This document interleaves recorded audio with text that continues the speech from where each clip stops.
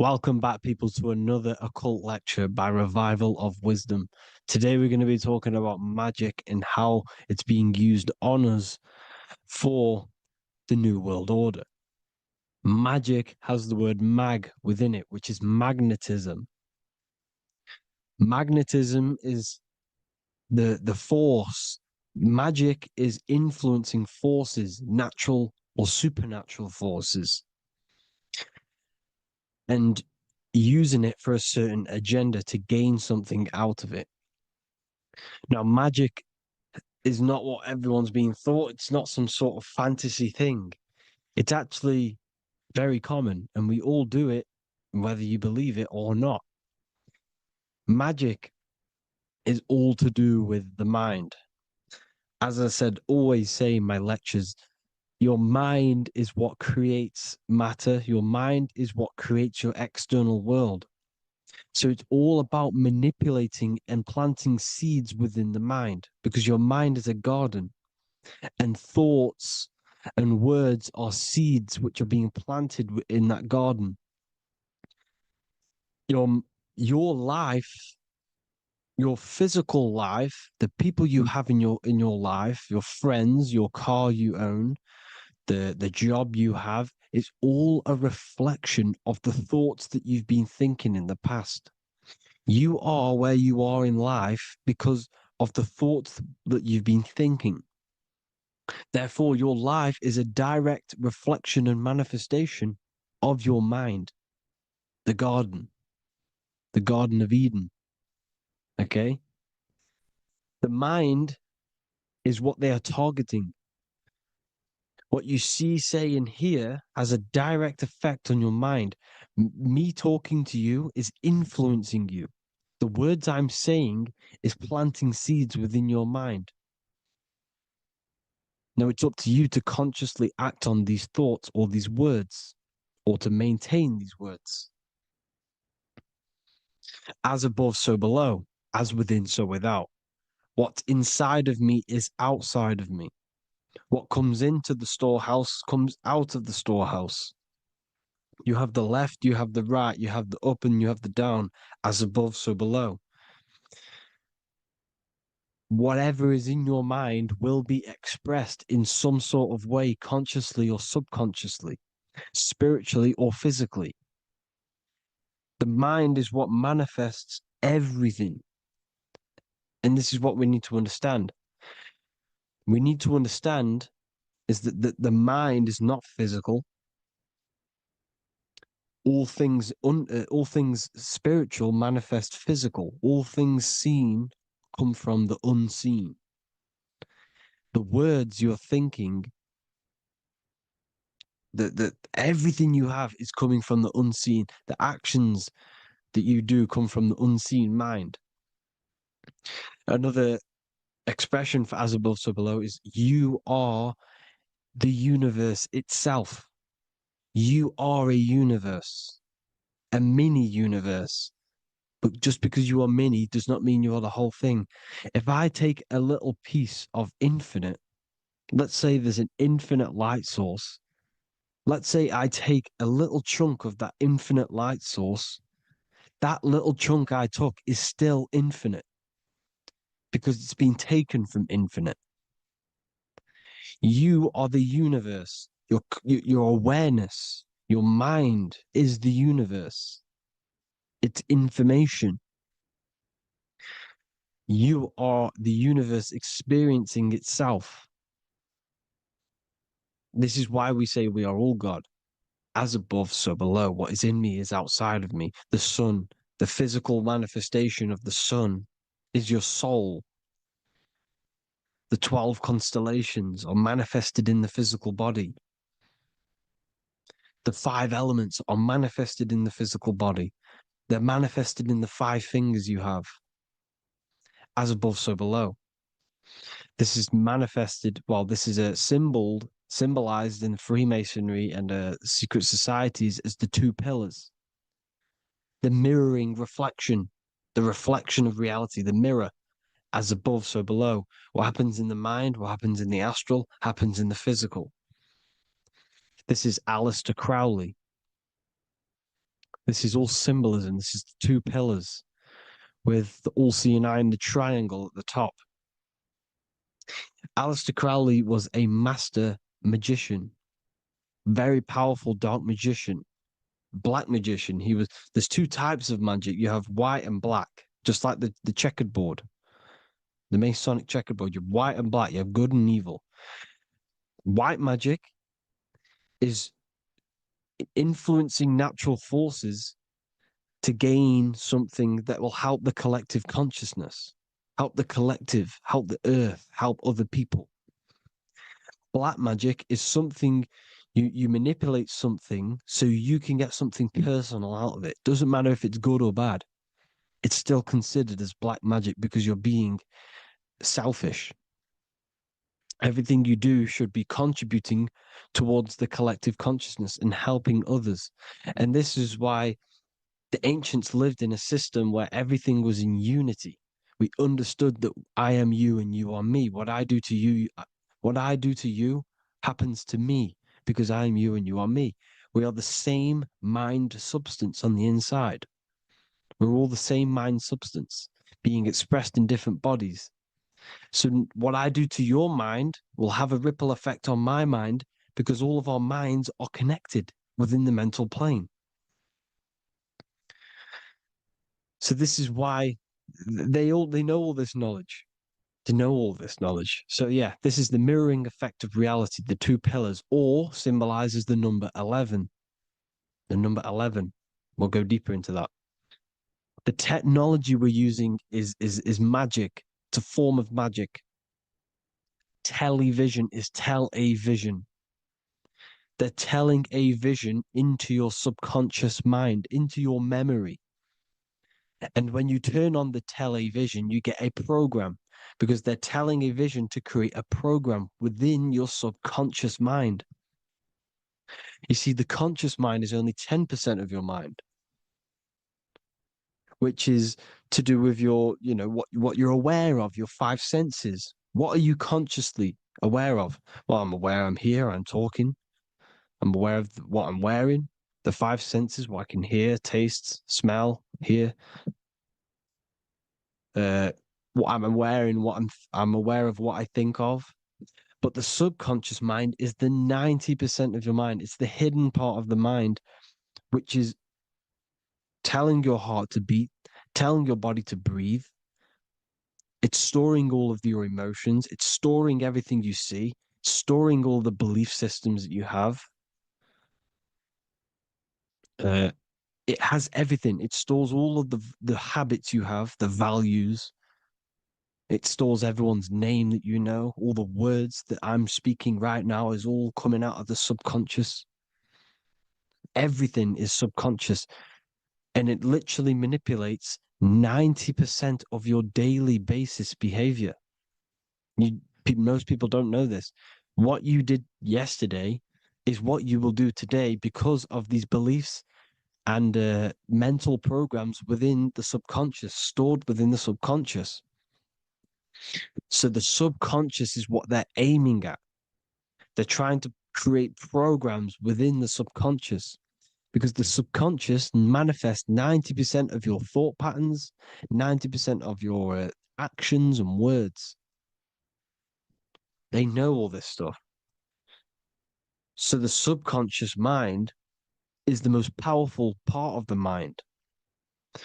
Another way the subconscious manifests and influences your life is, let's say you were in a car crash years and years ago, 10 years ago. Let's say you're in this car crash, right? And you really hurt yourself. The emotion you felt in that time when you were injured in that car crash had a great impression on your subconscious mind.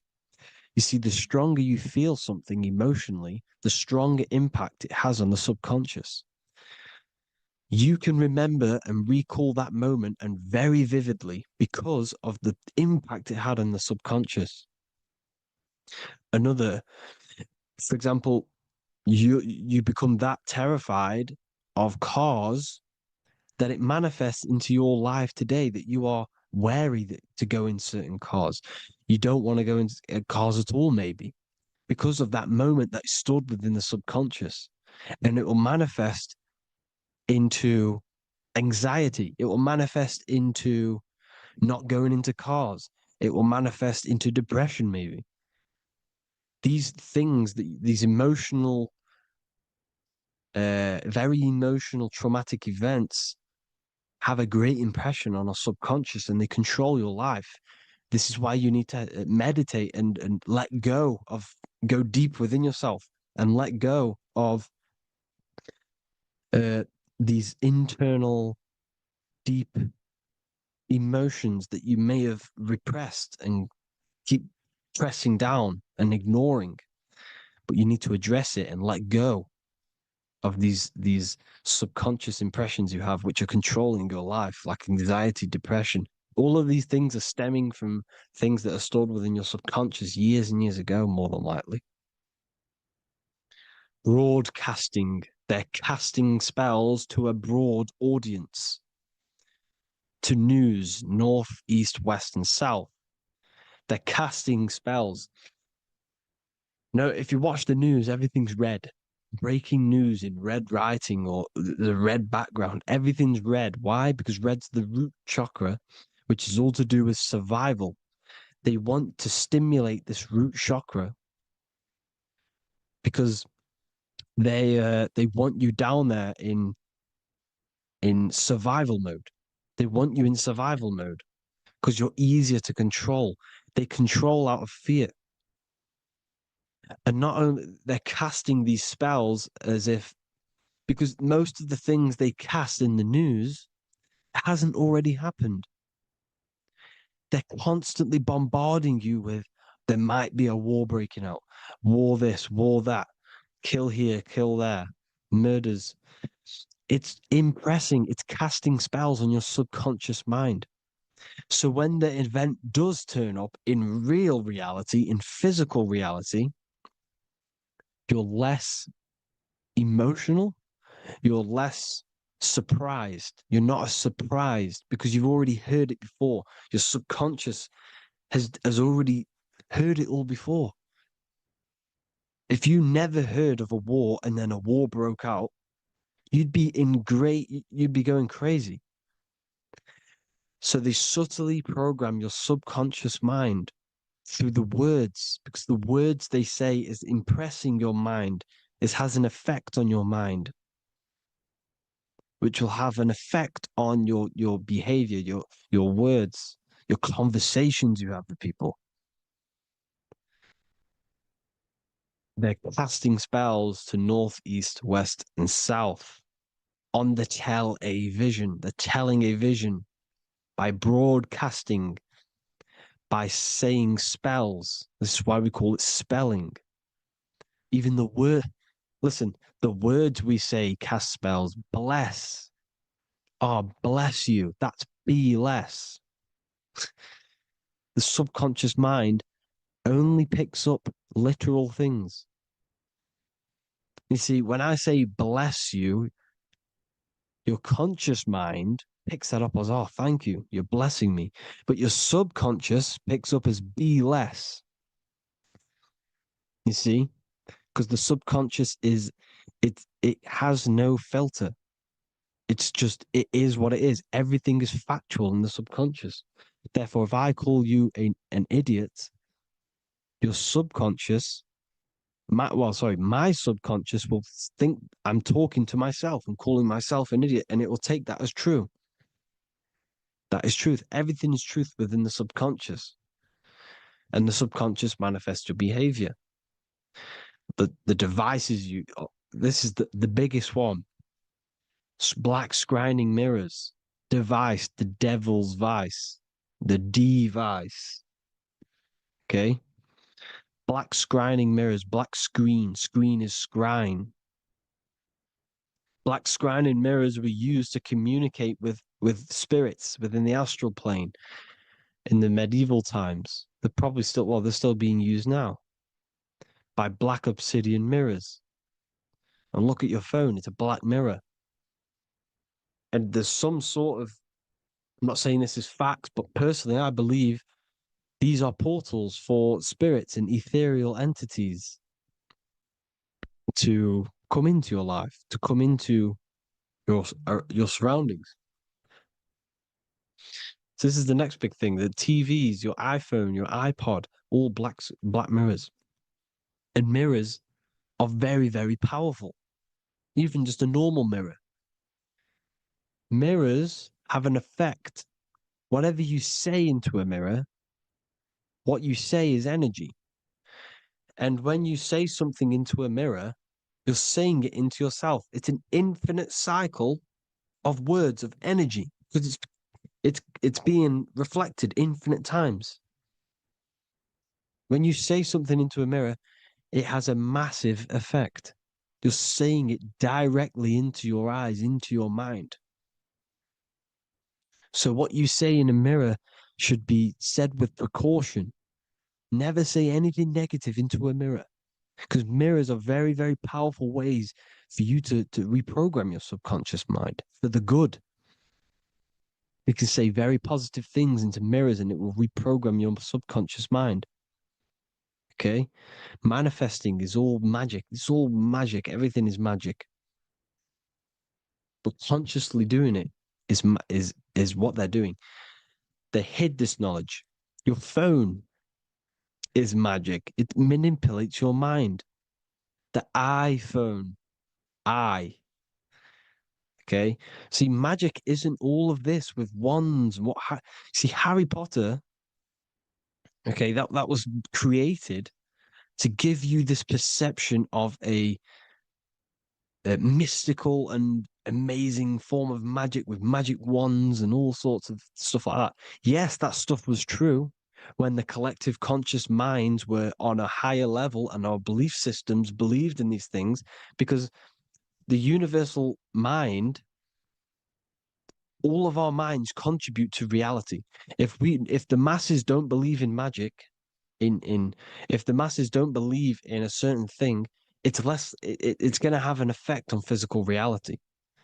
So when the collective minds are higher and have more open minds, things like Harry Potter can come true. See, it's all in the mind. The iPhone, the I is the symbol for the mind, the invisible intelligence. The triangle is the ethereal plane. Okay. So the eye in the triangle is the eye that sees into the beyond the ethereal planes. The square is the physical plane. So the iPhone, your phone is a black box, just like the Saturn black cube. It's a black mirror. It's taking photos of you every 2 seconds. And it's a it's a it's your mind. Your mind is in that phone. Everything you like, everything you text, everything you type in Google, everything you say to someone, every conversation is all recorded on the phone. Therefore, it is a direct reflection of your mind. Your mind is imprinted into your phone because your mind, everything you think in your mind, you're manifesting into typing, saying, taking pictures into the phone, and it's collecting it and storing it. And what they're doing, and this is for all forms of magic, it's manipulating the mind. It's all manipulating the mind. Reels, Instagram, TikTok, this is all dopamine. It's all controlling the mind. Every like you get, every follow you get, every share that you get is dopamine within your brain. They're literally targeting your brain and mind. It's all manipulating because what they're pushing through the phones, through the media, through the news, through the televisions is visions and programs. You are the one manifesting the New World Order. They're not manifesting the New World Order. They're giving you the information so you can manifest the New World Order. Everything they say is contributing to your mind. For example, digital money and all the information they put out for you to see is contributing to your enslavement. Your mind is manifesting the New World Order. They know this. They don't manifest it. There's billions of us. We could easily run over them physically, but on a mental level, these people have the knowledge and they hide it from us, and they let us manifest reality because we are the collective. They give us the information which manifests their agenda. It's all magic through the phones, the media, the television. So your phone is a manifestation of your mind. It's a record of your mind. Hollywood, Hollywood, holly tree, holy tree. They used to make wands out of holly trees, holy trees, because it was the most holiest wood, the best for casting and transmitting energy. So they used holly trees to cast spells. That's what Hollywood is. And in Hollywood, they have the red tear, the blood drop next to the Hollywood sign, because it's all satanic. They're all black magicians. They use Hollywood to cast the spells through the music, through the films. You see, music is a form of magic. All of this is magic. Everything they do is a form of magic because they want an agenda behind it. But it's not black magic. They're letting us create our prison. This is what you have to see. Yes, they're evil, but they're not doing anything evil, or else they would face the karma. They let us manifest this agenda through giving in the information by telling you what's going to happen in the movies. Everything that happens in a movie, it's all there on purpose to program your subconscious, to plant a seed within your garden, your subconscious, your mind. Because when the mind is already seen something, when it comes up and turns up in physical reality, you will be less shocked and you won't rebel. So they lure you slowly. They make you aware of these things over time. They make you gradually think it's okay. Like the technology, we never used to use these phones. How did we become so addicted and reliant on them? Well, because first they gave you a little flick phone. Well, no, sorry, they gave you a phone in your house, and then once you got used to that, they say, "Oh, here's the newest version of a little flick phone." You started texting your friends. Everyone was loving it in high school. They could now meet up without saying, "Let's meet on the weekend at this point at this time," like your parents probably did, or maybe some of you watching this, you probably had to tell your friend to meet on the weekend at a certain time because you had no way of communicating. So everyone got these phones and got addicted to them. Then they slowly got addicted to the new iPod with the touch screen. Now they invented touch screen. Then everyone got addicted to touch screens. Then because all of this is producing dopamine in the brain, which creates you to become mentally addicted to things and physically addicted, chemically addicted. Because dopamine's a chemical. Your subconscious becomes a program within your subconscious, and your body becomes chemically addicted to these phones. And these phones are the enslavement of humanity, technology. Without this, we wouldn't be in this mess without technology. Because they're creating a hive mind. We're creating a hive mind. So back on track anyways, uh they they program you. Look at the films, 9/11, 9/11, all in produced by Hollywood. Here's the 11, like I said at the beginning, the two pillars which reflect reality. What happens in the mind happens in the physical. What happens in the astral happens in the physical. Okay, what happens in the physical happens in the mind. It's the two pillars, the mirrors. 9/11. 9 plus 1 is 11. Flight 11 was hijacked. New York is the 11th state. New York adds up to 111. This is not a coincidence. It's all a form of magic. It's a ritual, energy harvesting ritual, because your mind produces energy. Your mental attention produces energy, and they're feeding off this energy in the astral plane, these demons. Music is the most powerful. Personally, I think the music is one of the most powerful forms of magic they're using. Okay. Music is hypnosis. It puts your brain in a hypnotic state.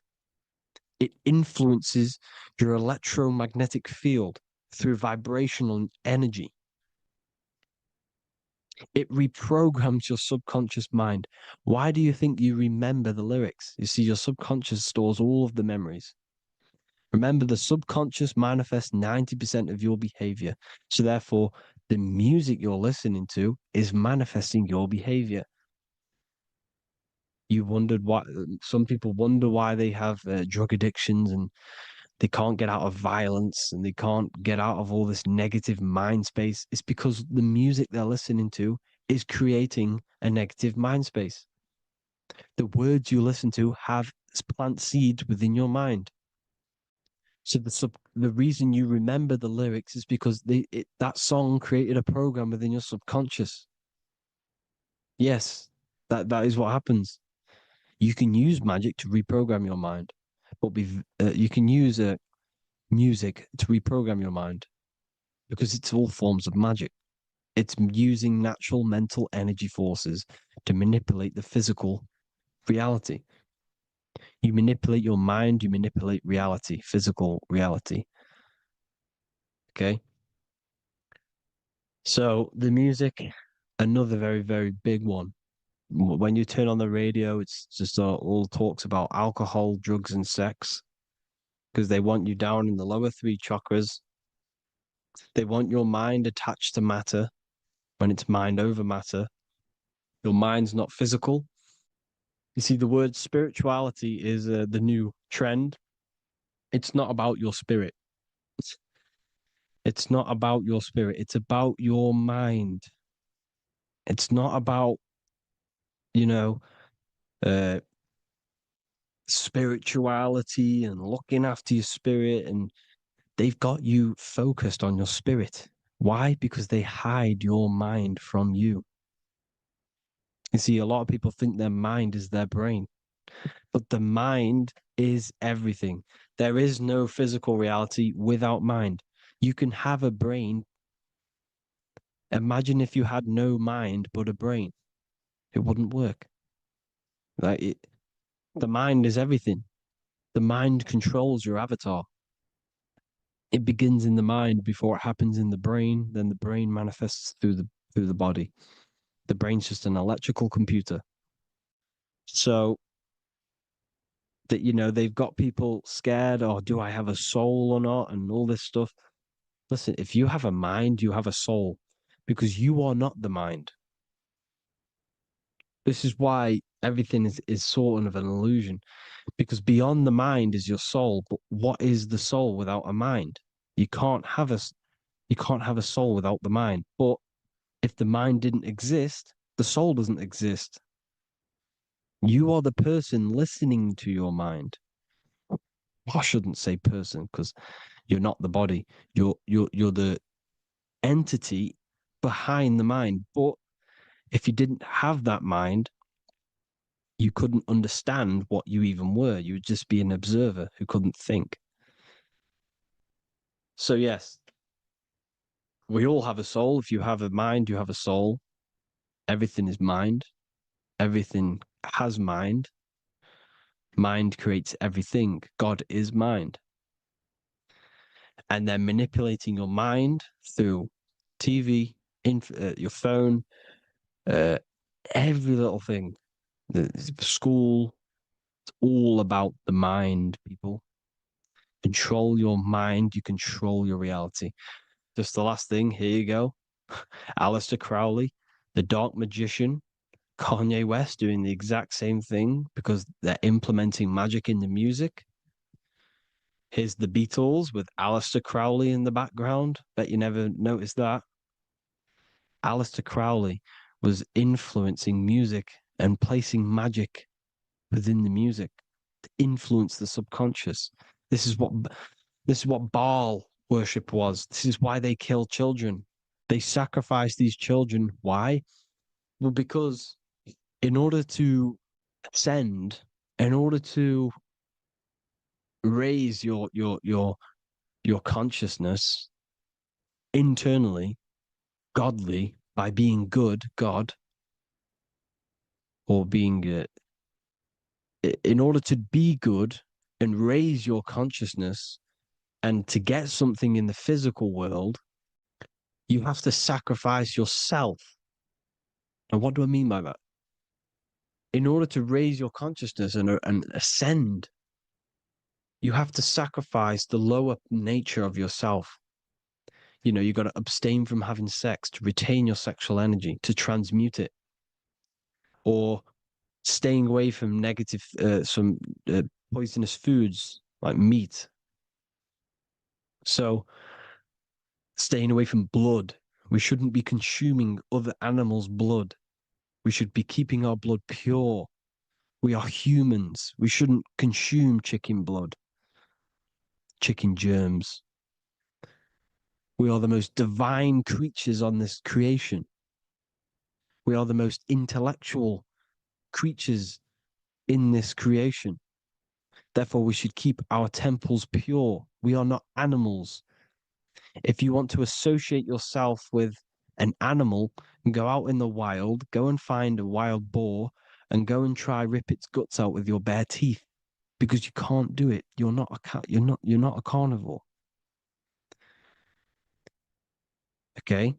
So in order to ascend, you have to kill and sacrifice your lower part of yourself to ascend up to your spirit self, your mind self, the highest version. And the elites don't want to do this. So they sacrifice other things like babies to kill them, to exchange their life over to the astral plane, so these demigods in the astral plane can give them something in return in physical. They don't want to sacrifice their lower self, so they sacrifice other things for exchange, for physical pleasure. But the godly person sacrifices their lower self for their higher self to do good and ascend. So this is what all the Baal worship is, people, and this is why they're doing it. Hope you all had an amazing lecture. If you haven't already, go and get the Book of Wisdom for more information. You know, I don't go into dark stuff in this book because all I do is enlighten people in this book. You can get it in Spanish, English, German, Italian, and French. Worldwide shipping, you can get the PDF or paperback. Or there is also a new one called the Human Health Guide 2.0.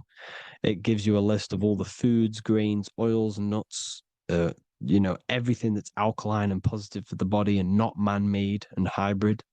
It tells you all the products to stay away from, how to fast, how to improve vision, how to improve everything, literally. So the Human Health Guide has been released. If you want that, I'll pull all the links in the bottom of the description. Hope you all enjoyed the lecture, people. God bless you all.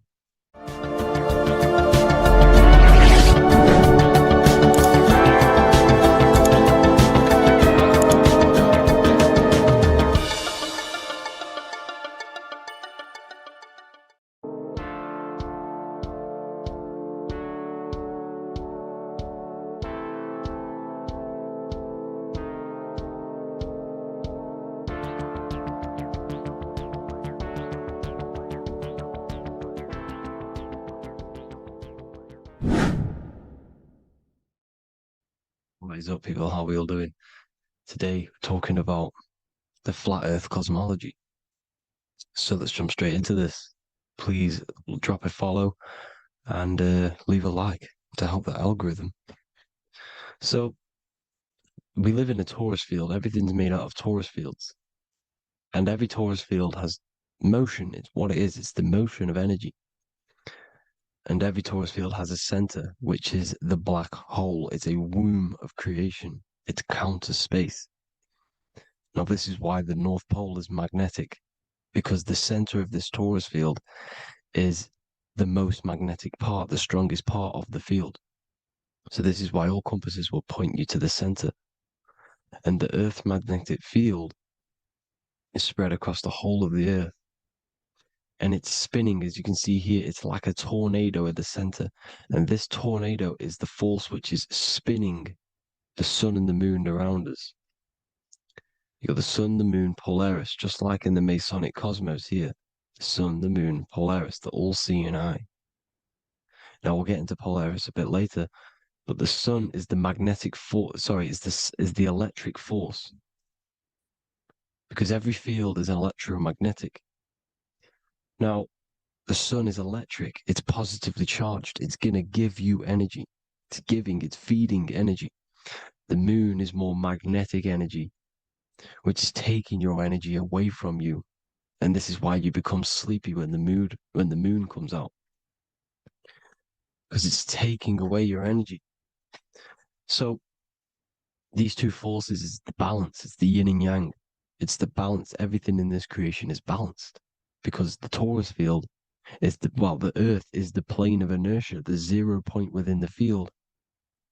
Because physical matter is a result of two opposing forces equalized on the plane of inertia. And that is where matter crystallizes into physical results. And this physical plane is the plane of inertia, planet Earth. And at the center of this plane is the black hole, the womb of creation. And outside of this black hole gives birth to light. So the torus field is constantly rotating, going into counter space, the black hole, and then out of counter space gives birth to the white hole, white light. You see?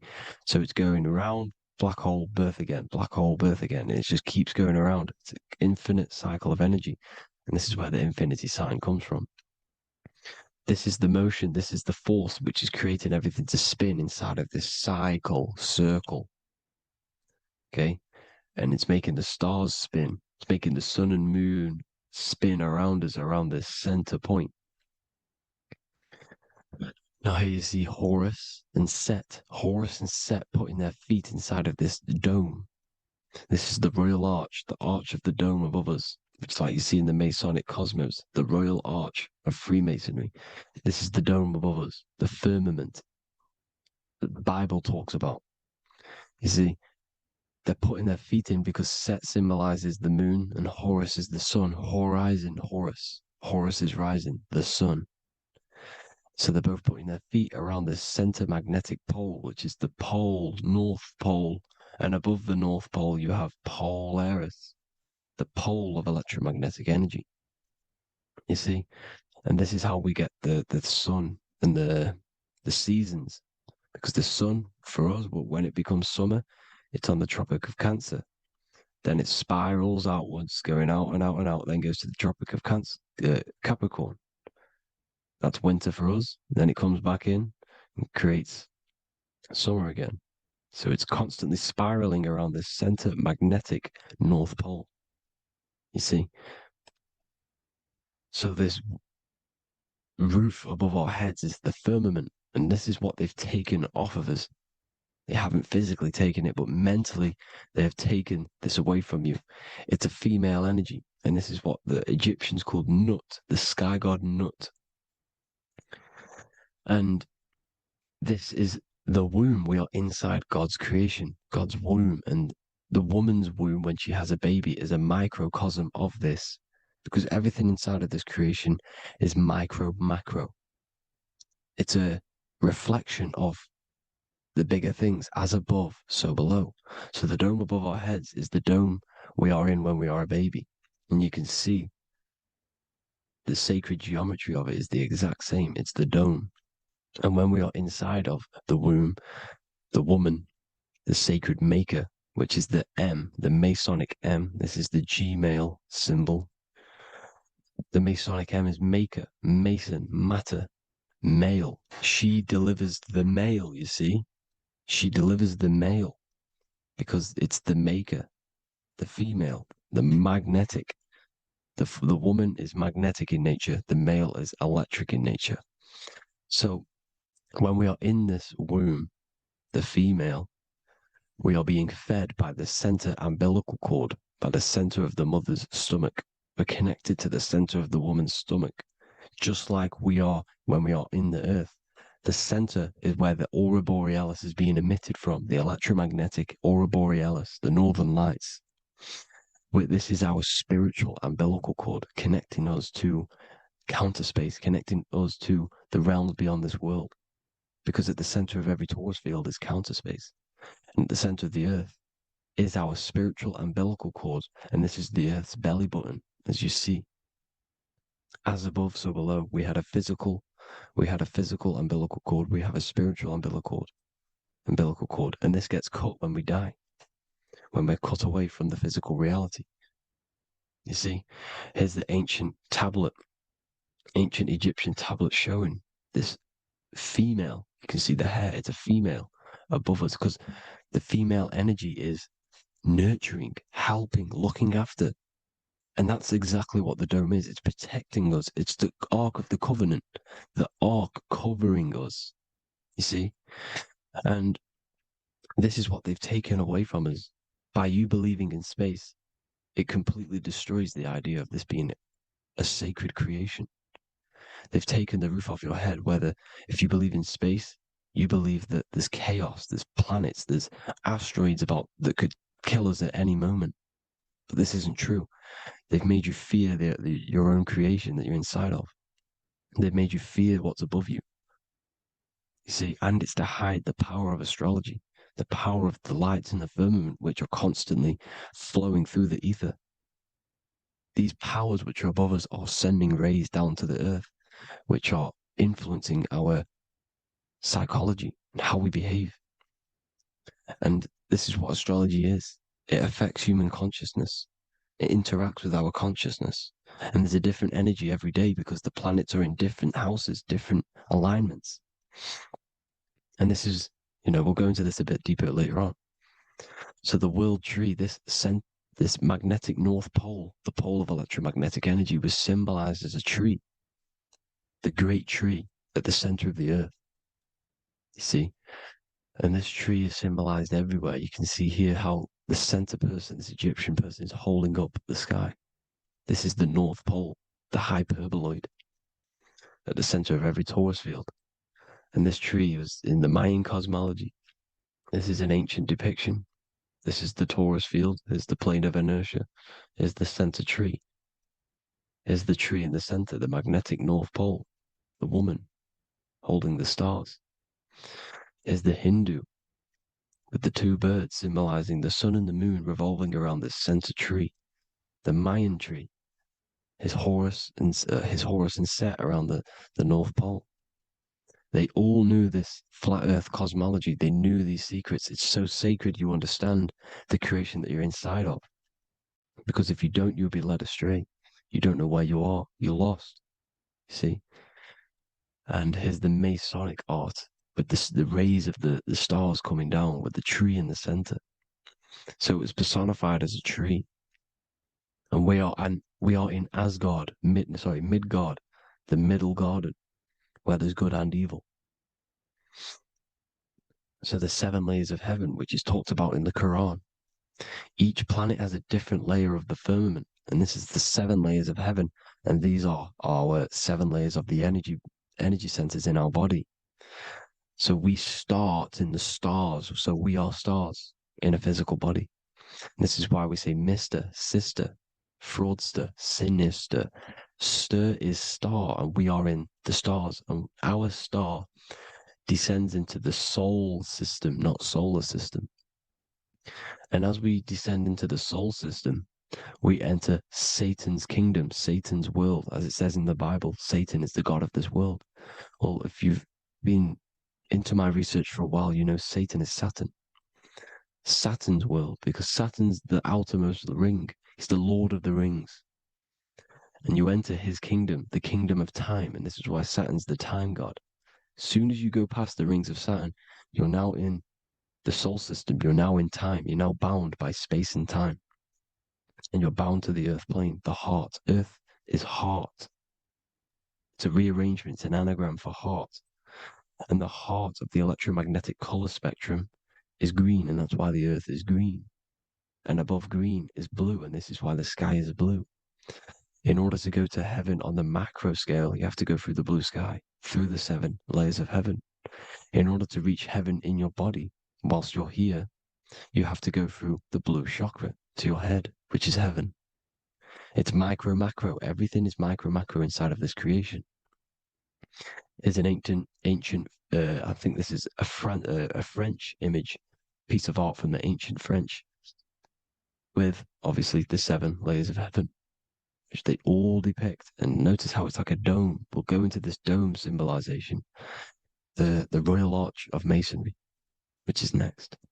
But these 7 layers of heaven give us the 7 metals, the 7 days of the week, the 7 diatonic tones, the 7 chakras, the 7 everything. It's God's favorite number. And this is why the Masons use the G inside of the compass, because the G is the 7th letter and God starts with G. You see? So it's 7. God is 7. Here's another depiction of the heart, the soul system, the 7 layers of heaven. La fermente, la fermette. You see, la firmament, with the stars on the outermost layer. Here are the 7 planets: Jupiter, Mars, la Sophie, the sun, la luna, the moon. So Saturn. So we are in the heart of this soul system. In order to ascend, we need to ascend up our chakra system, reach 144,000 hertz, God consciousness, the God man. You have to unfold God man, master of the mind, mastery of the mind. So what are the stars? The stars make everything unique. The stars are constantly rotating around the center, magnetic North Pole, the tornado at the center, which is stirring everything. It's stirring the ether. The center is the ether, and the 4 elements are born out of this ether. There's 5 elements: ether, spirit, water, air, and earth. The ether gives birth to the 4 other physical elements, which the whole of creation are made out of. About them 4 elements. 4 is the number of stability. You know, a chair, a table has 4 legs. It stables things. It's a foundation, and these 4 elements are the foundation of this creation. You see, and this magnetic North Pole is stirring this, and the 4 vibrational states of the ether are the 4 elements. Now let me get back to the stars. I just wanted to give you that. The stars are being stirred around this center point, center. It's stirring everything, and they're always in different alignments. Every millisecond, they're moving in different placements of the stars. And the planets are called the 7 wanderers because they're not fixed. The stars are fixed, but the planets are called the 7 wanderers, the 7 layers of heaven, because they move faster and slower than each other. Each planet is slower and faster, has a different rate of speed it's moving. So these alignments are mixing in with the energies of the different 12 constellations. And this is why you have a unique characteristic. You have a unique look, a unique energy, a unique personality. This is because when you were born and you took your first breath, that energy which was in the ether, because the ether is all around you, and energy travels through the ether. The energy that the stars were casting down and the energy that the planets was mixing in with the 12 constellations was in the ether. So when you came out of the womb and your first breath, because breath is spirit, okay? So that first breath you took, that is the energy that is imprinted within your DNA, your soul. And you reflect that energy, you emit that energy. That's the energy that is with you forever until you die, till this physical body dies off. And that's what the stars are. The stars are giving a unique energy, characteristic, personality to every living thing. Every dog, every cat, every animal has a unique personality because it was born at a different time and place in the sky. Okay, the stars are your destiny. Now, the stars are constantly changing as well. If you look at stars through a telescope, they're constantly changing and forming different forms. You can see here, it looks like water. It looks like light through water because it's the ether above us, a sea of ether. And this light is being emitted through it, and it's just constantly changing, giving different energies, each star. So this is why we have This is what the zodiac is. It's the expression of energy. It's the expression of the stars. And each constellation has many different personality, different energies, different traits. Each planet has different traits, depending where your planets are, depending what energies you. There's no one. It could be similar, but no one's the exact same. It's because of the stars. The stars are never in the exact same split place. The planets are always in different houses. So here's some Royal Arch symbolism. Here's the Royal Arch of Masonry, as it says here. The sun and the moon, the constellations. Here's Cancer, the 7 planets, the 7 stars. Here's the Royal Arch. This is the firmament. Here's the duality. Black and white, duality, good and evil, rest and motion, dielectricity, magnetism. See? So this is what the Royal Arch is. It's symbolizing the cosmic dome above us. The womb we're in. We're inside God's womb. And here's George Washington, the Freemason, inside of the Royal Arch. You see? With the G, the Masonic G, God, 7. Here you see another depiction of George Washington with the stars in the dome above his head, his Polaris, the sky vault, Polaris. We'll get into that later. Go inside of all of your ancient churches, you will see the dome. Go to the Vatican, you'll see the dome. All of your ancient churches have this dome because it's the dome above your head. The ancients knew this. This was known. We did not live in space. It was known back then. They all knew. This is Crown Court, which is one of the most important courts in the UK. You can see it's clearly so much Masonic symbolism. You've got the 4 pillars of Masonry. The Royal Arch is like an arrow pointing upwards to Polaris. Is a Disney World is under a dome. In his Polaris, the sky vault. You see? And also 666 in the symbol. Here's more 7 layers of heaven. Here's an ancient depiction. The firmament. Here's the astral plane outside of the firmament. The Royal Arch. You see? It's everywhere. Here's Polaris, the 8-pointed star. Polaris is in between the sun and the moon. It's at the center of the Taurus field. And Polaris corresponds with the pineal gland as well because it's the all-seeing eye. See? So is Polaris, the 8-pointed star, which is at the very top. It's the very center. It's on top of the North Pole. And it's an 8-pointed star that's always symbolized as an 8-pointed star. Here you see the Vatican. The Vatican is a giant key with an 8-pointed star. See, it's a key.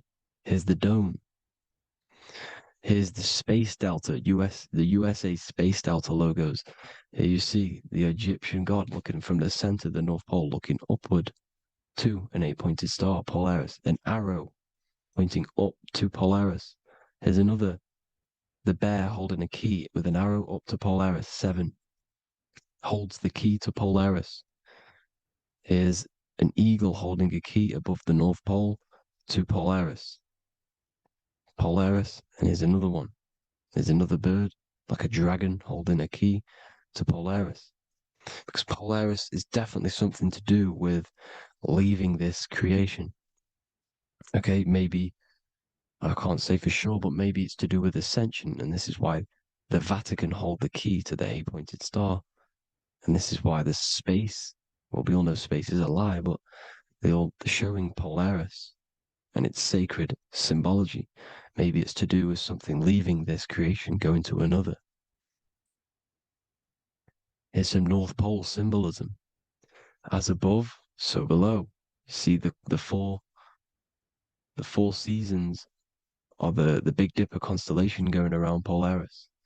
This is Polaris, this is the Big Dipper constellation, and this is the swastika. This image gives us the swastika because all the symbols we use are created in nature. They're created somehow in nature. This is how we get them. As above, so below. This is the map of the North Pole with the 4 rivers looking like the Big Dipper constellation.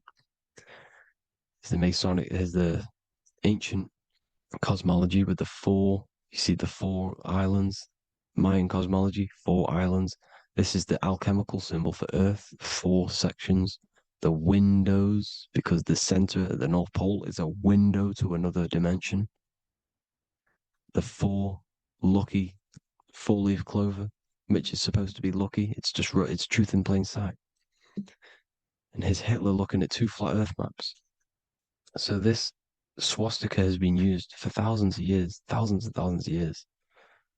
And it's symbolic for the most sacred land on this plane, the North Pole. Shambhala. Do some research on Shambhala, people. It's a it's a Hindu mythology about the sacred lands at the center of the earth. And it's known to be full of enlightened beings.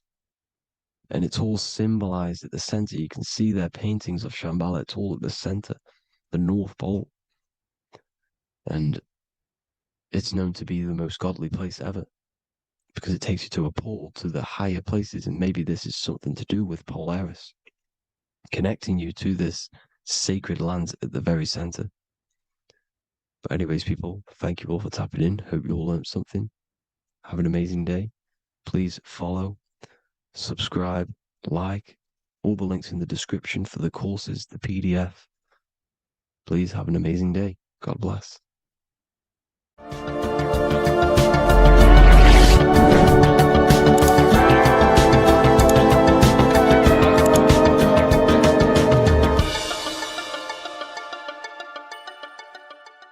Religions were made to hide the truth about yourself, God, and the universe. You see, religion teaches there is a God separate from you. He created the universe separate from himself. They did this to truly disconnect you from consciousness, from God, and from yourself. Now let me explain. It's going to be very difficult to understand this from a left hemisphere dominated perception. The left hemisphere sees everything individual. The right hemisphere sees the whole. For example, if you're walking through a woods, the left hemisphere sees individual trees, leaves, twigs, and branches. The right hemisphere sees the interconnectedness of the whole woods. We've been trained our whole life to be trapped in the left hemisphere, to think logically, scientifically, with evidence. This way of thinking traps you in illusion, division, and separateness from everything. Plus, in science, they teach you the universe exists outside of you. You exist in a universe, and the universe exists whether you exist or not. This is completely false. You are the universe experiencing itself. There is only one person in the universe. There is only one awareness in the universe, and that is God. That is your consciousness. Not your name, your job, your reputation, your thoughts, your beliefs. That is not God. God is the infinite awareness that you are, the alertness, the essence of life. You are an individual. You have a dual nature, an inner world, consciousness, and an outer world, this physical body. The inner world is the immortal, consciousness, awareness. This physical reality is for the immortal within us to experience and enjoy. And the immortal consciousness, the immortal self, the individualized expression of the only thing that is truly real, which is God, consciousness, is seeking a way to understand itself through infinite vantage points. The same consciousness inside of you, inside of the dog, the squirrel, the plants, the stars, the same awareness is in absolutely everything. Only the right hemisphere can see this connection. The universe is one mind separated into the infinite bodies and life forms. This is why scientists tell you that the universe is forever expanding. It's truth in plain sight, because the universe is the mind. And the mind is always seeking more vantage points to understand itself. And the mind is always expanding into new realms of thought. The mind cannot be filled up. It does not exist in space. However, human awareness, human consciousness is very sacred. And the reason why I say that is because humans possess a two-way consciousness, unlike a dog, an animal, or a squirrel, for example. The dog looks in the mirror. It is not aware of itself. It doesn't look in the mirror and see that it needs to improve something. However, humans, we can look in the mirror and say, who am I? Where do I come from? And I need to change this aspect of me. I'm lacking in this area. Dogs do not have this awareness. They function only on their immediate surroundings, on survival and instinct. Human awareness is special because we have the ability to reflect on the self. we can question our consciousness. We can question, who am I? Where do I come from? And where am I going after this? The human mind has no limitation. We can surpass our animal nature and rise to a godly nature. This is the whole purpose of reaching Christ consciousness, which is just an ideal consciousness where we have control over self and we know who we truly are. Humans have been given the tools to awaken. Our five senses are locked only to perceive the physical world, but the mind holds the gateway to understand the unseen aspects of reality. The mind holds the secrets to the universe and consciousness. We just have to study ourselves to understand God. We are all individualized aspects of consciousness. There is only one pure consciousness in the universe, but we're fractaled into infinite life forms, experiencing this consciousness in a different form, molding this consciousness into individual egos and individualized consciousness. Me and you are made of the same fabric. However, I have thought different things, believed different things, experienced different things, which has conditioned my consciousness to be my own individualized aspect of God. And that's what makes me, me, and you, you. God is the creative power within us to turn thoughts into physical reality, to create things. We are a creator. Each one of us is a miniature earth, creating and building in this physical 3D reality. Our consciousness holds power over the 3D reality. We can mold it and create anything we wish. However, we have been conditioned to live like an animal, living in our animal nature, eating, surviving, lusting, and these low-level desires keep us trapped from figuring out our creative power. This is why the ancients always depicted God inside of the brain. Even in ancient Christian artwork, William Blake, Anton Raphael, all depict God inside of the brain. Why is this? Because God is our creative power. The spinal column acts as a type of ladder of consciousness. If you just think about sex and act on sex, eating, consuming, and living in a survival animalistic state, then your consciousness is functioning on the lower end of the spinal column, where your reproductive organs are and your gut organs are to consume food. In order to activate the God within us and to us to truly know God, we have to be aligned with the God consciousness. We have to unlock the God within us so we can truly actually experience God and understand it. However, God exists beyond our personal consciousness, beyond our human identity. In secret societies, satanic rituals and satanic societies, they are seeking a way to escape the human identity through ritual work, meditation, and trance-like states. A trance-like state is like the state that you enter just before you fall asleep, where there is no thought present in your mind, because you are not the mind, you are the observer, you experience the thoughts. And when we escape the human identity through rituals, meditation, or trance-like states, we can actually experience beyond the veil of this material world. However, satanic rituals do this in a negative way. Satanic rituals include ways to make the human mind tap out by pushing the human minds to the limit through pain, suffering, and even torture, to allow the mind to pass out so you can temporarily pass on the veil of the physical world and escape the limitations of the human identity and the human thinking mind. Now, you do not have to do it this way. You can experience the divine and beyond your human identity through many different ways, such as deep, deep meditation, rising above your thoughts, and setting 3 alarms, one for 6 a.m., one for 6:30, and one for 7:30. And when you wake up at these times, what you need to do each time you wake up is allow your mind to stay awake but your body to fall asleep. And you will enter this trance-like state. And you can gain ideas, experience lucid dreams, and maybe even astral project. All of these rituals in secret societies and satanic societies is all about escaping the human identity and experiencing the divine planes beyond the physical. To wrap all of this up, this is all about consciousness. Consciousness is the infinite awareness of the universe, just fractaled into separate bodies. And this consciousness is seeking a way to understand itself in infinite angles and vantage points.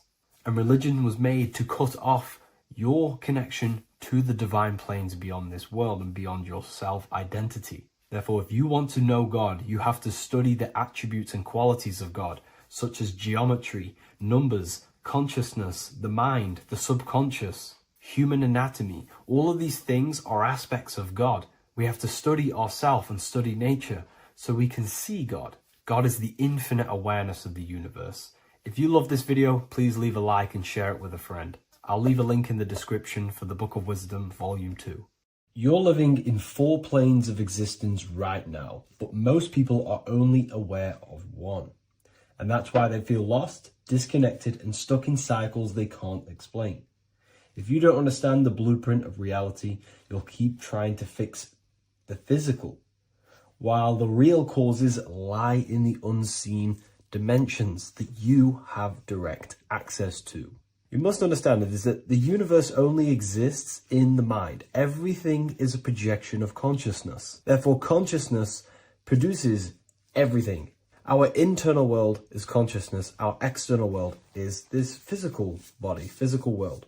Everything is an externalization of consciousness. For example, this was a thought. Now it's made physical. But before this was invented, it was existing in someone's mind, in consciousness, invisible. Then it was made manifest, made physical. So everything in this physical plane is the effect. The cause is consciousness, mind, the mental plane. So now I'm going to explain these different dimensions of consciousness. You don't just exist in this physical plane. The physical plane, in fact, is the lowest plane there is. It's the illusionary plane. So first of all, we have the Buddhic plane. This is the nothingness. So think of it like this. Absolute nothingness. If you turn off thoughts, there is nothingness. This is the void. And out of the void springs infinite potential, which is the mental plane. Now, your mind has no limitation. It can think anything, be anywhere, anytime, any place. In the whole world, there is no limitation with the mind. This is the realm of infinite possibilities. This is the realm of thought. Thought is a dimension, information and thought. To go a little bit deeper on this, there are pockets of thoughts, what we call in the occult fields of thoughts. Your mind does not think thoughts, it receives them. Your mind is like a radio. Whatever the mind is tuning into, setting its mindset, setting your frequency or setting your mind, you will receive thoughts based on that set, whatever you set your mind to. So there are pockets of thoughts that we penetrate in the mental plane. The mind is the mental plane, the infinite possibilities. This is the spark of creation. This is where all things begin to manifest as an idea in the mind as a thought. So if you want to gain certain information, you need to meditate or do thought exercises where you are penetrating that dimension of thought, that pocket of thought. For example, if you want to find a way on how to make financial wealth, you would use your mind, set your mind on wealth and money and think, close your eyes and think about that specific topic and see where your mind takes you. And you will expand your mind into different pockets of thought and gain information. So this is the mental plane. This is how you can use the mental plane. You can use the mental plane to do this. Then we have the astral plane. We have higher, middle, and lower astral plane. The astral plane is the body for thought. So every dimension, physical, etheric, astral, mental, Buddhic, is a body for a dimension above. Each dimension below is a product of the dimension above. So for example, the astral plane is imagination. This is the lucidic realm of imagination. This is where thoughts begin to manifest into some sort of form. It's not a physical form because this is physical, but imagination is a lucidic form. It's not really physical, but it's there. It's a projection of light. It's astral matter condensed by the willpower of the mind. So depending on the vibration of that thought will depend whether it manifests in the higher astral plane, middle astral plane, and lower astral plane. If you think about more material things and visualize material things, This will manifest on the lower astral plane because material matter is low vibration. Now, that does not mean it's evil. That does not mean it's bad. Okay? It just means low vibration just means more material. But if you think and imagine more spiritual things, this manifests on the higher astral plane. So the astral plane is the screen in your mind that allows you to vision an apple, that allows you to vision anything. It's that mental projection that's inside of your mind. Now, this is what we call the third eye. It's an eye because the eye is the mind, and the mind can see into the astral plane. It perceives this spiritual world, this lucidic realm that we have access to. This is where also infinite potential takes place. This is the realm of spirits, demons, jinns, whatever you want to call them. Spiritual entities exist in this because this is where thought forms manifest into form. This is where thoughts create bodies. Think of it like this. The mental plane is a thought of a chair. The astral plane is the imagination of that chair and all of the different possible chairs that could possibly be. The etheric plane is the energy double of that chair. And the physical plane is the physical chair. So, as you can see, the higher we go up, the more formless and lucidic it is. The lower we go down planes, the more dense it becomes. This is formless and this is form. Everything manifests through this process. This highlighter is down here in the physical plane, but the idea began in the mental plane. Everything begins in consciousness before it creates a physical body. It goes through this process. Therefore, if you want to start to mold and create your own reality and create things in your world, you can use these planes to your advantage. You can use your mind to do mental thinking exercises by closing your eyes and expanding your mind into a different pocket of thought to gain wisdom, gain information, gain downloads. The way you do that is simply get into a meditative state, close your eyes, pick a topic that you want to think about, and see where your mind takes you, but always remain centered on that topic. And you can do this for maybe an hour or two or half an hour, and your mind will take you places where you will unlock information. You can even use this to make decisions in your life. Think of the topic and see where your mind takes you. You'll gain information. This is how you use the mental plane for ideas. The astral plane is imagination. You have to reconnect with your imagination very vividly. Your imagination, your consciousness is infinite. It's not a three-dimensional plane. It's an infinite plane. You can think and make form anything in your consciousness, in your imagination. You can think anything and you can imagine anything in the most vast details. You just have to reconnect with your imagination. I have a free book on my website. I'll leave the link in the description. It's an ebook. It's called Activating the Inner Eye. This is going to help you reconnect with your imagination. It's a practical guide on how to imagine. So once you know how to use the mental plane and astral plane, thought and imagination, you pretty much need to use the physical plane to take physical action with this physical body that you have and start to manifest these desires you have in the higher planes. Now, it's very important that we master the mind because the mind is the very fabric of reality. We become what we think about. Your life is a product of every thought you thought in the past. It is the mind that directs the flow of consciousness. And wherever this consciousness is flowing is what you will create in your life. Consciousness is the most potent force in the universe, and the mind is pretty much the universe in a microcosm form. It is infinite potential, and your mind will continue to expand into new realms of thought forever and ever and ever. You are eternal. You are not this physical body down here. You are consciousness, literally dreaming that you are in this physical body. So everything begins with the mind. We need to be conscious of the thoughts that enter our mental field of consciousness. There is a level of self-awareness that you can reach where you can become conscious of pretty much every single thought that enters your mental field. Now, we have over 7,000 thoughts a day. You can gain such mastery over your mind where you can become conscious of every thought you think. And that is when you gain superior power.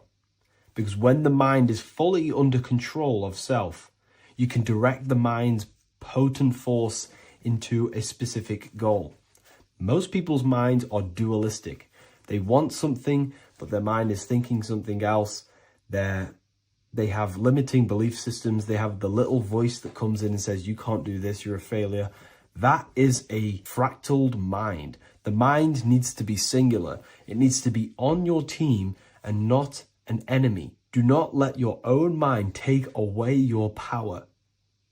Your mind should be on your team, giving you power, giving you the best possible thoughts and the best possible beliefs. When the mind is in this condition and on your team and not taking away your power through the destructive thoughts, it becomes a potent, powerful force used for manifestation to create anything. And the way we get the mind on your team is through constant meditation to learn how to control the mind and turn it on and off. Subconscious reprogramming through visualization, affirmations, cultivating emotions associated with your goal. All these three ways we can reprogram the mind slowly over time so that it becomes powerful and becomes on your team and doesn't give you negative contradicting thoughts. When the mind is fully aligned on one thing, it can create massive empires and things in your physical reality. So I hope this video helps, and I'll see you in the next one. Do the elites actually worship Saturn? In this video, we're going to be discussing the occult and esoteric meaning of the 7 planets and the abuse of the Saturnic energy within today's world. This will help you gain a deeper understanding of reality, yourself, how you create reality, and what these 7 planetary energies actually truly are. In order to understand anything within the universe, we have to understand the law of correspondence, the law of as above, so below. There is one consciousness expressed in infinite forms. Me, you, the squirrel, everyone who possesses consciousness within this universe is an expression of the one divine consciousness, what we like to call Source, God, or the grand architect of the universe. We have to understand there is a large scale, but the large scale is mirrored in the small scale. If we look at lightning, this is a large scale. This is the macrocosm. Then we go a bit smaller to the trees. We see the same pattern. Then we look a little bit smaller into the human body. We see the same pattern of the nervous system. Then if we zoomed into the microcosm, brain cells, we still see the same pattern. This reveals the universe is a fractal universe. The large is reflected in the small. And this is the symbol of the Fibonacci sequence, which represents this as above, so below principle. The big spiral represents the macrocosm, but then this spirals into the tiny spiral. This symbol goes for eternity, never touching, never finishing. The large is mirrored in the small. With understanding this, we can realize that we are a microcosm of God. We are our own universe. We are our own world. Your body is the earth. Your mind is the mind of God, just in a smaller version. You are a drop in the ocean of the vast collective consciousness. With that being said, everything you see outside of you is inside of you. As above, so below. The 7 planetary energies on a macrocosmic scale are the 7 energies that form the physical world. The physical dimension is crystallized thought. Everything you see around you was thought made manifest. Thought imagined, then created in the physical reality.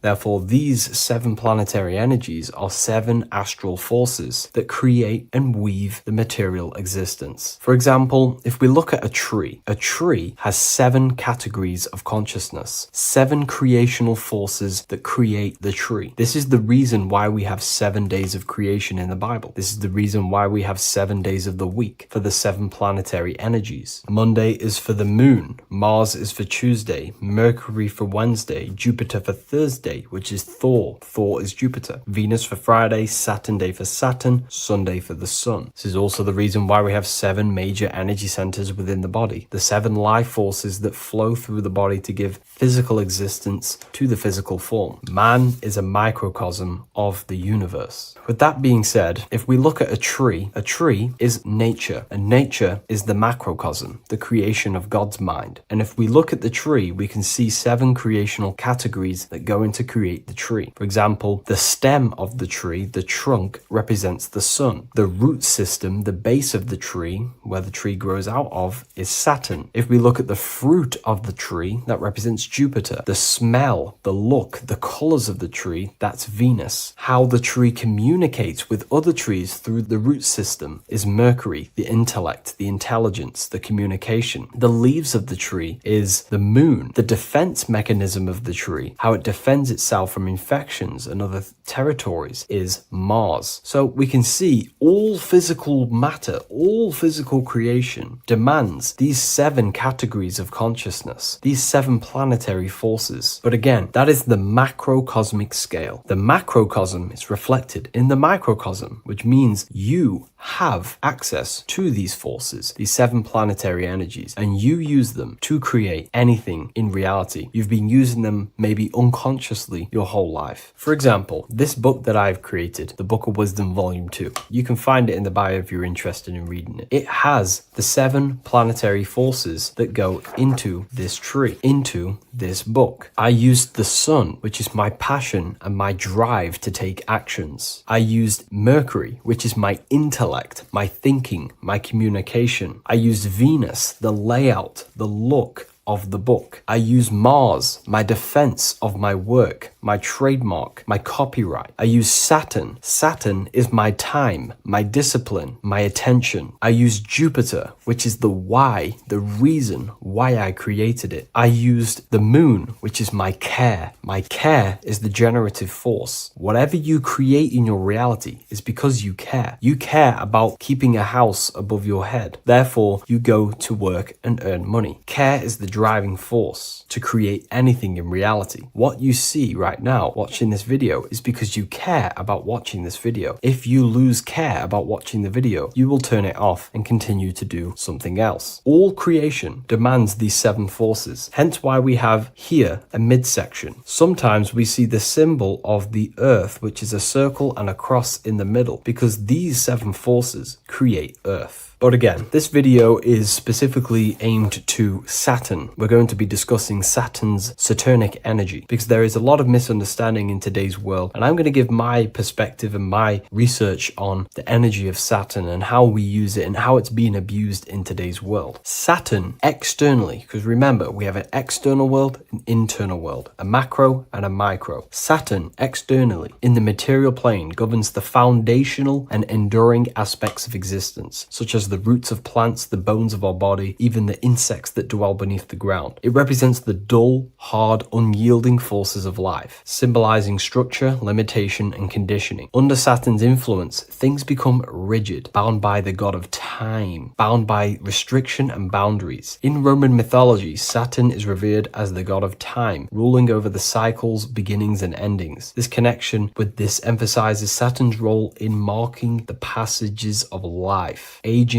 and inevitable constraints we all face. Internally, inside yourself, the microcosm. Internally, Saturn embodies the conditioning within our own consciousness. When Saturnian aspects of consciousness dominates, we become overly rigid, fixated, restricted in our thinking and actions. For example, Saturn's influence is strongly felt in today's world, where many people's minds are confined to societal norms and conditioned responses. The pervasive control Saturnian energy can lead to the sense of limitation, as people become trapped within structure imposed by society and power structures. However, we have to remember that limitation, there is dark and light. Limitation is not bad. This is why Saturn is connected to the god Satan. They are the same being. It's something that restricts, holds back, and keeps you limited, conditions and limits consciousness to its lower power. Saturn is a great teacher, guiding us through difficult life lessons that ultimately lead to growth and expansion and power. Although Saturn's energy is harsh and often challenging, it helps us to develop resilience, discipline, and wisdom. Yet in modern age, this energy has overpowered the minds of the masses, fostering excessive rigidity and limitation. Instead of being ruled by Saturn's constraints, we should seek to embrace more freedom, love, joy, balancing Saturn's lessons with openness and fluidity in our life. So like I said, Saturn rules law. Anything that is limiting or holding back, something that is a restriction or a wall. This is why we see judges wear black robes. The color black is associated associated with Saturn because Saturn rules over the nighttime and the winter time. Capricorn, they wear black robes. A graduate also wears a black robe with a black square cap on its head because black is associated with Saturn, restriction, limitation. University graduates wear this. Personally, not to offend anyone, these educational systems that we have in today's world are not here to give you power, to find you the power of consciousness or yourself. They are simply to restrict you, to keep the mind limited in a certain belief system. That's not to say the things in university are completely useless, but what I'm saying is it is a conditioning by the educational system. And if we actually look at the top of the hat, it's a square over a circle. And in Freemasonry, we see the compass on top of the square. In Freemasonry, we see the square underneath the compass on top of the square. The square creates squares and the compass creates circles. So this is symbolizing the square, which is matter, the circle, which is spirit, matter over spirit when it needs to be spirit over matter. This is a symbol of conditioning, limiting the mind into being locked in the five senses and base consciousness. Saturn's energy is keeping people restricted. This is why there is so much Saturn symbolism in today's world, because Saturn is anything to do with limitation, restriction, and time. All of the systems in place are to limit our minds, to keep us on base consciousness, only thinking in a limited box, only thinking and aware of the five senses. In base consciousness, in animal nature, one only thinks according to their senses. When they have a sense, their mind thinks. This is an affect state of consciousness. They're living in the affect. We need to understand that in base consciousness, we have no true power to create. We're simply living in cycles of affect. Now, what do I mean? The physical world is the effect. It's already manifested and cannot be changed. Our consciousness needs to rise to become a cause instead of playing around and being lost in the effect, to become a co-creator. And this is what the system does not want you to do. It does not want you to become a conscious creator. So they keep you in base consciousness, not giving you the awareness that you are literally a god creating a world right now. You are a world and you are shaping the world. Our consciousness needs to be mastered, controlled, and then we can become a conscious creator instead of running around in the world of illusion and effect. As above, so below. What happens in the mind happens in reality. We do not want to be matter over spirit, which means the external world over the internal world. We need the internal world to rule over the external. Saturn's symbolism can be symbolized as a black cube. The cube symbolizes this physical world because everything has 6 sides. We can move forward, backward, left, right, up, and down. We are in this cube. This is why we say think outside the box. Thinking outside the box means to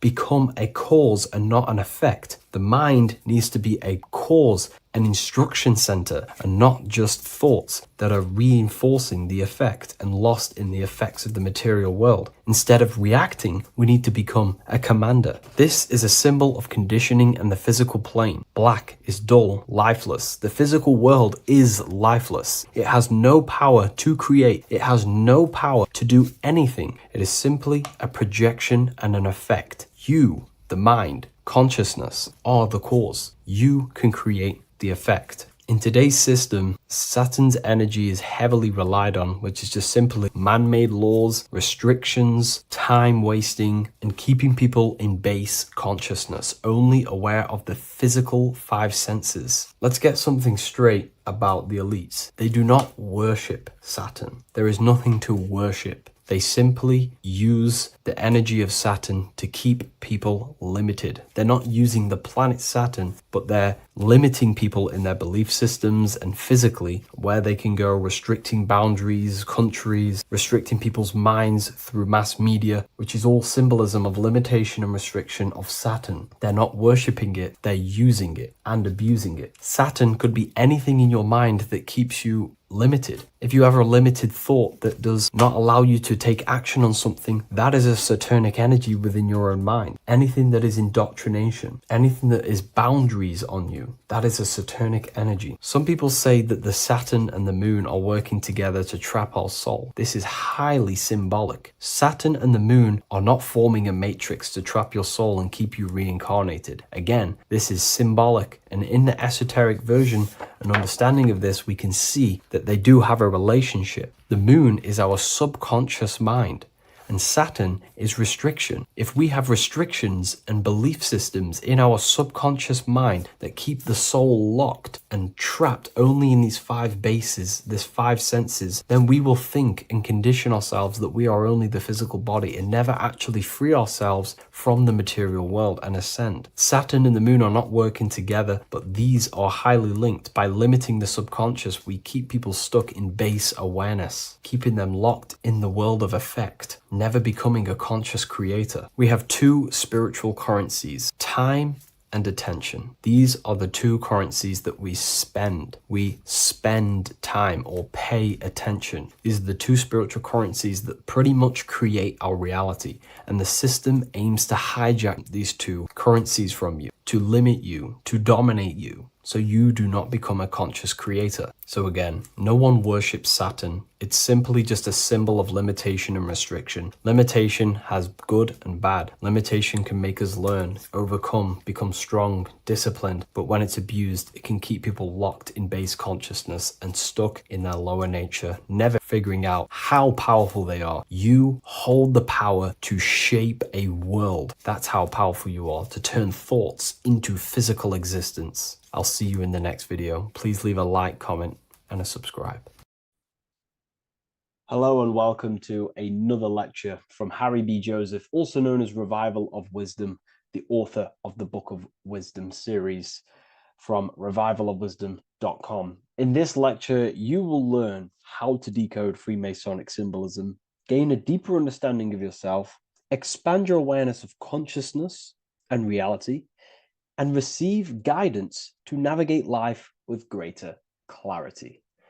So today we're going to be breaking down this particular piece of artwork, this Freemasonic artwork, and how this relates to you and reaching a higher consciousness. Because ultimately, this is what it's about, okay? Freemasonry is considered a craft, and this craft is crafting a better brain and heart, crafting a higher consciousness, crafting a better self.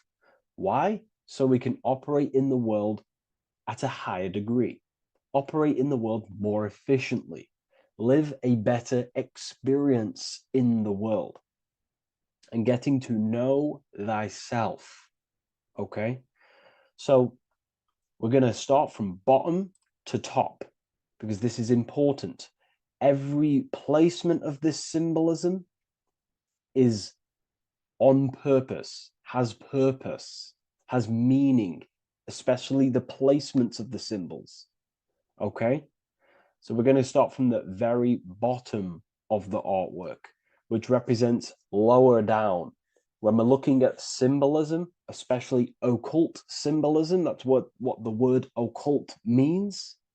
The word occult means hidden, hidden from the eyes. It has its roots in the word oculus. I'm pretty sure that's Latin, which means eye. So the word occult comes from oculus, which means eye. And the word occult means hidden from the eye, the unseen, studying the unseen aspects of self. We're studying the brain. We're studying consciousness. We're studying the body, the heart. We're studying the self, the hidden aspects of the human psyche and the hidden aspects of self, okay? Because ultimately, this is what gives you power in the world, depending on how you use that power, whether for good or bad, depending on the consciousness wielding that power. This is why we say knowledge is power. But I would actually say knowledge of self is power. Because when you know how you function, you gain power, you gain personal power, you gain mastery. Ultimately, this is what Masonry is about, self-mastery, crafting a higher consciousness. So at the very bottom of this artwork, we have a checkered board with a coffin. The coffin is the beginning of the artwork, the very base. This is the foundation of consciousness. The coffin symbolizes unconsciousness, the state that me, myself was in, maybe yourself, before we woke up and before we came conscious of our spirit, before we came conscious of ourselves. That ignorant state of acting without purpose, acting unconsciously, experiencing the world and not actively living in the world, simply reacting to external circumstances. This is an unconscious state where one is ignorant. 80% of the world is in this unconscious state. And this is symbolized as the darkness, the tomb.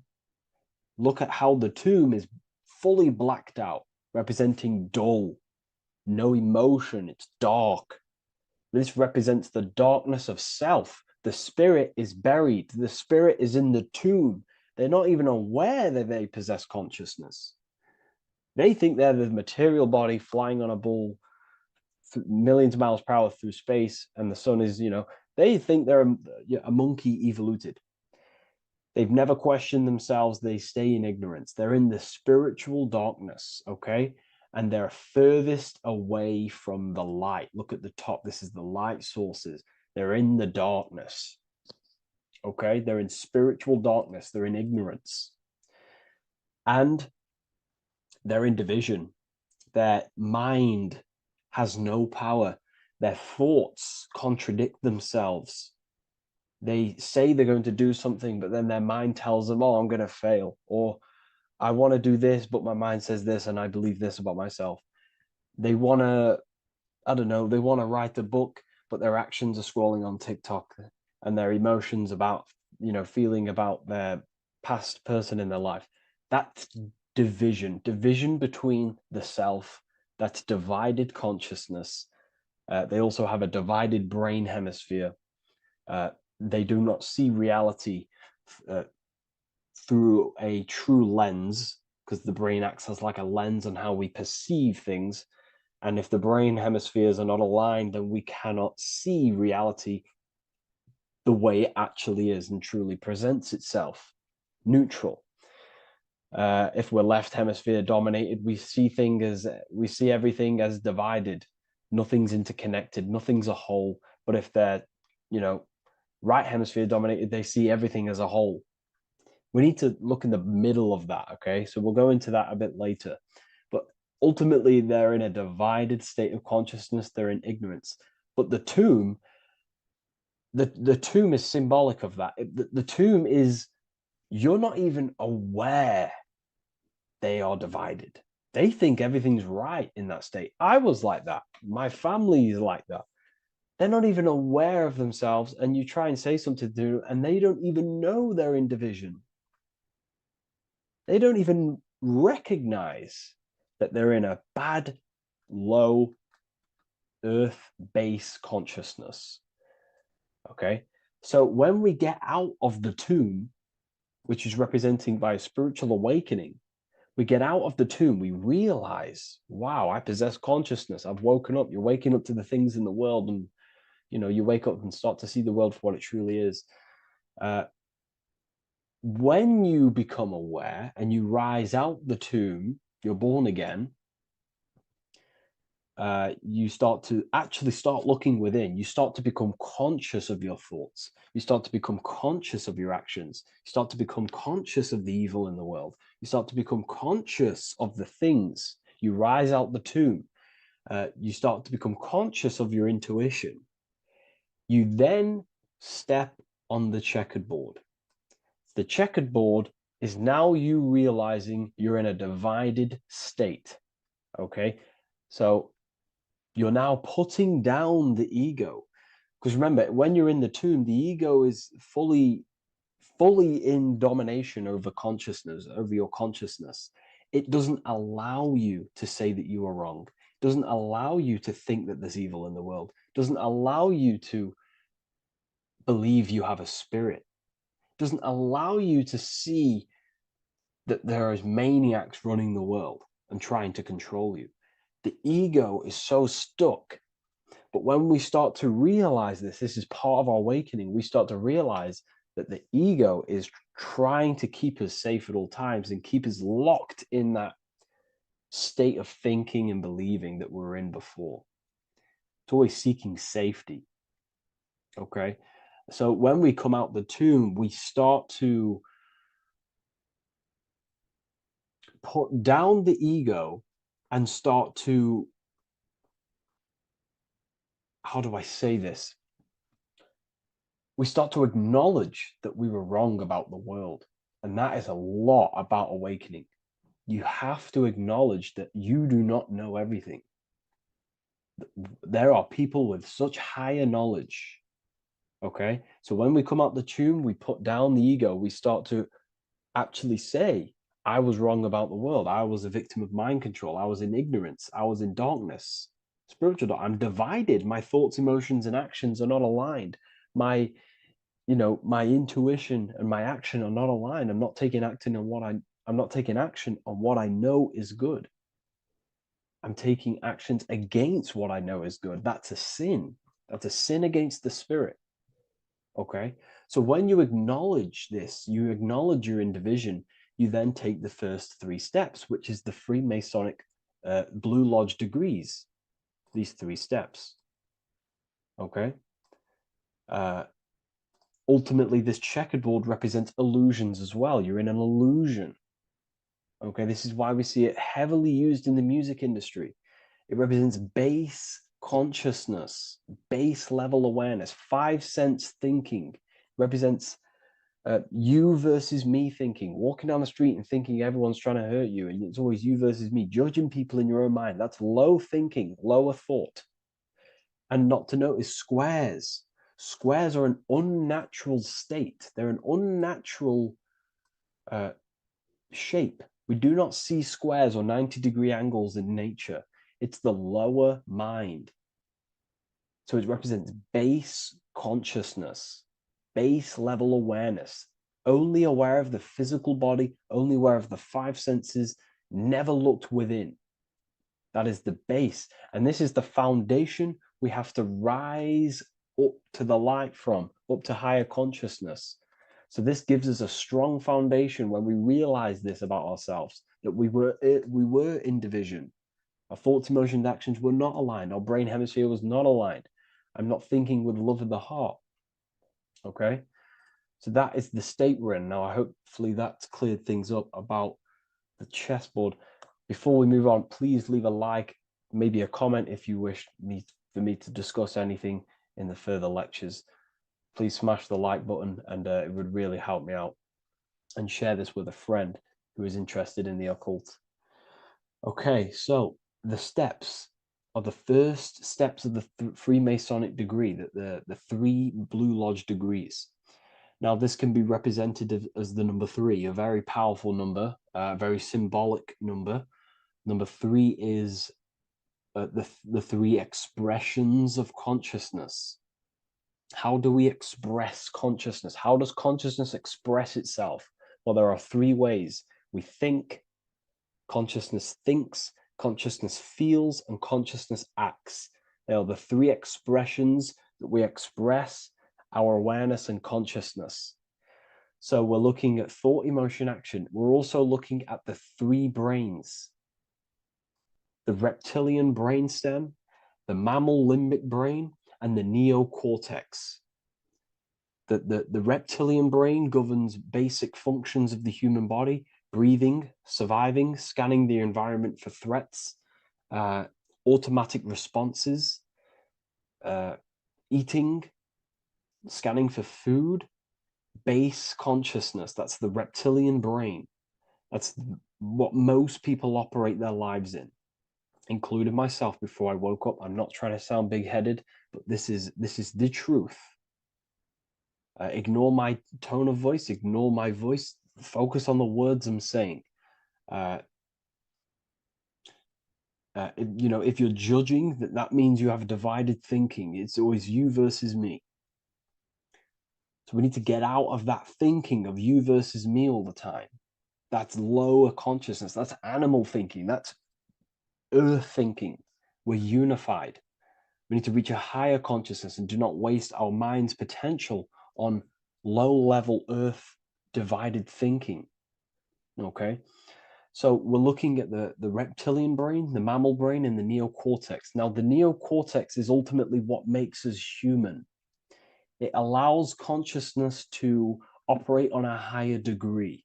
Okay, this is what makes you human. The neocortex. The neocortex. The reptilian brain, like I just said, governs natural survival instincts and the respiratory system, things along them lines of basic awareness, basic functions to operate and survive in the world, in the physical plane. And the neocortex is what allows us to critically think. Okay, it's what allows us to be human, be aware of ourselves. Okay, not. I don't think animals have neocortexes. Don't quote on me on that, but this is the part of the brain that makes us human, and it allows us to think deeply, to create masterpieces like we can. Humans have massive potential in creation. Look at the world we live in. This is because of the neocortex.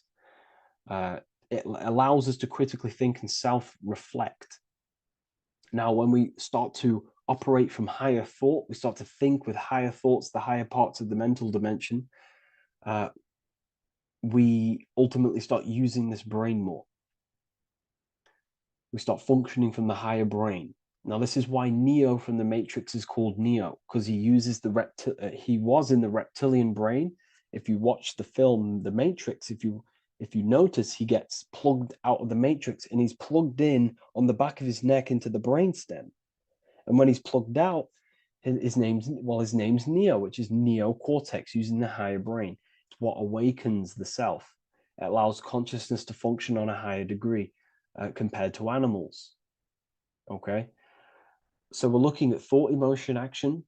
We're becoming conscious of thought, emotion, action. Becoming conscious, what am I thinking, what am I feeling, and what am I acting in the world?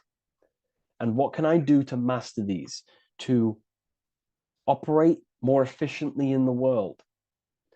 How can I use these towards higher consciousness and use these actions, these thoughts, emotions, actions to reach a higher state of awareness of self? So when you go through the first 3 degrees, you enter the doorway. Now, this is symbolic of a doorway. Now, looking at this with a right hemisphere dominated view, you would see a doorway, right? The right hemisphere sees this as a holistic doorway, right? You see a door, you're gonna, you enter the stairs, you go through the door, right? But at the left hemisphere is now going to dissect and analyze each individual little part of this, right? So the right hemisphere sees the trees, the left hemisphere sees the woods. So to dissect this down on a right hemisphere, going back to the right hemisphere, we're entering the door. The door is symbolic of entering the unknown. You're entering a higher consciousness. You're entering the door. You're going beyond. See, this is the earth here in the background. This is the darkness. The darkness represents the abyss, the unknown. You're entering in the self. Okay? This door represents entering in the self, questioning internally. Most of us think externally. We have to, obviously, to operate in the world, but we never give time to think and question and reflect internally. What do I mean? Closing the eyes and questioning the self. Who am I? Where am I from? What's the voice in my head? If the voice in my head stopped using the language that I speak, what is it then? It's about going within, into the darkness, what you cannot see, and finding the light. Okay? It's about entering within the self. This is a doorway to higher knowledge, higher consciousness, higher self, and really digging deep for what you truly are beyond your human form. Okay? So we have, most importantly, I'm not going to go over every single one of these symbols here. I'm going to go over this on a basic, well, not a basic level, a very detailed level, but it's not going to go over every single symbol. We have a left pillar and a right pillar. The left pillar has the sun next to it. The sun is more electrical energy. It's very dominant. It's a very powerful masculine force. This represents the masculine quality of consciousness. The masculine qualities. We have many masculine qualities, such as actions, physical actions with the body. We have thinking. Thinking is a very masculine force. We have the left brain, analyzing brain, the brain that's very logical, that's trying to figure things out. That's the masculine pillar. Okay.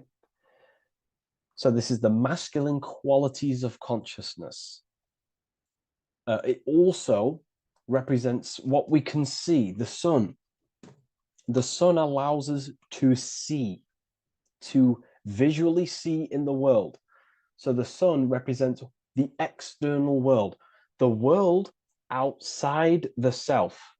When we close our eyes, we have a self, an internal dialogue, an inner voice. We have an inner world, outer world. This represents the world we take physical action in, the material external world outside you. Okay? The world we can see. And then on the right pillar, we have the moon, which is associated with feminine qualities of consciousness.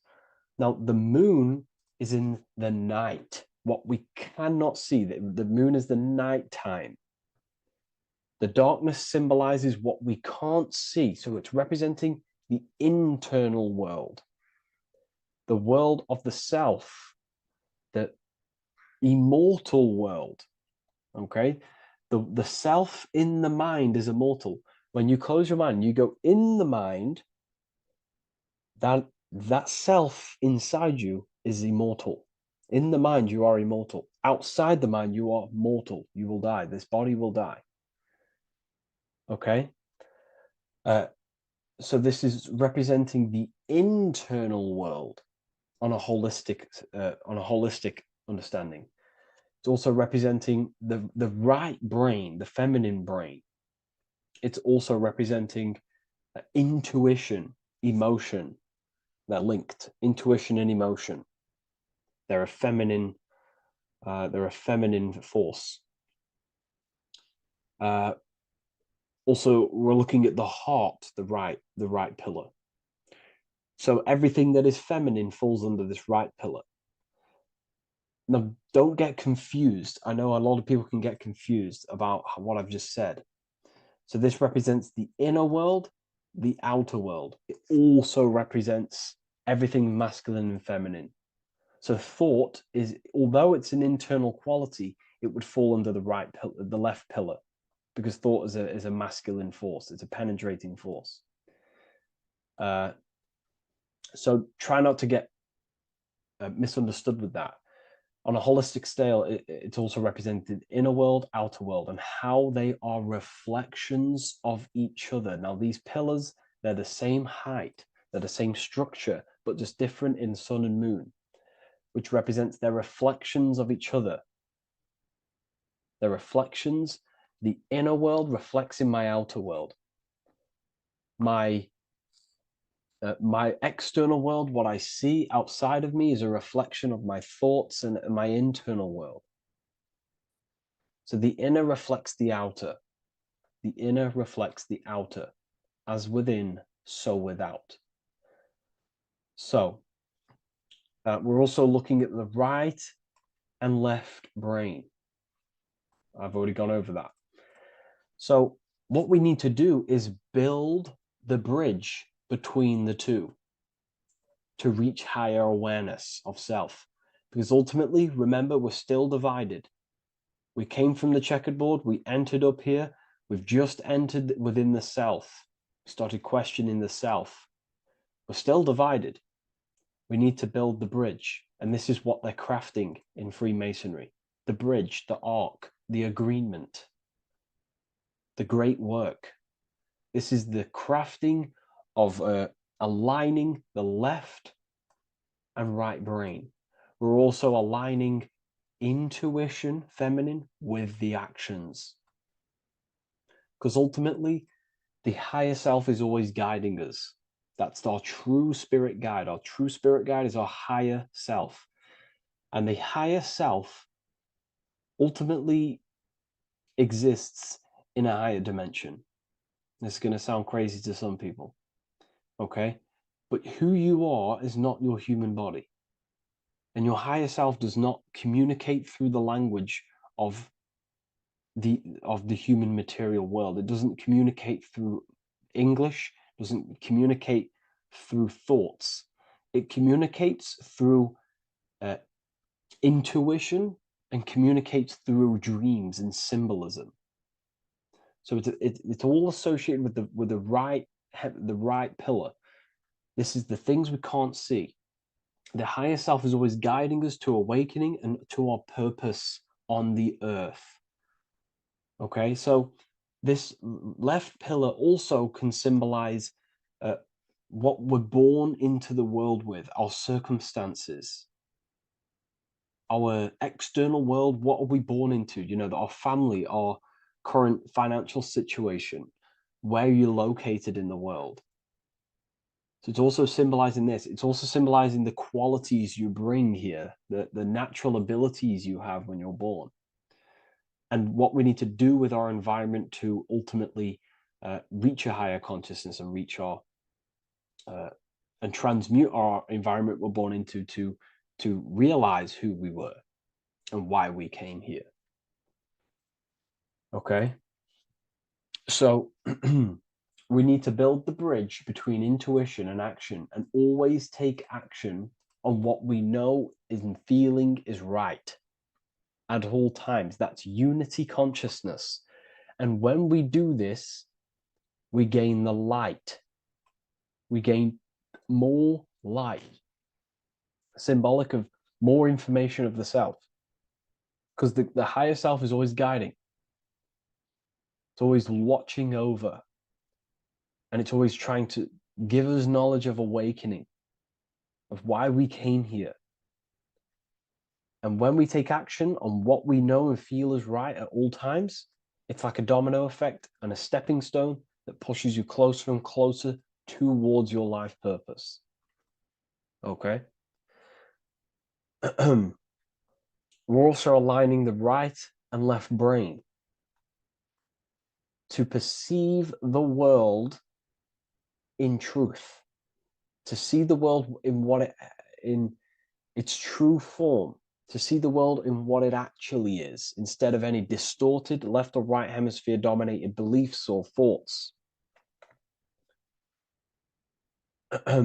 We ultimately do that by acknowledging that, yes, you have a self, you have, you know, the left brain is more ego, this like divided thinking, everything's separate, and the right hemisphere is more holistic. So we need to see the world in the middle of this, in the middle, acknowledging the self and acknowledging the collective consciousness, and how are my thoughts, emotions, actions contributing towards myself and the collective. We always need to keep the collective in mind. Why? Because we are experiencing this world together. It's not just you. And your actions also have a ripple effect on the collective. We're experiencing the world as a whole as well. Yes, there's yourself and there's the collective. We need to think, feel, and act towards the collective and the self. So aligning our brain hemispheres allows us to do this. It allows us to think holistically and individually and see reality in this. And when we do align the left and right brain, what do? We gain higher insight, the eye. We build the bridge between the left and right pillars. We gain the eye. The eye is what? Insight. The eye requires light to perceive and see the material world. So this is symbolic. This is the inner eye, the inner self, consciousness. And when consciousness has light, which is symbolic of truth, knowledge, light is a massive symbol in Freemasonry. And light represents knowledge of self, information. And when we gain information and knowledge of self, when we align our left and right hemispheres, our actions take action on our intuition, we gain higher light, higher knowledge of self, ultimately. And this is why we also have the square and the compass. Okay? We have a square and compass here. The square and the bottom, base consciousness, also representing masculine qualities. This is the masculine qualities because squares are masculine.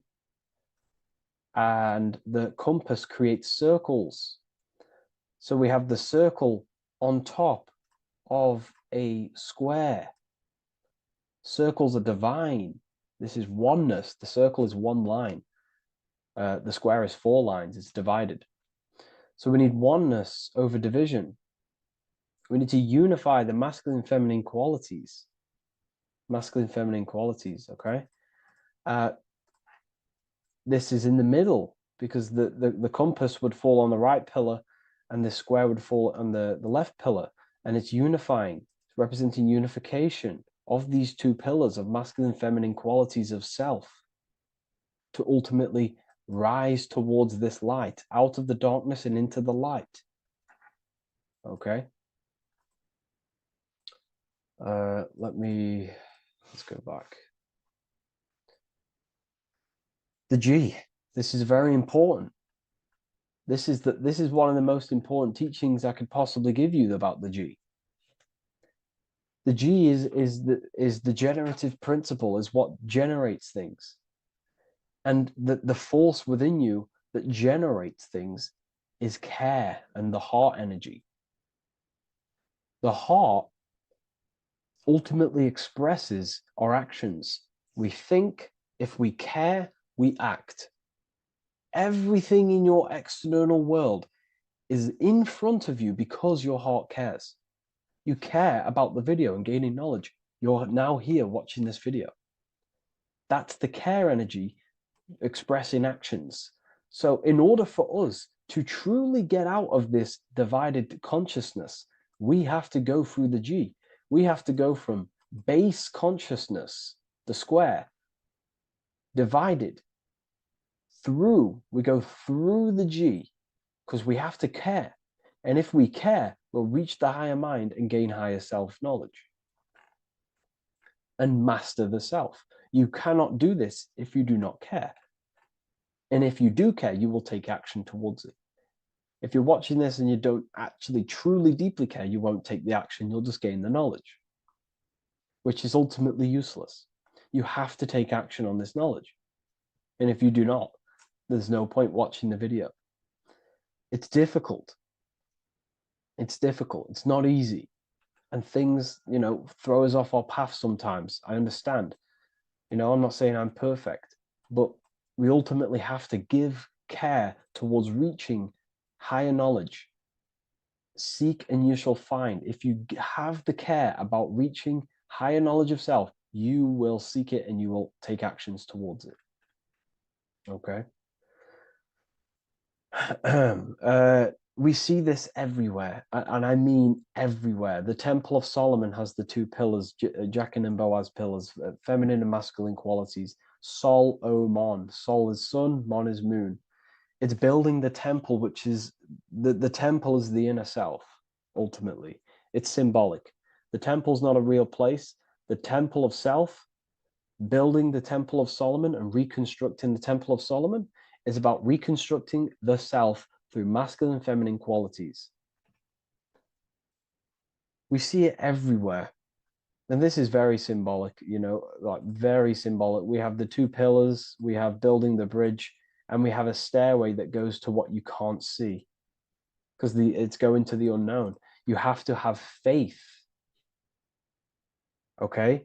What I'm about to say is very important.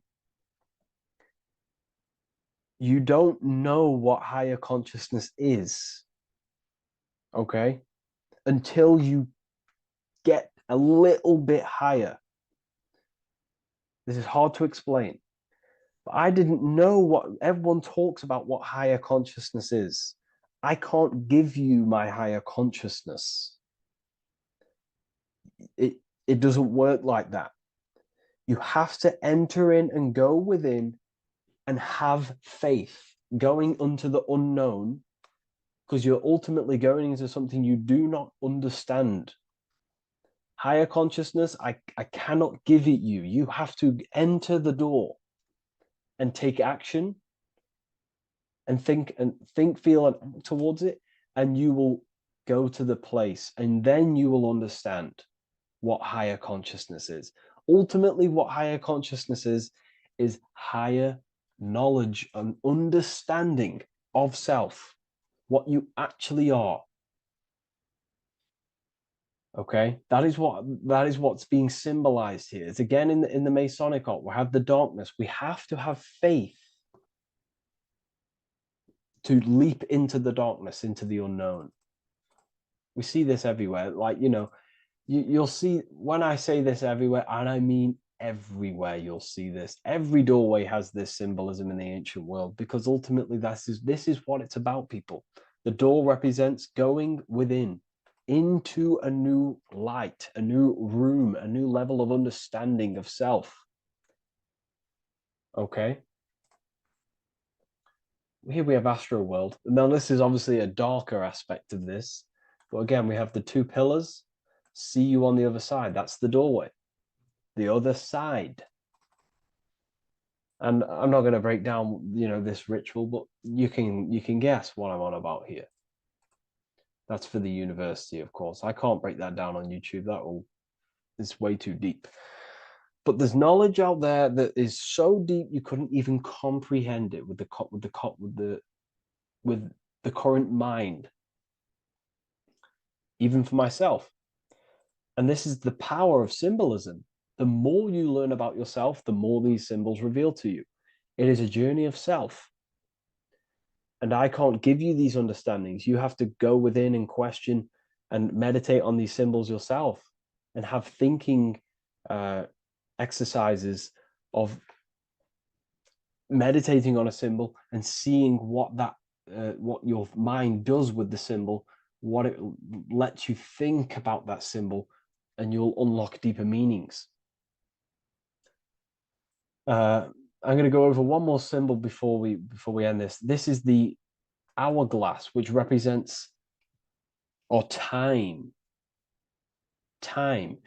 a very overlooked thing in today's world. We do not have unlimited time in this body.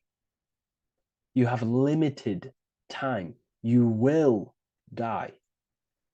You will die. You have limited time in the external world. This is why it's on the left pillar, located on the left side, the external world. You are limited. The scythe represents you will be harvested. Your body will die. It'll be harvested. You will die, and you need to fulfill your mission here. You came with a purpose. You have to find that purpose by going within the self and questioning and taking action on what you know and feel is right. Unity consciousness, aligning thought, emotion, action.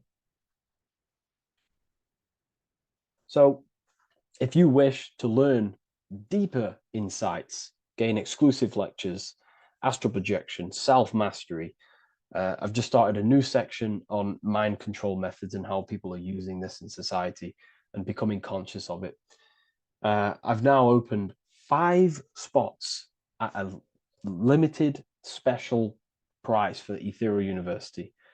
Use the code MIND, all capital letters, MIND, all capital letters at the checkout. And there's only 5 of these codes. Whoever uses them gets them. It's ultimately going to give you 20% off the university for as long as you're subscribed to the university. We go so much deeper in the university. Remember, social media is just the tip of the iceberg. Tip of the iceberg information. There are certain things I can't talk about, but I'll see you inside, and I hope you enjoyed this video. Please leave a like, comment, and a subscribe. In this video, we're going to be talking about the evolution of consciousness. You are born human, however, you possess consciousness, which is the awareness behind your being, the awareness behind your thoughts, the experiencer behind your five senses, the experiencer, the observer behind your thought, emotions, and senses. You are an eye, an invisible consciousness looking through a lens, which is your body. Your body produces this physical world that you experience. Your brain produces this world. Your brain and body is a technological computer. However, you are an infinite, ever-expanding consciousness behind this physical body. And there is an evolution of consciousness, a cosmic journey of expansion. And this is why we see so much pyramid symbolism in the occult and esoteric world, and especially within Freemasonry. Because the pyramid represents climbing, an evolution, a raising state of consciousness, a journey. Steps symbolize a journey upwards. This is the raising and the evolution of consciousness, our inner world. The transmutation of our inner selves, of our souls and consciousness and our minds. So when we see this pyramid, we're seeing a evolution, a way up to source consciousness. And the eye in the pyramid represents your source consciousness. It represents illumination. It represents divine guidance through this evolution of consciousness. This is why we see the ladder. Consciousness is ever expanding on an infinite journey of evolution. Each individual is a part of this cosmic process, contributing towards the ongoing expansion of both mind and awareness. As we evolve, we collectively explore deeper levels of existence, expanding the boundaries of thought and consciousness. The mind has the ability to expand infinitely into new realms of thought, into new dimensions of mind. The mind cannot be filled up. It is not a physical substance. The body can be filled up because it is a physical thing, but you cannot fill the mind. Therefore, the mind is constantly expanding, ever expanding into new fields of thought. So what we see in Freemasonry, the ladder, is again a journey, an elevation of consciousness. When we are born with an infant consciousness, and as we gain older, we gain an adult consciousness. Our inner world, our inner mind, and our emotional intellect changes and evolves. We are significantly different from when we were very young as an infant. It's because our consciousness evolutes, it changes, it alters like water. So just like this evolution of your own consciousness as growing up, there is consciousness of beings existing in cycles beyond our own. And their consciousness is unimaginably different from ours. They operate on a higher level of understanding and knowing, experiencing reality in ways that transcend our current comprehension. Our minds right now cannot comprehend the highest states of consciousness.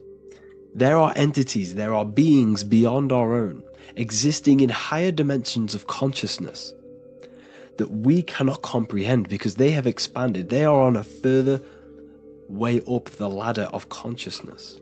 However, we are all on the same journey. None of us can take the same journey. There is one ultimate goal, reaching source consciousness. However, this is always ever expanding. However, we are all on a different journey. There is one truth, one source, one goal. However, there are billions in different ways of reaching it, and we are all on these different paths to source consciousness, to this ladder, this evolution of universal evolution. Okay? Their awareness is attuned to new dimensions of existence, reflecting a more advanced stage in the cosmic journey of consciousness evolution. So when you take DMT, you are shot into these higher realms of consciousness where you meet these beings who look similar to these images. They are not speaking to you physically. They don't speak to you three-dimensionally through vibration and words. They speak to you mentally. If you have done DMT, then you know this. And if you have met these beings, then you know this. You might have even met some of these types of beings on mushrooms or any psychedelic drugs. Because ultimately, when you take these mind-altering substances, it's altering your consciousness. It's merging your consciousness with the spirit of that substance. And you are essentially attuning your mind to higher dimensions of consciousness. That's why we say we're getting high when we take these substances. Therefore, when you meet these beings on DMT, you are essentially meeting beings who are attuned to higher dimensions of consciousness, and they speak to you mentally. They speak to you telepathically through thought, because the universe is mental. Everything exists within the mind. The way you are now, your physical existence, is a state of mind. Mind, thought creates matter. Spirit and matter are two opposing ways of thinking.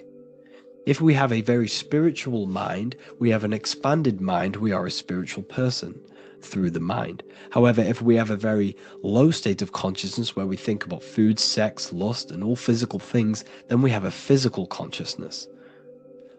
Matter and spirit are two opposing forces, two ways of thinking. The mind attunes itself to different levels of understanding in different dimensions. So, essentially, this is what we're looking at.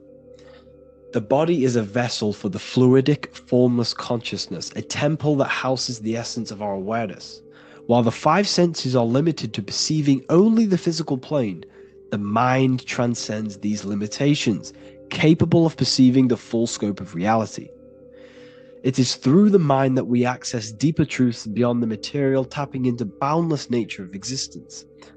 Physical existence is a thin band, a thin layer of reality. It's like 0.001% of reality. And your five senses are only tuned into this layer of reality. But the five senses are, by design, only allowed to perceive physicality. But the mind has the power to expand beyond this physical five sense state. The mind has the power to expand and evolute. It is a conscious decision whether you want to take this path or not. You can stay in a three-dimensional way of thinking, or you can expand your consciousness from within.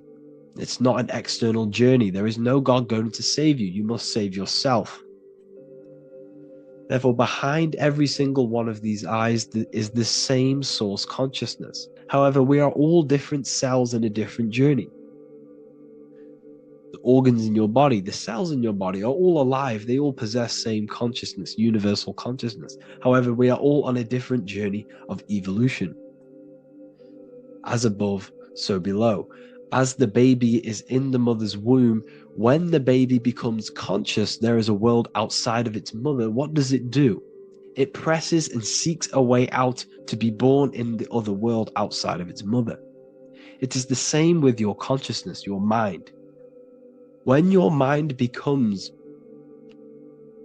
aware that there is realities beyond the immediate surroundings, it seeks a way out. And this is exactly what I'm doing to you now. I am now expanding your mind and telling you there is other ways of reality. There is other dimensions of consciousness which you can access through inner transmutation, through different ways of thinking, spiritualism, and meditating and connecting with yourself and detaching from external things. We can upgrade our consciousness. Your body is a womb. Why Jesus says you must be born again to see the kingdom of God, because you are born physically and then you must be born again spiritually, awakening your inner consciousness.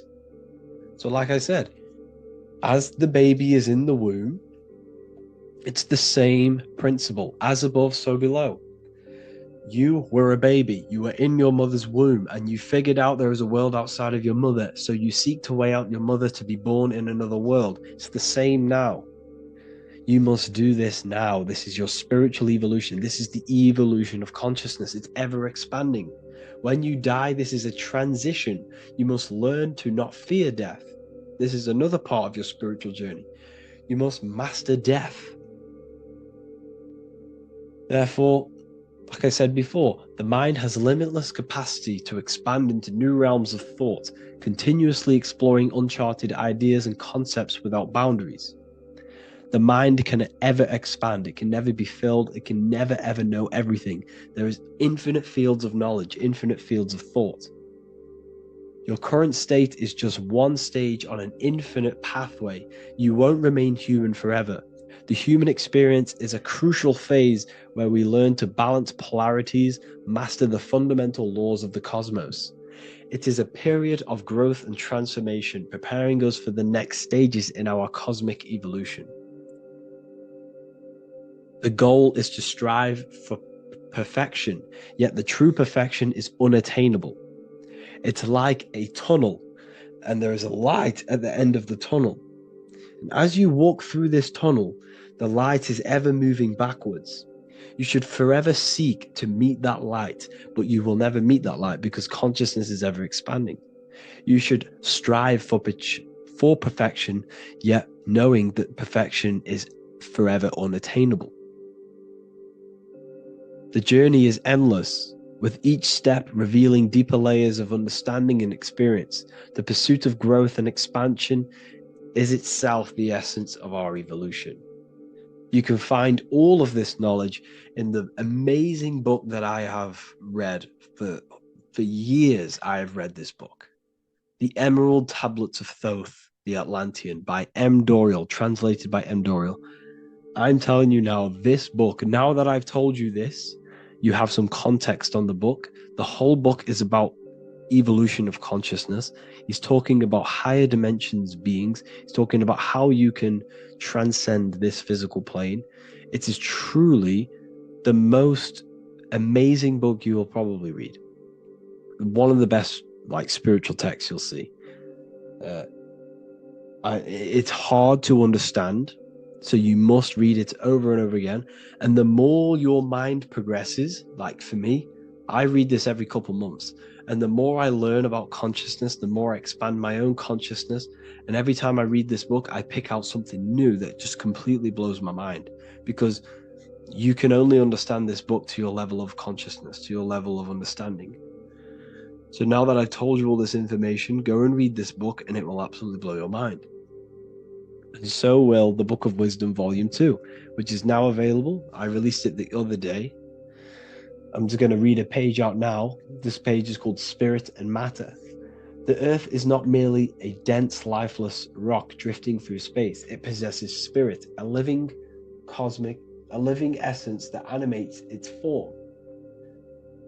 But what do we mean by spirit? Spirit in esoteric terms refers to the energy, the life force, animating the principles infused in matter. So essentially, what this page is talking about is how everything has spirit, consciousness within it. You are the middle, you are spirit and matter.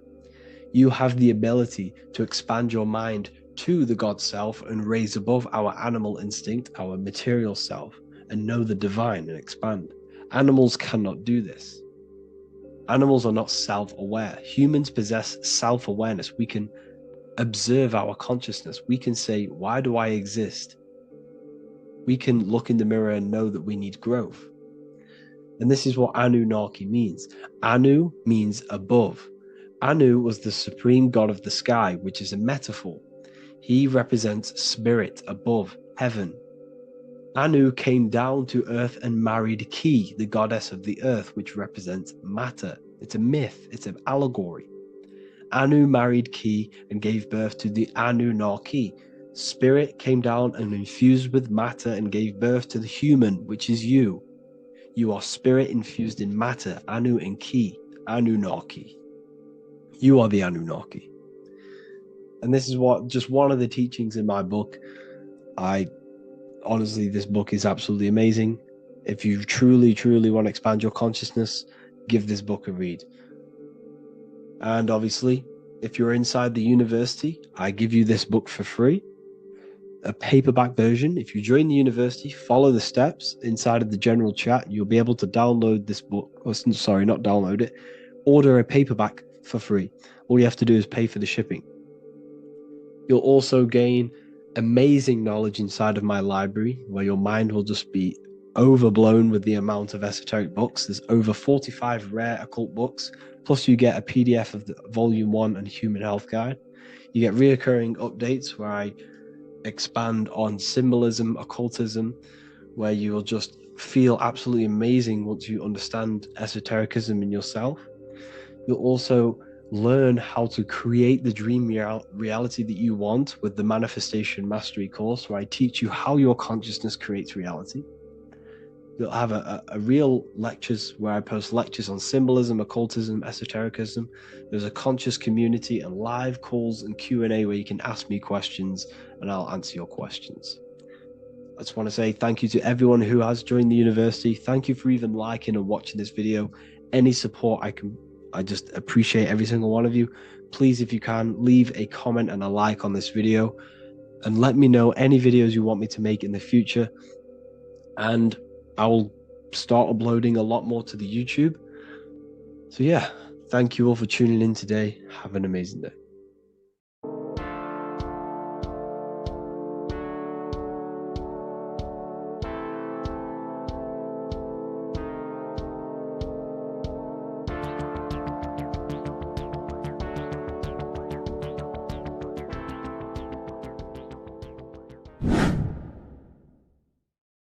How are we doing, people? It's Revival of Wisdom.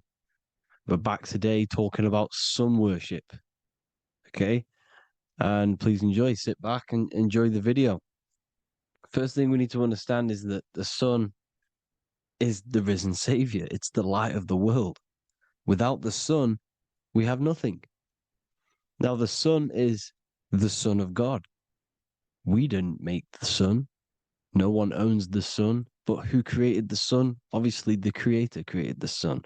Therefore, it is the Son of God. And that is what Jesus is symbolizing in the Bible.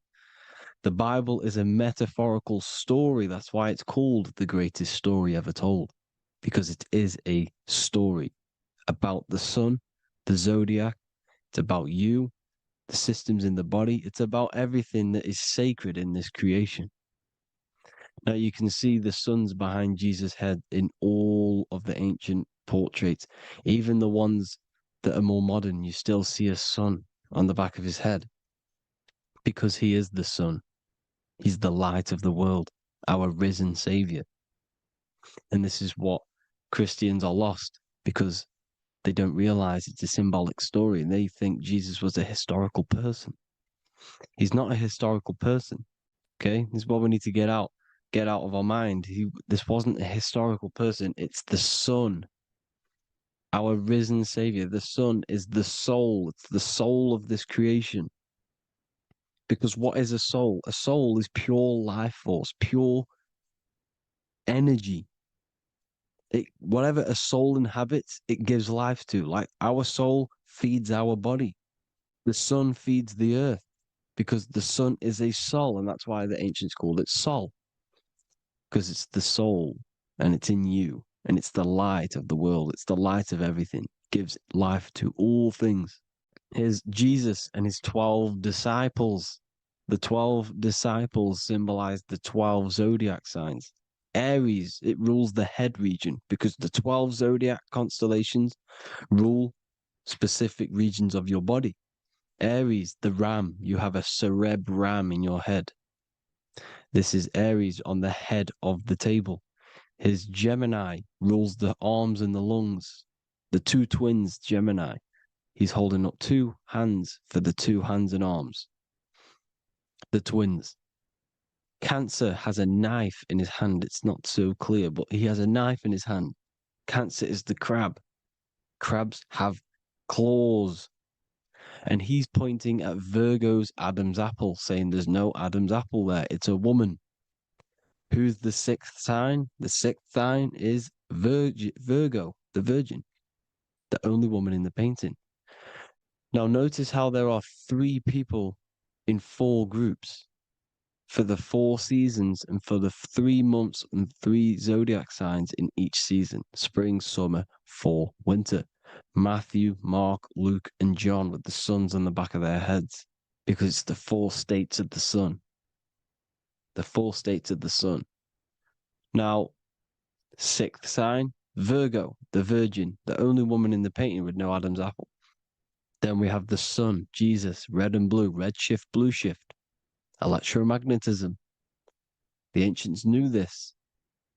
He's got one hand open, one hand down, because the sun gives and retrieves. The sun rises and it falls. It gives, then pulls away. That's what the sun does, and that's what he's doing. His arms are out, symbolizing the rays of the sun, casting down onto the earth, giving and then receiving. Libra, his 2 hands are equal, holding his arms out equally, because Libra is the 2 balanced scales. Libra is when the sun is balanced between the summer and the winter. It's being judged. The sun isn't balanced. That's what Libra is, the 2 scales. Capricorn is the goat. Goats have 2 horns, and you can see the 2 horns on his head here. See?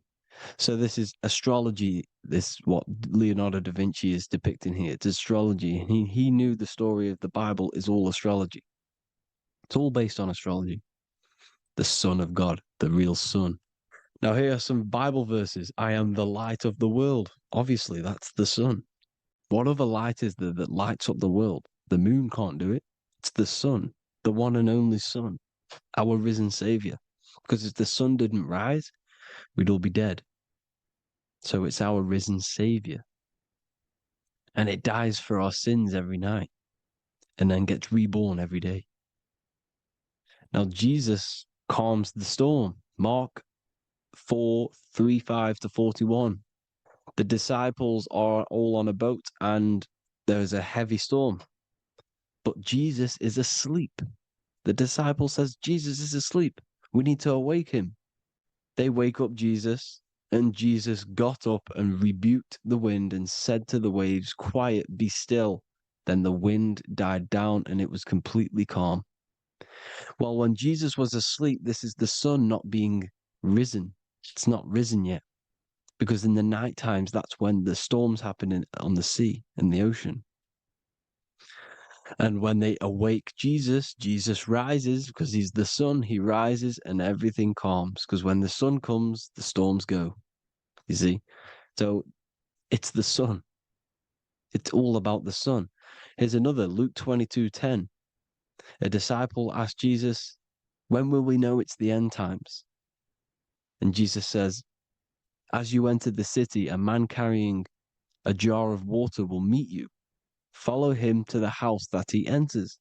Well, this is clearly talking about astrology, the topic that Christians think is satanic, when they don't realize the whole thing's based on astrology. Because the end times is the end of Pisces, which is the 2 fish, which is the age we've just gone out of. And you can see all these ancient churches here with 2 fishes, because they knew it was the age of Pisces. There's an ancient photo, ancient artwork with the 2 fish, Pisces. And the end times, as it talks about in the Bible, when Christians think the world's going to end or something. But no, it's just the end of Pisces. As you enter the city, a man carrying a jar will meet you. Follow him to the house. The house is the zodiac sign that he enters. And the zodiac sign is Aquarius, because that's what it is, a man carrying the water. We know this is astrology because a woman, that is a woman's job in the ancient times. In the ancient times, the woman used to get the water. You would never see a man collecting water back then. That was the woman's job. whilst the man builds the houses, for example. You see, so we know it's talking about astrology because astrology is the man holding the bucket of water. It's the end of Pisces. Now we are in Aquarius. And of course, Luke 24:36, the risen Savior, the Son. Now, the Son is also born on the 25th of December, a virgin, just like Horus, Mithra, Buddha, Krishna, Hermes, and thousands of other gods, all born on the 25th of December. Well, it's because the sun moves 1 degree northward on the 25th of December. And on the 22nd to the 24th, it stays in the same degree because it's moving south. But then on the 22nd, it stays in the same degree on the Southern Crux constellation. And the ancients called this the sun dies on a cross because the cross is the Crux constellation, the Southern Cross. And it stays on that same degree for 3 days on the cross. The sun dies on a cross, and then on the 25th, moves 1 degree northward, bringing back the summer, the light, the warmth, the growth of crops. And this is the sun being reborn again, a virgin, because it's pure. And here's Mithra, another sun god before Jesus was around, before Christianity. It was Mithraism, and Mithra, Ra is Ra, the sun god, Egypt. It's all about Ra, the sun. You see the crown of thorns on Jesus' head, symbolizing the rays of the sun. And here are the rays of the sun on the back of Mithra's head. Krishna, the sun. Buddha, the sun. Horus, horizon. All born virgins, all did miracles, all resurrected. Dead for 3 days. Well, here he is, dead for 3 days on the cross. And resurrected. Because it's the most ancient religion ever been on the face of the earth. The worship of the sun. And we should worship the sun, because without the sun we are nothing. The sun feeds us, feeds the earth, feeds everything. Without the sun we are nothing. It's been reversed, and now we're worshipping man. When we're worshipping a man called Jesus, was never real. It's all about the sun, the most high, the most powerful, potent, celestial body in the sky, the orb that feeds us every day. It dies for our sins and rises every day. It's the sun. Now on the Holy Communion Day, it's the worship of the sun. They give out mini suns. It's Jesus holding a sun. And they raise the sun on Sunday because they go to worship their sun god on Sunday. Not Saturn Day, not Moon Day, Monday, but on Sunday when the sun is exalting. And they hold suns up above their heads because the sun rises. They're symbolizing the sun rising above their heads as Savior. It's the sun. It's the Holy Communion Day. And here's Jesus giving a piece of himself to the children. It's the sun, the light. Judas was known as a backbiter, a backstabber, because he stabbed Jesus in the back. He betrayed Jesus. Well, this is just another astrological story about the constellation Scorpio, because the Scorpio is the J, looks like a J. J for Judas, the scorpion, the backbiter. Scorpions backbite, they bite with their back. And what does Judas do? He betrays Jesus by kissing him to let the warriors know who they need to get. So he kisses Jesus, and Jesus gets stabbed in the back. Well, when you get stung or bit by a scorpion, they leave like a kiss. So Judas kisses him and gets betrayed. Well, this is because the sun, when it hits Libra, it's balanced. The sun is balanced because it comes through summer. Now the sun's starting to die. The sun's starting to die. It hits Libra. And then as soon as it hits the Scorpio, it gets betrayed because now the sun has to fall to winter. And Saturn is there waiting to take over the darkness of the winter. So he gets stabbed in the back by Scorpio, Judas, the scorpion, the backstabber. You see, it's an astrological story. Here's Mary. Mary means marry, which means pure. The sun is pure. No one gave birth to the sun but the God. And it's born every day. It's born every day on every year. It's born pure. There was no controversy. There was no, activity for the sun to be born. It's pure. Now, the seven metals come from the seven planets. The sun gives you gold, and this is why the sun is golden. It looks gold. And this is why the banks are backed by gold, because gold is the most valuable metal, because it's the sun, the most valuable celestial orb in the sky, in the heavens. Well, here's Jesus, another ancient symbol of him being crucified on the cross with the big sun, the Southern Crux constellation. The sun dies on the cross constellation. And if you go to the old etymology dictionaries, you will see sun and son is the same word. They come from the same etymology roots. You can use them for no matter what, but they've been confused today. But if you go back to the old dictionaries of etymology, they are interchangeable. You can use them. Son, sun, sol, it's all the same thing. The 12 disciples, 12 brothers of Joseph, 12 tribes of Israel, 12 breastplates on the stones, because it's all the 12 astrological signs. They could have used any other number, but there's 12. Because 12 is the mind, which is God. 7 is the number of matter, which is man. 7 energy centers in the body. 12 cranial nerves in the brain, because it's the mind. 12 is the 12ness. The zodiac is literally the mind of God, the signs of God. Now here we see here, Job 38, 31 to 33. Can you lead forth a constellation in the season? He's asking you, can you read the sky? Can you read the heavens? Canst thou bring forth the Mazzaroth in its season? Mazzaroth means 12 signs, the zodiac. Why did they translated every single Hebrew word in the Bible into English, but they decided to leave out Mazzaroth? Why? It's because if that said zodiac, Christians would have a different view on the Bible, but they leave that out. But Mazzaroth actually means the 12 signs, the zodiac, and the stars means sign. The word stars means sign because the stars are signs, things to come, which is off in Hebrew, which means sign, things to come. You see a sign on the road, it's something coming. But God is saying, no, what does he say? To qualify as a director, a judge of man's life on earth, one must be able to govern the heavenly bodies that rule the earth. It's telling you to read the heavens. We need to read the heavens. Astrology, the 12 zodiac signs, the mind of God. It's telling you, read the Mazzaroth, read the zodiac, because they are things to come in your life. They are signs. It's not satanic, it's made by God.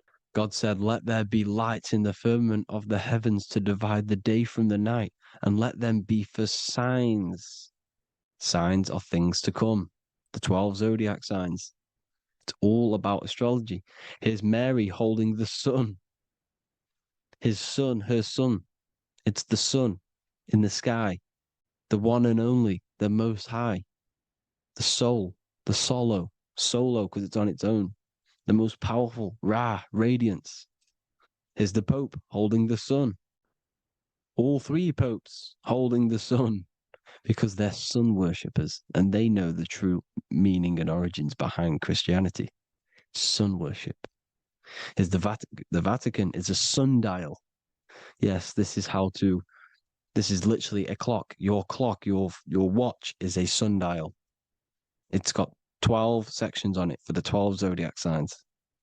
12 hours, 12 Horuses. Now here you see Jesus walking on water. Well, it's the sun, and here's the beard of the sun.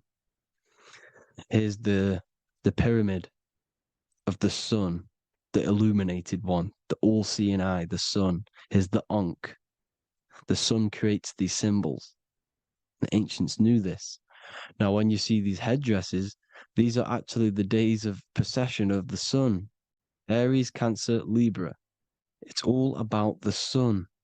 Here's some more sun worship going back to Egypt. Ra, Horus, Osiris, and Set.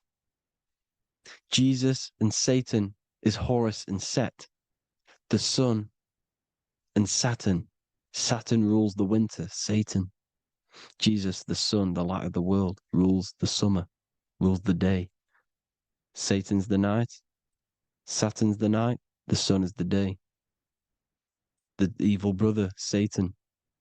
Well, Horus comes, well, this is where we get the word hours from. There are 12 Horuses. The sun moves in 12 Horuses, 12 hours. Where's Horus? What hour is it? Where's Horus? His Ra, 12 noon, Ra, radiates, powerful, the most high sun. That's why he has a sun on the top of his head. These are the four states of the sun. Set, sunset. This is why we say sunset, because the sun is setting. His sunset, his Horus, horizon, the Horus is rising, Ra radiating, and the sunset. Then midnight is Osiris. Here's another ancient symbol for the sun, the scarab. Ra, the sun, scarab. It's got the word Ra in it because it's the sun.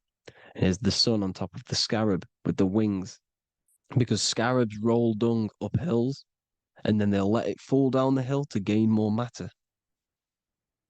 To gain more bigger, like a snowball effect. And this is, the ancients saw this as a process of the sun, because the sun climbs up the hill and then it falls. So they used the scarab to symbolize the process of the sun. The sun climbs and falls. Here's an ancient Egyptian cat cutting off the head of the serpent. Well, the cat is cutting off the head of the serpent, symbolizes the sun cutting off the nighttime. When the sun rises, it cuts off the nighttime. It cuts off the serpent. The serpents represent darkness or evil. And there's some more symbology of the sun and the heavens, the arch, the royal arch, the firmament, the sun inside the firmament. These are all ancient churches, and they all depict the firmament with the sun inside. Is the ancient cosmology, you see, because it's all about the sun. Everything's about the sun, because the sun is our orb made for us to sustain life in this, inside of this creation, inside of this firmament, the royal arch of heaven. Here's the Freemasons depicting it. Here's the Masonic royal arch, but you can even see the zodiac signs. Here's Cancer, the checkered board. It's the royal arch of the firmament. Obviously, they don't want to tell you that. You live in space, apparently. Some more sun worship. Here's the beard of the sun on the water. They all have this long beard. And why do they say amen? Amen at the end of every prayer. Amen is a sun god, a creator god. It's all about the sun. So thank you all, people. Hope you all enjoyed. Hope you all gained some knowledge and insight. Please give me a follow, drop a comment, drop a like. Have a good day. Love you all.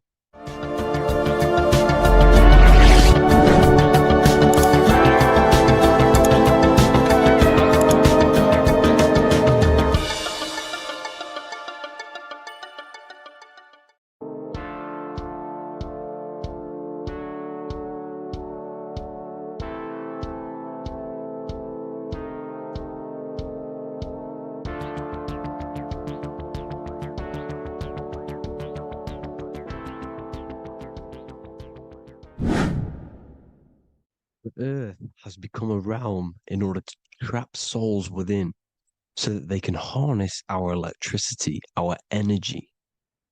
Even the Bible is talking about how this realm is controlled by the wicked one in John 5:19. We know that we are the children of God and that the whole world is under the control of the evil one. Ephesians 6:12. For our struggle is not against flesh and blood, but against the rulers, against the authorities, against the powers of this dark world, and against the spiritual forces of evil in the heavenly realms. So the Bible is telling us that this is not the only world. There are other worlds, there are other realms that we can go to, considered as heaven. Heaven being a higher realm where there is no evil, no darkness. This is a midpoint realm where there is good and evil. Now, we're going to explain how the soul trap is how it's working and how your soul is being harnessed for its energy and how you are tricked to come back to this realm after death.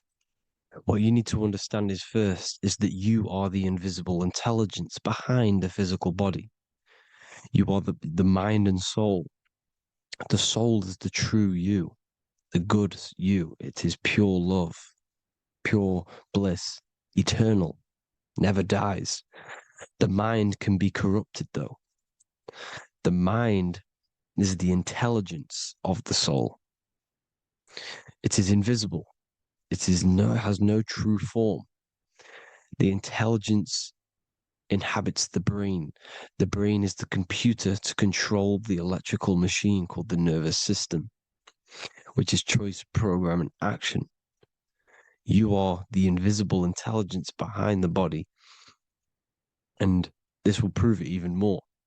You do not even see into the external world. You are seeing an image produced by the brain because the light is being sucked through the retinas of the eyes. The image is produced in the visual cortex at the back of the brain. What does this mean? This means that we are the consciousness in the center of the brain, in the pineal gland, that is experiencing the program being ran by the central nervous system in the brain. This is the sigil of Lucifer. Lucifer in Latin is Lucy. Lucy is light in Latin. Lucifer is known as the light bearer. This is how the eyes work, people. It's not a demon or a devil.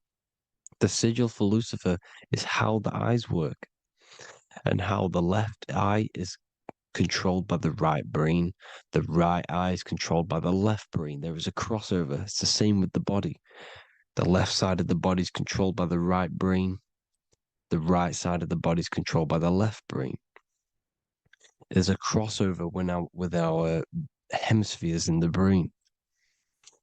Now, this empty chamber in the center of the brain is where this universal cosmic intelligence is held, known as the most holy place in the Bible, the throne of God. Okay?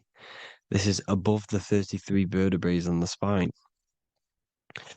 As you can see here, you are the being in the center of this point. All of the nerves are being sent back to this one particular point, which is which is the seat of our invisible intelligence. You can see it's an empty chamber. Our consciousness, our intelligence is not a physical thing. This intelligence is the true voice inside of your head. This is why your head is heaven, your heart is earth, your heel is hell. Your head is heaven because this is the seat, the throne of God. God is in heaven because the consciousness, this divine intelligence that's controlling the body, is sat in the center of the brain. The brain is taking commands of this invisible intelligence. When you close your eyes, you can feel your awareness, your consciousness, your intelligence is all in the brain. Your awareness is not in the feet, the heart, the legs, the arms. It's all in the center of the brain.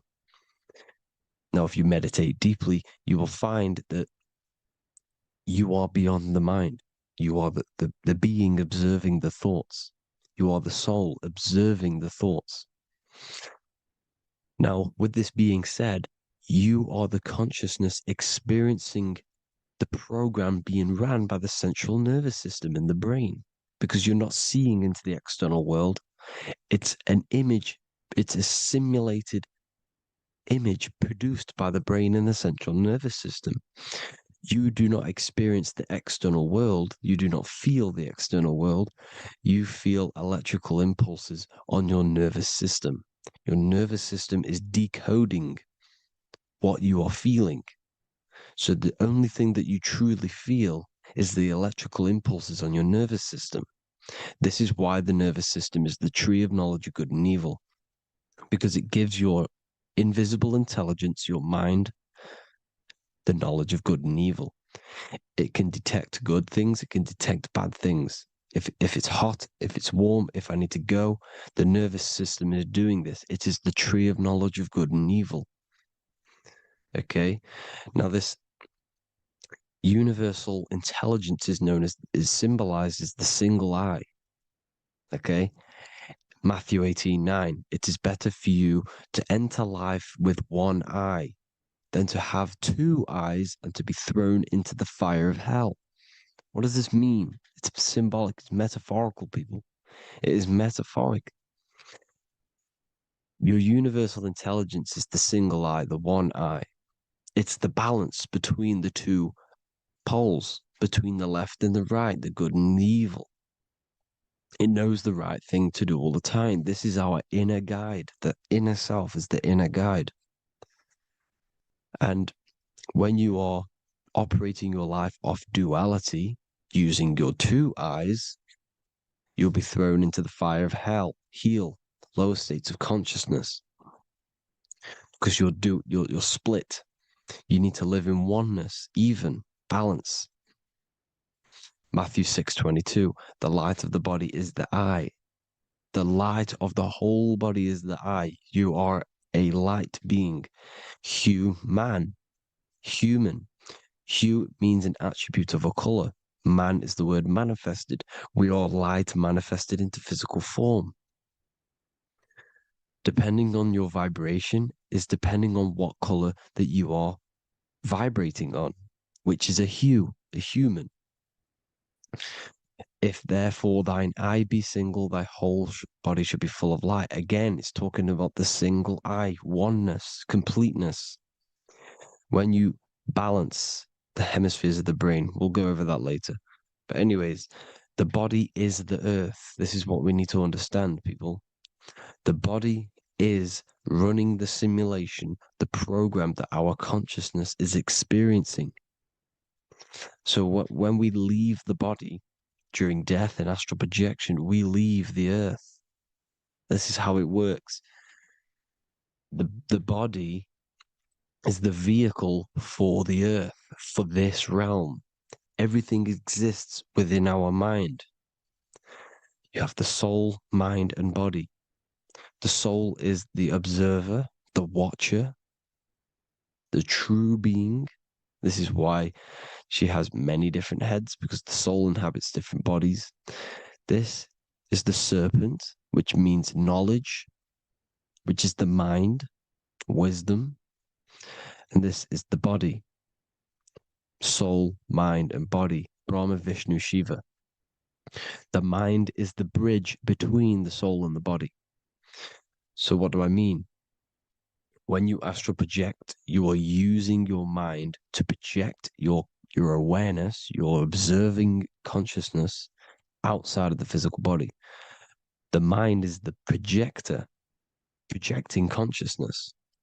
By using your mind, you can project your consciousness outside of the body, which is known as the astral realms, which is known as walking on water.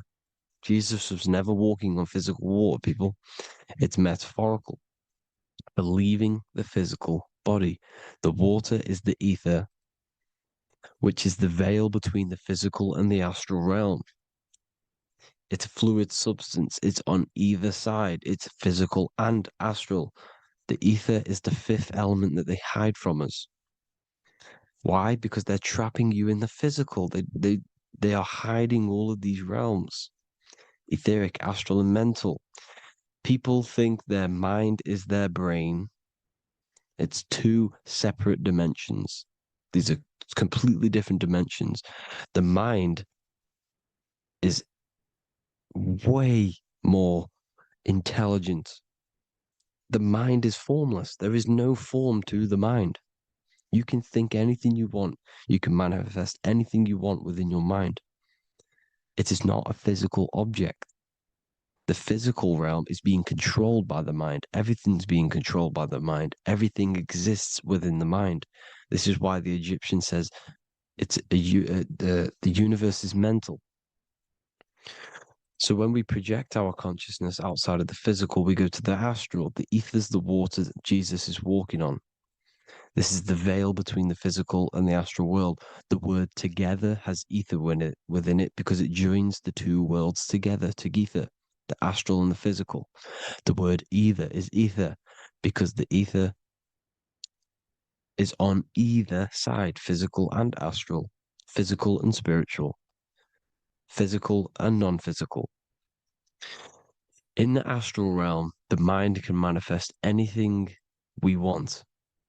We incarnate to restrict our minds. This is why Saturn, if you go and watch my video on Saturn, how Saturn is this simulation, okay? Our minds can manifest anything we want in the astral plane in the click of a finger. However, when we incarnate in matter, we now have to labor for our manifestations. This is why Saturn's known as the great teacher in astrology, because he teaches you a lesson. When your mind incarnates into matter, it's teaching your mind a lesson, the knowledge of good and evil. This is why the Bible says, you shall be gods and know the knowledge of good and evil. When you incarnate here, you have to know the knowledge, you need to know the knowledge of good and evil to become a god. Okay? Now, the square is the physical plane, the triangle's the ethereal plane, the circle's the eternal plane. The circle has no beginning, no end, it's eternal. The physical plane is the square, it's limited. The square is limited. The cube is the geometric shape which gives rise to matter. Now, the term think outside the box has truth in plain sight. You have to think outside the box to project your consciousness, use your mind to project your consciousness outside of the box, the physical plane, into the astrals. The astral realm is the realm of the stars. Above us is the stars. Through the stars is the astral plane. This is why astral has the word star within it. The devil is the de-veil. When you sell your soul to the devil, quote unquote, it's metaphorical. The devil exists in the physical plane. It's the lowest state of consciousness. The de-veil, you de-veil yourself into the physical when you are the devil. The de-veil. The ethereal plane. Now, we also know what the famous symbol of the all-seeing eye, right? The all-seeing eye with the eye in the triangle. Look at the Masonic artwork showing you the triangle above in the sky. This is symbolizing the ethereal planes. The eye in the triangle symbolizes your invisible intelligence, your mind, which has the ability to see on either side. Because the triangle's the ethereal plane. The eye is your consciousness, your intelligence. And this intelligence has the ability to see in the physical plane and to see in the ethereal planes, in the astral planes. This is why it's above the earth. It's above the ground. Because it can see here, it can see in the heavenly realms. Now, the stars are, well, this is known as heaven, the realms of the astral planes. This is some quotes from the Emerald Tablets of Thoth. Out of the darkness ye must rise upwards, one with the light and one with the stars. Man is in process of changing to forms that are not of this world. Grows he in time to the formless, a plane on the cycle above. So there's other worlds. The Bible's telling you there's other worlds, there's other realms. Know ye must become formless before ye are one with the light, the astral light above, which shining through the stars. Not of the earth are ye, earthy, but a child of the infinite cosmic light. You are the invisible intelligence controlling the physical body. The body's not you. It's the vehicle that your soul lands in when your mind projects your consciousness into that realm. Free from the body, I flashed through the night. Unlocked at last for me was the star space.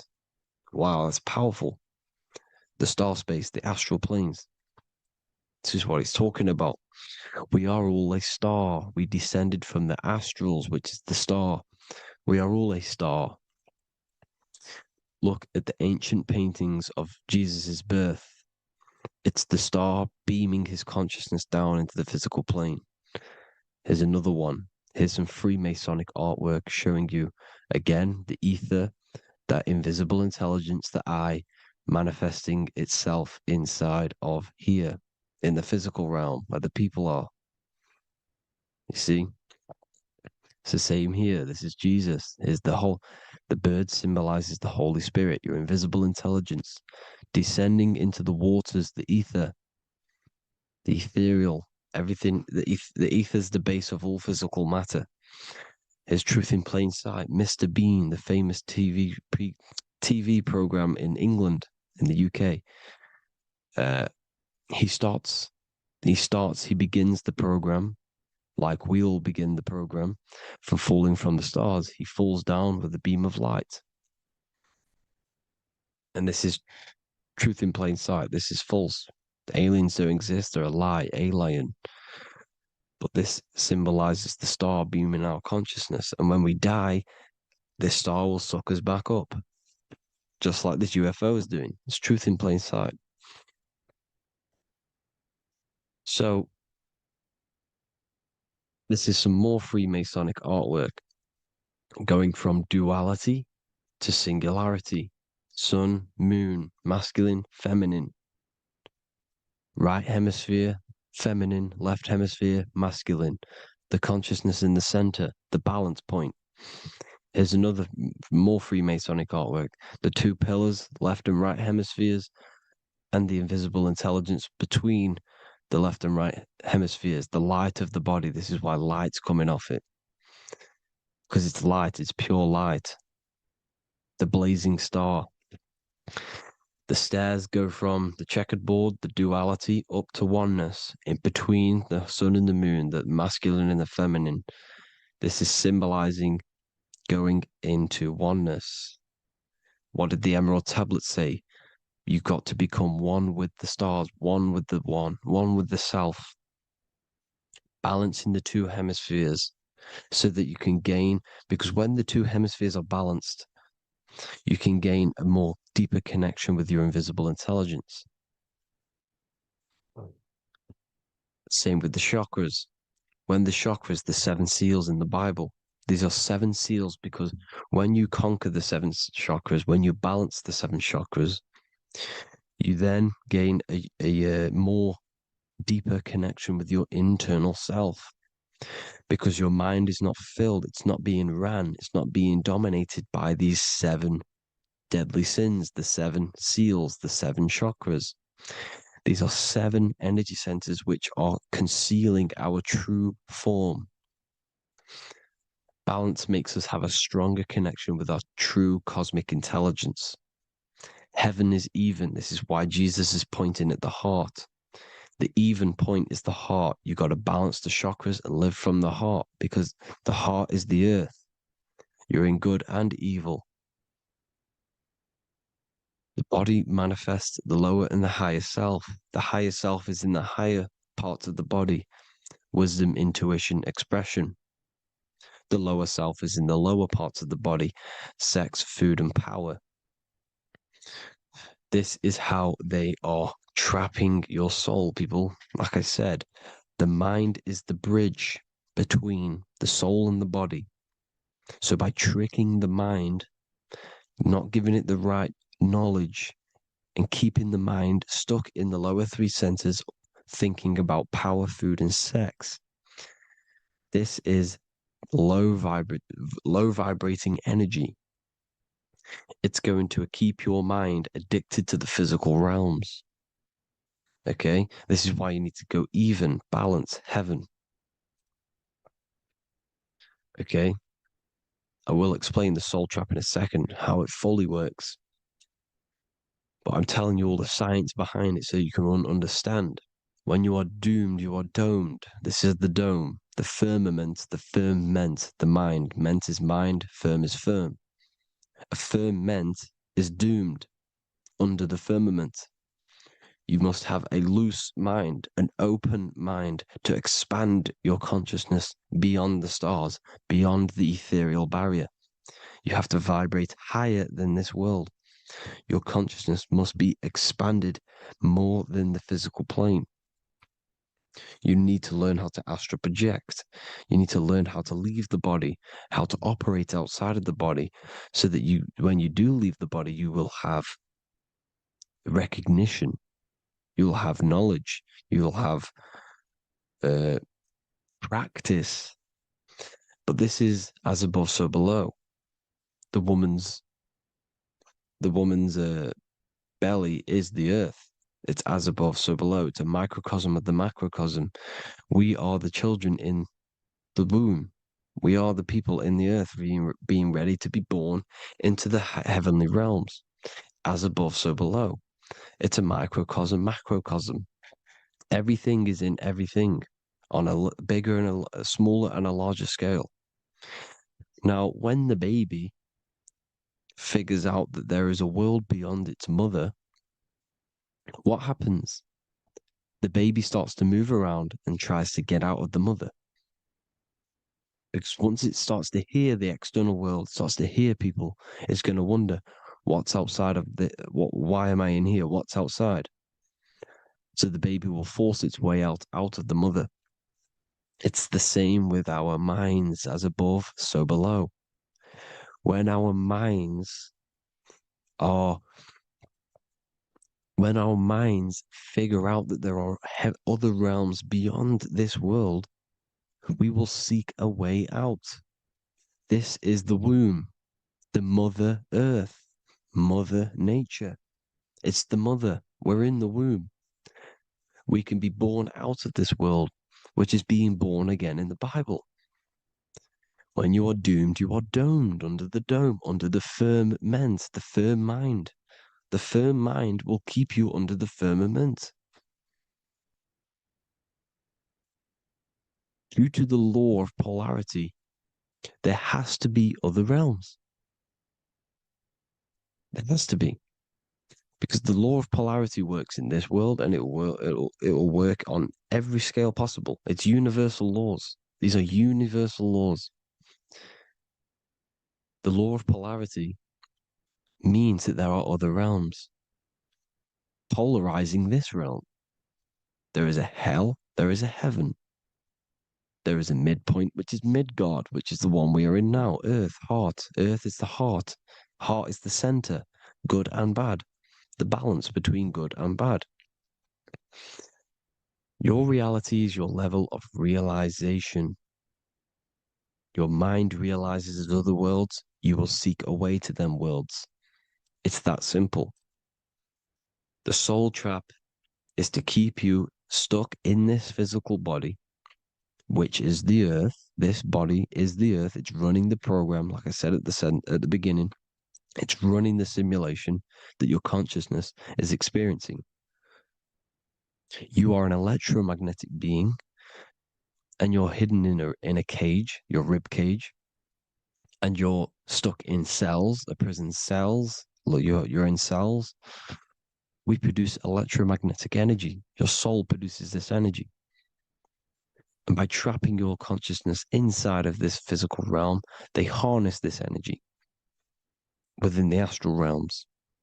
They're using you to manifest demons, because your mind creates demons through emotions and mental thought energy, which is a whole nother video. I can make a video on that. You're manifesting everything for them because they're trying to create a hive mind. This is why they want everyone to believe in one belief system, one government, one belief system, one religion, because they're creating a hive mind. This hive mind will manifest and be summoned within the astral planes, because the mind manifests the astral plane.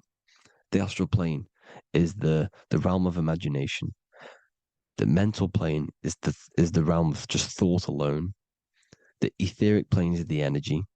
The physical plane is the matter. So all of our minds together are manifesting these demons within these subconscious realms, the astral. Now, how are they keeping you stuck to this realm? Well, when you die and you're stuck in your lower three chakras, okay, when your mind and soul detaches from the body, which is the earth, when you leave the earth, you're still going to have these mental addictions to the food, the sex, the materialism, the phone, the cigarettes, everything. This is why they get you addicted to everything possible. The TikTok, the YouTube, they get you addicted to as many things possible. Because when your mind is addicted to these things, and when this mind leaves the physical body, you're still going to have these addictions. Okay? You're still going to have these thoughts. And you will be manifested into the lower astral realms because you're thinking materialistic, you're thinking negative, because your level of realization was your reality. You were manifesting hell on the earth. When you leave the body, you're going to manifest hell in the astral planes, which means you'll be vibrating on the very low, which will put you in the lower astral realms. So guess what? You're going to come back. You're going to come back into materialism. You're going to reincarnate. Because you haven't prepared for life after death. You must detach from the external world. Okay? Moon is mind. The sun is the soul. The earth is the body. The moon is the mind. This is why we say lunatic.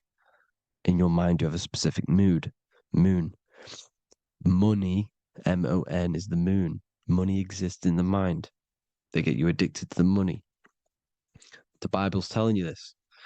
Do not conform to the pattern of this world, but be transformed by the renewing of your mind. It's telling you. Of this world, but be transformed by the renewing of your mind. Who knew that the Bible was this deep? Matthew 16:26, what good will it be for someone to gain the whole world yet forfeit their soul? James 4:4, don't you know that friendship with this world means enmity against God? Therefore, anyone who chooses to be a friend of this world, of the world, becomes an enemy of God. John 4:4, dear children, are from God and have overcome them, because the one who is in you is greater than the one who is in the world. It's talking about the invisible intelligence. It's greater than the physical world. John 2:15, do not love this world, nor the things it offers you, because this world will create you to, if your mind has attachments to what this world offers, sex, money, and power, pretty much, you will reincarnate here. You will come back here, because when you leave the body, your mind will still have these addictions. Do not love the world, nor the things it has to offer you. All of this is in my newly published book. The paperback versions are now available. Finally, for all the people who have been waiting, the Book of Wisdom. All of this knowledge is inside of the Book of Wisdom. The paperbacks are available. There's worldwide shipping. You can get it anywhere, pretty much, any country. My new website, it's amazing. There's going to be some amazing products coming on the new website. But I thank you all for the support. Before I leave, I need to explain what is going on with the soul trap. Like I said at the beginning, the mind's the bridge between the soul and the body. The body's the realm. By tricking your mind with false knowledge, they are keeping your soul stuck to this realm. They get you addicted to all the physical things, and that is it. As soon as you're addicted and you die, you're going to come back. So by tricking your mind, which is the bridge between the realms, they keep your mind stuck within this body. They keep you in physicality. They deveil you, the devil, the deveil. Thank you all for the support, people. If you do want to join the Academy, all the links will be posted below this video for the book, The Academy. Thank you all for the support and have an amazing day.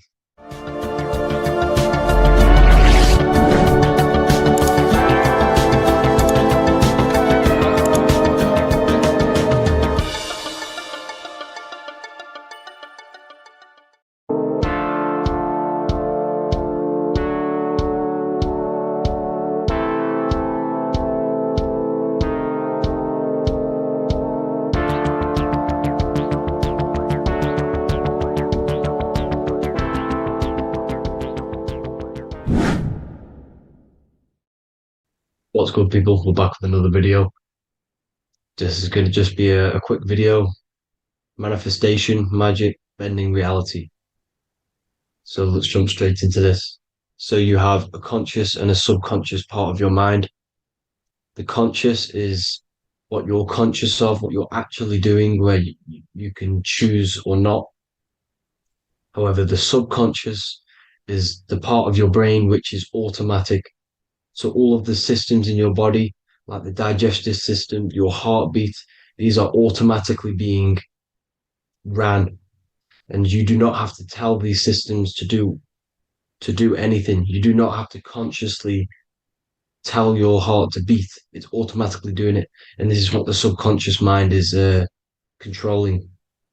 It's like the dark aspect of your brain or your mind. It is the way bigger aspect of your mind. Okay, it controls all the systems in your body. Okay, and this is where all of your programs are. So when you're in it from your childhood, what you've learned in school, all of these things are being kept in your subconscious, maybe traumas and stuff like that.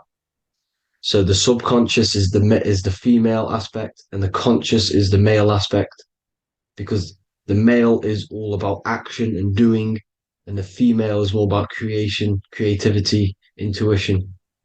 So you have a right and a left hemisphere of your brain, and these are obviously male and female. The right side of your brain is your female. It's to do with creativity, imagination, intuition, insight. Okay. And this is one of the most important sides of the brain. This side of the brain is the most attacked by the elites, whatever you want to call them.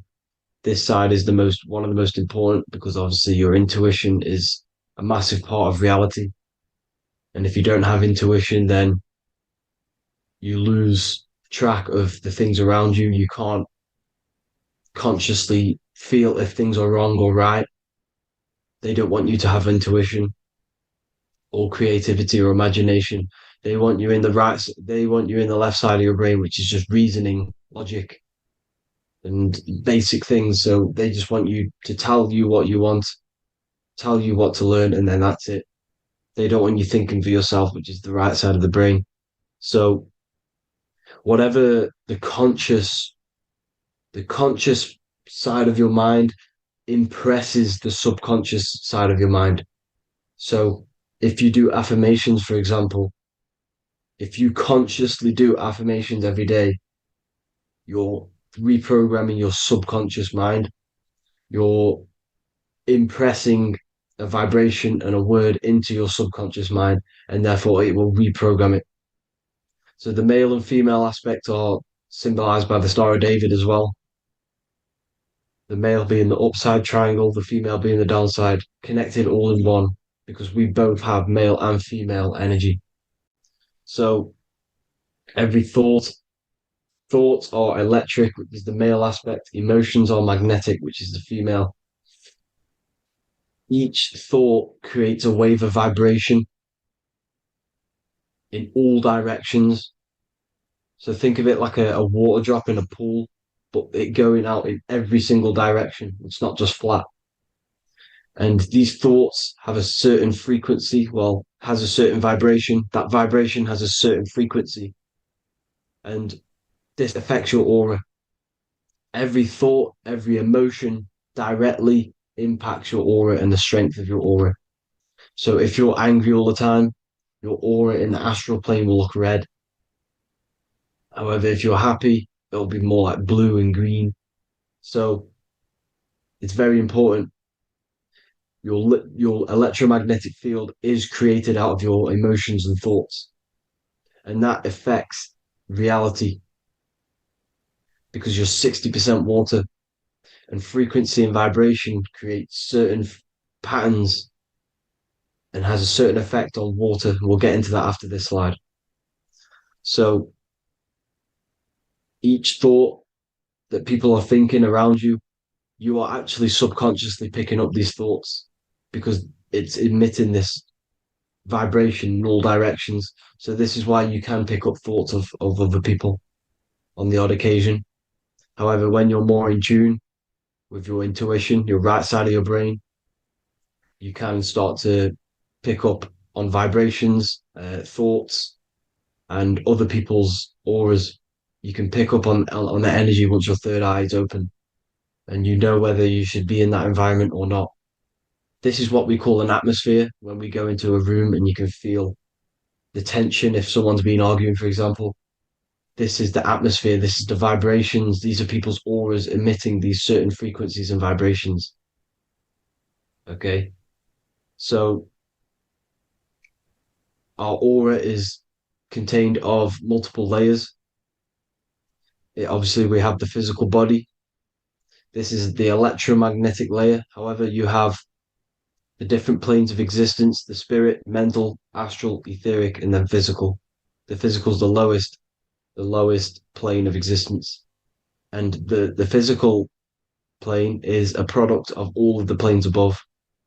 So the mental impresses on the astral impresses into the etheric, and then the etheric creates the physical object. So the mind is the root cause of reality. The mind is the cause of everything. Your consciousness is pure cause. There's no effect. Everything you see in this reality is the effect. Everything that you experience is the effect because the root cause was the mind. The decisions you made you experience that certain experience. And that decision was created on the mental plane. And this is just pure thoughts. And thoughts are things. If it exists in your mind, it is a thing. It's a certain frequency. So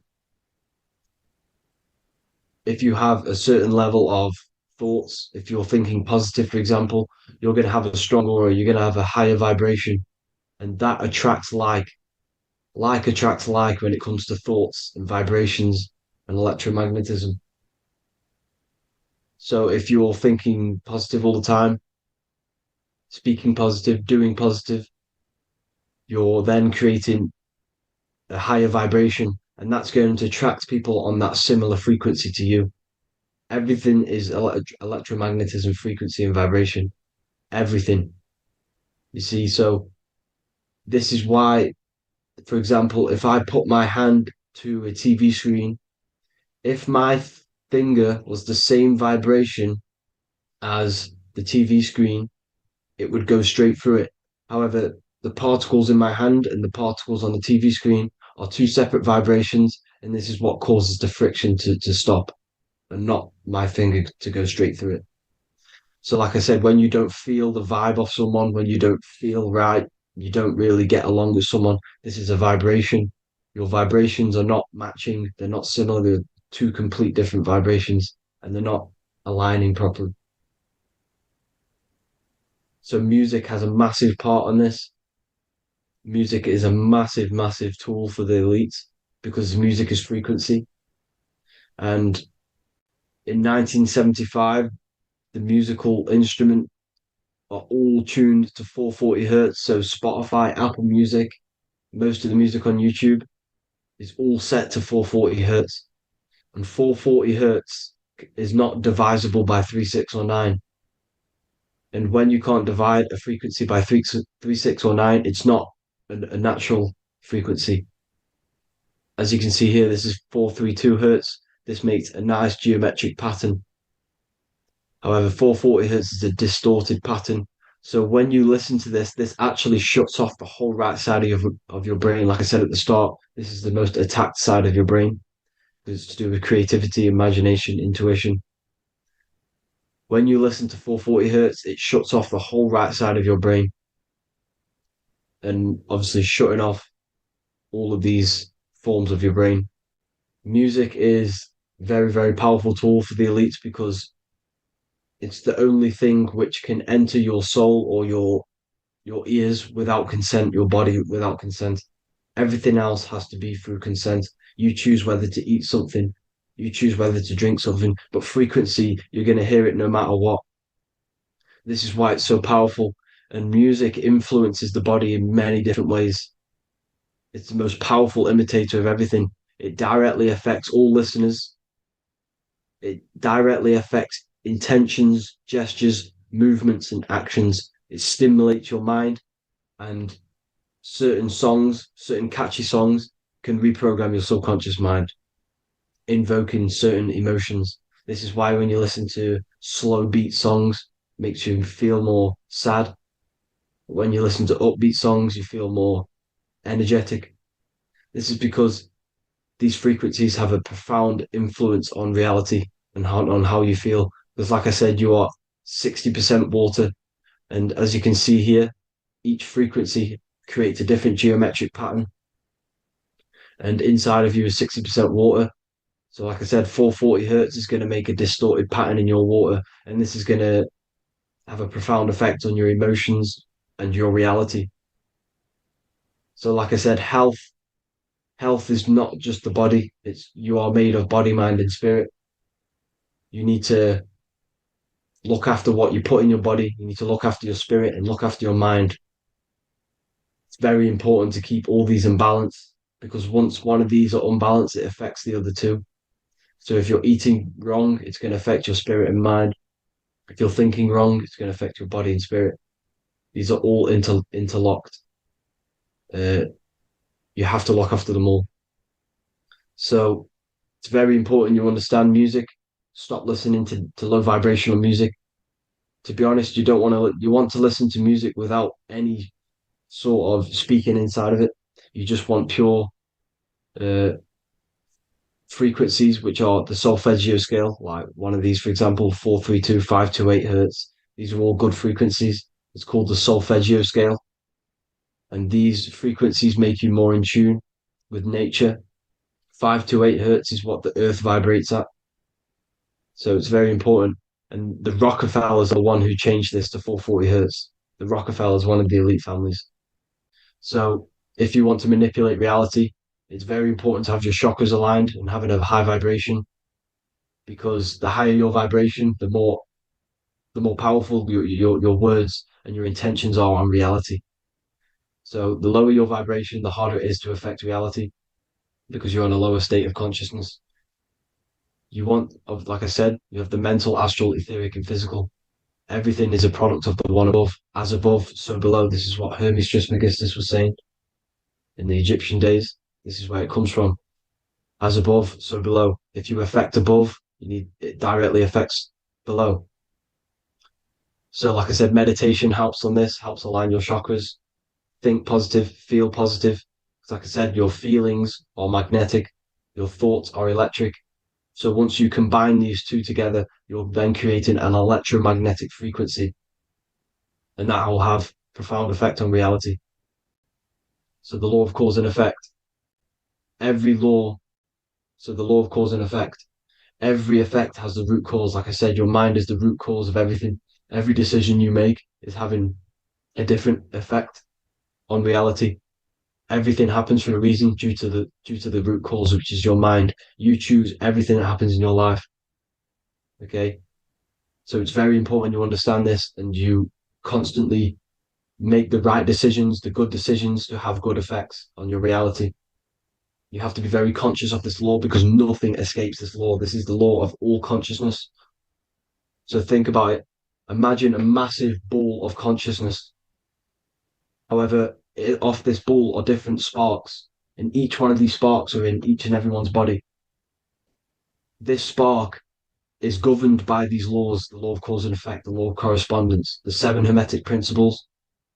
It's very important you understand this because this mass ball of consciousness is what is obeying these laws. And everyone has this spark of consciousness inside their third eye.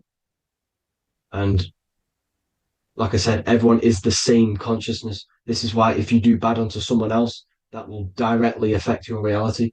So if you hurt someone, it's going to come back to you in one way or another because you are that same consciousness. This is like a mirror reality, as within, so without. Whatever you feel on the inside, you're gonna see that on the outside. You're gonna experience that reality, whatever you've impressed.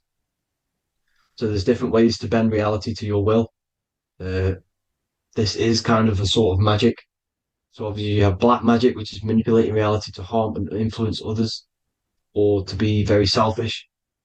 And yeah, then you have white magic, which is manipulating reality for the good of humanity.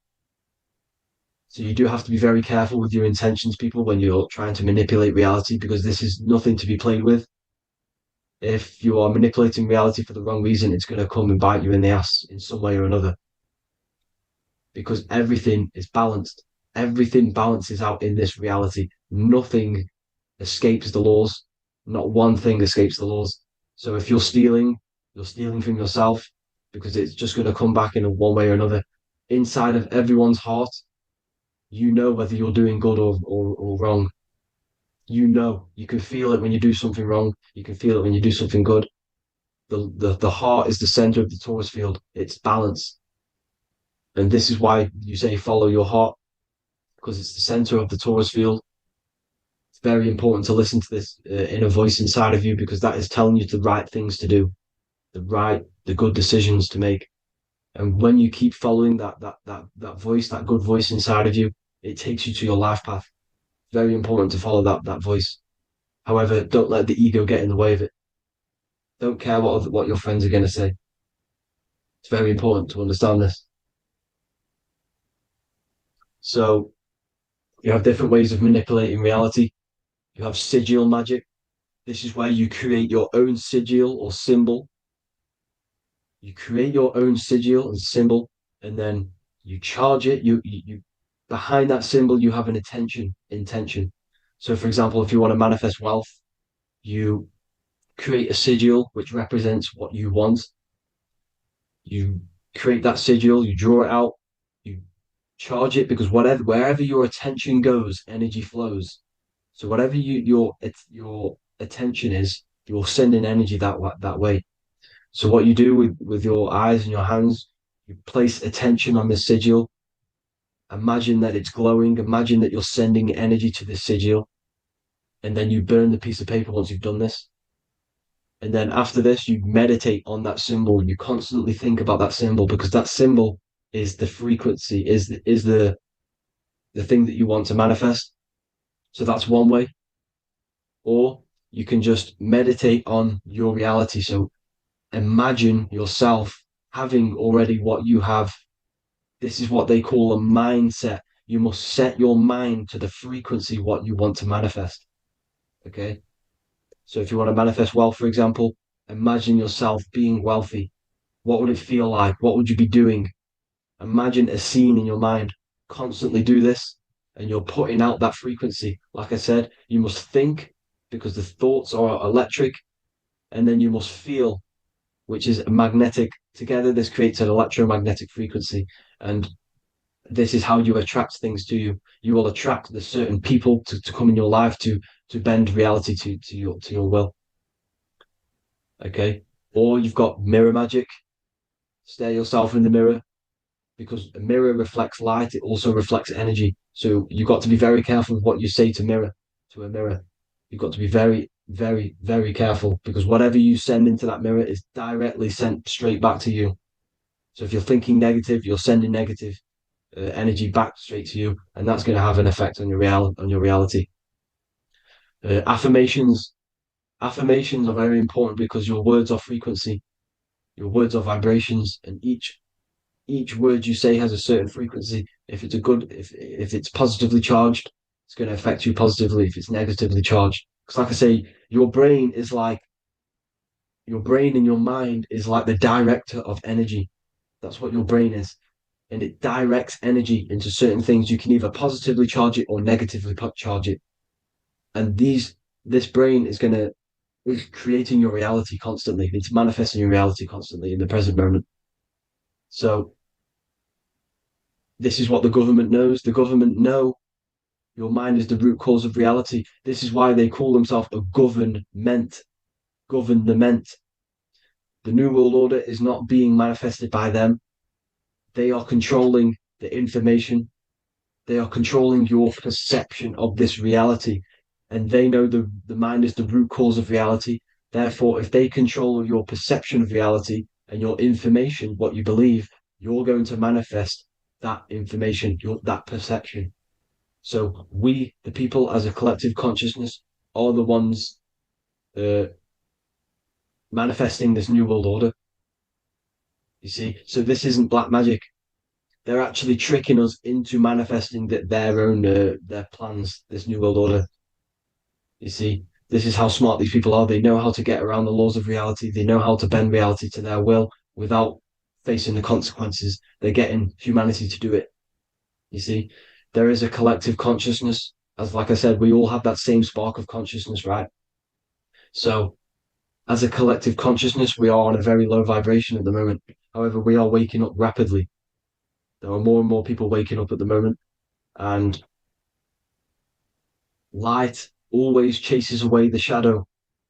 Light is a lot more powerful than darkness, you see.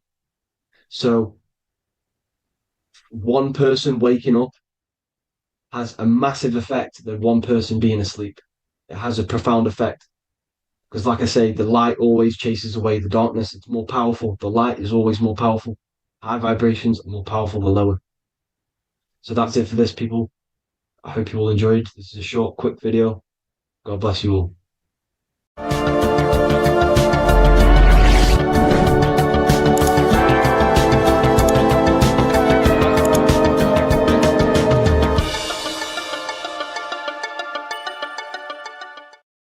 There's an ancient symbol hidden in plain sight, one that holds the key to transformation, power, and unlocking your true potential. It's been used for centuries by mystics, rulers, and even modern science, but almost no one understands its true meaning. Once you do, it will change the way you see yourself and the world forever. Stay with me, because this could be the key to your own awakening. The symbol of the snake, or the serpent, is a very powerful symbol that refers to something within you, that we all are on this journey. So first of all, we see this symbol in ancient Egypt on the top of the pharaoh's head. We also see this with Buddha, with the snake on top of the Buddha's head and below. We also see this in Rome, with the Roman god Mercury holding the staff with the snake. We see this in Adam and Eve's story with the snake tempting Eve. We even see this today on the medical facility. But what does this mean? Why is this symbol being used for thousands and thousands and thousands of years? It has a very deep esoteric meaning. We see this in the caduceus staff, and we even see the snake representing the Kundalini. What does the snake actually mean? A lot of people think it represents the Kundalini, which it does. However, there's a deeper interpretation of this symbol, and it goes very far beneath the surface of what the snake actually represents. Okay? So first of all, when looking at symbols, we need to observe what the snake does in nature. The serpent sheds its skin. The serpent shedding its skin is a sacred symbol of an inner transformation. It transforms from its old self to a new self. It sheds layers of itself. As the snake discards its old exterior, it mirrors our own journey of realizing outdated beliefs and patterns, paving the way for a renewed, authentic self on the esoteric path of awakening. Essentially, it represents transformation, but not transformation of our physical bodies, transformation of our inner world.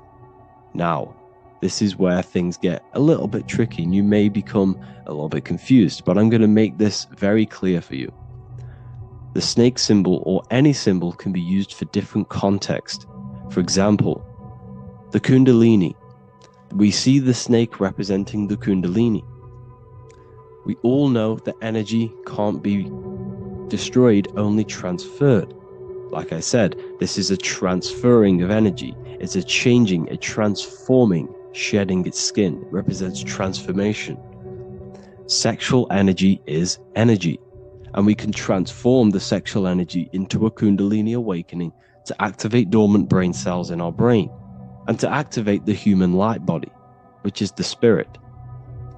We can cultivate, save, and retain our sexual energy, transmute it up the spine to activate the brain. This is a symbol of transformation, of energy in this context. However, when we go to the emergency services, this does not mean the same thing as the Kundalini. The snake in this context represents transformation of health. When we are picked up by the emergency services, we are looking for a transformation. We are unwell, and now we need to transform to well-being. This is why they use this symbol. It represents transformation, especially with the pole and the snake climbing. It's climbing, it's transforming from the bottom to the top, shedding its skin, shedding old layers, transformation. We see this in the Bible with the snake tempting Eve to eat the apple of the tree of knowledge of good and evil. Well, what does this mean? Where's the transformation in this? Well, this is a very hidden one. The transformation takes place in Adam and Eve's consciousness and their mind. They go from a pure, whole state of consciousness, from being tempted by the snake, and they eat it and they transform into knowing the good and evil, into the dualistic ways of thinking and the dualistic meaning of this world. Let me rephrase that. They understand the dualism of this world, and they now understand the two good and bad ways of thinking. They know the knowledge of good and evil, of duality. They shifted from a whole state of consciousness into their consciousness being split into good and evil. This represents the journey of every single soul that incarnates into this world, including yourself. When you were a child, you were whole. You had no understanding of good and evil. But as you grew older, you eaten the fruit. You grew to understand the knowledge of good and evil. Your consciousness split from a whole into a separate and divided way of thinking and divided understanding of the world. We suppressed aspects of ourselves to fit in with society norms. And we just limited ourselves with limiting belief systems. We knew the knowledge of good and evil. Our consciousness split from a whole state. This is what Adam and Eve is symbolic of. We see this with the Roman god Mercury, with the snake. Mercury represents intellect, communication. He's always flying in the air, which represents the air, the mind, the intellect. He's holding the snake to represent transformation of the mind. This is what we call mental alchemy, turning base metals into gold, turning the unenlightened aspects of our mind into enlightened ones, turning our negativity into power and control. We see this with Buddha, and Buddha is all to do with transformation of the inner world, transformation of the mind and the soul and the emotions. And it also represents the Kundalini. We see this in ancient Egypt. We always see the snake on the head, representing the place where the third eye is, representing the intellect or the mind's eye, the third eye, whatever you want to call it. This is the place of the invisible intelligence within us. This is our mind or intellect. And this is the transmutation of the mind. This is why the snake is on the head, representing the transformation of the mind, going from the unenlightened into the enlightened, going from the uncontrolled to the controlled mind, so that we can control the very fabric of reality. I've kind of just given that away. Why is this important? Humans are creators. We're the architects of creation, endowed with the divine power to channel the fourth dimension, which is the imagination, into reality.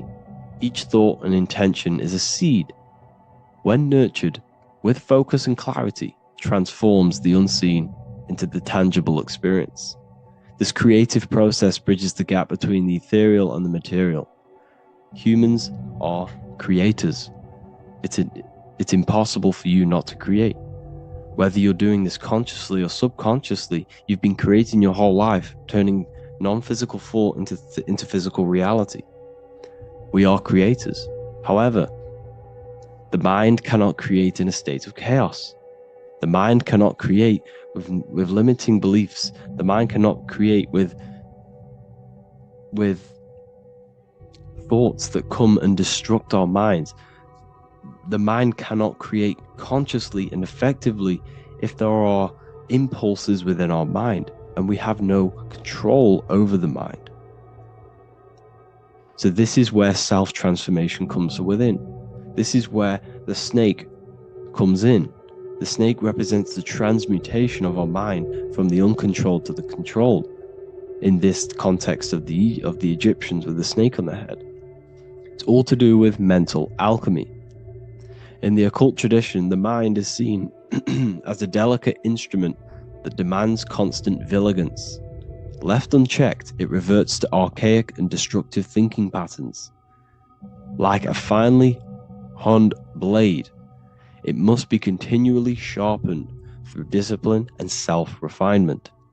In this unending process of unveiling and mastery, we learn to shape reality, harnessing the power of our thoughts to manifest the highest potential. It's all to do with mental alchemy, and this is how the snake is connected to you. And what the snake represents to you, it represents the transmutation, the changing of ourselves, of our consciousness, so we can gain control in this 3D world. If we lack control, then we'll constantly be manifesting chaos. Now, there are 3 ways that we can transform our world, and we can slowly transform our mind. Now, this is not an overnight process. It takes periods of time of purification. And number 1 is affirmation.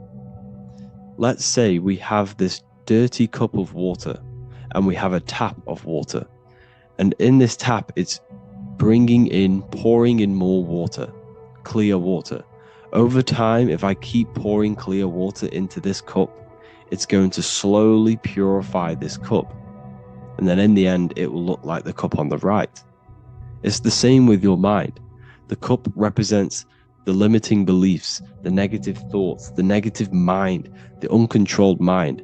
But if we keep repeating affirmations over and over and over again, such as I am disciplined, I am powerful, I am limitless, over time this can purify our subconscious and we can gain control over the mind, and we will become conscious of the thoughts that we are giving attention to. The second way is meditation.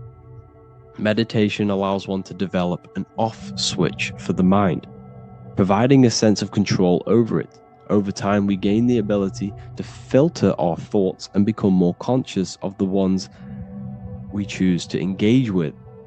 Meditation, over a period of time, will give you this button that allows you to filter out negative thoughts. If you have a negative thought in your mind, you'll be able to become conscious of this and redirect your mind's attention. This is all about self-control, because remember, we become what we think about. The snake represents the transmutation of the self. And another way is visualization. Visualization allows your subconscious mind to experience the reality you desire, accepting it as truth. As the subconscious becomes more immersed in this imagined reality, it works to manifest it into your conscious experience. Your visual eye, visual eye. You're using the mind's eye to see and mold your future. That's what imagination is for, to create in your future. You can become your future now in your imagination. And this can slowly purify your consciousness, slowly purify your mind, which will then, if you do all 3 of these over periods of time, you will see great transformation from the inside out. And your outer world will start to mirror your inner transformation, because it's as within, so without. You change your inner world of consciousness, of thought and emotion, you'll change your external reality and your circumstances. So I hope this lesson has gave you a great understanding of what the snake actually represents. And now that you see it, you will see this everywhere. Every time you see a snake, you know it represents the transformation. So please, if you can, leave a like, comment, and subscribe, and turn on the alerts to make sure you never miss a video. And if you have any video suggestions, feel free to make a comment and I can make a lecture on it. I appreciate you all watching this video today, and I'll see you all inside my university if you're inside, and I'll see you all in my Telegram if you join, and I'll see you in the next video, of course. Thank you and take care. Welcome to Revival of Wisdom. Welcome people, we're back with another video. Please make sure to hit the like, the subscribe button, and turn on notifications to never miss a video. The Vatican is a giant key from a bird's eye view, and it also contains an 8-pointed star. The Anunnaki Sumerian gods also depicted this 8-pointed star. The sky god Anu from the Anunnaki also uses the 8-pointed star for his symbol. And even Freemasons depict an 8-pointed luminary with a ladder and a key. This is symbolizing the key to ascension up to the 8-pointed star, which is Polaris. Polaris is always depicted as an 8-pointed star. Polaris is the standstill star at the very center of our realm, which is perfectly aligned with the North Pole. The Earth is a giant torus field, and at the center is where the most electromagnetic energy is stored. This is why all compasses point to the north. Hence why a compass is an 8-pointed star, because it points you to Polaris, which is the North Pole, the center of this realm. The 8 points of the 8-pointed star symbolize the 8 points in space and time. So yes, Polaris is the portal which you ascend through if you outgrow this consciousness by aligning your chakras. Our earthly realm is a macrocosmic reflection of us, and we as humans are the micro reflection, with the earth containing its 7 chakras as well as us. The North Pole is the 7th chakra, which is the crown chakra. So the key to ascension is held by the Vatican, hence why it's a giant key, because they mislead the masses through their religions, which teaches the masses to look outside of themselves. As stated in the 20,000-year-old emerald tablets, written by the Egyptian god Thoth.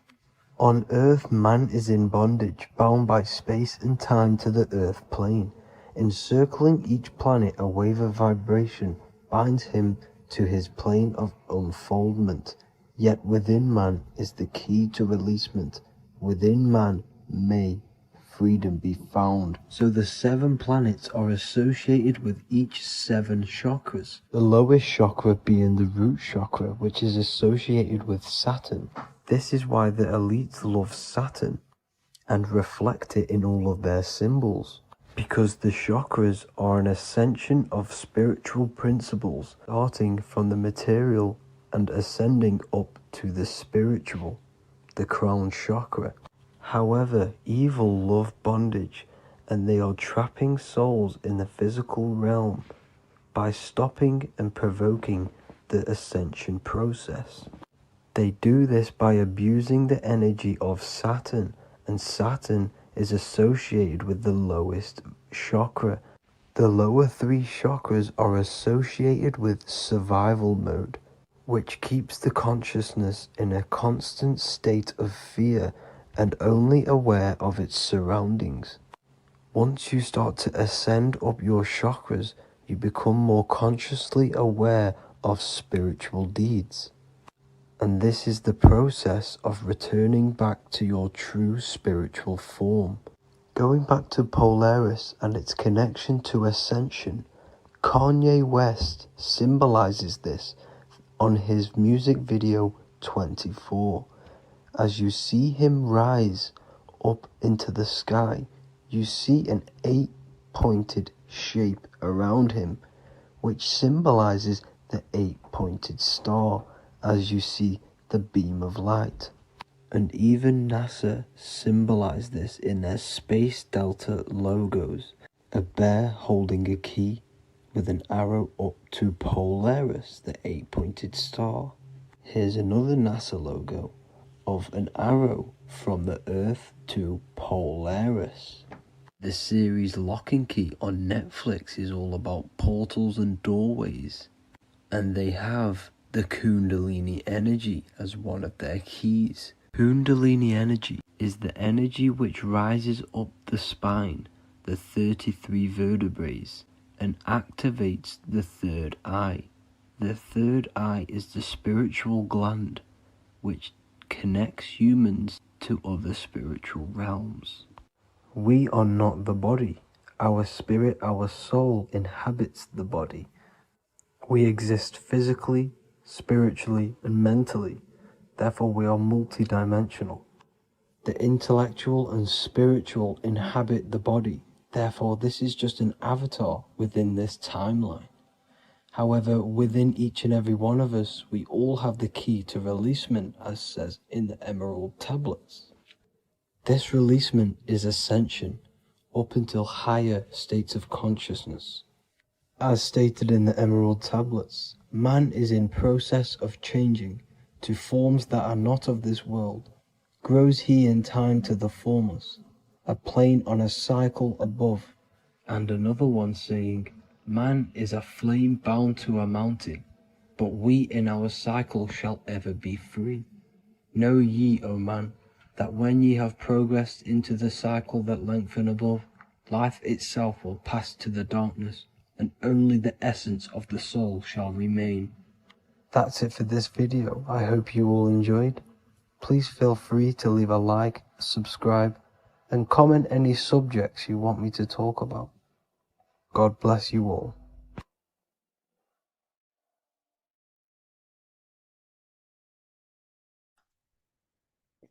In this video, you're going to learn exactly what Christ consciousness truly is and how to cultivate this into your life so you can live a better life, create the things that benefit yourself and humanity, and ultimately to bring heaven on earth. This is the true way. If you're familiar with my work, you know that, I'm pretty much obsessed with symbolism. Symbolism is such a massive topic, and it unlocks profound ancient wisdom that is hidden behind these layers of symbolism of the ancient paintings, symbols, and texts. So I was going through some Christian artwork and I came across this painting. It's a well-known painting called The Sacred Heart of Jesus. And it just blew my mind. What this is revealing about human consciousness and Christ consciousness, which is what Jesus represents. If you're not familiar with Christ consciousness, you should definitely do a bit of research on that. But I'm going to explain it today in detail. So when we look at this painting, we are looking at symbolism. We're looking at consciousness, a state of being, a state of living, a way of thinking, a way of feeling, and a way of acting in the world. As I've said this many times, we're all creators. We all create and generate reality. And you don't just have your personal reality, you have a collective reality. Your reality is affected by the collective consciousness. Depending on the collective consciousness's understanding of reality will also affect your life. We have a collective life and a collective experience. So Jesus in this depiction here is in a way showing us instructions to reach Christ consciousness, whether you see it yet or not. But I'm going to decode this for you. And your mind might be blown after watching this. Okay, so so what is the meaning of Christ consciousness? What's the whole purpose of this? Very simple. Like I mentioned before, we have a collective experience on this world. And Christ consciousness is the natural consciousness that we all need to be functioning on to generate peace, love, and unity on the earth in this experience we call life. That's what Christ consciousness truly is. It's a state of being that we need to cultivate within our own self, within myself, others, and everyone in this life and experience, so that we can all live in peace and heaven on earth, what they like to call it, so that we can generate the best experience possible together on this thing we call Earth, on this material world, this material dimension. The material dimension is simply just a physical dimension of thought. It's a physical outcome of thought, but that's a whole of a lecture. So please leave a like, leave a comment if you have any topics to talk about that you wish for me to cover, and definitely leave a subscribe if you like my content and channel. So to go deeper into this, right, we've explained what Christ consciousness is and what it actually, will do to the earth and what it will do to reality and our collective experience. And it's also representing a profound understanding of self, a deep understanding of the true nature of self, the true source of self, what the self is, pure consciousness, pure God. We are all Jesus. Jesus is you, a physical manifestation of the divine made manifested physically. A physical manifestation of consciousness, okay, of spirit descended into matter.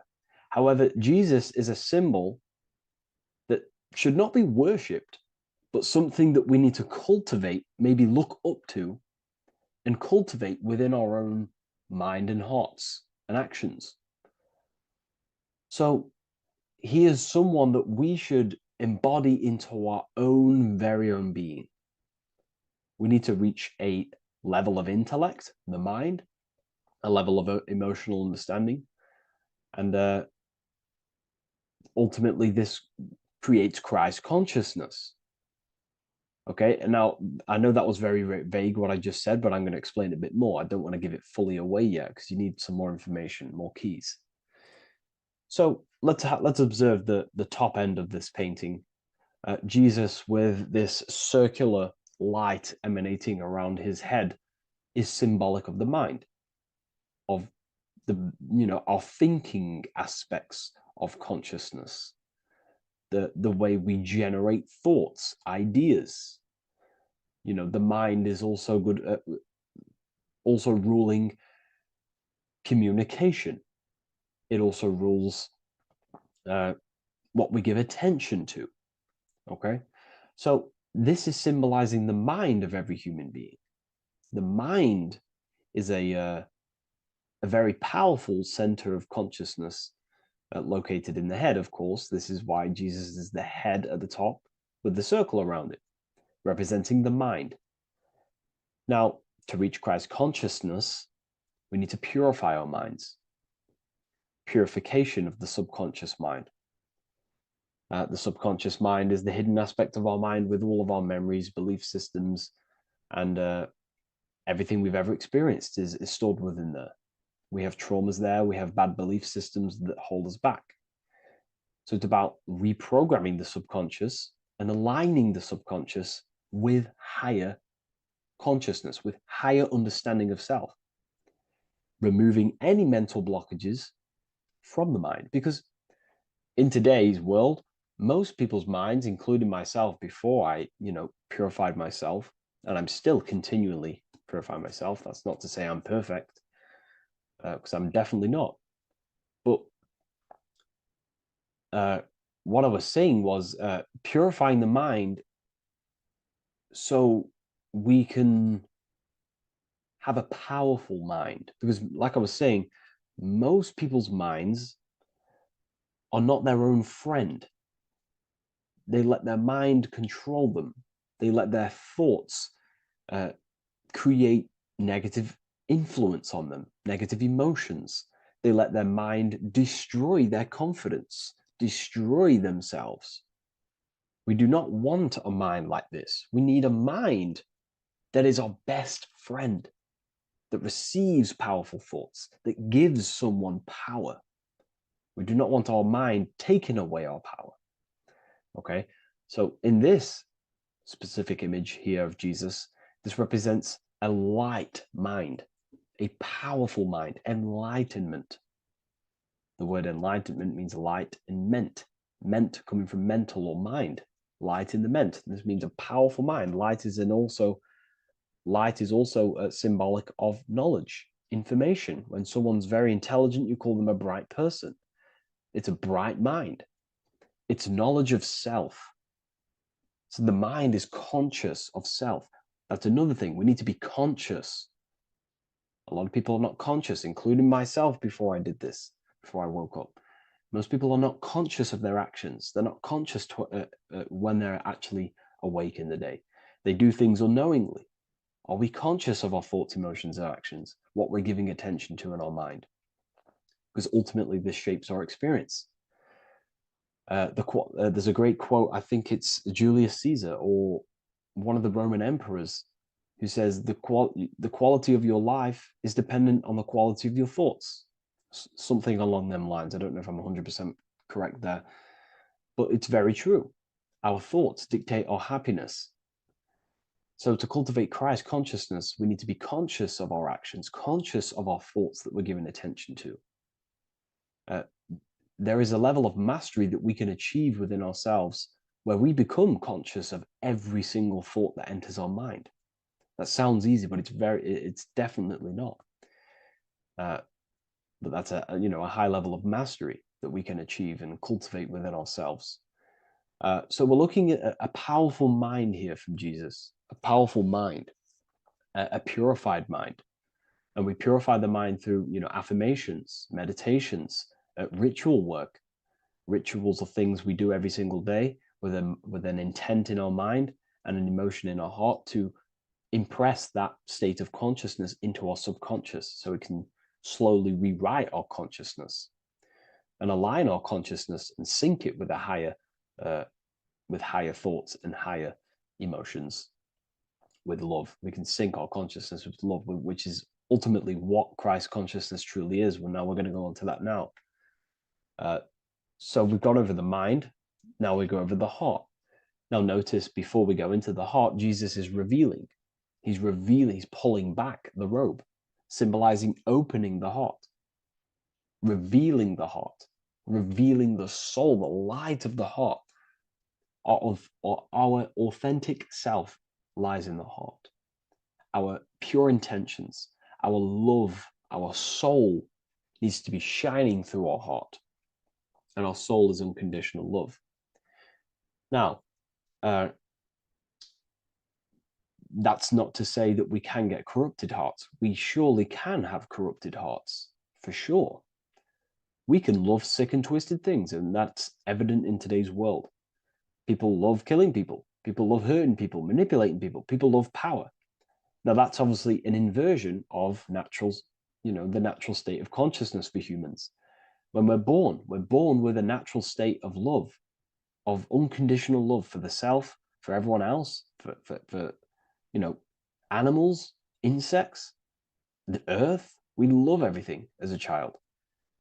And not only do we love everything, we actually act upon this. As a child, we do not act on anything we know is not good. And I'm talking early stages of being a child, before we're indoctrinated, before the mind and heart become corrupted. We are pure. This is symbolizing this. Light represents also purification and truth, because when you shine light on something, it's the truth. You see it. You shine it through the darkness. It reveals. So light, this is symbolizing revealing the light of the soul, of love consciousness, holding love in the heart, true love, not love for sick and twisted things, but true love for the self, the body, and for everyone else and all things. Holding love in the heart. There's a famous saying of keeping the sun in your heart. Keep the sun in your heart. It's a very famous saying. What the sun is a symbol of love. What does the sun do? It gives abundantly. All it does is give light, give energy, power, light to the earth, and everything is feeding off this source. The sun expects nothing back. It just abundantly gives. It's a symbol of love. This is the love principle of creation. Now, the heart is also governing our actions. What we think about, in our mental field of consciousness, is directly corresponded and observed in our hearts. What we think about directly corresponds with what's going on and what we feel in our hearts. Okay? Thoughts produce emotions. So if we give attention to negative thoughts, there's no wonder we're having negative emotions in our hearts. So purification of the mind is also having an effect in purification on the heart. Because when we purify our thoughts and only give attention to powerful thoughts and positive thoughts that uplift yourself and humanity, then we're going to also see this change in the heart, see this emotional change in our consciousness. Okay, so this represents the purification of, a purified heart, the light emanating around the heart. Love for the self, love for one another. And you're revealing this, you're shining the heart on others. This represents, revealing your true self to everyone without suppressing aspects of self. Revealing the light, not holding back the light. Because people in darkness will look at people who are spiritual and say, oh, he's into the woo-woo stuff. It's about revealing that and not caring about others. Because when you shine a light, you're also planting seeds in other people. Now, I'm going to tie this together with the hand gesture. Now, what we're looking at here, we're looking at a hand gesture with two fingers up. We have the middle finger and the index finger upwards. And notice how they're crossed over. They're crossed. They're not separate. They're crossed, representing unification. Unification here. This is a unified two fingers. Two represents division. Crossed over represents oneness. It's the unification of the mind and the heart. A lot of people talk about this, but not many people go into detail about it because, for many reasons. But this is the unification of thought with emotion. This is how we truly reach Christ consciousness. And ultimately, when we do gain the love in our hearts and we do slow, it's a gradual process of cultivating love for the self and everyone else in the world, because we're so programmed to be divided, but it's a slow progress. But when we do cultivate love in our hearts for the self and one another, love is a very, very nurturing and growing force. Like I said, the sun earlier, that is pure love energy. It makes everything grow on the earth. While love in your heart grows connections with people. It grows care. You go out your way to do things to people and do give people things. It's a very nurturing and growing energetic force. And me personally, I think the whole universe is built upon love. The whole thing. Without love, without the love, there is nothing. Nothing is, love is the only true emotion that truly exists. Everything else is either an opposition of love or a different degree and branch of love. Love is the only true emotion, and everything is built upon that principle. Okay, love is what guides us to a higher consciousness. When we cultivate love in our hearts, we become a vessel for light, more energy, more vibration. Our electromagnetic field expands, our biofield, when we hold love in our hearts. It's a very powerful force. And when we do cultivate a strong spiritual compass within our heart, because that's what our heart truly is, it's a spiritual compass. It tells us, well, it doesn't tell us, it knows what is right at all times. If you think something, your heart tells you whether that is right or that is wrong, whether you should act upon it or whether you should not. The heart knows what's good and evil. No one told you this as a child. As a child, you already knew this. You came into the world, you knew what was right and wrong. You knew it was wrong to hurt people. So this unification that he's doing with his hand symbolizes thinking with the love of the heart. Represents thinking with love of the heart. Thinking with love of the heart for the self and the collective. Now, ultimately, what this does is gives birth to perfect action. Why? Why does this give birth to perfect action? Think about it. Every time you've taken an action, why did you take the action? You probably, well, you would have thought about it, you had a feeling towards it, a care energy, and you took action. Why do we go to work? We care about paying the bills and staying in our house. We go to work to earn money. We think, we care, we act. Everything you see in front of your reality, on the screen that you're seeing right now, you called your eyes. Everything is in front of you because you care. It's the heart energy that leads the body.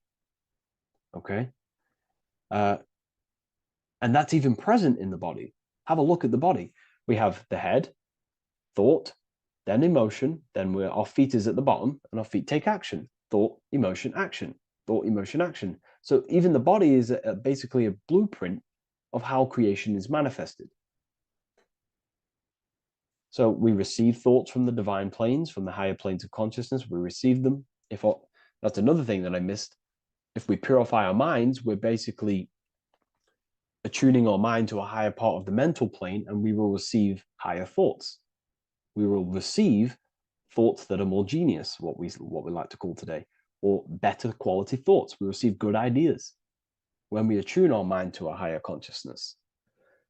Okay, so we are like a radio. We receive thoughts based on what our mind is set to. That's why we call it a mindset. So, like I was saying, we receive thoughts through the head. We feel the emotion, then our feet take action. Thought, emotion, action. So the body's a blueprint of creation.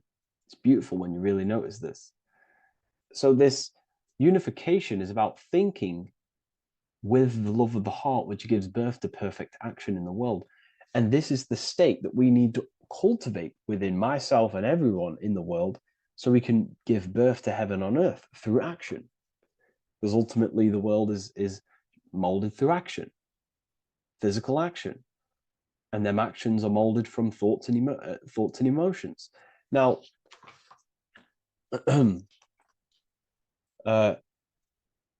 just to have a little announcement, I am now opening 10 more spaces inside my symbolism masterclass. With 10 more spaces, you're going to learn about a lot more about symbolism. It's very affordable. I'll leave the link in the description if you wish, if you care about gaining more information and learning the ability to read symbols. So what is the inversion of this? What is the inversion of this consciousness? Well, that's what we call satanic consciousness. Satanism. Satanism on its true level is the opposite, the opposing the natural state of consciousness that we are born into. It's about thinking with no emotion, thinking and acting. This is what the Skull and Bones represents here. So the Skull and Bones Secret Society, this is their main logo. Again, we have the skull, which represents thought, and the bones, which represent action. The bones take action in the physical body. We're looking at thought and action with no emotion, no empathy, no love for one another, only love for the self, the inverted love. Okay? We're looking at gray. Gray is a symbol of dullness, death.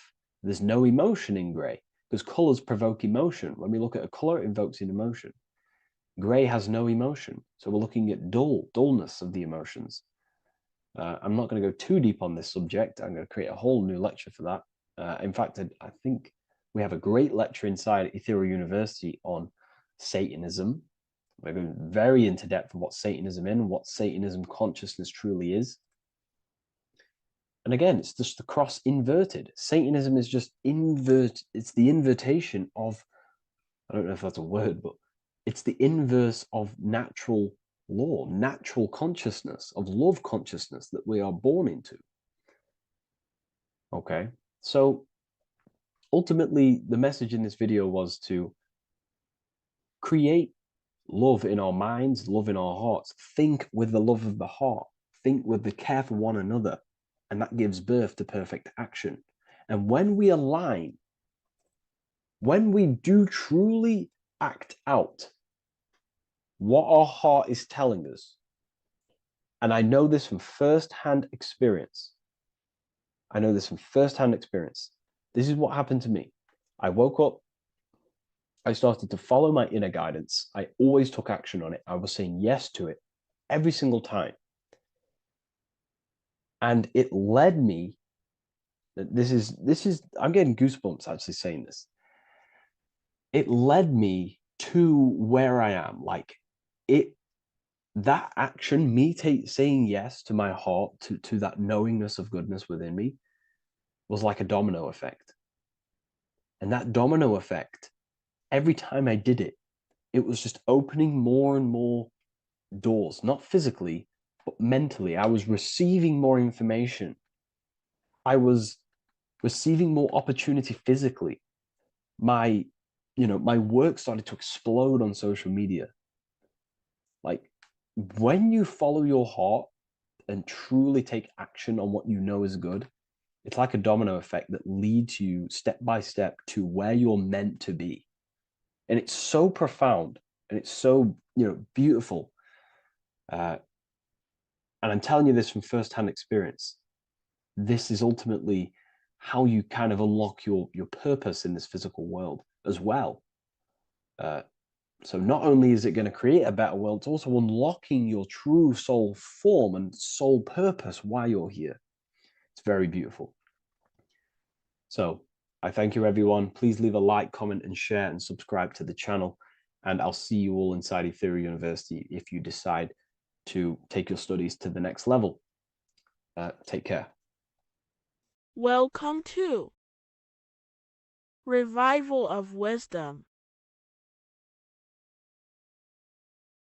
What is good, people? Is Revival of Wisdom. We're back with another video. Today we're going to be talking about the importance of Saturn and the occult. Let's jump straight into this. So Saturn is the god of the earth, right?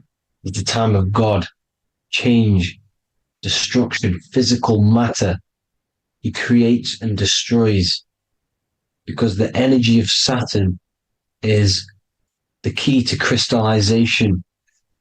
It wraps things in physical matter, right? He creates everything, all life forms, and he takes things back, because the day that you're born, that's the day that your expiry date is coming. The time is ticking until Saturn takes your life. This is why he's known as the Reaper. Okay? As he's personified as eating his child here in this ancient Roman painting. As you can see, he's eating the child. We are all children of Saturn, right? He creates physical matter, our physical bodies, right? He's the god of time because he's the slowest moving celestial body. He's the Lord of the Rings, as you can see here. He's the last one on the ring. He's the slowest one moving, okay? So he is the Lord of time, destruction, and creation, okay? This is why his name is Saturn, Satan. He's the devil, okay? But I'm not saying Saturn's evil, guys. It's a part of life. Everything lives and dies, right? He's the key to crystallization. Now, as we have the clock here, our god Saturn, or Chronos in Greek, just means time. He's also the god of time, as I've already said. 60 seconds in a minute, 60 minutes in an hour, 24 hours in a day. Add 2 plus 4 equals 6. 60 seconds, 60 minutes, 2 plus 4 equals 6. That's 666. Okay? And as you see on the clock, 6 take away 12 equals 6. 7 take away 1 equals 6. 9 take away 3 equals 6. 6 is the number of Saturn. It's associated with Saturn, right? He's the god of time, of justice. Everything goes back to the Reaper in the end. Everything lives and dies. Now, the artwork of him, he's always got the Reaper staff. You see, it's personifying death. Now, when you see this, the Romans were not saying Saturn was a real person, a real god in human form. No, this is personification. This is what the ancients always did. They personified, just like the Bible. It's all personification. So the personifying Saturn eating its children because it eats, it's the Reaper. No one can escape the Reaper. No one can escape death. Now, Saturn is 666, which is in the Bible, the number of the beast, right? The number of the beast, Satan, 666, right? So on the North Pole of Saturn, you have a hexagon, which makes a cube, right?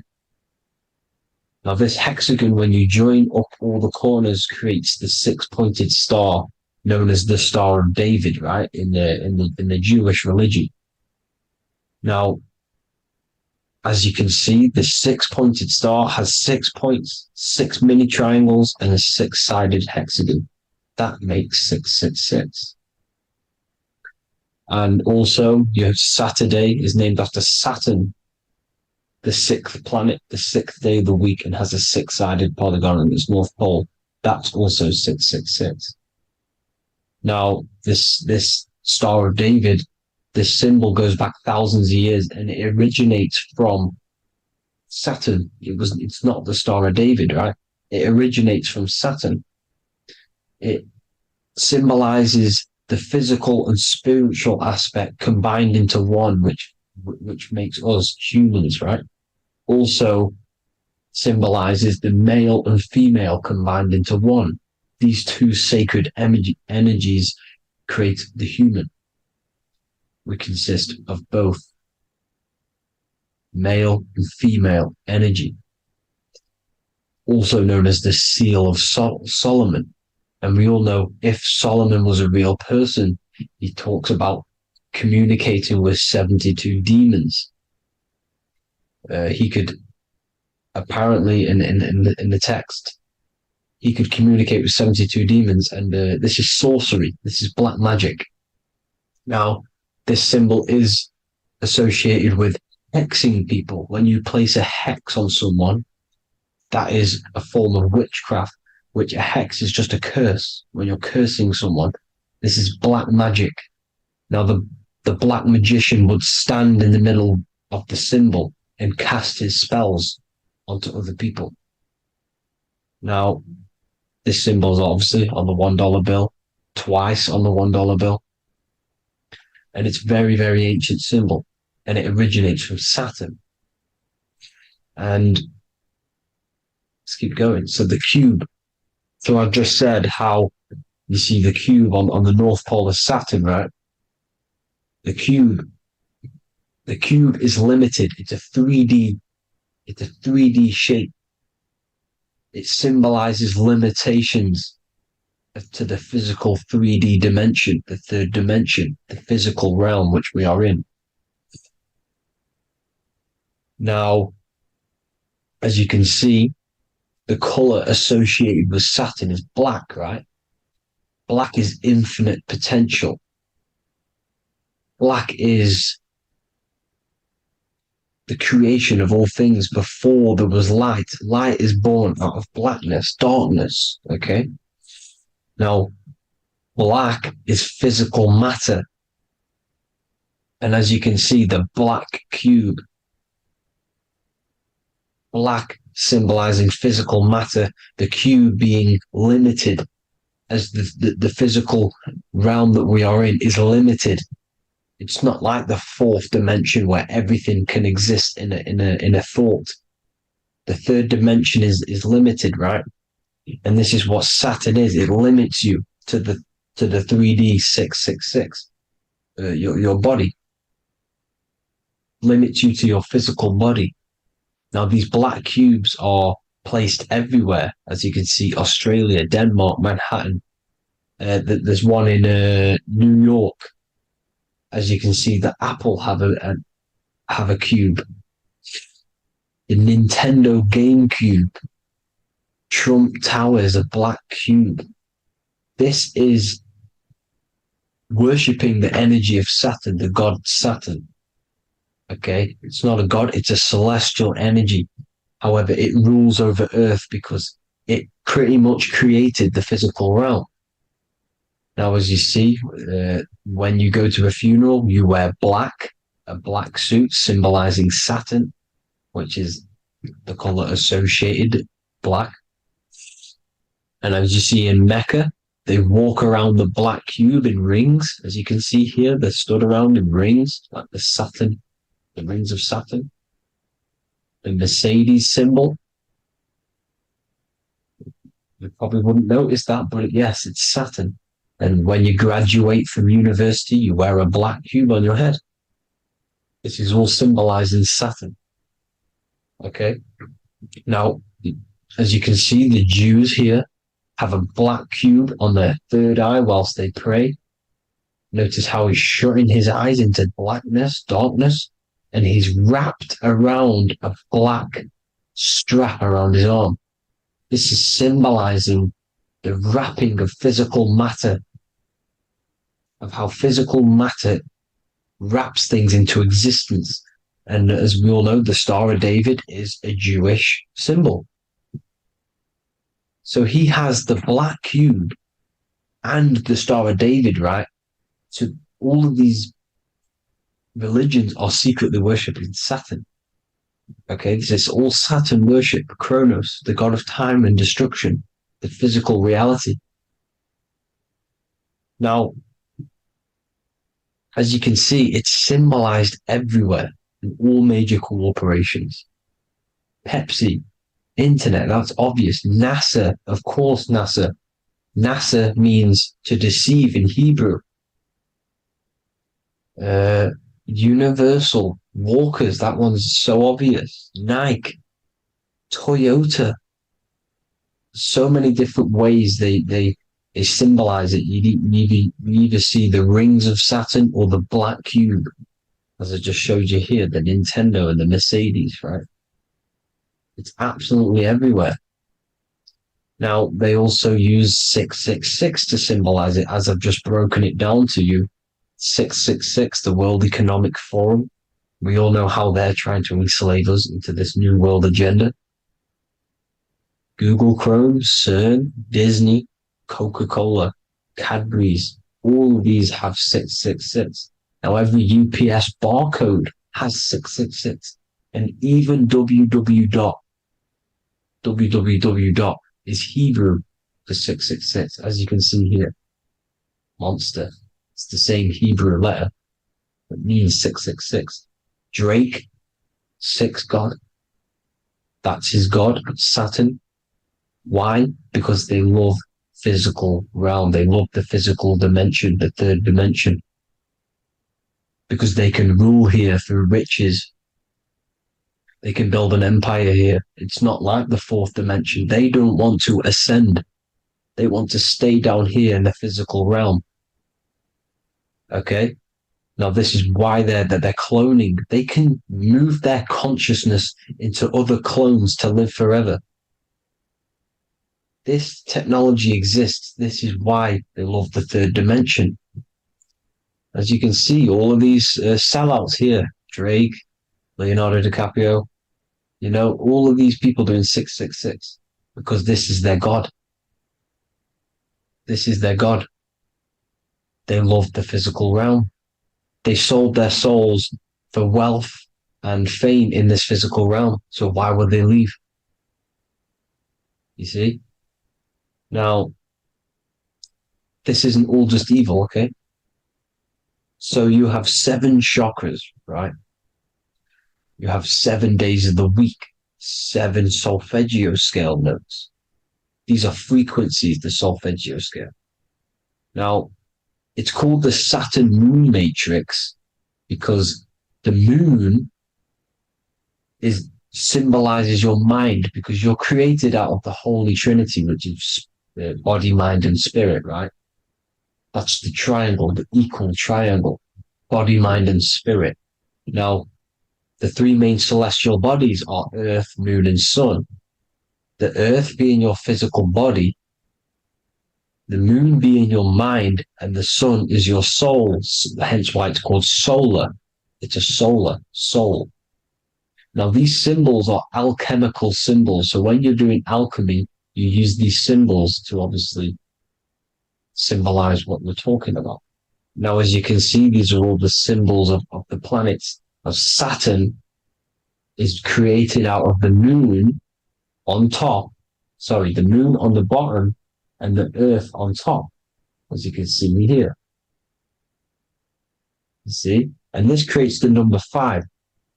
Now, with the moon being your mind and the earth being your physical body, this is mind over matter, because the earth is your body's matter. This is a matter over mind. You don't want to be matter over mind. This is low states of consciousness. You won't be mind over matter. You see, to manipulate matter, to create your own reality. Now, obviously, we all know Saturn is associated with the lowest chakra, which is the root chakra. This is to deal with your animal instincts. When you're down here, you identify as the physical body. You don't know anything spiritual. You're you have a pure physical mind. You don't believe in anything spiritual. This is survival mode, consumption. They want you trapped down here, which is matter over mind. They don't want you to create your own reality, which is mind over matter. You see? Now, that's what Jupiter is. Saturn is the moon on the bottom and the earth on top. But Jupiter is the moon on top with the earth on the bottom. That's mind over matter, you see? So, these chakras are an ascension process from matter, physical matter to spiritual. This is the ascension. This is the stairway to heaven. This is Jacob's ladder. You see? Now, the number 5, which is obviously associated with Saturn as well, which create the symbol for Saturn, created the number 5. You have 5 senses, 5 elements, 5 physical elements. As we all know, Saturn crystallizes everything into physical matter out of the 4 elements. 5 fingers and toes, 5 points of man. Okay, the number 5 is the number of justice. Saturn holds things back. He restrains things from you, makes you learn the lesson. Now, 666 is not all evil. 666 is the atomic structure of the carbon atom. 6 protons, 6 electrons, 6 neutrons, right? We are carbon-based life forms. All life forms are based on the bonding properties of the element carbon. Because Saturn crystallizes everything into physical matter. Now, the Masons symbolize this with the checkered boards. They have the black square, which is obviously matter. As I just said, the black cube. And spirit is the white square. Because white is eternal light. White and light. You see? Black is physical matter. Now, this is what we are. The point of our soul is to transmute from matter to spirit. But these are interchangeable. This is the constant cycle between spirit and matter, spirit and matter. High vibrational matter turns into spirit. Low vibrational spirit turns into physical matter. You see? Now, we are carbon-based life forms. This is what 666 is, the number of the beast. When I say we, the physical body is the beast. It's the animal. It's the carbon suit to operate in this physical dimension, in this physical realm. See? It's the vehicle used to operate in this physical realm. But your mind isn't from this physical realm, you see? The brain is the physical manifestation of the soul. Okay? So, as you can see here, the spine is an extension of the brain. Everything goes back to the brain. This is literally what your physical body is. You see, this is the nervous system, and everything reports back to the brain, and everything's controlled from this control center.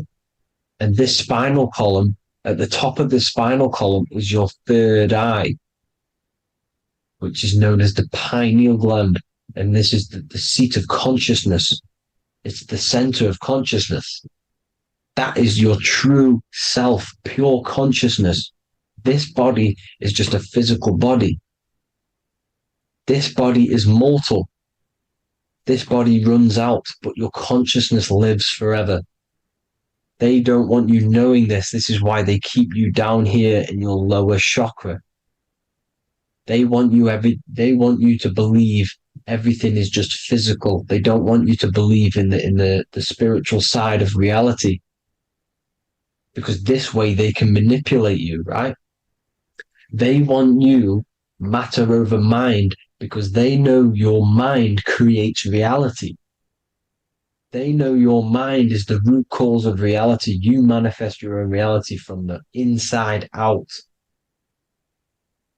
So this is why they control your perception of reality. They control your information in order to manifest their new world order.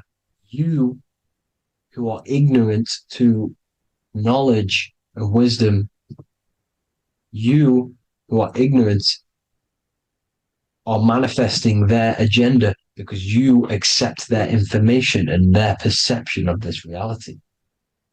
Now, this is why they tell you the globe model, the heliocentric model, to trap you into physical matter. Now, if you understood about this true form of this realm, you'd understand that there's a spiritual side behind everything. The spiritual side, something has to exist. The root cause of reality is higher planes of existence. It happens in the mind before it happens on the physical plane. You see? They don't want you knowing this. They want you matter over mind, which is the symbol for Saturn. Moon over Earth. The Holy Trinity.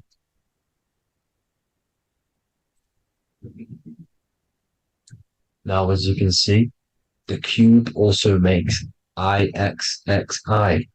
This is Roman numerals. This is Roman numerals, and when it's translated from 9/11. Yes, 9/11. This is the secret code of the one world order. The two twin towers, when the two become one. Okay, when the two become one, this is how you reach the higher states of consciousness, the physical and spiritual. Now, as you can see, the 9/11 memorial are two black cubes. It's two black cubes. This is all Saturn worship. Now, I'm not saying that Saturn is an evil celestial body, right? No, everything has a good side and a bad side, right? It's duality. The spirits of Saturn on the dark side are the most evil demonic spirits. Now, these are the spirits that these are invoking through these rituals, right? Yes, 9/11 was a massive ritual. It's a satanic ritual, okay? Now, we all know Elon Musk. Elon Musk is coming with the mark of the beast. And English gematria, this equals 666, right? 666, as I said, is the number of the beast. You are the beast, your physical body. You see how the Bible twisted things up to make things more confusing, right?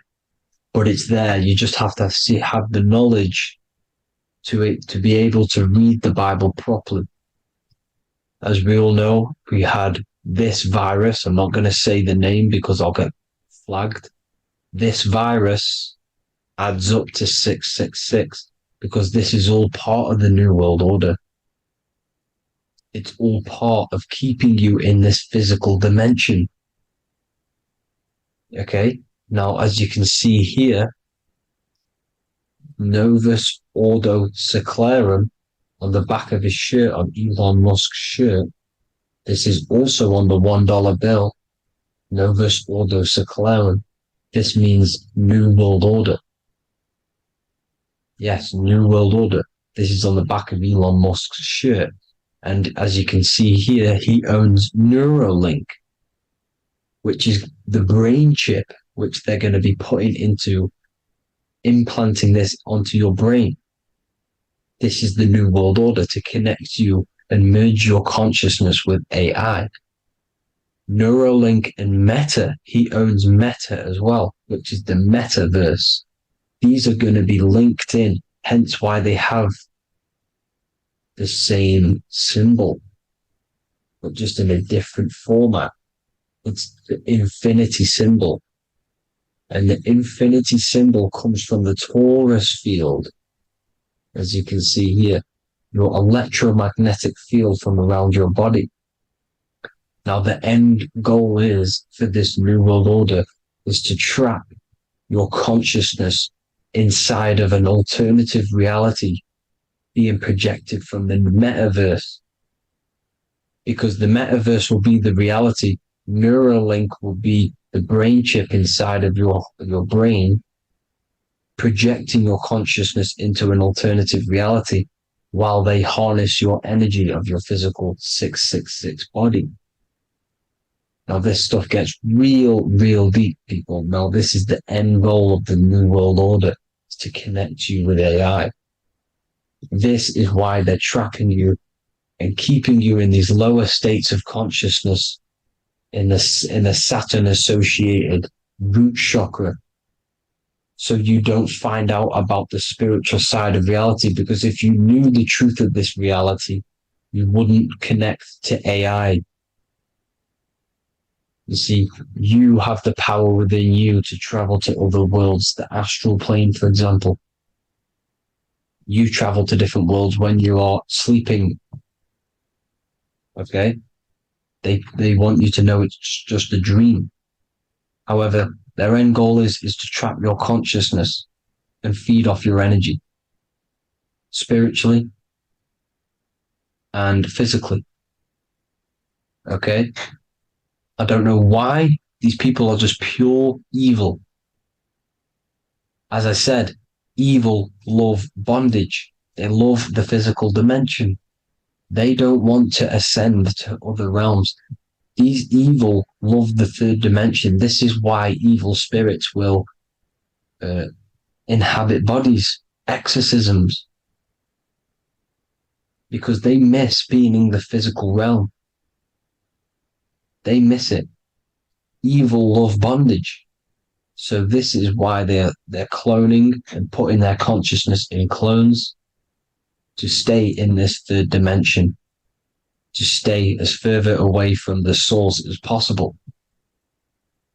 Okay? This is why they're doing it. And this is how it's all linked in. So I hope you all enjoyed this video. Hope you gained some wisdom. Please feel free to join the Telegram. And please leave a like and a subscribe. Thank you all, people. God bless.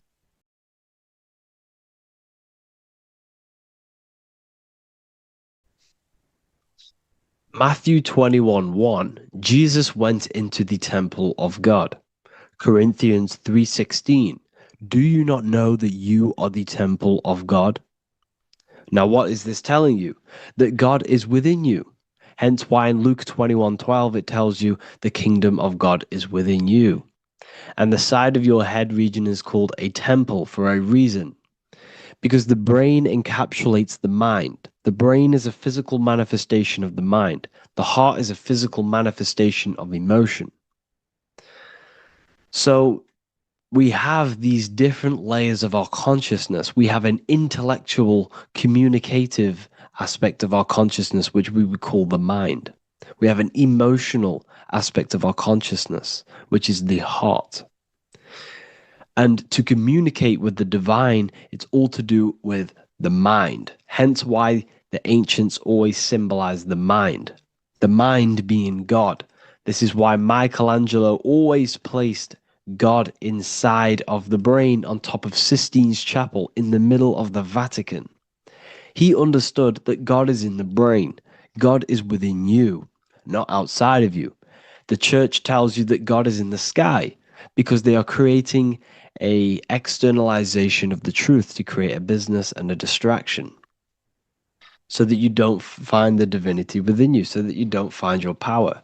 Now you have Adam, the physical man, the physical body, the ego, the lower self. And he is resting. He's not trying to reach to God, but God is reaching because the higher consciousness within you is always trying to communicate with you. It's always trying to wake you up to your divinity. But the lower mind, the lower self, Adam, the physical self, is always in ignorance of truth, always in ignorance, and stays in a materialistic way of thinking, which is the lower animal self. And this is what we call a sleep or an NPC. This is the lower mind of man. But all you have to do is to move your finger to touch God. You have to look within yourself, within the brain, meditate, and you can find God. This is why in the Bible we see many references to the human body and anatomy to truly connect with God. Kings 6:8, the door to the middle chamber was in the right side of the house, which is the right hemisphere of the brain. The middle chamber is the pineal gland, where the seat of your consciousness is, where the seat of your higher consciousness is, the mind. And they went up the winding stairs, which is your spinal column, into the middle chamber, and out of the middle chamber into the third. So they went up the winding stairs. This represents raising your consciousness up the winding stairs. Your spinal column acts as a stairway of consciousness. Depending on what sort of consciousness you are operating in, depends on what part of the spinal column you are using. Because the spinal column ascends and descends consciousness. What do I mean? If you are in a reproductive way of thinking and you're always thinking about sex, you're jerking off all the time and you're always eating, all of your brain's power and your mind's power is being descended into the lower aspects of the spinal column, which represents hell, the physical state of man, Adam, the ignorant state. We're basically living off low-level pleasures like an animal. And the stairway to heaven is your spinal column. They went up the winding stairs into the middle chamber, which is your mind, your pineal gland, and out of the middle into the third stage of consciousness, physical, etheric, astral. When you meditate and you start to raise your consciousness during meditation, you enter the astral plane when you turn off thought. But this is the middle chamber inside of the brain. Here we see another painting inside of Sistine's Chapel of God inside of the brain. This is the brainstem. This is the brain. This is the frontal lobe. This is the back lobe. This is the back lobe. This is the cerebellum. Here's the reptilian brainstem. Here's the claustrum. This is what we are seeing here. Anatomy. Here is another one in Sistine's Chapel in the middle of the Vatican. This is depicting the brainstem. God's neck looks exactly like the brainstem. Here we see a real brain compared to God's neck, because the neck is just below the brainstem. And this is what they are symbolizing, because they knew that God is within you. God is a part of the human body. God is inside of the body, because the body is a vessel for consciousness, for universal consciousness.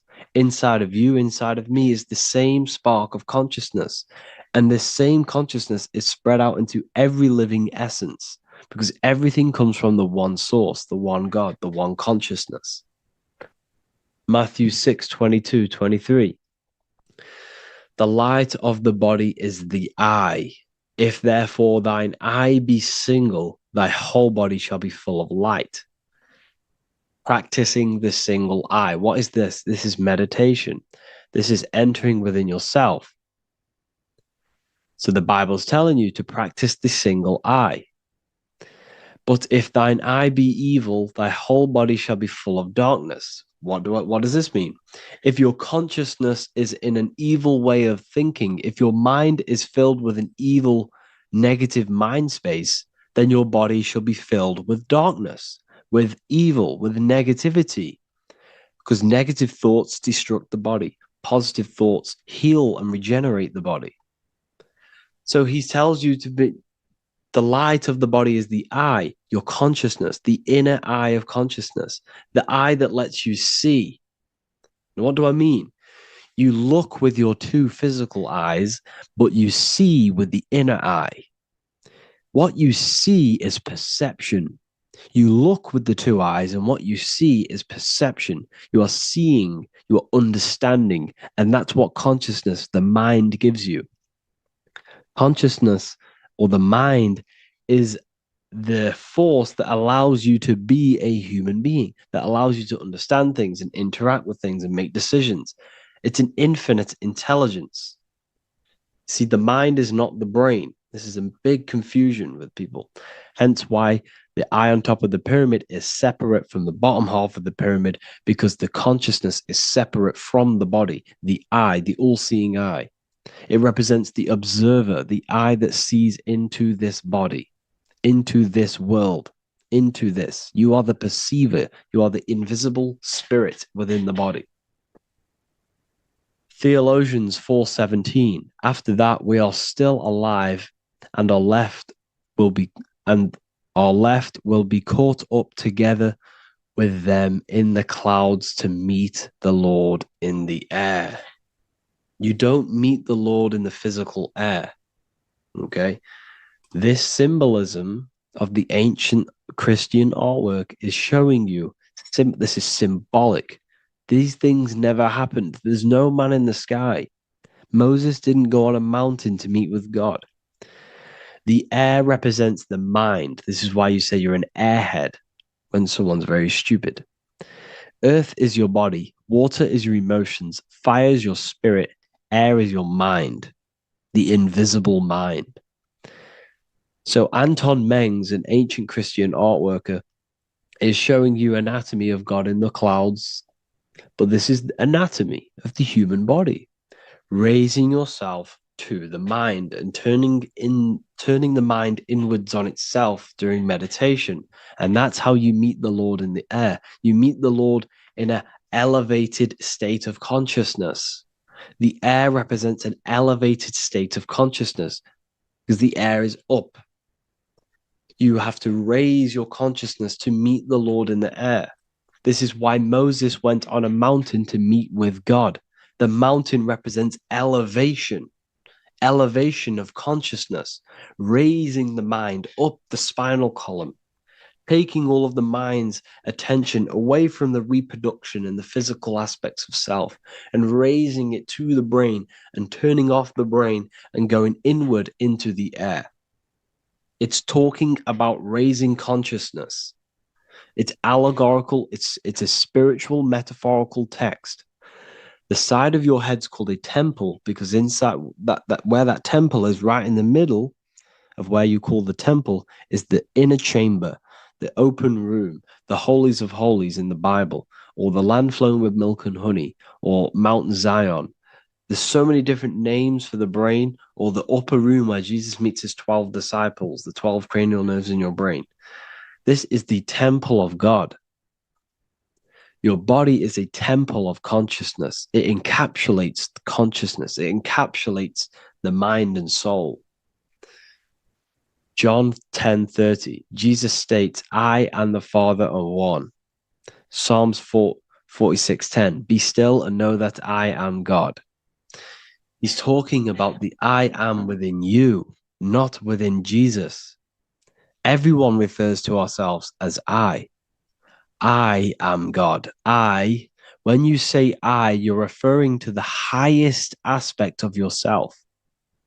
the aspect that is above all thought, above all emotion, and above all things.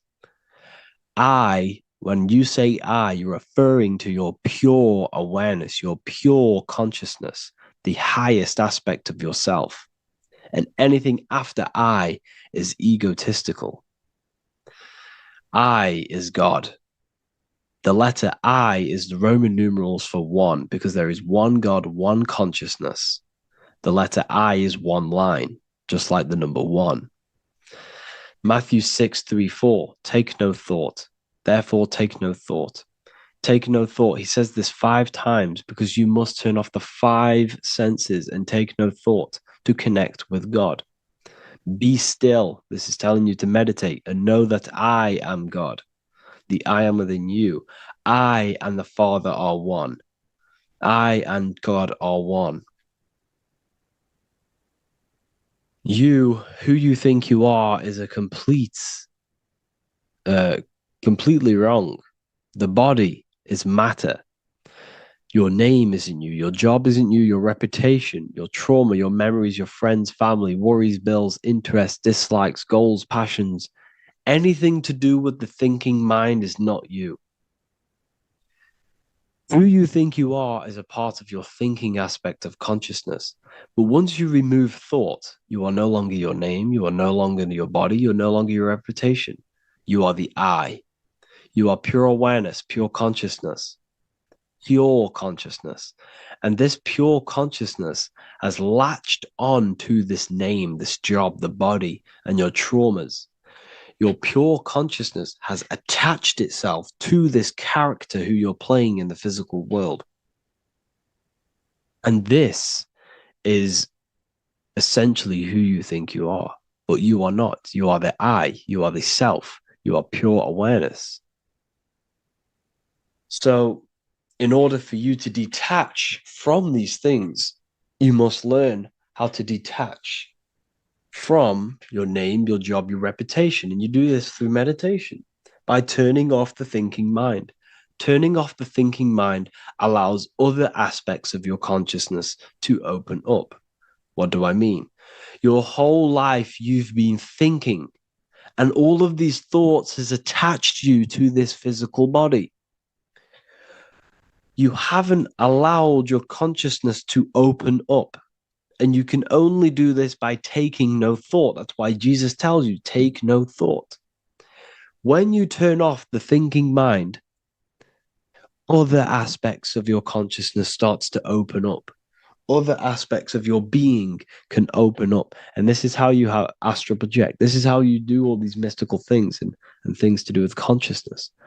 It's taking no thought. Imagination, emotions, thought, and memory are all to do with consciousness. These things are not physical. You can't touch thought. You can't touch emotions. You can't touch these things because they are not a physical thing. So you must turn off these things for other aspects of your consciousness to open up. Okay? So essentially, the Bible is a metaphorical, astrological, numerological, metaphysical, spiritual, encoded text that talks about human anatomy, spirituality, and the true nature of the human experience. Everything they teach you in school is to make you think that you are this body. Everything they teach you in church is the externalization of the true teachings of Jesus. Jesus was telling you to meditate. Jesus was telling you to practice the single eye. Jesus was telling you to look within yourself and find God. He wasn't telling you to pray to him. Mark 16:19, he was taken up to heaven and sat at the right hand of God, the right hemisphere of your brain. John 21:6, cast the net onto the right hand side of the boat and you shall find fish. Fish is understanding. The boat is your body, your brain. Cast your awareness into the right side of your brain and you will find understanding, because the right side of your brain is all to do with the creative aspect and the intuition and the spiritual sides of your consciousness. This is why God is here This is why Michelangelo depicted God in the right hemisphere of your brain, because this is all human anatomy. And I speak about all of this in the brand new Book of Wisdom, Volume 2, which is now available. The start of the revolution has begun. This book is truly going to change the way people see the world. It's got so many new more topics than the last one. It's truly a revolution. It's written in so much detail. It's very practical. I cannot wait to share this one with you. I just want to say thank you for the opportunity for me to create this book, because without you, I couldn't have created this. And I just love sharing my work with you. And I thank every single one of you for the support, the watch, like the views and the likes, everything, especially the people who have joined the university and stuff like that. And for people who have joined the university, you do get a free Book of Wisdom paperback if you just go to the general chat and follow the description, follow what the instructions that I gave you in the chat, and you'll be able to order a free Book of Wisdom if you are inside of the university. Plus, you get all of my other books, 2 books, and over 45 occult books on occult and esoteric things. You get lectures, live calls, a community, a manifestation mastery course, and a whole library and reoccurring updates every month, every week. So yeah, I hope you all enjoyed this video. Thank you all. Please leave a comment to help the algorithm, and leave a comment on what videos I should make. And yeah, I'll get to uploading on the YouTube a lot more now. The second book is now released. I have a lot more time on my hands. No longer using my energy to create the book. I'm now going to redirect this mental energy into the YouTube. So there will be a lot more content coming. So I need some content ideas. So feel free to comment some ideas, some YouTube videos that I can create. Thank you all, people. Have an amazing day. Welcome to Revival of Wisdom. This video is going to be about the flat earth and the breakdown of the whole cosmology. I'm going to be digging very deep. I've got a lot of pictures and images to show you, and a lot of dots to connect. So let's start with the Freemasonry art. So this artwork we have here is the Freemasonic cosmology as they know and believe. So what is it symbolizing? We obviously have to start off with the 4 pillars representing the 4 corners of the earth.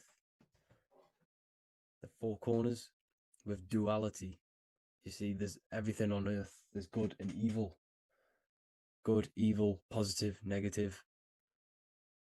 Good, bad. This is the checkerboard. This is what it symbolizes. Okay. Obviously, we have the sun, the moon. The sun gives you energy. It's the anode. The moon is the cathode. It's the opposite. It takes your energy. So therefore, you become sleepy when the moon comes out. You see, everything on Earth, everything in the universe is balanced. There's complete balance symbolized by duality. There's always 2 opposites. We have the all-seeing eye, and obviously 7 stars representing the 7 planets, but not planets as in we know planets. They're not physical spinning balls of gas. They are energies. They are lights emitting from the realm above this realm. They are lights through the firmament, through the electromagnetic field. So let's go through that again. The 4 corners, duality, positive and negative, cold, dry. Everyone on Earth has an opposite. Everyone, there's 2. Okay, and then we have the sun, the moon, the 7 planets with a 5-pointed star. What's the 5-pointed star? Of course, it's the 5 elements: spirit, water, earth, fire, and air. Okay, that's what the 5-pointed stars symbolizing, the 5 elements of earth. And then, most importantly, we have the compass. The compass is very, very important, hence why it's in the center. The compass is symbolizing many, many things. And one of the most important things, but we'll get into that after. We have a boat with water outside of the earth. So we have a boat on water, symbolizing the waters separated by the firmament, the waters above, separated by the firmament from the waters within the firmament, the earth. So this is what it's symbolizing. So the compass, what's the compass? This is where the compass comes from. The Polaris, the most important star there is, because it's in the center of Earth, the sun, the moon, and the black hole, black sun. Because all creation comes from center, the seed center. Okay, but we'll get into this after. But also, this is a very important Masonic symbol because they use this symbol a lot. This is one of their main symbols, hence why Neil Armstrong has the Masonic ring with the compass on it. The people who supposedly went to the moon, which obviously they faked to push this globe model, because the globe model is based upon fear. Because the globe model, if they can sell you the globe model, they can sell you anything then. You don't know where you actually are.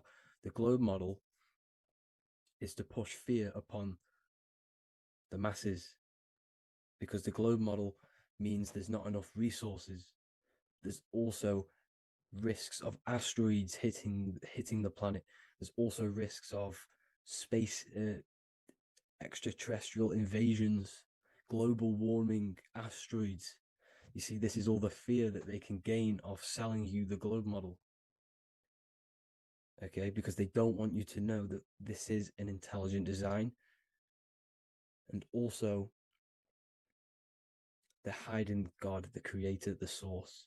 This is why they are satanic. They are opposites. They are lefty, Lucifer, right, righteous, godly. Hence why they do the symbolism on their eyes. 666. This is another famous, famous astrologer, astronaut. This is another famous astronaut doing 666, showing that he's in the alliance of the occult. But even look at their 10th anniversary stamps. They have a Masonic compass on there. Also, the Order Out of Chaos. Order Out of Chaos, double-headed eagle. Okay, the Order Out of Chaos ring, which they wear. So all of these astronauts are in the occult. They are lying to you. They are in with this order, this Masonic New World Order, whatever you want to call it. So let's break this compass down a lot more. Because as I showed you here, the center, okay, this is what the compass is symbolizing. Let's go into the North Pole map. This is from 1595. This is a rough estimate of where this map came from. It's from around the 1500s to the 1600s, maybe 1400s. There's not an actual set date on this map because obviously our history has been tampered with. But let's break down this map and the symbolism that they use towards this map, because this map is the map of the North Pole. Okay, so in the center, we have the black rock symbolizing the tower, the pole, North Pole. And what's on top of the North Pole? Obviously, it's Polaris. North Pole and Polaris. Okay, with the 4 islands around the center. Okay, 4 islands around the center. And this is what blew my mind, right? They say that Santa Santa sounds similar. And if you look at this pole that's pointing to the North Pole, you see this line here. So this is obviously from the 1600s. What color is Santa? He's red and white. Just like this map pointing to the center is red and white, and Santa comes from the North Pole. So it's not a coincidence that they use red and white. They're mocking this map because obviously they took over after the 1500s, 1600s. They took over around the 1800s. So they're mocking this map with Santa coming from the North Pole with this red and white line to the North Pole. Notice the 4 islands. Okay. Like windows, their symbol, they obviously in the occult, they're part of the New World Order, is symbolizing these 4 islands with the blue behind it for the water. Okay, so this is another occult logo. They're symbolizing this center because the center is so important. Okay, we'll get into that. Also, we have the Mayan cosmology.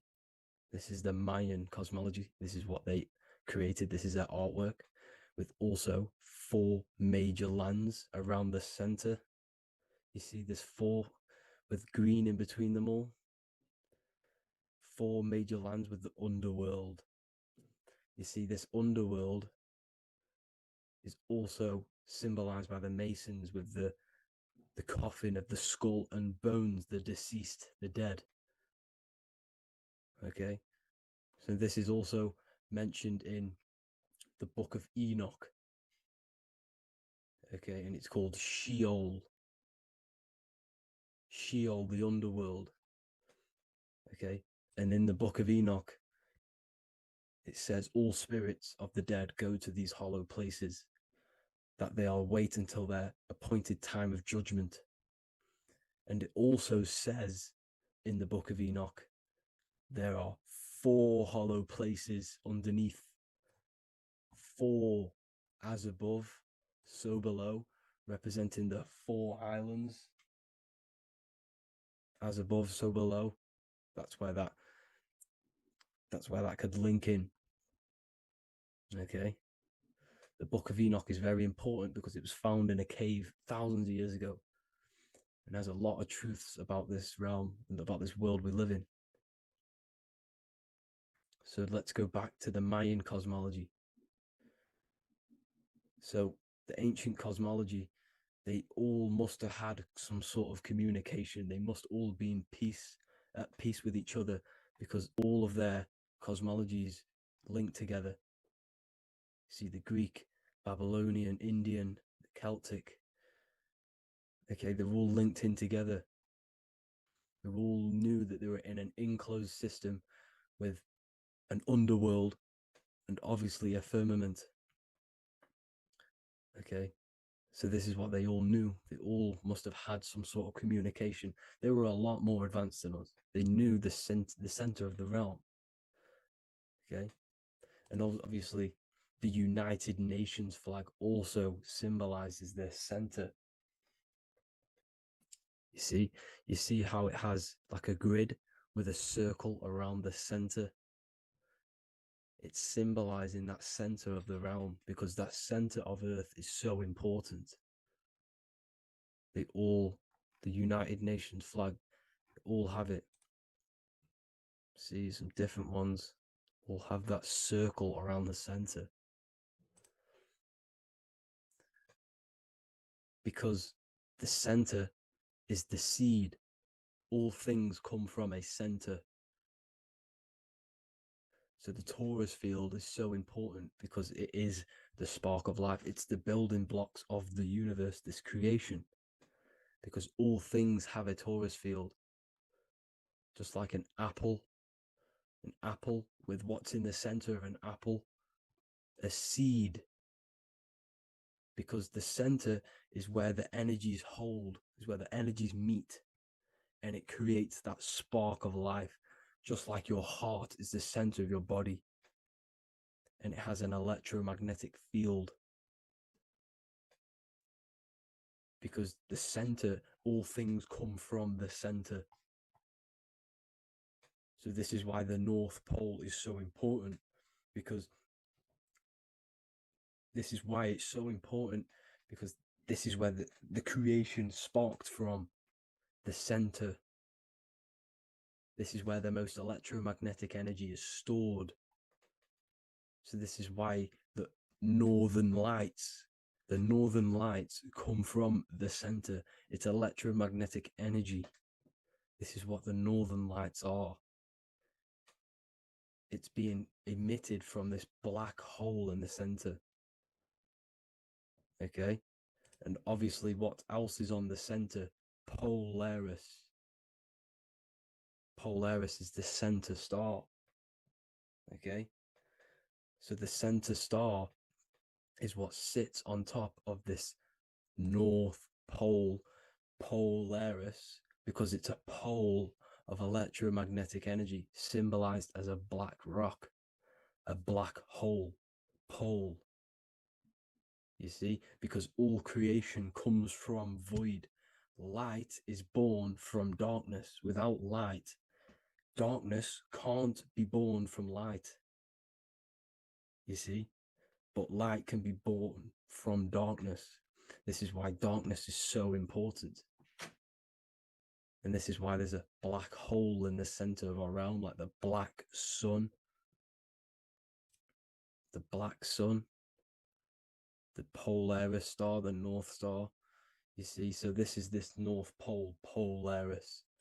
This is what they're talking about. And this is why compasses are an 8-pointed star, because Polaris is symbolized as an 8-pointed star. This is where a compass will point you to. It will point you to that center.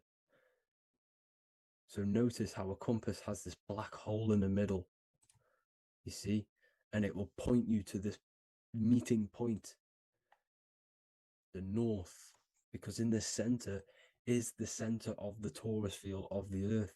This is where the most electromagnetic energy is. You see, everything gets sucked into the black hole. Okay, this whole reality is being projected from that center point, just like your eyes suck in light. It's a black hole.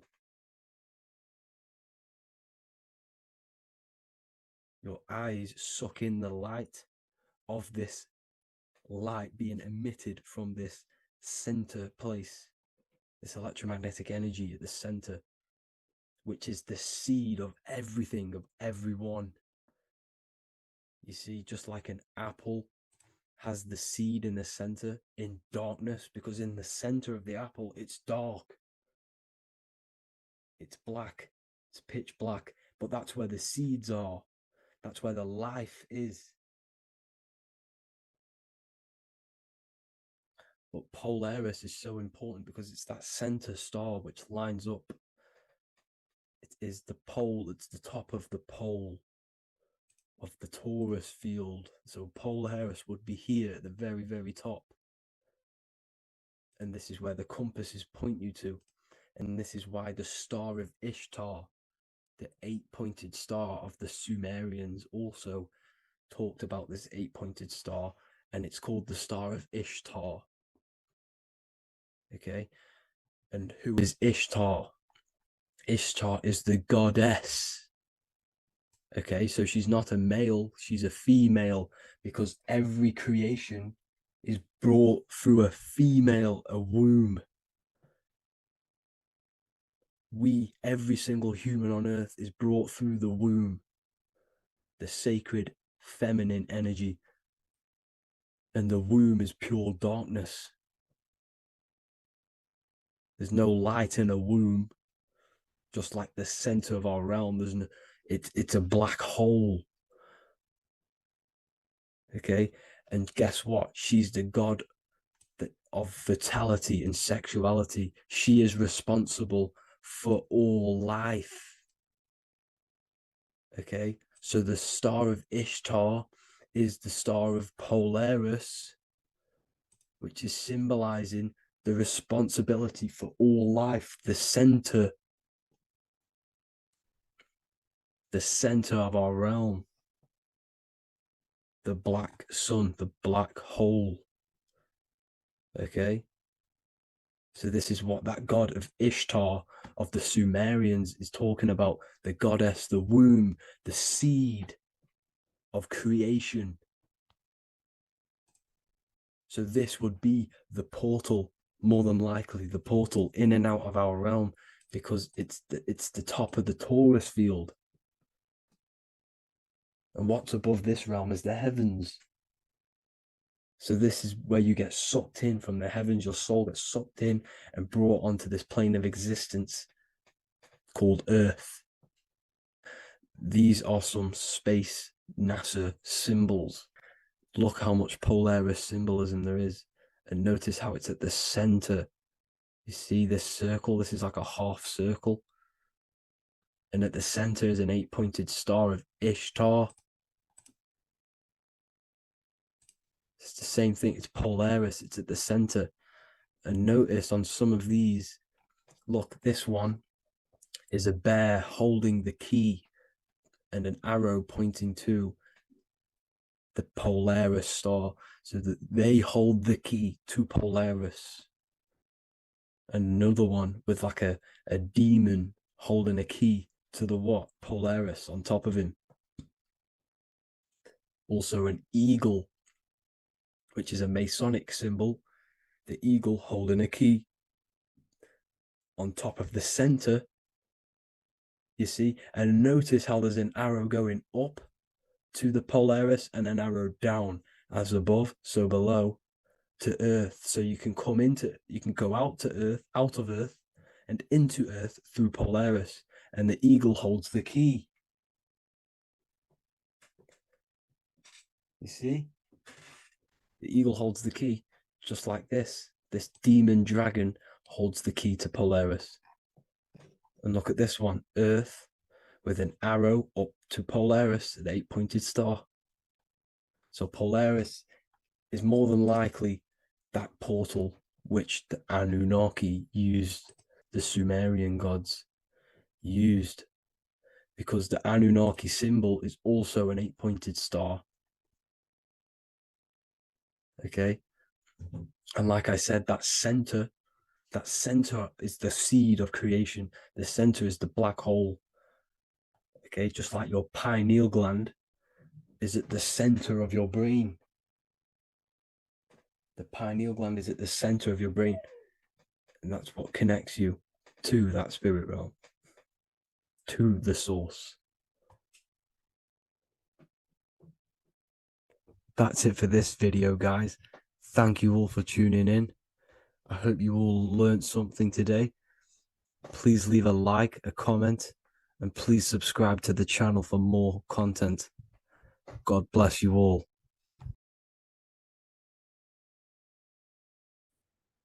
What if I told you that you are under a spell, and this spell is controlling you in every aspect of your life, and you don't even realize it? Spells are not what you've been taught. They're not fantasy magic wands that are casted over you. No, no, no. Spells are much, much deeper. A spell is a belief system that is installed into your subconscious mind, which holds power over you. Okay? If I install a belief into your mind and that belief holds power over you and controls you, that is you under my spell. A spell is a belief that someone has installed into you. Okay? You have a subconscious mind. The subconscious holds power over 90% of your daily basis behavior, thought patterns, and overall emotional state. Because the subconscious is the back end of our mind, the mind that we don't really have access to. It's the shadow self, where all of our programs, all of our memories, all of our traumas, all of our everything that we've ever experienced is recorded and kept in this vast database called the subconscious. Now, the subconscious is the 90% of our mind. We are only aware of 10% of our mind, which is the conscious mind, which is what you're using now, what you're consciously aware of. But there is a subconscious mind that holds power over your conscious decisions, and you don't even realize it. For example, as a child, you had a very, very traumatic event happen. Let's say as a child, you were not loved enough by your parents. And this feeling of you not being enough for your parents and feeling alone as a child implanted this seed. And this seed was planted by your emotions, a strong emotion. And over time, as you grew older into an adult, this seed grew and grew and grew. And what this seed grew into is you being very needy, you always seeking validation from others. Okay. But you taking this conscious decision 10 years down the line actually stems from this hidden cause within your subconscious mind, within this little feeling, this seed inside your subconscious where you don't feel like you are worthy. So this results in a conscious decision of you seeking validation from others, being very needy from others. Okay. This is what the subconscious is. The subconscious holds power over us. For example, posting on social media. Why are you actually posting on social media? If you take a selfie with your new watch, new car, and you go and post that onto your social media, why are you actually doing that? On the deepest root cause, it's not because you just want to post a picture. No, it's much deeper. It comes from a subconscious belief or a subconscious emotion of you seeking external validation, whether you believe that or not. But that's what it is. If you're posting on social media, you're seeking attention, you're seeking validation from others on a deep level, on a subconscious level. You may not even realize this because it's subconscious. Now, this is what a spell is. Money is a type of spell. Remember, money doesn't actually exist. Money does not exist. Money is a physical object inside of the material plane. But the physical object has a belief in the mental plane. See, the mind is the highest plane. This is the root cause of reality, the mental plane. Okay? So our belief in our mind has given this piece of paper value and a meaning. But in reality, it's just a piece of paper with a belief behind it. But this subconscious belief behind this piece of paper is controlling your daily basis behavior, is controlling your emotional state and controlling your life without you even realizing it. Without you even realizing that it's all an illusion. Money does not exist. It's the belief that gives the piece of paper a power. And the way we break the spell is by realizing that the money doesn't actually exist. The whole world is under the spell of money, and it's controlling all of us. But the spell is the belief. Once we all wake up and realize money has no value, it doesn't actually exist, it's only a belief. There is no actual money. That's how we break the spell. The spell is broken when we figure out that we are under the spell, under the belief, under the illusion of this piece of paper having value, and it's controlling our lives. That's why the word money has mon within it. Mon is moon, and the moon represents our hidden aspect of our mind, our subconscious, and the sun represents our conscious mind. So you have two versions of yourself. You have the self that you show to everyone, the conscious mind, and you have a shadow self called the subconscious, which is the hidden aspect of you. For example, do you really love your partner who you're with, or are you just with them is there a subconscious fear of being alone? Do you really want to be with this person, or is it stemming from, are you staying with them because it's stemming from this fear of being alone, of being lonely. Or are you just with them because you have a subconscious sexual addiction? And all of your conscious decisions are actually coming from this little seed of wanting sex or not being alone. You have two versions of yourself, the conscious mind and the subconscious, the shadow self and the self that you show to everyone else. Okay? And the subconscious is what's holding power over you. When you drive your car, you don't consciously have to think about changing gear. You've done it that many times. It's on autopilot. That's the subconscious doing it. You can be walking down the street. Your conscious mind could be thinking about what you're going to cook for tea later, but your subconscious mind is controlling your body and walking your body. You don't have to think about moving the body. You just do it because you've done it that many times. It's a program. It's a belief in the subconscious that's giving this movement power. You see, the subconscious holds a lot of power over you. Our beliefs hold power over our daily basis behaviors and actions. Okay, like I said, posting on social media, this is seeking external validation. There's a subconscious stem, there's a subconscious urge bringing this desire into conscious reality. So we must break the spell of our emotions controlling us, our traumas from a child controlling us. For example, another example of this, let's say you were in a car crash years ago, and this car crash led you to having a very traumatic event, very traumatic emotion you felt in that car crash. You felt a lot of pain. That was impressed into your subconscious. And even to this day, you're probably scared of going into trains, going onto cars, going inside of vehicles. And you might not even be aware that it's actually stemming from this event that happened 10 years ago. That's the spell. That's the spell that's holding power over you. And you don't even realize it. You realize the spell when you realize you're being controlled by this old belief, this old trauma. That's what a spell is. A spell is not something I cast over you with a wand like Harry Potter. Spell's much deeper. It's the hidden aspects of our mind that hold power over us, that control us. Okay?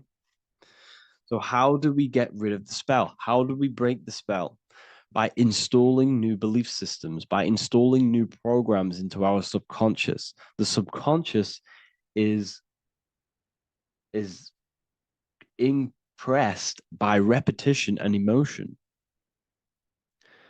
Everything you do on repeat, for example, tying your shoelaces, you can be looking up into the sky, closing your eyes, thinking about what you're going to create for tea while doing your shoelaces. You've done it that many times, you don't have to think about it. That's the subconscious taking over. Okay? That's the repetition aspect of the subconscious. For example, you could probably run down your stairs. You know exactly how to run down the stairs. If I tried to run down your stairs, every staircase is different. I'd probably fall over. But you've done it that many times, you know exactly how to do it. It's what we call ritual. When you have an evening ritual, when you tidy the house, you do your skincare routine, you wash your teeth, that's a ritual. This is what the ancients called ritual. When we do rituals, we're trying to implant something into our subconscious to either remove an old program, an old seed that is controlling us, for a new one that's going to grow into new light, into a new reality.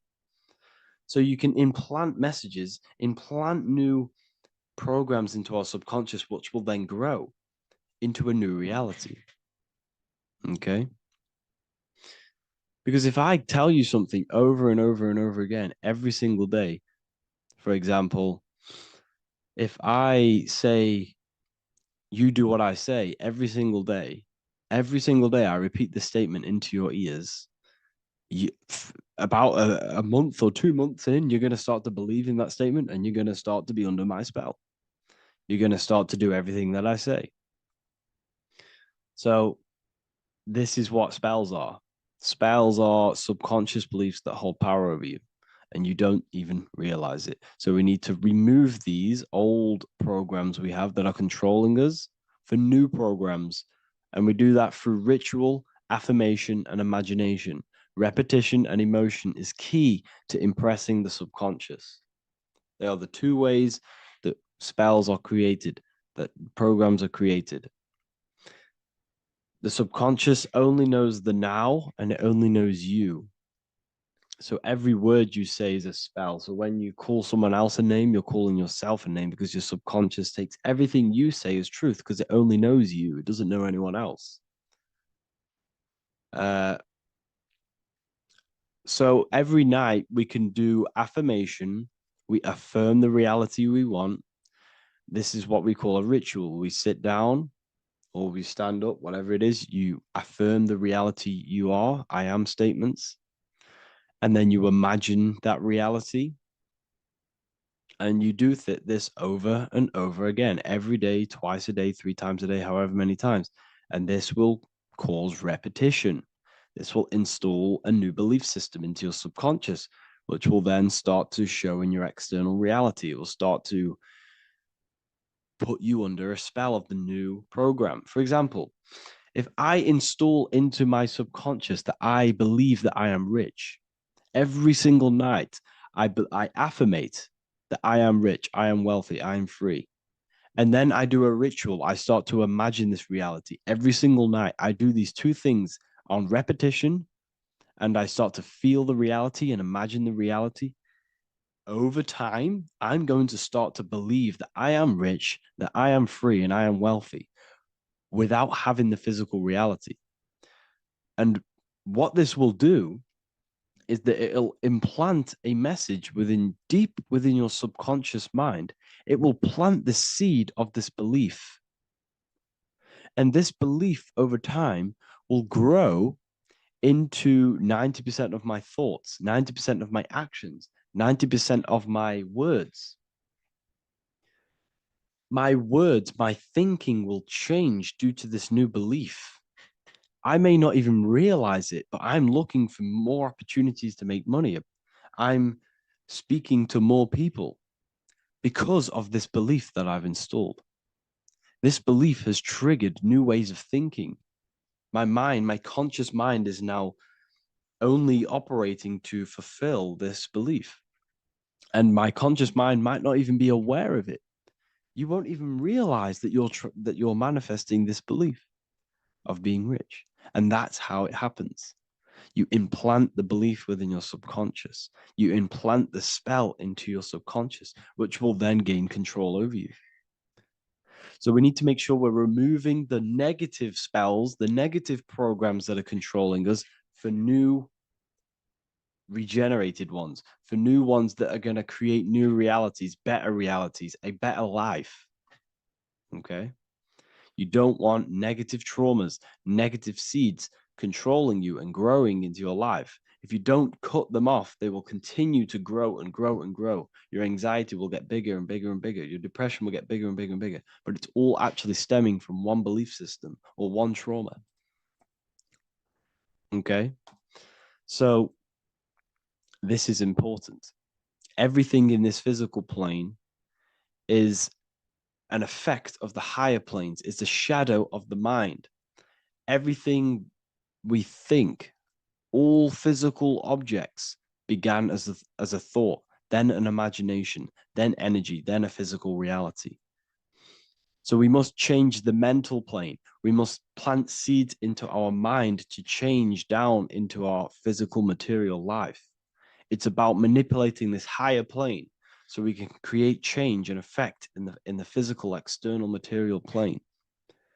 That's what magic is. This is what spellcasting is. This is all what it is. It's not fantasy. This is the manipulation of the higher planes of consciousness, which your mind has access to. You have access to these higher planes. Okay? This is exactly what I teach in my university. I teach different rituals. I teach specific rituals to get rid of certain things, certain belief systems. I teach all different rituals, all different ways for you to create your own reality and live the best reality you want. We also have all of these different courses. We have Activating the Inner Eye. This will teach you exactly how to lucid dream and activate your inner vision of imagination. We have the Sexual Alchemy course. This will give you the power of transmuting your sexual energy into creativity. We have electromagnetism studies. We have esoteric exchange, an exclusive live call that we do every single week, and I connect with all of the students. They can ask me questions, can speak with me one-on-one inside of these live calls. We have the real numerology section. We have the health section. We have a lecture section. Look at all of these lectures we have on occultism, symbolism. All of these lectures are designed to gain you power, to give your personal power back to you, to make you realize things about you. We have a meditation section. We have a library section where you can download all of our library, all of our books, different books on occultism, symbolism, Freemasonry, astral projection. And of course, we have the Manifestation Mastery course, which teaches you exactly how to create reality so you can live that desired reality that you want. This is the last chance to lock in the price of $55 a month. This is less than $2 a day. You can really level up your life because the price is going to increase as the value of the university increases, because there's a new symbolism course coming out. And if you join now, you'll get this course for free, because obviously when this course releases, the price will go up. The symbolism course will teach you the language of esoteric and occult symbolism. I'll leave the links in the description. Make sure to leave a like, comment, subscribe to the channel if you want to see more content. Thank you all, people. Have an amazing day. Greetings everyone, it's Revival of Wisdom. I facilitate human enlightenment through occult and esoteric teachings. I hope this video expands your mind into a new field of thought. In this video, we're going to be discovering the true esoteric meaning of the 7 planetary energies. So let's jump straight into this. In order to fully understand this, you must understand the esoteric teaching of as above, so below, and as within, so without. Our inner world is mirrored into our external material reality. We have a physical voice, which you are hearing right now, and I also have an inner voice, which no one else can hear. The inner world is invisible, and the external world is visible. In other words, the inner world is the spiritual world, and the outer world is the material world. The inner world of ourselves reflects and projects our outer world, which means everything in our external reality is somewhat reflection of our internal self. You are made in the image and likeness of God. You yourself are the universe experiencing itself in a 3-dimensional physical form. The Newtonian science has programmed you to believe that you are a physical being inside of a physical universe. They did this to limit your mind to only believing there is a physical universe and that you are separate from the universe or God. But you yourself are the divine essence of the universe, experiencing itself in a physical plane, which means everything you see is inside of you, including the stars, the planets, and the elements. As above, so below. As within, so without. An example of this is the 4 physical elements: fire, earth, water, and air. In the external world, these are physical elements. In our internal world, they represent the 4 bodies of consciousness. We have 4 different bodies. We have a material body, we have a spiritual body, an emotional body, and a mental body. The mind is not made out of the same substance as the body. The emotions is not made out of the same substance of the mind and the body. These bodies exist in 4 different dimensions, 4 layers of consciousness. With that being said, the 4 physical elements are inside of us. The earth is our material physical body. Fire represents our spiritual astral light body. Water represents our transformative and emotional body. Air represents the mental body, the communicative and thinking body. This is the teaching as above, so below. If that resonates with you and you can comprehend it, please leave a like and a subscribe to this channel to see more content. And feel free to leave a comment on any video suggestions. Okay, so now we've gone over the 4 physical elements and how they correspond with your inner world of consciousness. This is going to make it easier for you to understand what the planets actually are. The planets are a bit more in-depth and more detailed aspects of our consciousness. The 4 physical elements are generic, but the 7 planets go deeper. They are deeper aspects of ourselves. On a macrocosmic scale, the 7 planets rule the material realm. Every object, every animal, every plant, every stone, everything we see in this plane is governed and created under one of the 7 planets. I don't really like calling them planets. They are energies. They are spiritual forces that drive things into existence. An example of this is if we look at a tree. The roots of the tree are governed by Saturn. The stem of the tree is governed by the sun. The leaves of the tree are governed by the moon. Any offspring or fruit of the tree is governed by Jupiter. Any defense mechanisms of the tree is governed by Mars. The communication and networking of the tree is governed by Mercury. The smell and the look of the tree is governed by Venus. Everything we see in this material plane is governed by one of these specific energies. Everything material has a spiritual force that brings it into physical existence. This is the reason why we have 7 days of creation in the Bible. The 7 days of the week, all governed by the planetary energies. Monday is Moon Day for the moon. Mars governs Tuesday. Mercury is Wednesday. Jupiter is Thursday. Venus is Friday. Saturn is Saturn Day. And Sunday is for the sun. This is the reason why there are so many 7s in this physical plane. 7 days of the week, the 7 colors, the 7 chakras, the 7 diatonic musical notes, the 7 lamps on the Jewish candlestick. The G inside of the Masonic square and compass, G is the 7th letter. Now let's go a little bit deeper into every planetary energy. Saturn in the external material plane governs the foundational and enduring aspects of existence, such as roots of plants, the bones of our body, and even the insects that dwell beneath the ground. Saturn represents the dull, hard, and unyielding forces of life, symbolizing structure, limitation, and conditioning. Under Saturn's influence, things become rigid, bound by restrictions and boundaries.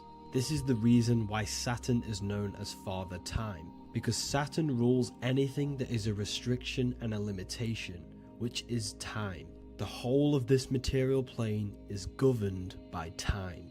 You will be born and you will die. This explains why there is so much Saturn symbology in this material plane. Saturn is one of the most important planetary energies. You are a spiritual being in a physical body. Your light, your consciousness is bound to the physical body until you learn how to escape the physical body. The body is a limitation for our infinite minds and spiritual bodies. Our infinite mind is stuck in this material body, governed by Saturn's limitation of time, matter, and space. Now let's dive into what Saturn means to our consciousness within our internal world. We've gone over what Saturn means in the external world.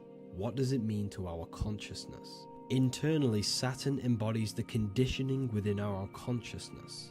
When the Saturnian aspect of our consciousness dominates, we become overly rigid, fixated, and restricted in our thinking and actions. For example, Saturn's influence is strongly felt in today's world, where many people's minds are confined to societal norms and conditioned responses. Saturn is the aspect of our consciousness, our minds, such as limiting belief systems and limiting thoughts and emotions. This is the negative thought that you can't get rid of, that's holding you back. This is a Saturn aspect of our consciousness. However, this is not a negative thing. The Saturnian aspect of our consciousness is a great teacher, guiding us through difficult life lessons that ultimately lead us to growth and expansion. Saturn's energy allows us to experience and overcome fears and limitations so our minds can expand into new fields of thought, into new life. Although Saturn's energy is harsh and often challenging, It helps us develop resilience, discipline, and wisdom. However, in the modern day, this Saturnian energy has overpowered the minds of the masses, fostering excessive rigidity and limitation. This is why we see so much Saturn symbolism. It's literally everywhere because our minds are being dominated by the Saturnian limiting aspect of our consciousness. Now, let's move on to the moon.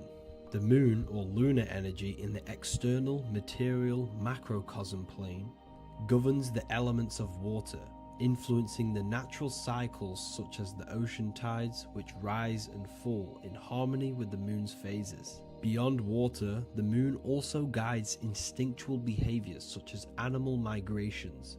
Birds, insects, and other creatures rely on the moon's subtle energies to navigate their journeys. For example, dung beetles use polarization patterns in the moonlight to orient themselves and travel safely home. The moon creates the months. M-O-N is moon. There are 28-day cycles, and this 28-day cycle of the moon is reflected in the woman's body, known as the menstrual cycle. The moon is a feminine energy, governing the feminine elements such as water and the feminine cycles of the body. The moon is the womb.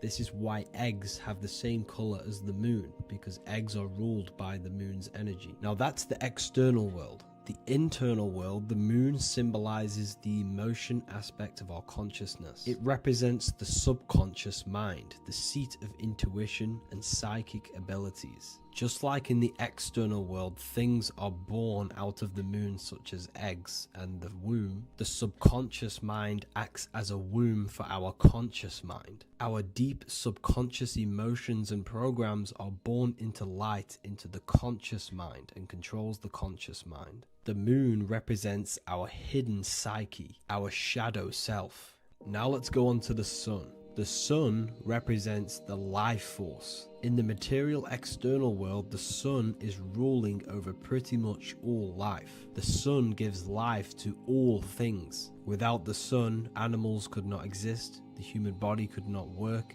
and plants would not grow. The sun is the life force. It's the soul of the world. Now, in our internal world of consciousness, the sun represents our passion, our drive, our conscious mind. The aspect of our internal world that wants to drive things and give life to physical manifestation. Now we go on to Mars energy. Mars is well known for being the god of war. Mars energy manifests into the material plane through anything that seeks to protect or defend itself. For example, the holly tree. The holly tree leaves are very sharp and they defend itself. Anything that is protective in the material world has Mars energy and is governed by this specific aspect of consciousness. For example, any predators or animals such as hedgehogs with spines on their backs for protection. Mars represents all things that is driven by conflict, aggression, and defense. Now, internally, inside of our inner world, Mars symbolizes the aspect of our consciousness that is focused on self-preservation and protection. Mars governs our ego, the instinctual urges of anger or maintaining reputation. Mars is not evil. It's necessary. Sometimes it's necessary for us to protect ourselves. Mars is the aspect of our consciousness that is anger, rage, the desire to fight or conquer. When this energy is activated within our consciousness, we become defensive, assertive, and even combative, ready to dominate others and destroy obstacles in our way. Now let's move on to Venus energy. Venus in the external material world manifests its energy through the aesthetics of creation. This planet governs the beauty and harmony found in nature, including the nurturing environment of a mother's womb where life begins. Venus embodies the essential love, not only in romantic relationships, but also in the bonds between family members and all living beings. Venus represents relationships. We have relationships between plants, animals. They all depend on each other to give life. Plants provide food and medicine, while living creatures contribute to their own growth and pollination. Internally, Venus represents the aspect of our consciousness that yearns for relationships and connections with others. This is an aspect of our consciousness that encourages to care for our physical appearance and embracing beauty. Aesthetics play a role in our interactions and self-expression. This is why there is a beauty brand called Venus. Now let's move to Jupiter energy. Jupiter in the material plane manifests its energy as forces of fortune, abundance, and wealth. This energy manifests itself as plants, as fruits that we can consume and eat in abundance. Anything that is nourishing and cultivated by the earth for humanity and animals. Jupiter embodies the giving energy that provides for and sustains life, fostering growth and ensuring that resources are available to all. Its influence is seen in the natural cycles of abundance, where fruits must grow and ripen before they are enjoyed, symbolizing the importance of effort and patience. Internally, in our spiritual world, Jupiter represents the aspect of our consciousness that yearns for abundance and seeks growth in various aspects of our lives, including wealth, knowledge, and personal development of the mind, spirit, and the soul. This is the aspect of our consciousness that wants to gain wealth, that wants to gain expansion and abundance in our lives. However, when Jupiter's energy dominates our consciousness excessively, it can lead to feelings of stinginess and greed. It represents material possession. The last planet is Mercury. Mercury in the external world governs the vital elements such as seeds, air, communication, education, and electricity.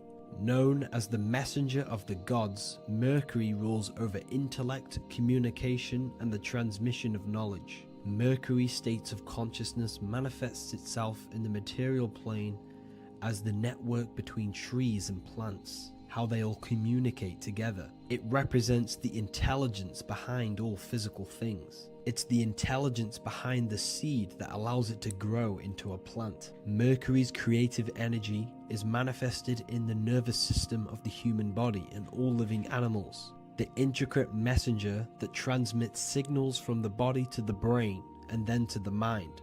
This intelligence within us allows us to facilitate thought and movement. Internally, in our spiritual aspects of consciousness, Mercury is the state of consciousness that seeks knowledge, understanding, and intellectual growth and expansion. This part of us is curious, eager to learn, and driven to communicate ideas and information. It represents our mental body. The Roman god Mercury is often depicting flying because this symbolizes the air. Air represents our mental body. When the Mercury aspect of our consciousness dominates, we become highly intellectual, constantly seeking information, analyzing situation, and communicating our ideas. While this can enhance our understanding and ability to interact with the world, an excess of Mercury's influence can lead to overthinking, excessive analysis, and focus on intellect over emotions or intuition.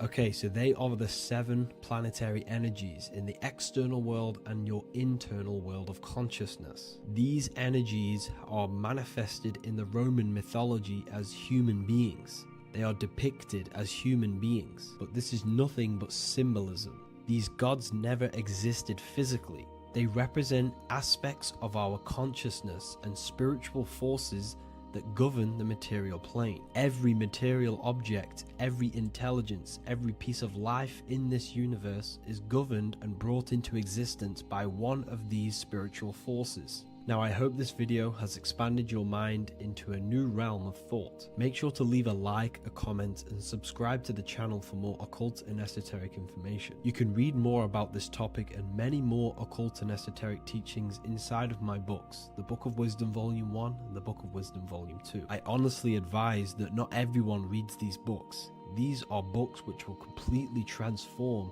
your view on reality. You will feel a lot better reading these books because you will find a connection with yourself and the universe. Understanding truth and knowing thyself gives you a sense of well-being. Like I said, this is not just a book. This is a beginning of your journey of expansion and growth. Reading them can be life-changing. Inside my university, I host live calls where you can ask me questions, and you can watch all the pre-recorded live calls. You also gain the ability to manifest your own reality through the Manifestation Mastery course. There is also a library with all of the PDFs that I've read in the past of occultism, symbolism, and esotericism that you can gain access to.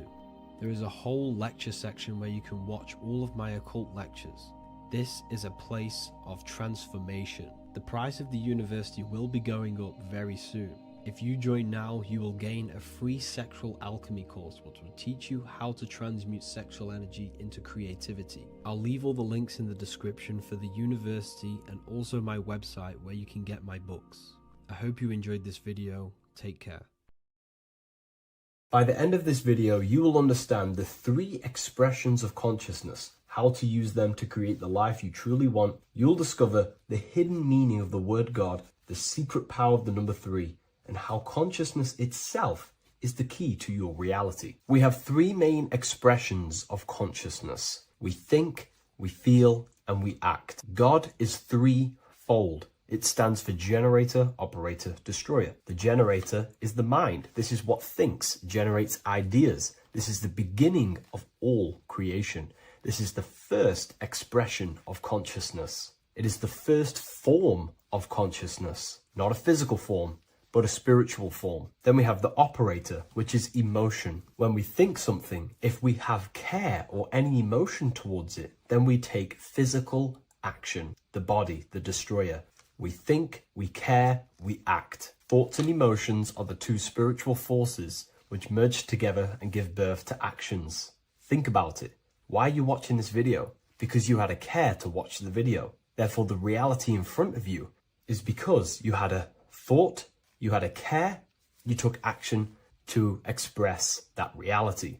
Everything goes through this 3-fold process. This is why we say, follow your heart, because the body does follow the heart. We think something in the mind, we feel something in the heart, and the body takes action towards it. Everything operates on the care energy of the heart. The body follows the heart. If you do not care about something, then you do not act towards it. It is the care energy that guides our actions in this world. Going back to the generator, the mind is a part of the mental plane, the infinite dimension of infinite information. There is no limitations in the mind. Everything already exists as a piece of information or a thought. This is the beginning of all creation, the spark of creation itself, thought, the mental plane. And our mind exists like a radio, our conscious mind. This is why we call it a mindset. What we set our mind onto through attention, mental attention, whatever we set it on, we receive thoughts that are very similar to what we set it on. The mind is like a radio, and whatever we tune that radio to, we receive that frequency and play that song. So if we purify our minds through ritual work, meditation, and affirmations, the mind can become a temple to receive higher thoughts, higher ideas, and better genius ideas. Going back to operator, this is the Holy Spirit. This is what we care about, our emotion. This is the feminine side of consciousness. Thoughts is masculine, the Father. Emotion is the Holy Spirit, which is feminine. And these 2 create a child, which is Jesus, the Son, which is actions. When thoughts and emotions merge together, you have a physical action, which is a masculine force, which is why it's a son. The Holy Spirit represents a purified heart, love consciousness, holding love in the heart. And when we purify our minds, we have an effect and purify our hearts. And the reason why I say that is because whatever we think in the mind directly corresponds to what we feel in the heart. As above, so below. Thoughts create emotions. If we think something and our heart tells us that is bad, we have a feeling that that is wrong, then we should not take physical action towards it.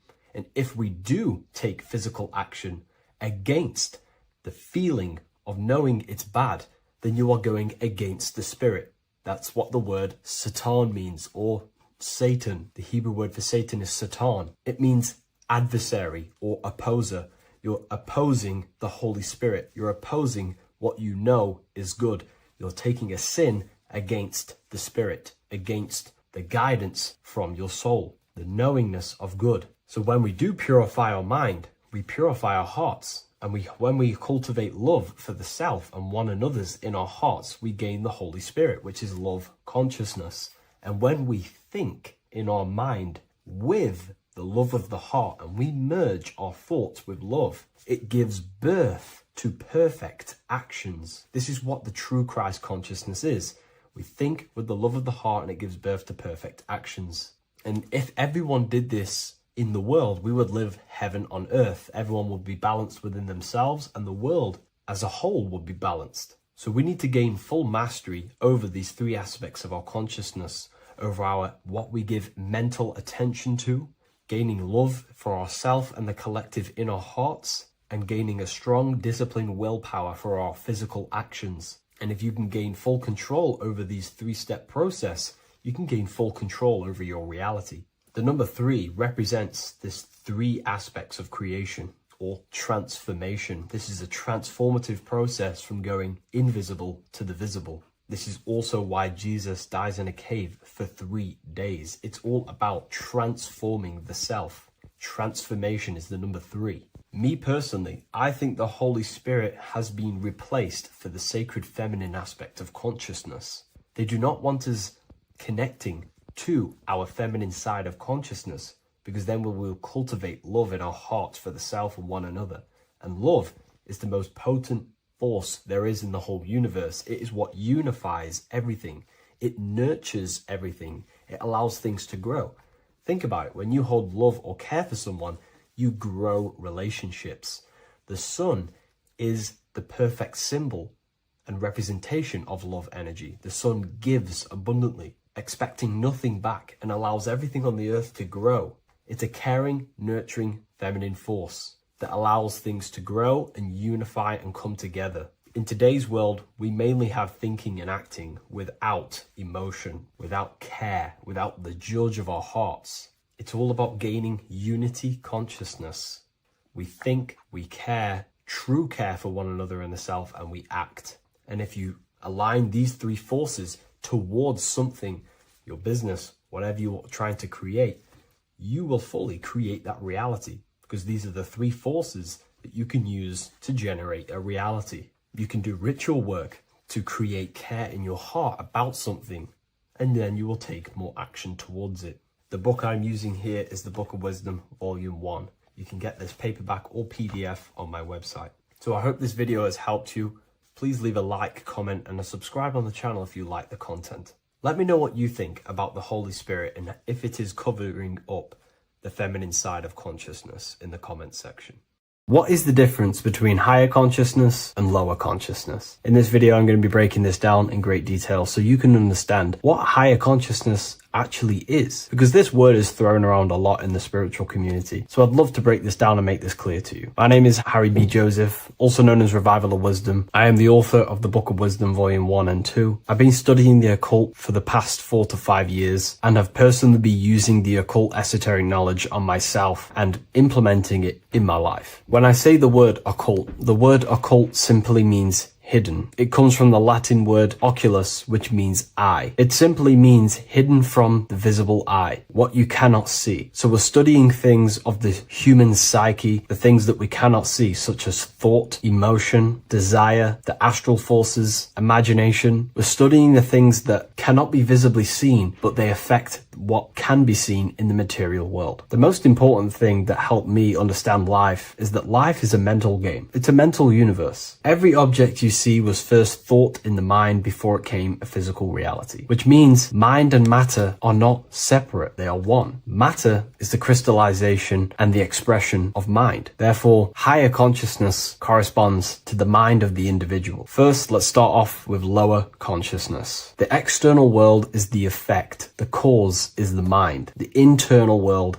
expresses the external world. Reality is created from the inside out. Lower consciousness simply means they're not aware of their internal world. They have no connection with their internal world. They act unconsciously. They are unconscious to their thoughts, what's going on inside their mind. They are unconscious of their hidden desires that drive their physical actions. They are unconscious. This is what in the occult they say spiritually dead, symbolized as a grave or a casket. Someone who is not aware of their internal world and they exist within the darkness. They They think, feel, and act unconsciously. They have no awareness of their internal self. They think imagination is just a fantasy, which I don't blame them, because imagination in the modern world is painted to be some fantasy thing. Oh, you're just imagining things. But in the occult, this is a very powerful faculty of the mind. The imagination is the dimension that sits just above the physical plane, that pretty much all thoughts manifest there before it materializes in the material reality. Low consciousness simply means they are in reactive consciousness. The individual reacts to the effects that they have created through the cause of their mind, thoughts, emotions, and actions. If something bad happens in their external reality, their mind starts to think about reacting, complaining,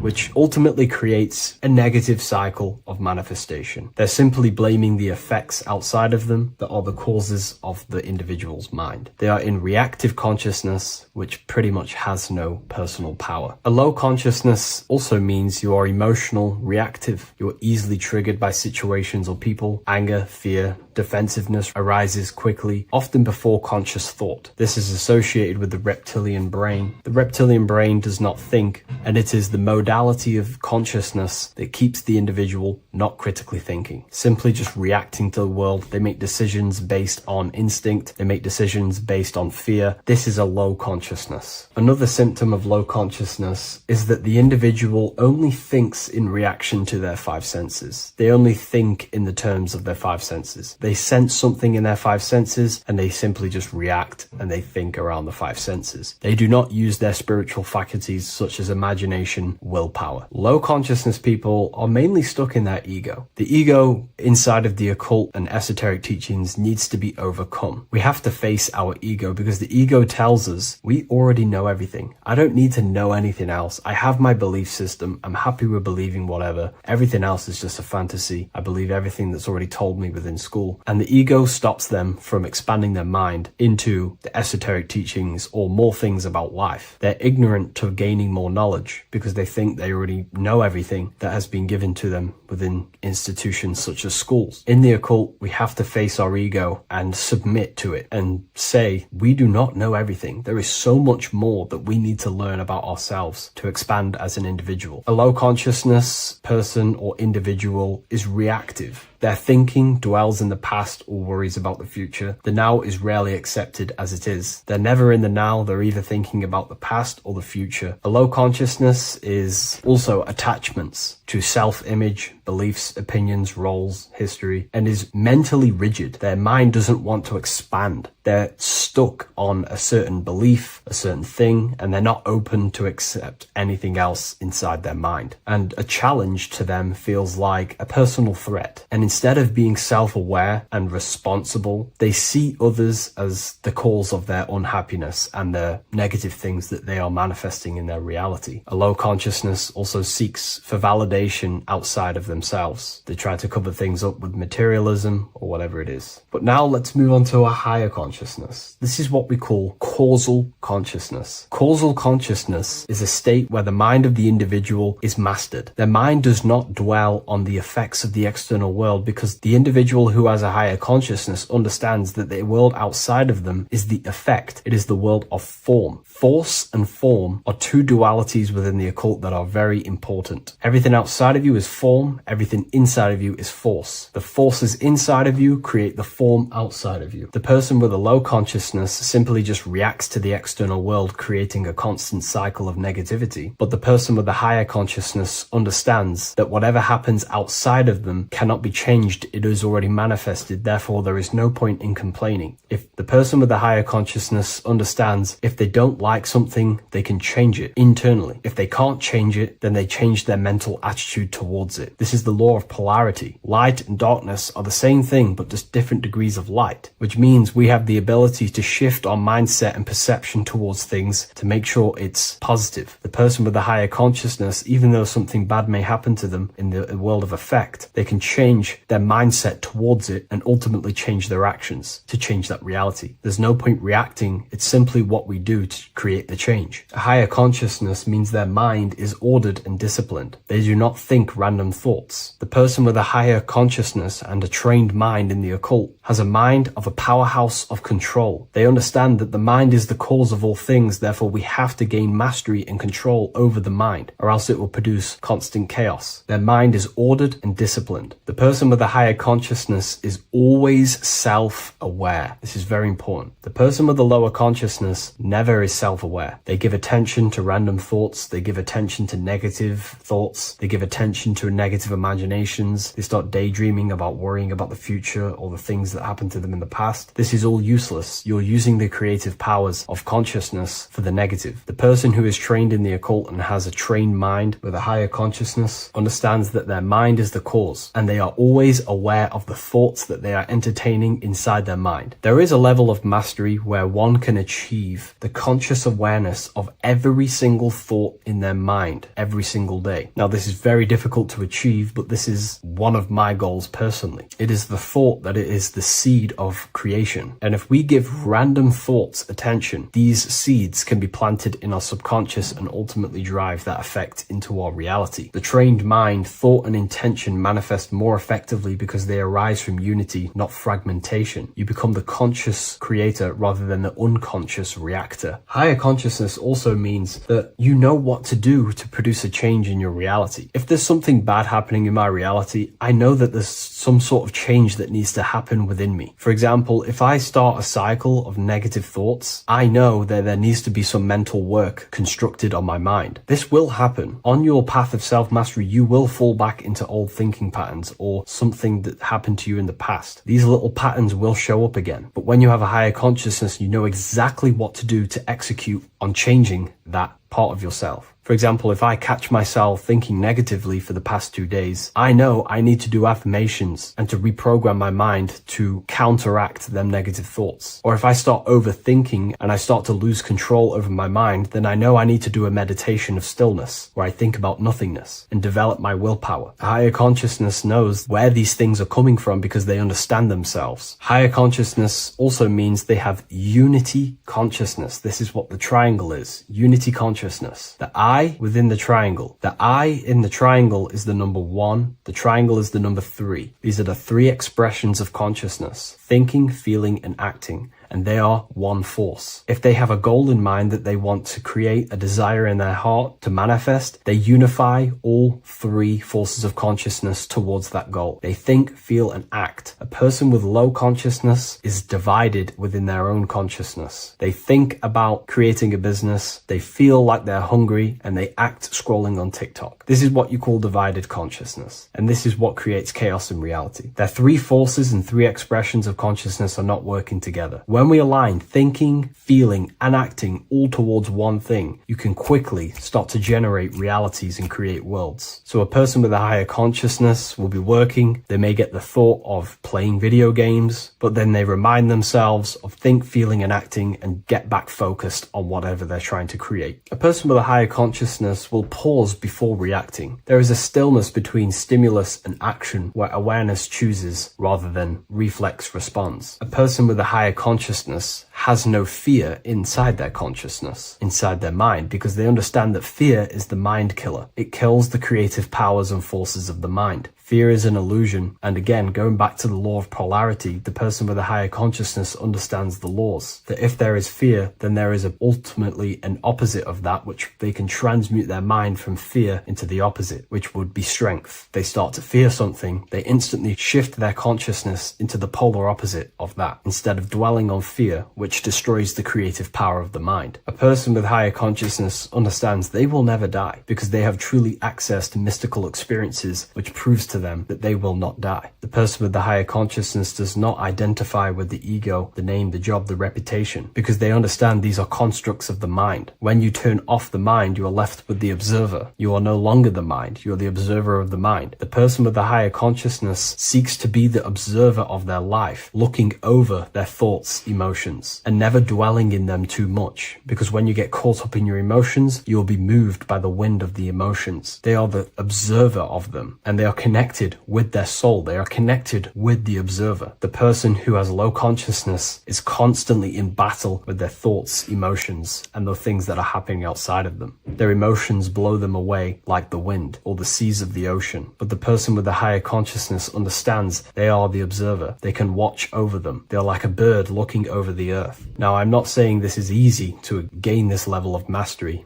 but now you can start to understand the mind of a person who has a higher consciousness and aim to become this person to ultimately live a better life. Higher consciousness is not this mystical, magical thing with, most spiritual teachers will paint in your mind. It's simply just self-control. And when you have control of yourself, life becomes a lot better. Instead of being caught up within the battlefield within your own mind and emotions, living in reaction and complaining in a negative state of mind, the person with the higher consciousness also understands that their dreams are showing them messages from their subconscious mind. Every person, every event, everything that was said, everything that happens in your dream is a materialization of something that's going on inside your subconscious mind. If there is a person chasing you in your dream and you are in fear running away, this means that the subconscious is showing you something through the allegory or symbol of that person chasing you. There's something inside of you that you are maybe running away from, and you need to identify that and change it. So I hope this video gives you some great insight and a bit of an idea what higher consciousness is. Again, higher consciousness is about having faith, because when you were in the lower consciousness like myself before all of this, I didn't know what higher consciousness is. Therefore, you have to have faith that it's going to lead you somewhere, that the work that you are doing to try achieve self-mastery is going to take you to another level. You have to have faith in yourself that higher consciousness is going to be better for you. If you do not have faith or the desire in your heart to generate that higher consciousness, it's not going to happen. Keep your eyes on the light, keep your desire on the light, and keep faith in your heart to generate this higher version of yourself. Thank you, everyone. I'll see you in the next video.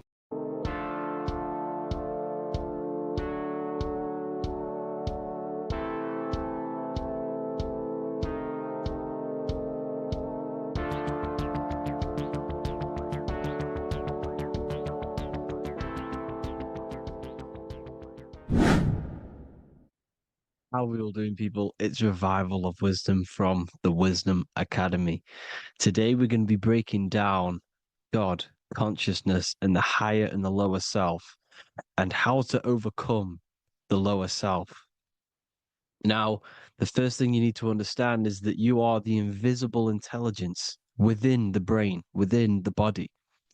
This invisible intelligence is known as the mind. But you are not the mind. You are the observer of the mind, which is the soul, the invisible entity. The mind is your intellect, your intelligence.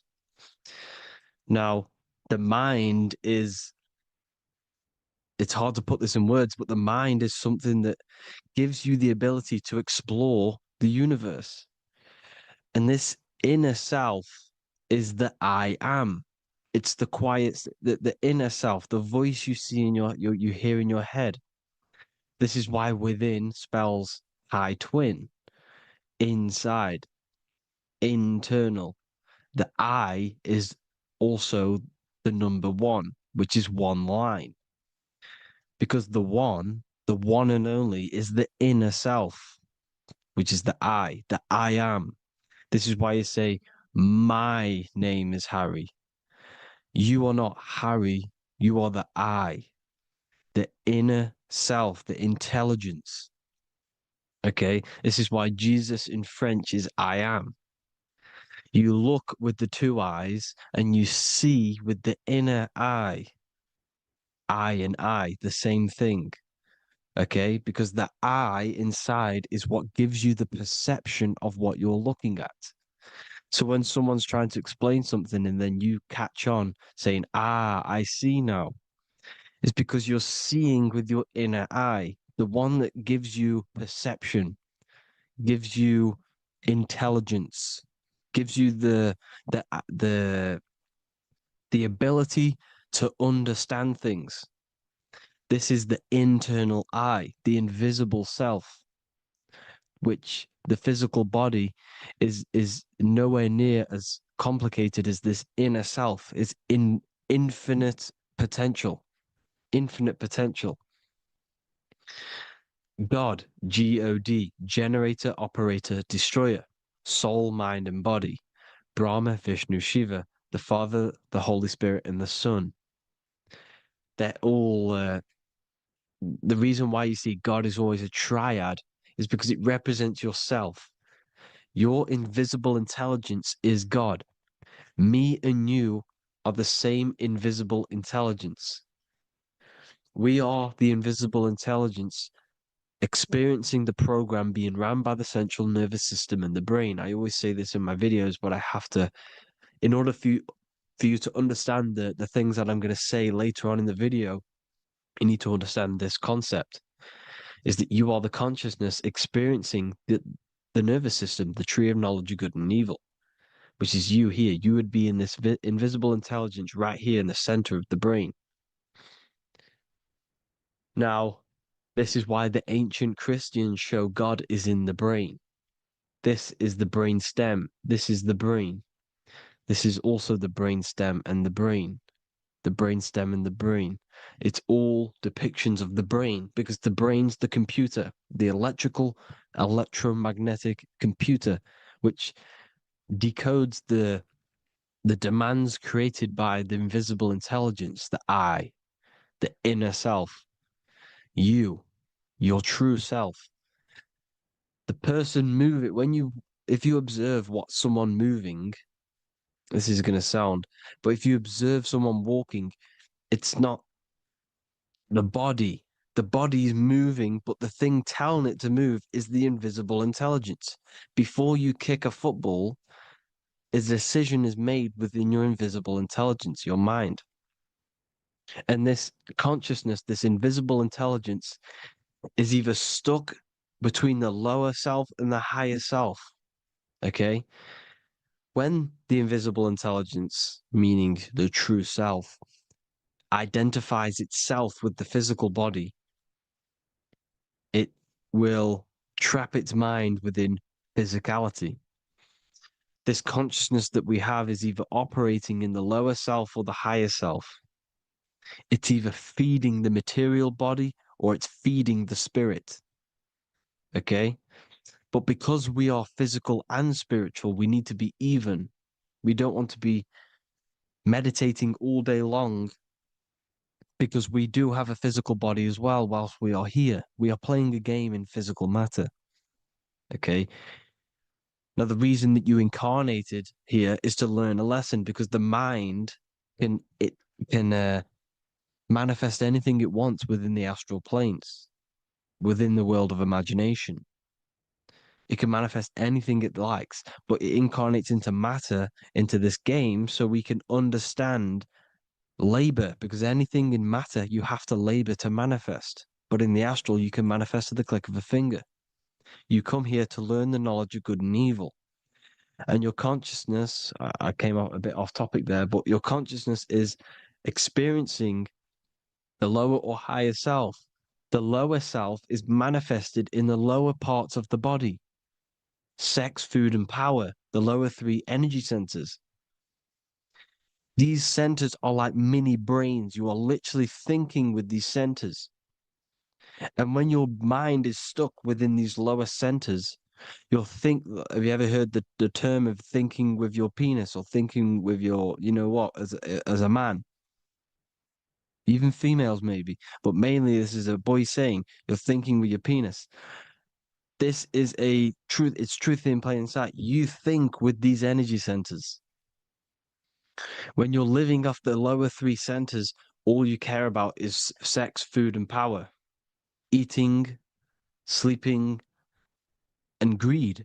Power's kind of like greed.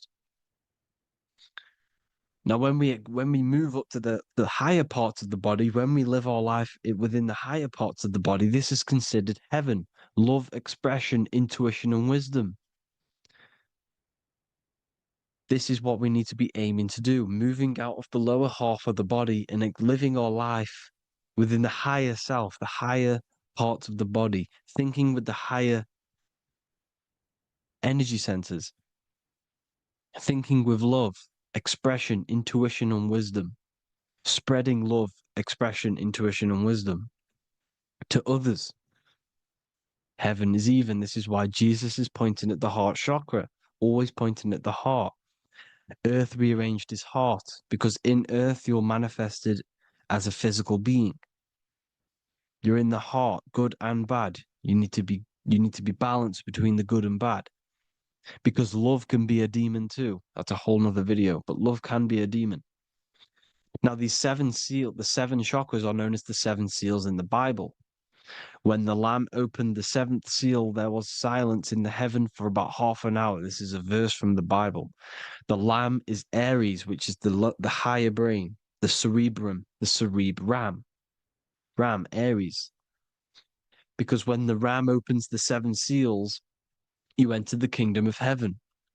Because these chakras seal your invisible intelligence. They seal your true self. You are behind these seven seals, your true invisible self, your true consciousness.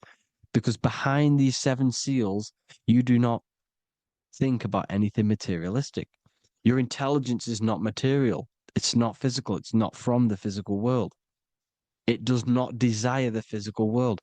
The body is the beast. The body's the animal, the lower self, which can corrupt our intelligence. It can corrupt the intelligence. Okay? Now, we need to balance these chakras so that we gain a deeper connection between this intelligence and the brain. Because when there's a strong connection between the brain and the intelligence, your body and the intelligence, you have a strong connection. Therefore, you can manifest what the intelligence is saying at all times. Meaning, when, for example, your higher self, this is intelligence, the higher intelligence is always speaking to you. It's always guiding you. It's always telling you the right thing to do. You can feel it when you're doing something wrong. You can feel that you're doing something wrong because this higher self, this intelligence knows what it needs to do here.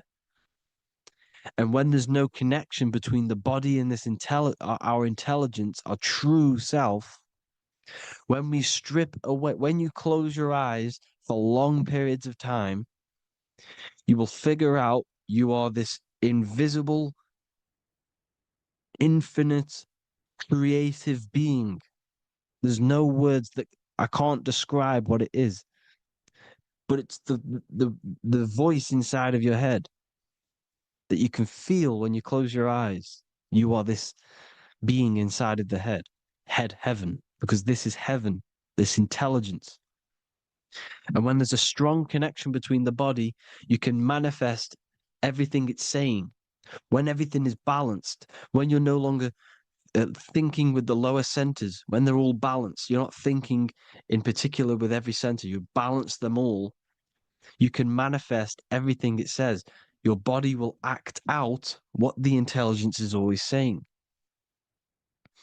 This is God in the brain, the intelligence, trying to touch Adam, representing the lower self. This is why they're not touching. Notice how Adam is resting, but the intelligence is always reaching out, stretching, symbolizing metaphorically saying it's guiding. I'm always reaching out. The intelligence, your intelligence is always guiding you. It's always reaching out to you. But Adam is ignorant of it. The lower self is ignorant of it.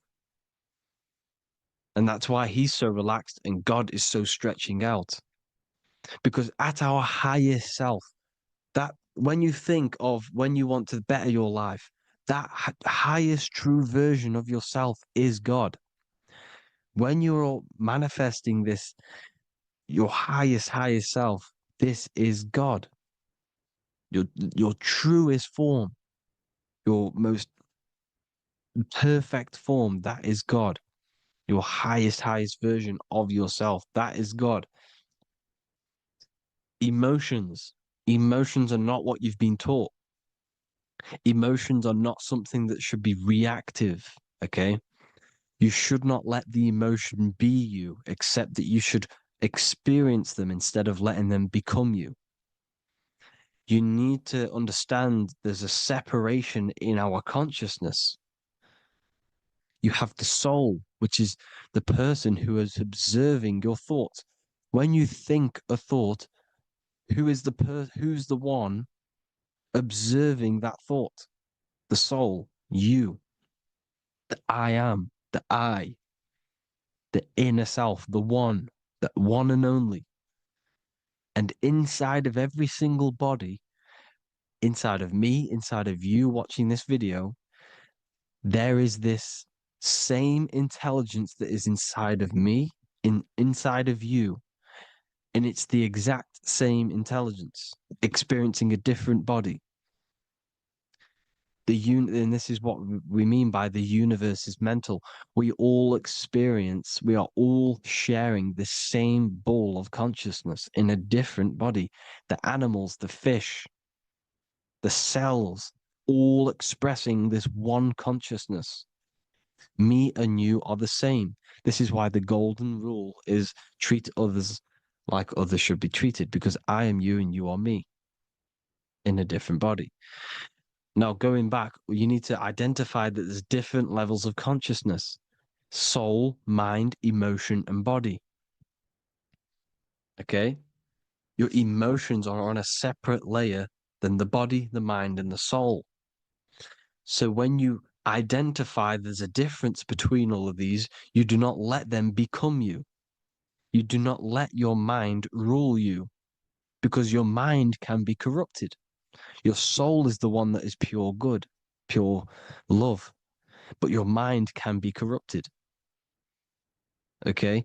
Your emotions can be corrupted. The body can be corrupted, but the soul can never be corrupted, only layered on top.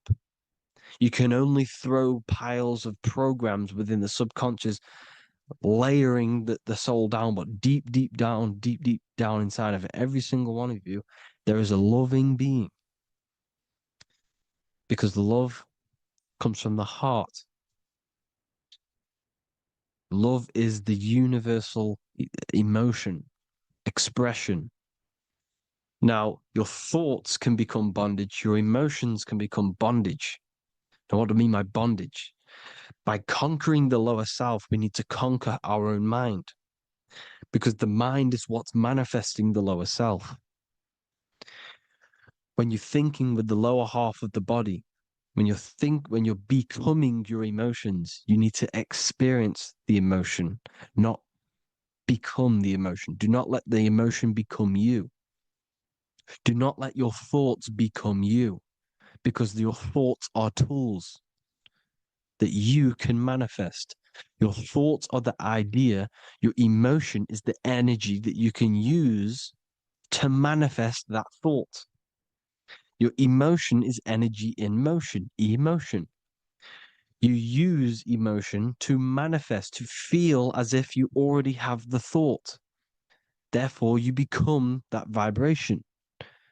Therefore, your emotions are actually a creational force that is given to you to manifest things, because you're a human, a manifester. You're here to manifest things. You're a creator. You are a god. Your inner self, your intelligence, your I am, the one and only inside of you, the inner self, the quiet one, the one that's deep down, the invisible intelligence, is it's creating things all the time. All the time. Speak no evil, see no evil, hear no evil. This is the astronauts, they're Freemasons, but they understand this, because thinking, seeing, and hearing can corrupt your mind. And when you have a corrupted mind, you'll have a corrupted subconscious. The subconscious will manifest into the body, because 90% of your behavior comes from the subconscious mind. So you got to speak, see, and hear no evil. But sin, what is a sin? To overcome our lower self, to overcome our lower self, the 7 deadly sins are not something that goes against an external God. A sin is something that goes against your inner guide. your inner conscience, the inner self that is always speaking to you. It's always telling you the right thing to do. A sin is something that goes against this inner guide. And this is why you can feel something where you can feel you're doing something wrong. Because the inner guide is speaking constantly. And when you commit these 7 deadly sins, which are 7 internal states which keep your invisible intelligence bound to your physical body. Because evil, right? Evil love bondage. This is why they stay in this realm and they control this realm, because they love the bondage of the body. They like matter. They want to stay in matter for eternal life. They don't want to ascend back into the heavenly realms where you do not have a physical body. You can explore the universe within the astral planes. They stay bounded to the body, bounded to the 3D construct of the physical world. They have greed, lust, envy, gluttony, wrath, sloth, pride. They want all of this. And if you want that, that's okay. But deep, deep down, you don't want that because your soul is always telling you the right thing to do. Your soul knows what to do to get out of here. It needs to detach from the external world. Detach from all of these 7 internal states which bound you to your lower self, your lower centers. That's what a sin is. You know, you have a left and right brain. The left brain is always analytic. The right brain is metaphorical. So the right brain is producing a holistic view of reality. Now, what do I mean? And not view, perception. When you see, because your eyes are parts of the brain, so when you look at something and you look, that image is produced in the back of the brain in the visual cortex. And then the right brain produces a perception, a holistic, it breaks down what you're seeing into a holistic image, a holistic perception. So, for example, if you're in a woods, the right brain sees the whole woods as one big woods. The left brain is breaking that perception down into individual trees, branches, and leaves. So the left brain's to do with duality, the right brain's to do with wholeness, unified. The left brain's dualistic, analytic. This is necessary so that we can pick things up and manipulate them and break things down. We need the left brain, we need the right brain. I'm not saying any of them's bad, but the left brain, sinister in Latin, means left. Because when you're left-brained, you see everything in dualistic. You see everything is dual, when everything's actually one. We need to be focusing and strengthening our right hemisphere. I'm not saying sit in the right hemisphere all the time, but we need to be strengthening our right hemisphere. And this is why left is sin and right is right. Because when you focus on the right hemisphere, you see the holistic perception of creation. The right hemisphere sees humanity as one unified consciousness. The left hemisphere sees everyone as individual persons and egos. Because the left hemisphere is dualistic. And this is why the Bible says, cast the net onto the right side of the ship and ye shall find. John 21:6. What does that mean? Cast your energy, cast your perception into the right hemisphere of the brain, and ye shall find unified consciousness. You shall find your higher self, the one and only. If then you have been raised with Christ, seek the things that are above, where Christ is seated at the right hand of God. Wow. Powerful. What does this mean? Seek the things that are above, where the Christ is seated at the right hand of God. God is your consciousness, your invisible intelligence between the 2 hemispheres. The right hand of God is the right hemisphere. Seek the things that are above the heart. Love, intuition, expression, and wisdom. Seek the things that are above the heart, the higher self, the higher part of the body.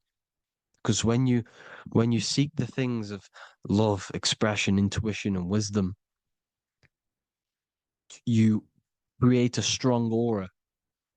You attract the same frequency.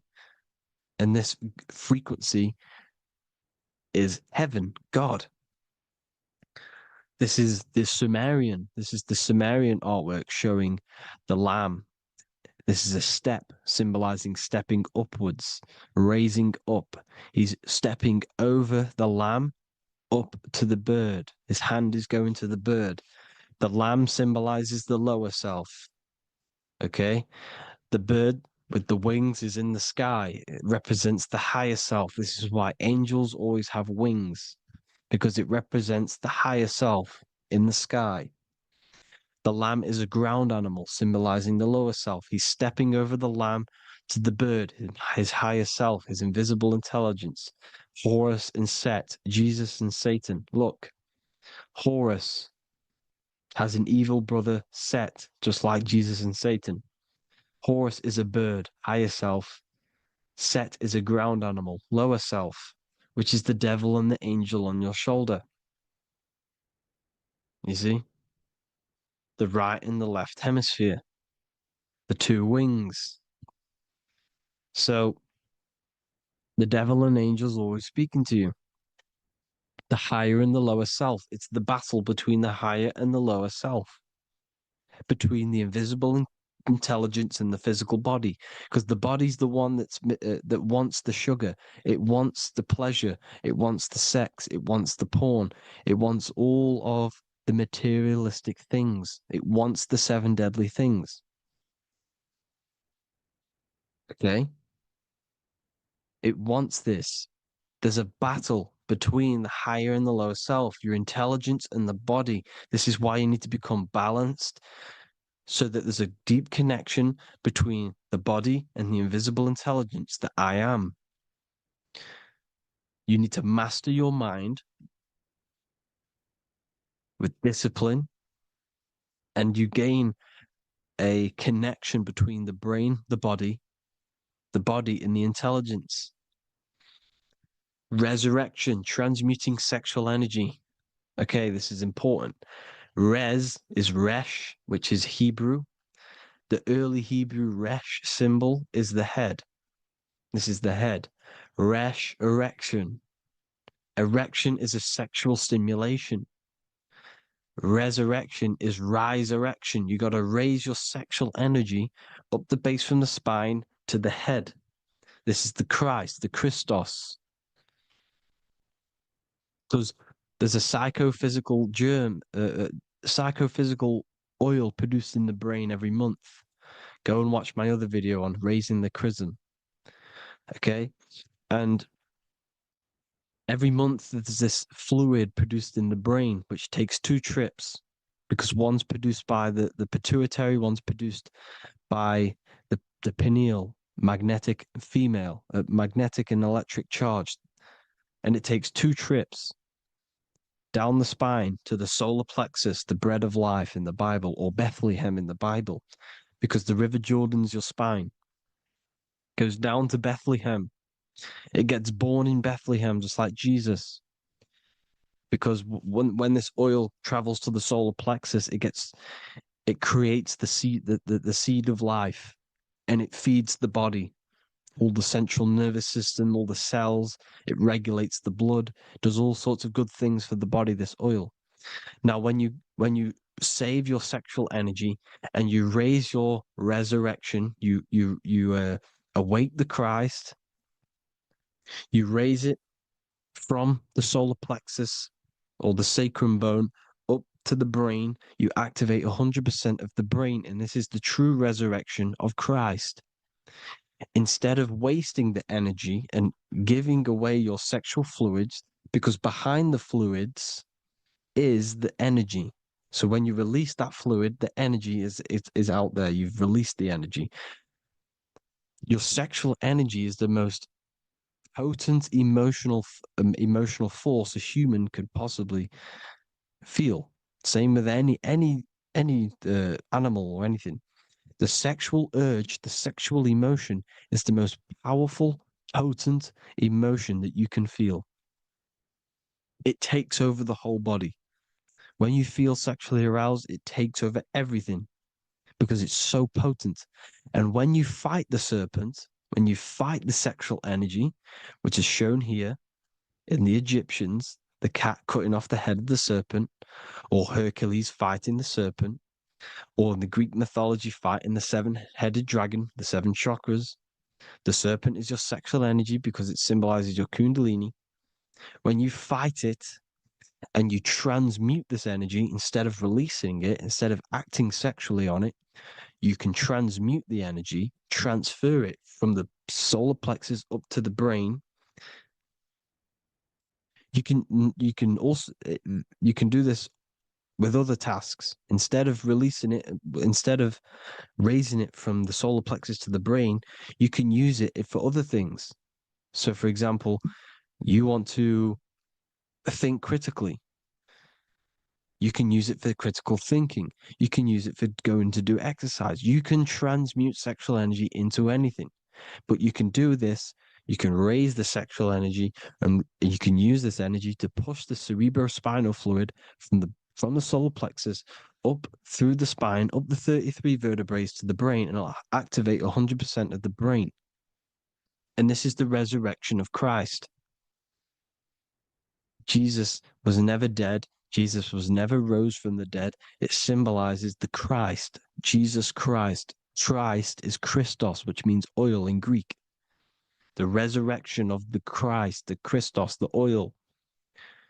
When it activates 100% of the brain when it's raised, and it can regulate all the systems, it can regulate all the blood, it can regenerate the body.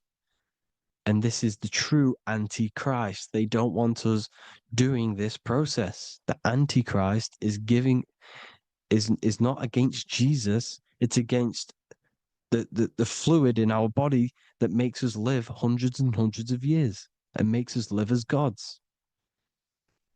This is the true resurrection.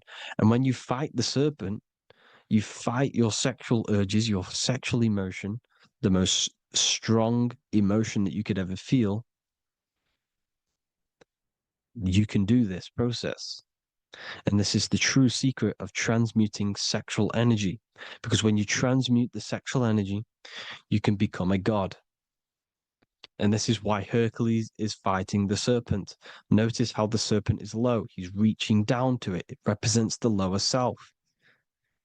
Because the lower self wants the lust. It desires sex. The body desires sex. There's a fight between the higher and the lower self. But when there's balance, there's even. Heaven is even. When there's evenness between these, this is the kingdom of heaven. This is when heaven is on earth. So at our highest levels of ourselves, the highest level of our intelligence, this is God. God is something that we manifest. We need to achieve Christ consciousness by battling the body. There is no battle outside of the physical body. It's an internal battle. Jesus and Satan have been externalized. Nothing exists outside of you, because I explained in the beginning how you are the consciousness experiencing the central nervous system. Therefore, there is nothing outside of you. It's all internal. Jesus and Satan have been externalized. Why? Because it's business.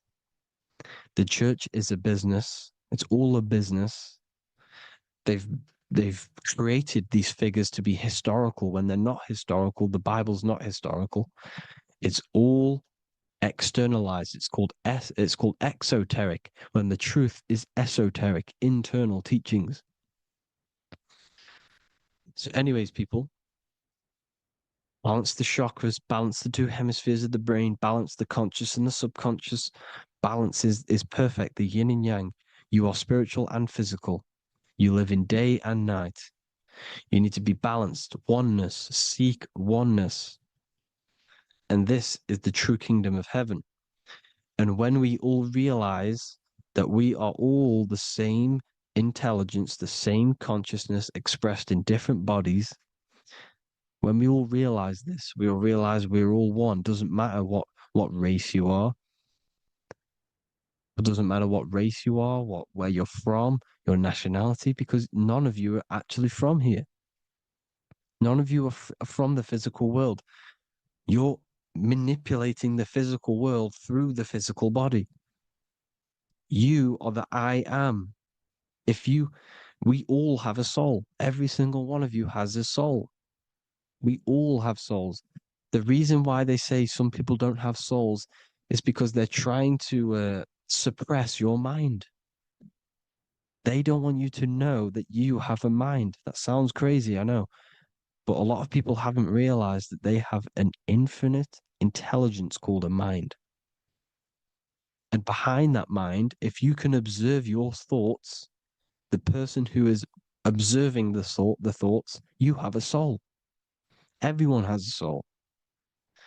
Don't listen to all these people saying some people don't have a soul, some people do. We all have a soul. Every single one of us. So anyway, you need to break the lower nature of yourself. At our highest levels, we are gods. Our intelligence, our universal intelligence, the I am, the intelligence that's inside of the brain, is God. Our minds are being corrupted within believing that you are the body, and the result of this is a society like today, because everyone thinks they're the body, and everyone's living in the lower nature of self, where everyone only cares about themselves. But when we realize we're all one big consciousness ball, we're all the same consciousness expressed in different bodies, there will be peace. So thank you all, people. If you do want to learn more, if you do want to read my book, it's called The Book of Wisdom. I'll put it in the description. It's an amazing book, people. It's going to give you the best understanding possible about creation, yourself, and the world. It's amazing. The Bible, everything. I have just launched a new cymatic library. A friend of mine has just added this to the website. He creates beats, and he creates the purest beats. So they are actually the frequency that it tells you. Most of the stuff on YouTube and Spotify and Apple Music it says it's a certain frequency, but we know these major platforms are all playing with the frequencies of the app. So if you want a real binaural beats, solfeggio scale frequencies to meditate on or listen to throughout the day, join the Occult Library. You can get a 2-day free trial. I'll put the link in the description. Thank you all, people. Hope you all enjoyed this video. God bless you all.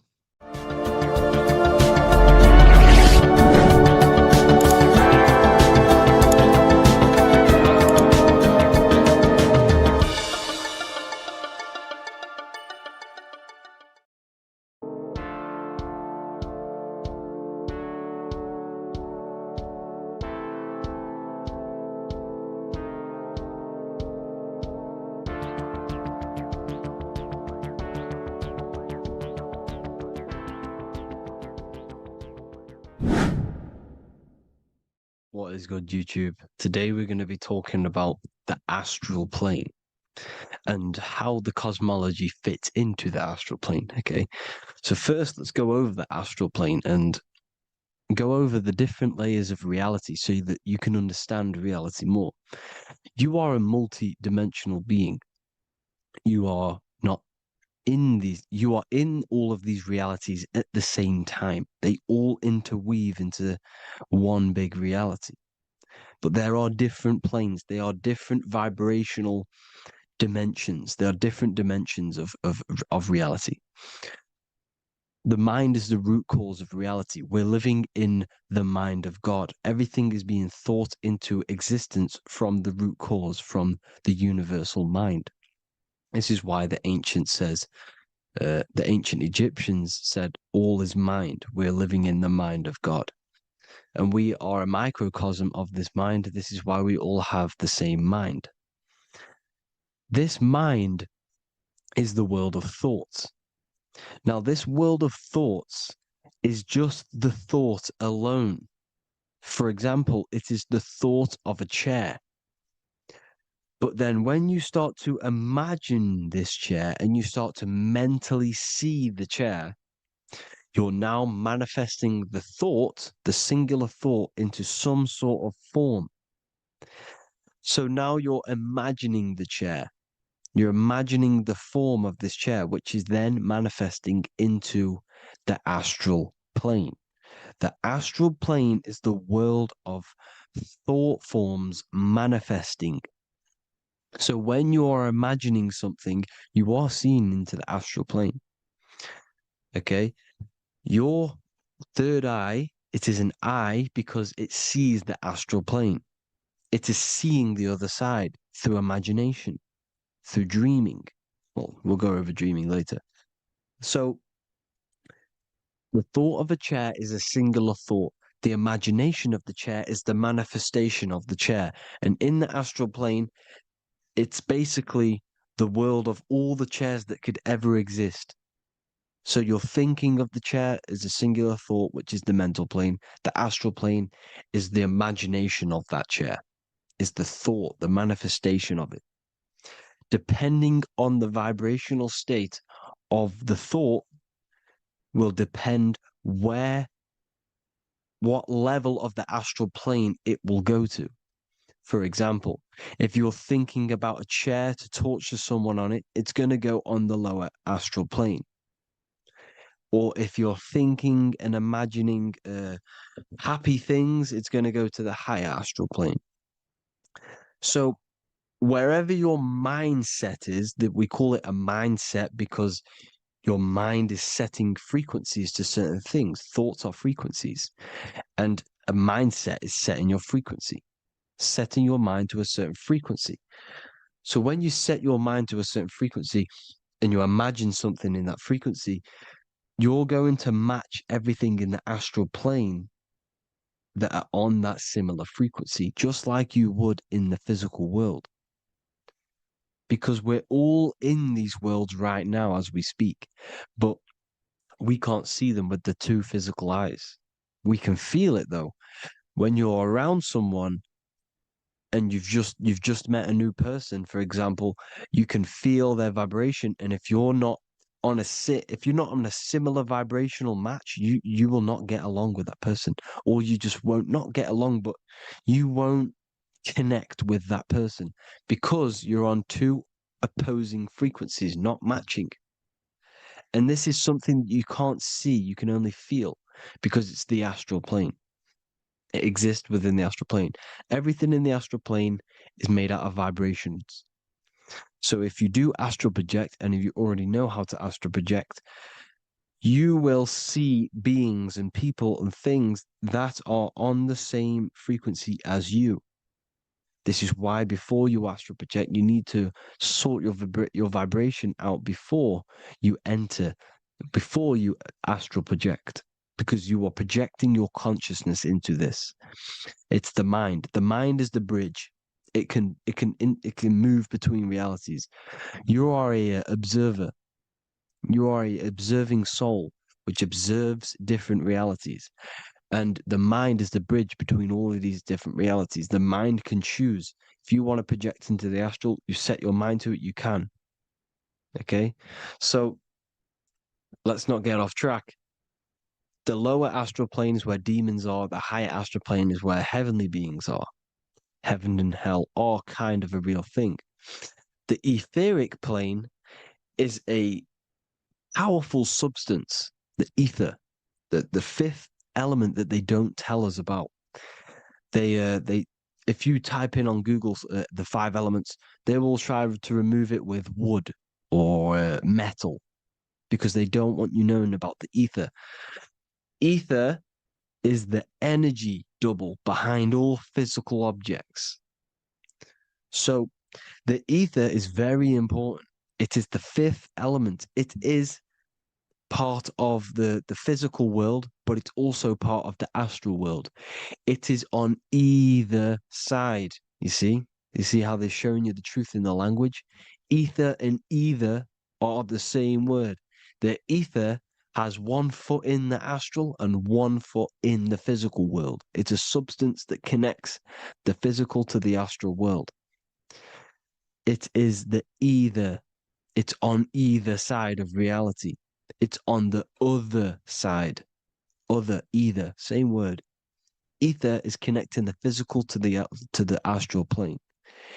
It's the world of frequency. Frequencies, EMFs, torus fields are in the etheric plane. It is the energy plane. It's where energy moves through the ether. Okay. So then you have the physical world, the world of effect. Everything you see in the physical world is the effect of the higher planes. Each plane is a product of the plane above. So, and it melts into each plane. The physical plane is the lowest plane, it's the most densest, and the highest is the most fluid. This is the most fluid, this is the most dense. This is where we get the saying, as above, so below from. As above, so below comes from the different planes of reality. And magicians understand this. This is why magicians always say as above, so below. Because they understand if you manipulate the higher planes of reality, you manipulate the lower planes. Because the astral plane is a direct copy of the physical world, but in the astral plane. It is mirrored. The physical world is mirrored in the astral plane. They are both the same world, but there's different vibrational states of the world. Kind of. It's hard to put this in words, people. So just try and understand. The astral plane is the double. It is whatever happens in the astral plane happens in the physical plane. This is why magic works. This is why demons work.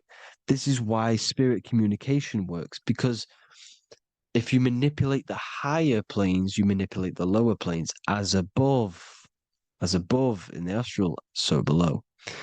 Leonardo da Vinci showing you to look up, pointing up. You got to look up. He's telling you to change the mind, you change the physical world. You change your emotions, you're on the astral plane, you change the physical world. You change your reality by changing the higher planes. This is the Masonic 11, the two pillars. This is the 11 also symbolizing the two hemispheres of the brain here. But the 11 symbolizes the two mirrors. 11, 11, 9, 11. 9, 11 adds to 11. 9 plus 1 plus 1 equals 11. The Twin Towers were in 11. Flight 11 was hijacked because it's a mass ritual within the astral plane. Now, we're going to go deep into that later, and I'll show you these rituals they do in order to manipulate the astral plane. So, this is what the 11 is. It's the mirroring of reality. If you contact spirits and conjure spirits, you can either summon or attract demons and spirits. Summoning is creating a spirit. You create demons. Okay. Like I said here, the mind is the root cause of reality. If you think of if you think of a traumatic event that happened in your life over and over and over and over again for years and years and years, where attention goes, energy flows. The mind is the director of energy. If you are directing energy into the specific emotion, the specific thing that is torturing you in your mind, that will manifest as some sort of being in the astral plane, which is called an elemental.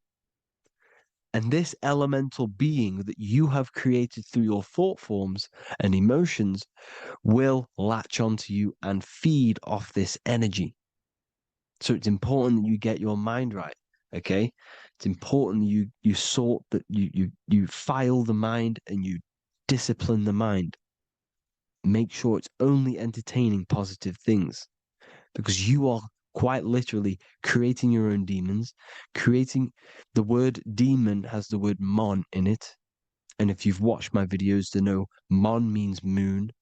The moon is your mind, the sun is your soul, the earth is your physical body. Demon is mon means mind, moon is mind. You create demons with your mind. Summoning. Now, this is where the rituals come in. 9/11 was a ritual because everyone was thinking about this big fearing, the death of 9/11. Everyone was thinking about it. And all of their minds thinking about this horrific thing will manifest and summon a negative energy spirit elemental within the astral plane. That's how all of this works. This is why it was a mass ritual. Okay. Chris Brown, new album name 11/11. Release date on the 11/11. This will be my 11th album and contain 11 songs. All of these people know the occult. This is Hermes Trismegistus with the star of Saturn, the six-pointed star, as above, so below. The mirroring of reality, physical and astral. The two Masonic pillars. So as above, so below. What's above us? The stars. The stars are connected to the astral plane. This is why we call them stargates. When we dream, we are experiencing these different realities. And what are stars? They tell in the Bible, it says Genesis 1:14. And God said, "Let there be lights in the firmament of the heaven to divide the day from the night, and let them be for signs." Signs translates to things to come. Why things to come? The stars tell the future. Why? And why do we say as above, so below? As above us is the astral plane and the etheric plane. As above, so below. Whatever happens in the stars happens on Earth. The stars are connected to the astral plane. Above us is the astral plane. We are a star in a physical body. This is why we say Mr., sister, stir equals star. The E and the A are interchangeable. We are stars, and the stars are the start of our incarnation. We start in the stars, same root word, and we descend through the seven energies, which are our seven chakras. Then we enter the heart of the soul system. The heart rearranged spells earth. And this is the true cosmology. Here's the Masonic cosmology. This is Masonic now. Here's the firmament. Let there be a firmament in the midst of the waters to divide the waters from above, from the waters that below. Genesis 1:6. The firmament, firmament comes from the word firma, Latin, I'm pretty sure, which means firm. When something is firm, meaning it's stable, it does not move, it is firm. The firmament is firm. So, is the firmament Genesis 1:6. What does he say? Genesis 1:3, sorry. Let there be light. This is before the sun and the moon was created. Let there be light. Before the sun and the moon was created, light was appeared. So what's that tell you? This is a holographic projection from some sort of light being, some sort of projector. And that projector is the all-seeing eye you see in the Masonic cosmology. This is the all-seeing eye projecting the light beams. Let there be light. Everything is made out of light. The universe is created out of light waves. The torus field is one unit of light. The light projecting this reality is Polaris. Okay, the famous all-seeing eye. Now, what else? Then we have after let there be light in Genesis 1:16, and God made the two great lights. This is the sun and the moon, electric, magnetic, male and female. Then we have the Masonic checkerboard, the black and white symbolizing dualities within the dualistic reality we're in, spirit and matter, light and matter, rest and motion, positive and negative, good and evil. Everything's dualistic here. Okay? And it's a dance. The universe is a dance between flickering of white and black light, which is the torus field. We're not going to go over that, but this is all connected to the astral plane. This is the true cosmology. The astral plane cannot work on a spinning monkey ball in the middle of space. Does not work. Cannot work. It's impossible. Okay? Impossible. So even in the Quran, it says, Allah has made the earth for you as a carpet, flat. Quran 15:19. And the earth we have spread out like a carpet, set there on mountains, firm and immovable. It is immovable. In the Quran, it also says 65:12, it is Allah who has created the seven heavens of the earth. The seven heavens meaning the seven layers of heaven, the seven planets. And Psalms 104:5, he set the earth on its foundations and it can never be moved. Never. So here you see in Isaiah 40:22, he sits enthroned above the circle of the earth, and its people are like grasshoppers. He stretches out the heavens like a canopy and spreads them out like a tent to live in. We live in a tent. This is the tent. The projection of light. Here you see an ancient picture here. Here you see the ethereal barrier, meaning the firmament, the etheric barrier, and here you see his head popping out. Why is his head popping out? Because your head is heaven, your heel is hell. Your head has access to the astral plane. This is why your head is heaven. The pineal gland, when stimulated, has access to project itself, project consciousness into the astral plane. Here you see another ancient picture here with the Masonic Royal Arch, with the zodiac here, the zodiac on the top, arching, because there's a firmament above us. Here's God in the brain. Consciousness is God. Here you see the Masonic Royal Arch, symbolizing the firmament. George Washington above the Masonic Royal Arch. These are the stars. This is Polaris projecting reality.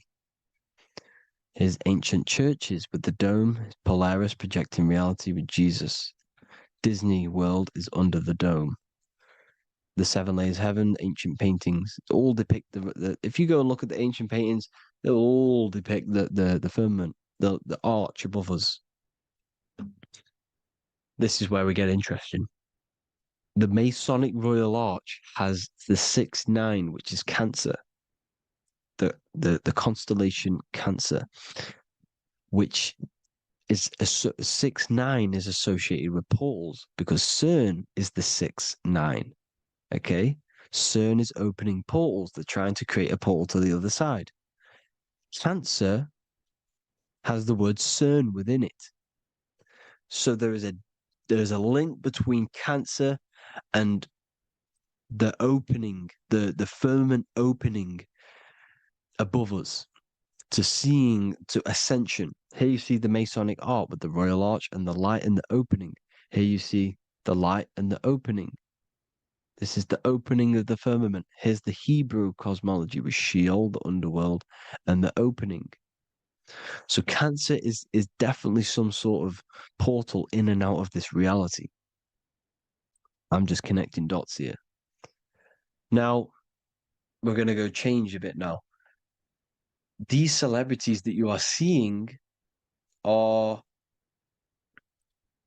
they have not sold their soul to Satan, okay? They have not sold their soul to Satan.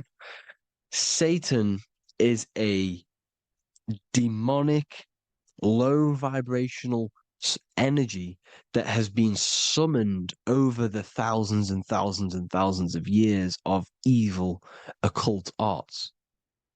So since Babylon was summoning this demonic energy, and this demonic energy in the astral plane will grow and grow and grow. It has no form.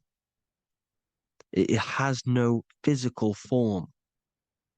Okay, but you can see it in the rappers. If your third eye is open, you can see clearly that these people are demonic. You can sense the energy that they're manifesting. Selling your soul is not what you've been told. It is gaining, because your soul is pure love, okay? Your soul does not want to do anything bad. So when you sell your soul, you're gaining physical gain, you're gaining physical wealth, for example, like for these rappers, they will be given millions of pounds because the people in control of the music industry, which is the dark occultists trying to brainwash the masses, the people in charge, are they're dark occultists. They understand Satan and the energy. They are satanic energy, which has been summoned in the astral plane. They see that they have influence over the masses, so they will go to them and say, "I will give you this amount of money forever if you manifest this satanic, demonic energy through the music and through social media to blind the masses, to brainwash the masses into this demonic energy." Because when you listen to music, music is frequency. Whatever you listen to, you become that frequency. So if you're listening to these people, they're throwing energy, this demonic, satanic energy that they sold out to. Sold, soul, same word. When you sold something, you've got your soul involved. They have exchanged money, physical gain, so that they manifest this satanic energy within the astral plane and through the music, through the videos, through social media to keep us in this vibrational frequency, in this low state of consciousness. This is what it actually is. It's not, you're not selling your soul to some sort of devil. This satanic energy has no physical form it is formless in the astral plane. It's a summoned energy. Now, the root chakra is red. This is why the devil is red, because it symbolizes the animal nature of man. When you are operating off your root chakra, you will kill, you will fight, you will do anything to survive because it's all about survival mode in the root chakra. They want you keeping in that fighting mode, that surviving mode, so that you are manifesting this low vibrational frequency, this satanic energy, this demonic red energy. This is why the devil is red. And the devil has a tail with the red arrow pointing down because it symbolizes your light body. This is your Merkaba. Your Merkaba is your light body. Mer equals light, Ka equals spirit, Ba equals body. Merkaba, this is the devil's tail pointing down, the descension, your heel, up to your heel, hell. Ascension to heaven, head. You see? This is the all-seeing eye with the illumination coming off it, your head, when you're illuminated. The Merkaba is your celestial sphere to portray different planes of reality. It is the vehicle of ascension. It's your light body. It's in the word Kabbalah, Kabbalah, Ka, spirit, Ba, body, La, light. Same thing, Kabbalah, Merkaba. Same thing. It's all about the light body. This light body sees different realities. So when you see the goat in the music industry, it's this satanic summoned energy that's been summoning for thousands of years within the astral plane. When it becomes to the physical plane, it will manifest through different things. A goat, an owl, Satan, Moloch, Baal, same deity, same demonic energy that's been summoning in the astral plane. And this is why the Baphomet has a goat head. Drake's new album is the goat. The Polo G, the Masonic G, with the goat. And here's Rilo Rodriguez in the mirror with the goat in the mirror and him in his physical body. It symbolizes, the mirror symbolizes the astral plane because he's manifesting the goat, the demonic energy. He's sold out to the demonic energy. And in the physical plane, he's his physical body. The mirroring, the Masonic 11, the mirroring of reality, the astral and the physical. And what do you call them when they're an amazing rapper, the best rapper? You call them the GOAT. Because the GOAT, you're the GOAT because you're manifesting the GOAT energy, this satanic, demonic energy within the astral plane. So Baal, Moloch, all the same thing. Because in the astral plane, if you want to gain spirits to come to you and communicate you in the physical world, if you want to communicate with spirits, you have to gain their attention. You can either gain their attention or come together and agree to create some sort of being, which is Satan. Okay. You can, like I said earlier, you can create these beings, you can summon them or attract them. One way to attract them is sacrificing. In order for you to become God, man, to turn to God, you have to sacrifice your life. You have to sacrifice, not drinking, not doing things, not doing anything demonic, not doing anything bad, not eating meat. You have to sacrifice yourself to become the light. However, if you want quick, instant gains in the physical world, you can sacrifice something else to communicate with these spirits, because these demonic energies feed off demonic energy, your demonic energy. So these dark occultists will give away babies, they'll sacrifice, torture babies so that they gain, so that they can communicate with these spirits for physical exchange. Yes, you can do this. These powerful spirits, these powerful demons can give you powers. They can give you certain things. And this is what they are doing. They're summoning and attracting these demonic energy. This is why, trafficking is one of the most, Balenciaga. Baal is the demonic energy in the astral plane, which requires child sacrifice for his presence. Balenciaga, and they were trafficking children. They were trafficking, killing them, and offering them to the spirits. This is what they are doing. Balenciaga. It's in the name. Here you see, you can see here a stick man with two horns. The goat, obviously, it's all the same deity. Baal, the goat, Moloch. Here's Moloch, the owl, the Egyptian owl, because it comes from the owl of Moloch, which is Baal, which is Satan, all the same demonic energy. And it's on the dollar bill, a tiny dollar bill, tiny, on the $1 bill. All the same thing. Bohemian Grove, they worship the big owl, Moloch. It's all the same thing. It's all one big demonic energy which has been summoning in the astral plane. And it's trying to take over Earth, the physical plane. That's what it's doing. So I hope you all gained a deeper understanding of the astral plane and what's actually going on in the world. Please leave a comment if you can to help the algorithm. Drop a like if you like this content. And hope you all learned something today. And God bless you all. Thank you all.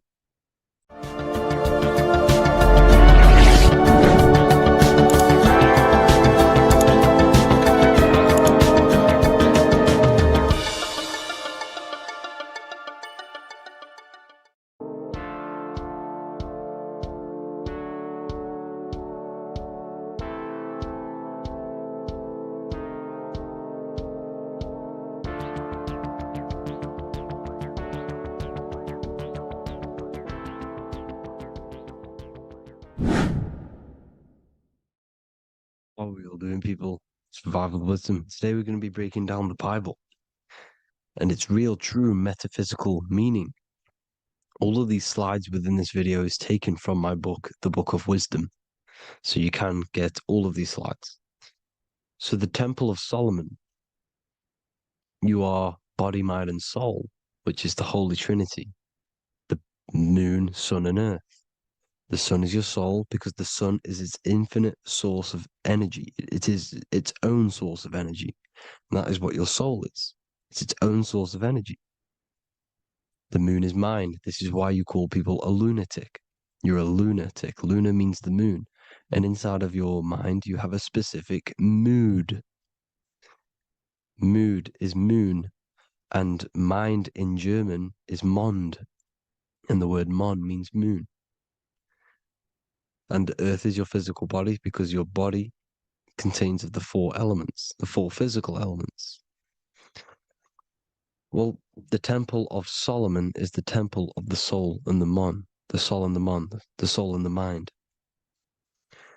And it's the temple of the Holy Spirit in the Bible. Everything leads back to one singular point in the center of the brain. The brain is not the mind. It's mind over matter. Okay? The brain is the physical manifestation of the mind. The brain is the electrical computer which decodes the light waves given to it by the mind. This is why everything in the body leads back to one singular point. And we'll go over this in a minute. But this is controlling the physical body. This is the within. If you rearrange within, it spells high twin, because within you is your twin, your true self. And it's just an entity in the center of the mind. And if you shut your eyes, you can feel it. Your awareness is in the center of the brain. So there's just an empty chamber in the center of the two cherubs, the two brains. They are two separate brains. They're two hemispheres. And the empty chamber, when scientists chop it up and see it's just an empty chamber, well, because you can't see in that plane of reality. You cannot see the mind. You cannot see thoughts. It is invisible to the human eyes, to the visible light spectrum, to the two eyes. The reason why we call it the third eye in the center of the brain, it's not the third eye, it's your true self. It's the mind and soul. It's an eye because it does see. It's the all-seeing eye that you always see here.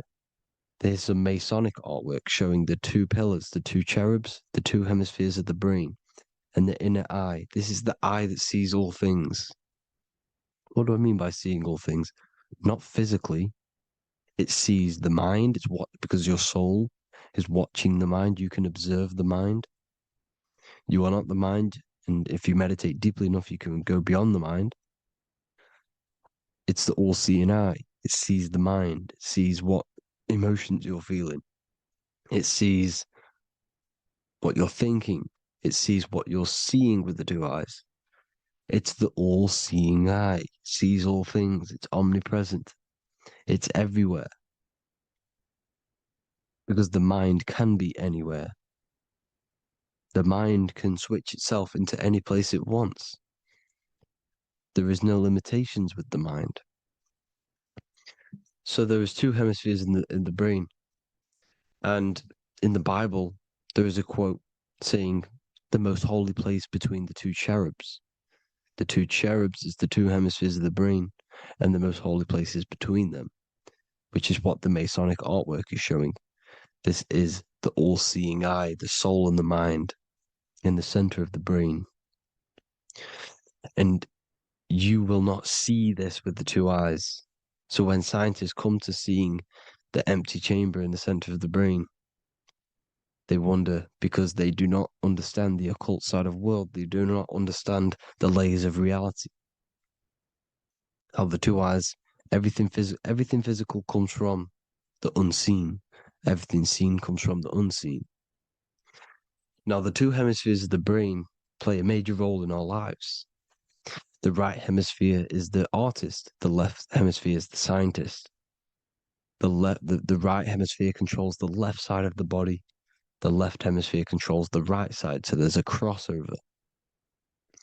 Now, the right hemisphere is to do with your feminine energy, creativity, unification, metaphors, visualization, intuition.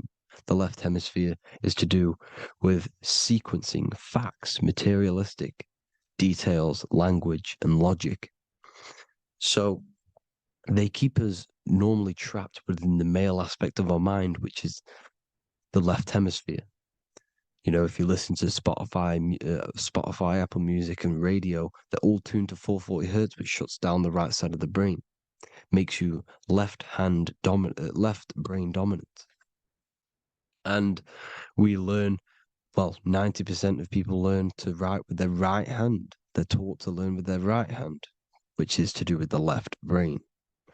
You see, so we are being trapped within this left side of the brain, which is all to do with logic, thinking logical, not creative. very analytic. But the right side of the brain is to do with your creativity. So the right side of the brain is perceiving reality as a holistic perception. Now, what do I mean?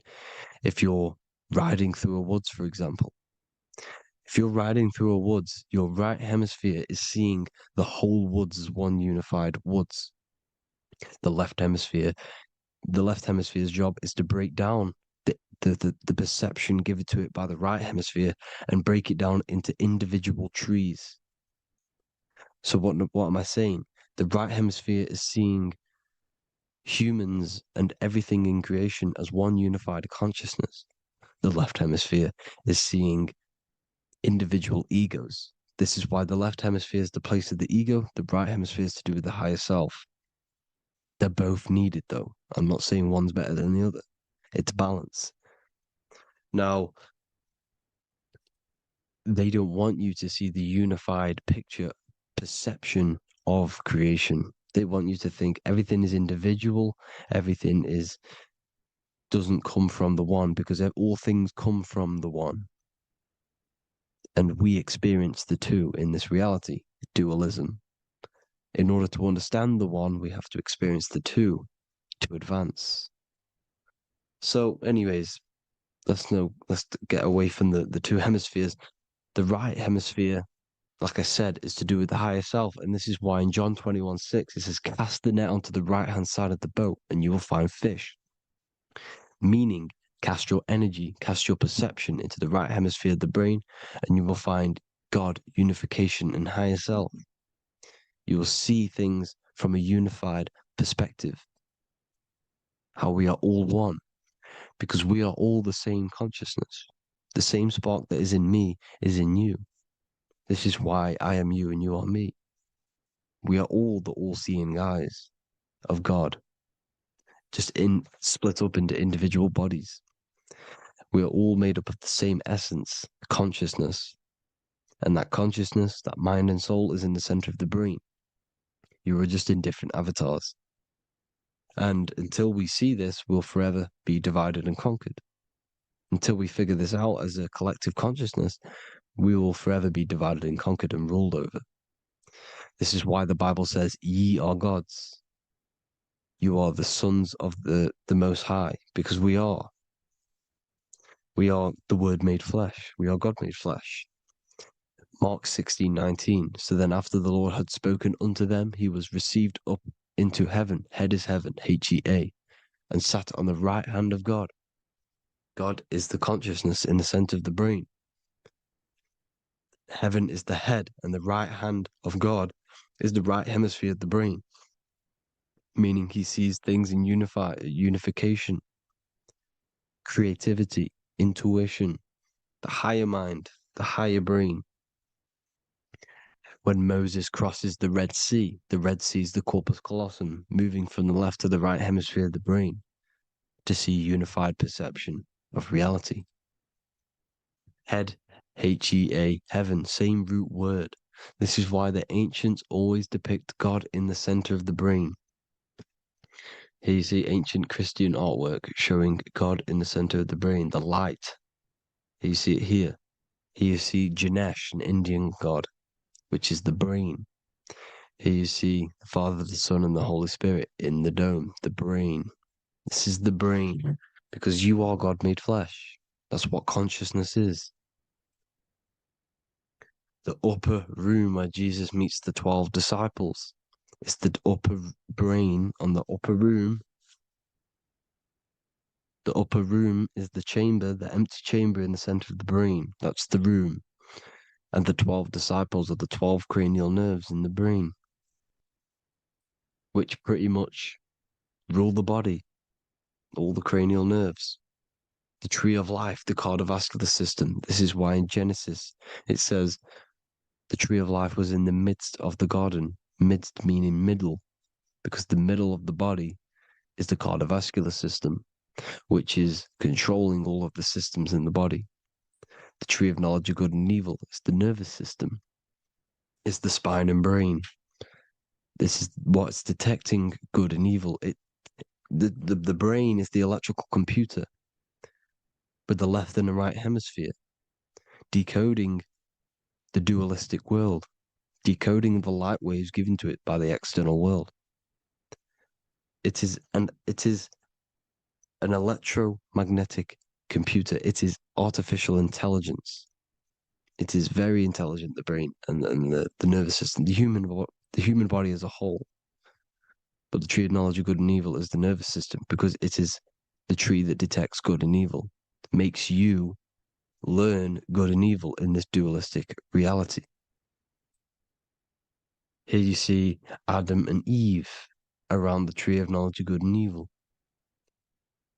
Adam and Eve, male and female energies, but the serpent in the tree, and the tree of knowledge of good and evil. Well, this is the spine, the brain, and the serpent is the kundalini up the spine.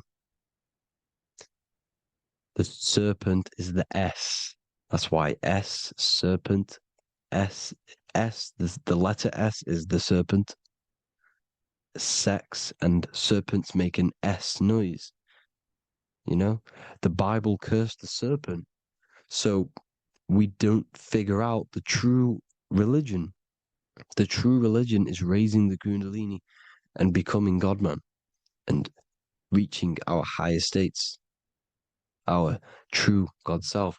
Because once the kundalini is saved and hits the pineal gland, it activates 100% of the brain, when we're only using around 20 to 10% as of right now without the kundalini awakening. So when you use it, you're activating 100% of the brain. You're activating all the dormant brain cells. You're regenerating the body.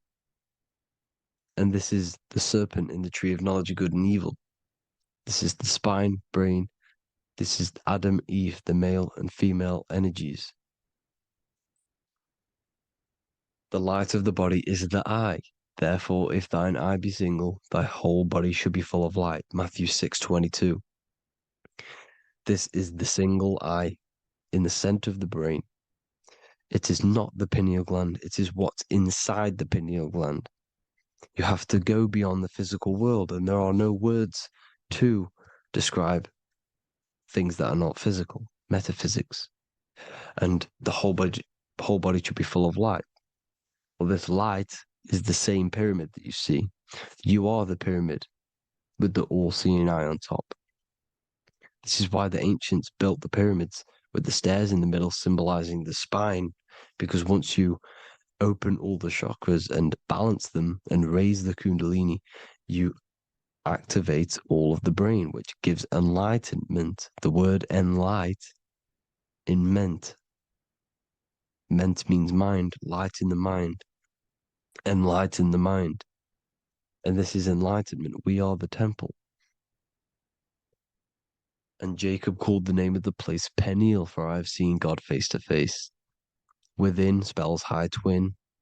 Within you is the God self, which you need to manifest into the external world.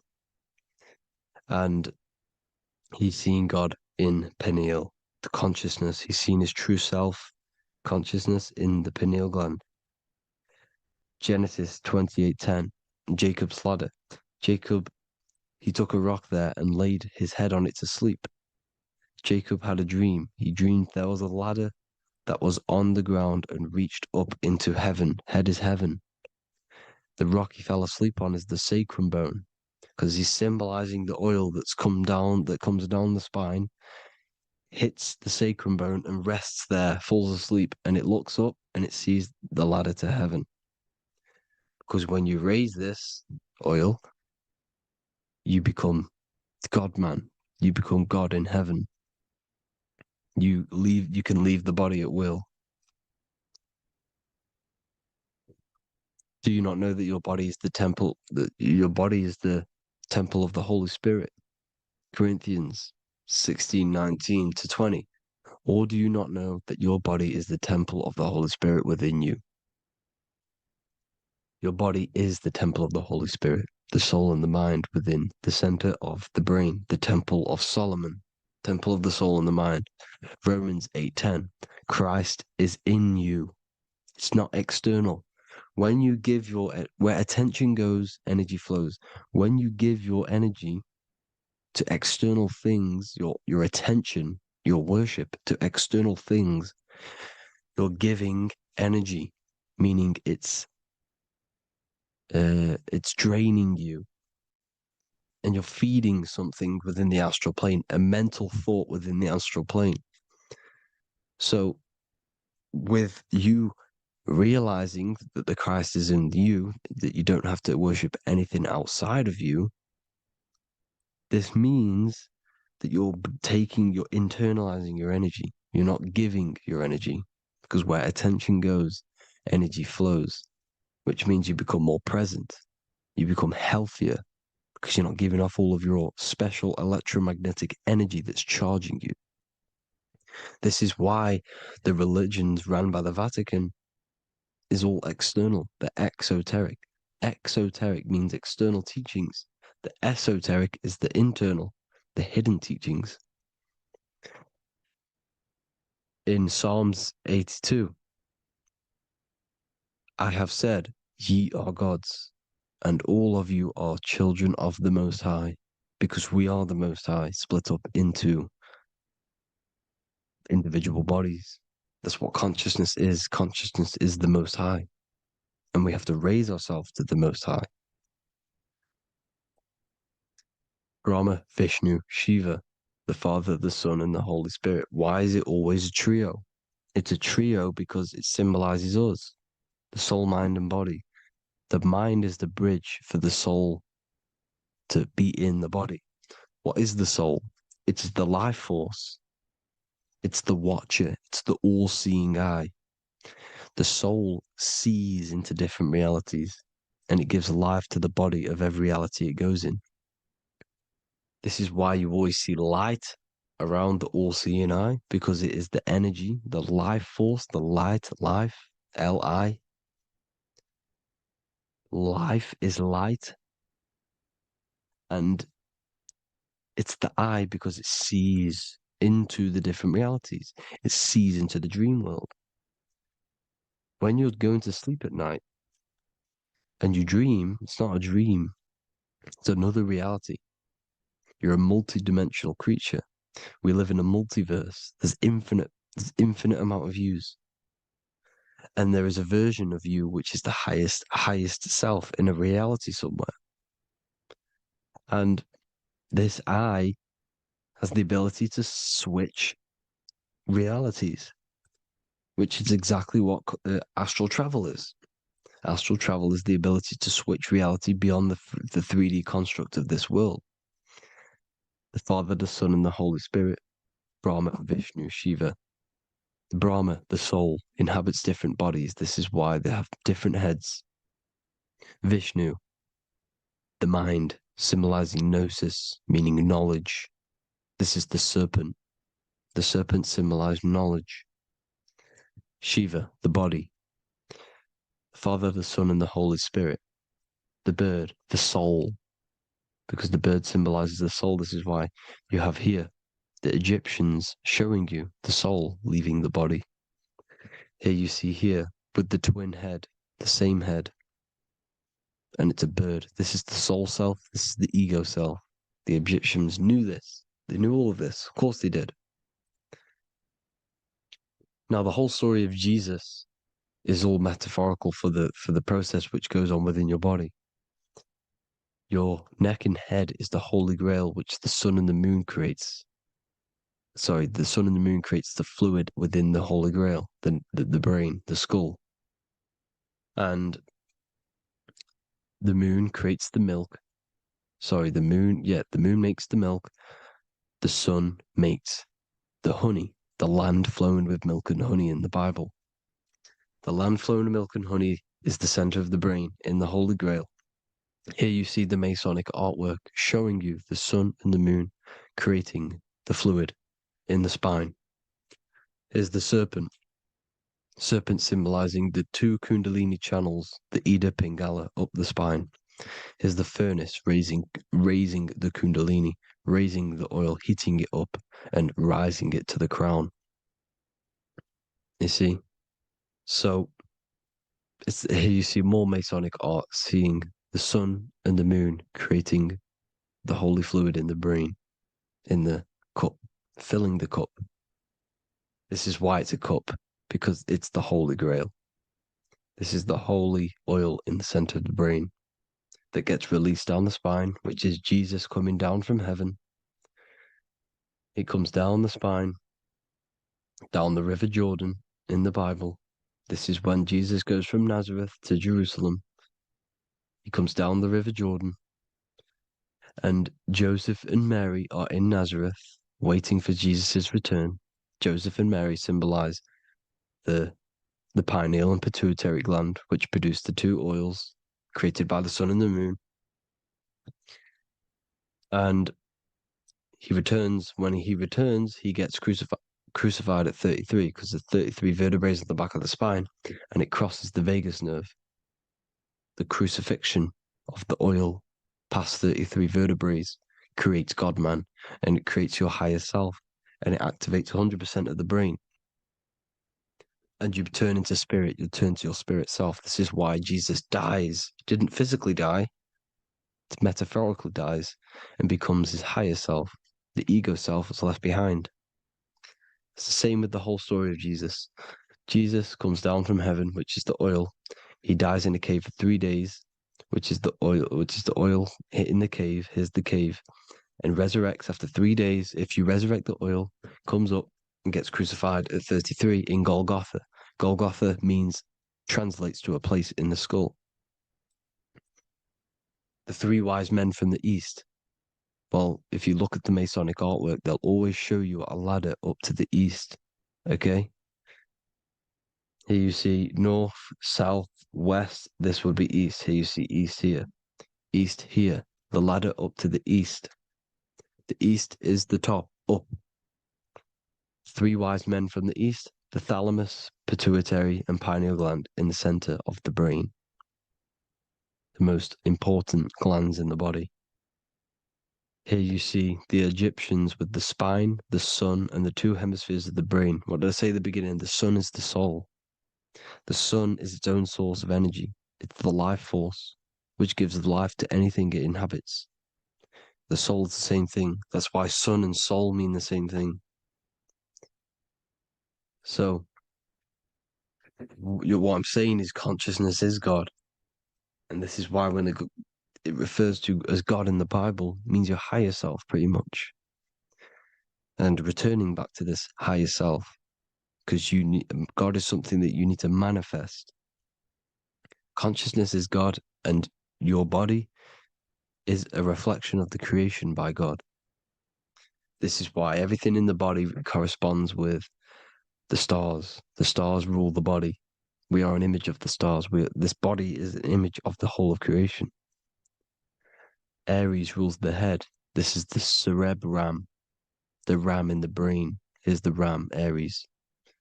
And we have something called the cerebrum, Aries, the ram. This is the Lamb of God moving to the higher mind. Taurus, which is the lower brain and neck, the cerebellum, the bull Taurus, the lower mind, and the cerebrum and the cerebellum, the ram and the bull, is what makes you ramble on. Ramble meaning walking. The higher mind and the lower mind working together makes the body ramble. Ramble is what makes you walk along. Thank you to Santos Bonacci. Gemini, the two twins, rules the two arms, the hands, and the lungs. These are the two twins of the body. Sagittarius, the horse, which rules the hips. Hips means hippo. Hippo means horse. Hippopotamus means water horse. Hippo means horse, and this is why we call them hips, because horses have massive hips. Capricorn, the kneecaps. Pisces, the two fish, the 2 feet. Then they make us swim. We are an image of the stars, people. Well, the body is anyway. Consciousness is God, and the body is the image of the whole of creation. It's a reflection of the whole creation, as above, so below. 12 systems in the body, 12 cranial nerves for the 12 constellations, 12 cell salts. The body's made out of 12 cell salts. So this is where it gets kind of deep. This is where we get deep. And he said Jesus was known as the fisher of man. And fisher of man, meaning man does not mean man as in the male. Man means mind. He's the fisher of minds. So the Bible is not patriarchal. It's not patriarchal. Man just means mind, pretty much. So the fisher of mind, man, because he was fishing minds out of this reality into the higher realities. He was teaching people how to leave the body when he walks on water. Walking on water is the physical, etheric, astral, and mental. These are the different planes of reality. The ether is the either, because the ether is the substance that's on either side, astral and physical. It's the fifth element, is ether. And the fifth element is the water.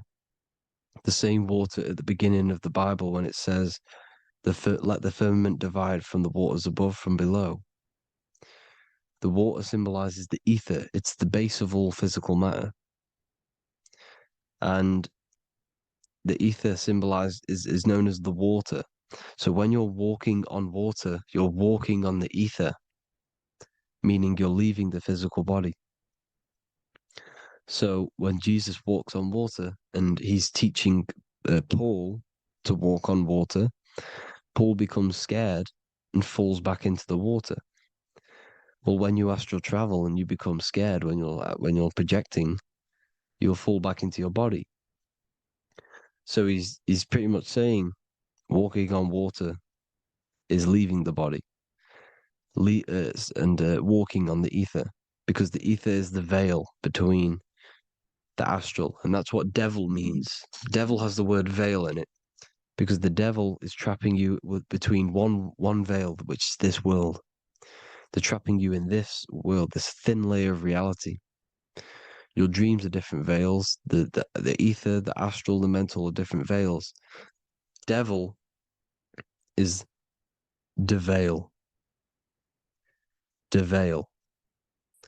You need to escape being stuck in one reality and live in between realities.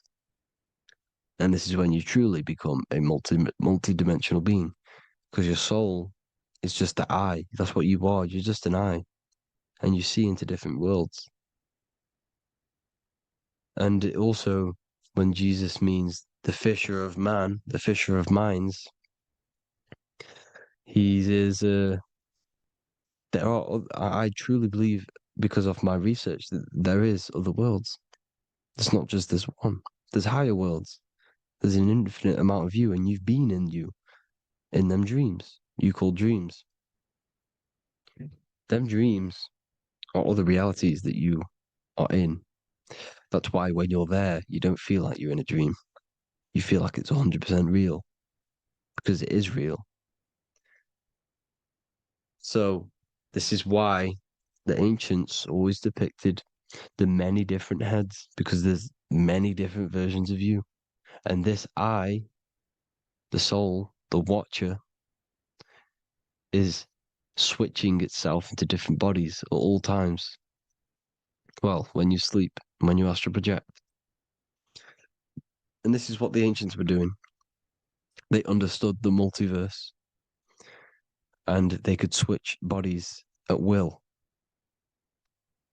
And this is what the 7 seals are in the Bible, also known as the 7 chakras. These are literally portals within us to these different worlds. We're in the heart at the moment. Earth rearranged spells heart, meaning middle. This is where good and evil exist. It's the middle point, the midpoint of realities. So I hope you all enjoyed the video. All of this knowledge that I've give you in this video is inside of my book, the Book of Wisdom. The Book of Wisdom gets updated every single month with new pages. It's a one-time payment for a lifetime worth of research and knowledge by me. So if you do want to get it, the link will be in the description. But I hope you will gain some amazing insight. Please like, comment, and share to help the algorithm, and drop a subscription. And for more lectures, every 2 days, I drop lectures and knowledge within the Patreon. If you want to support the channel, join the Patreon. Everything's in the description because we are not monetized on YouTube. Thank you all. Have an amazing day.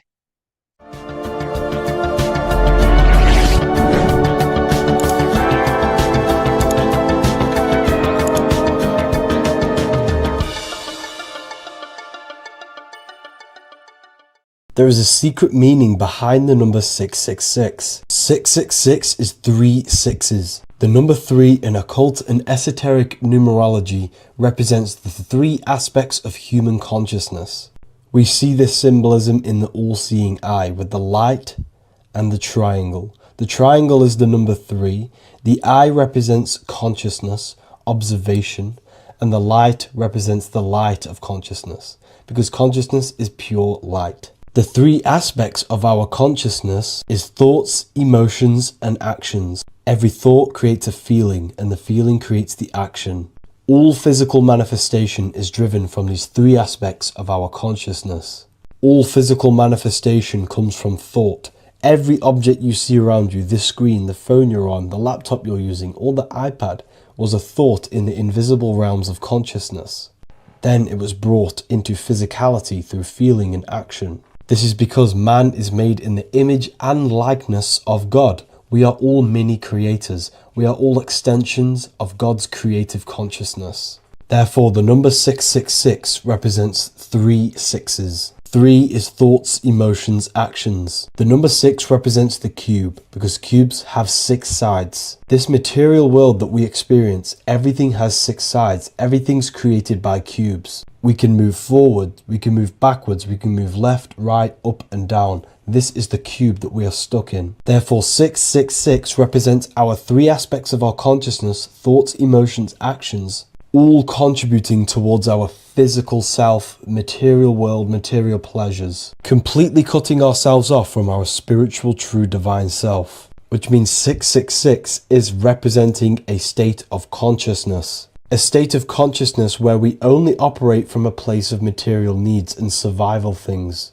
As humans, we possess a physical material body in the physical material external world, but we also possess an invisible inner world, which is what we call spirit. When we disconnect ourselves from our inner world, we become lost in this materialistic way of thinking and acting, which can lead to no life purpose, a feeling of emptiness and voidness in our hearts. Humans possess the ability to transcend our animal instinctual natures and turn to the divine mind, to the spiritual inner world.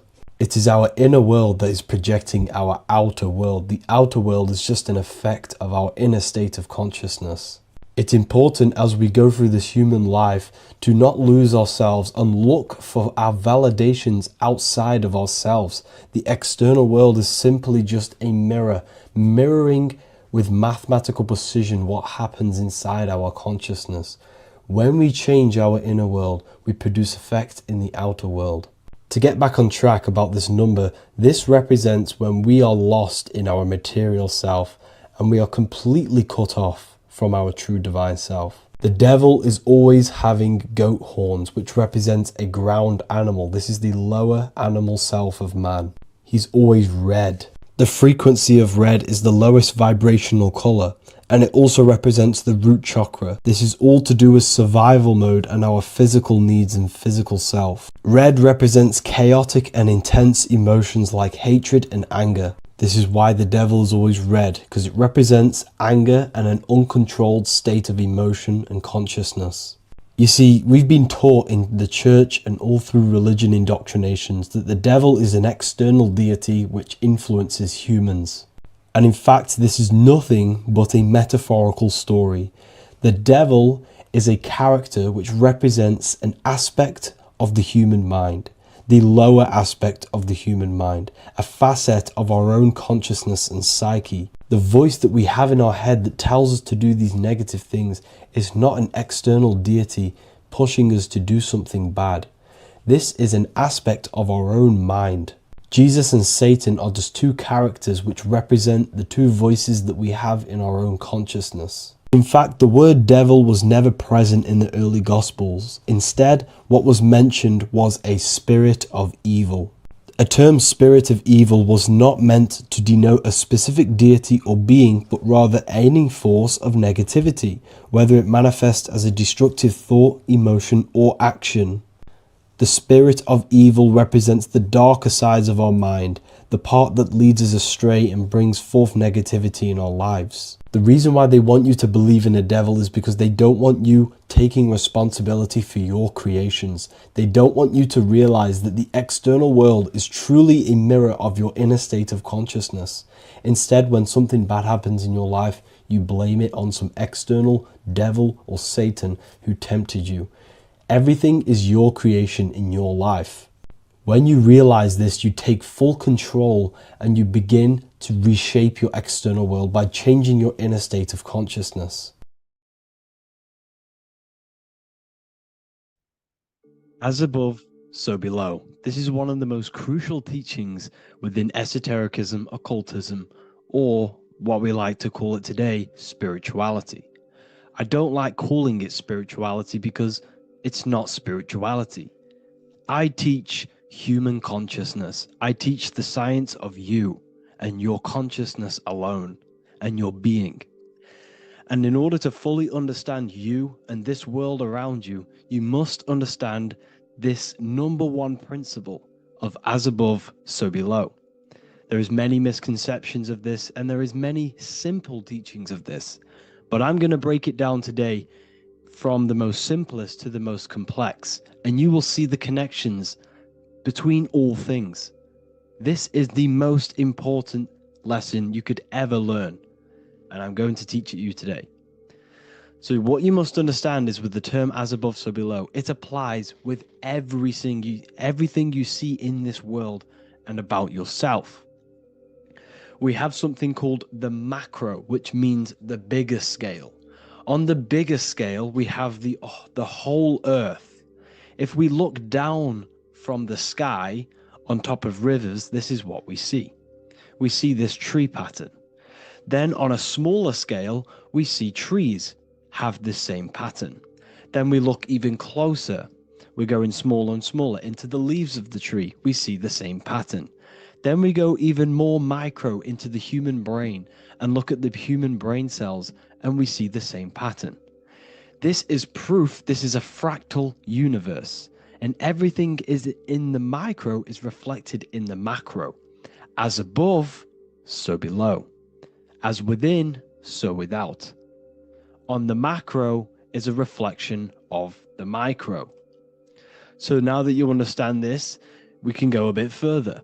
A yearly cycle of spring, summer, fall, winter is a macro.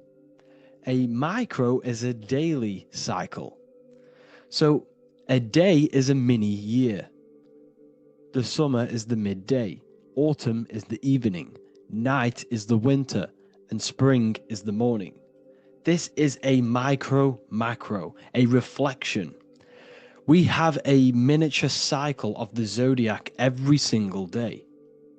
And this cycle is also reflecting the cycle of life and death. We live, we are born, which is the spring. We live, which is the summer. We then age, which is the autumn. And then we die, which is the winter. And then we are reborn again. This is the cycle of life and death. And you do this every single day. You see, death is a macrocosm of sleep. This is why we say sleep is the cousin of death.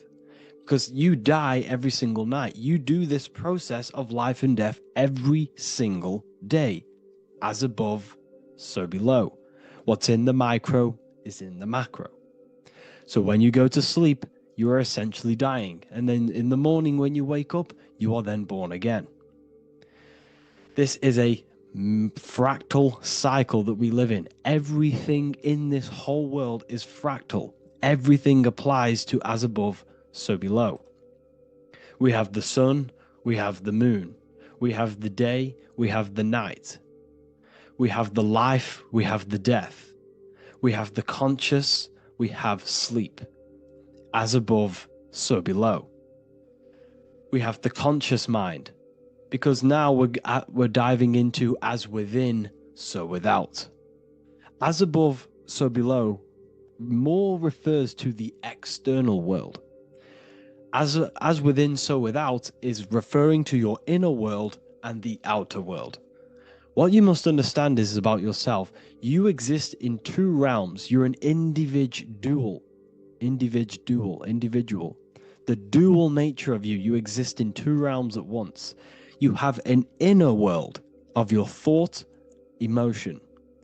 This is the inner world that no one else can see but yourself. And you have an outer world with a physical body which everyone can see. So you exist in two worlds. You have the inner voice, you have the outer physical voice, which I'm speaking to you with now. But I also have an inner voice, which no one can hear, only but me. So you exist in the light and you exist in the darkness. The sun represents your external self, your physical, conscious mind. The moon represents your shadow self, the inner self, the psyche self, the spirit self. There is an as above, so below. The sun is within you. The moon is within you. Everything is within you. Now that you understand as above, so below, what is your body? Your body is a miniature earth. Let me repeat, your body is an earth. Your body is the earth. Okay? Because like I say many times in all of my videos, you are not in the world. The world is you. You are the universe. Your brain is a computer creating this reality. What you see with your eyes is produced in the back of the brain called the visual cortex. You don't look into the world, the brain produces the world. The body produces the world. When you touch something, you're not actually touching something.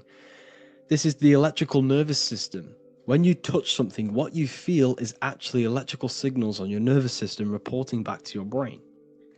Therefore, when this body dies, you leave the earth because this body is the earth. Okay? As above, so below.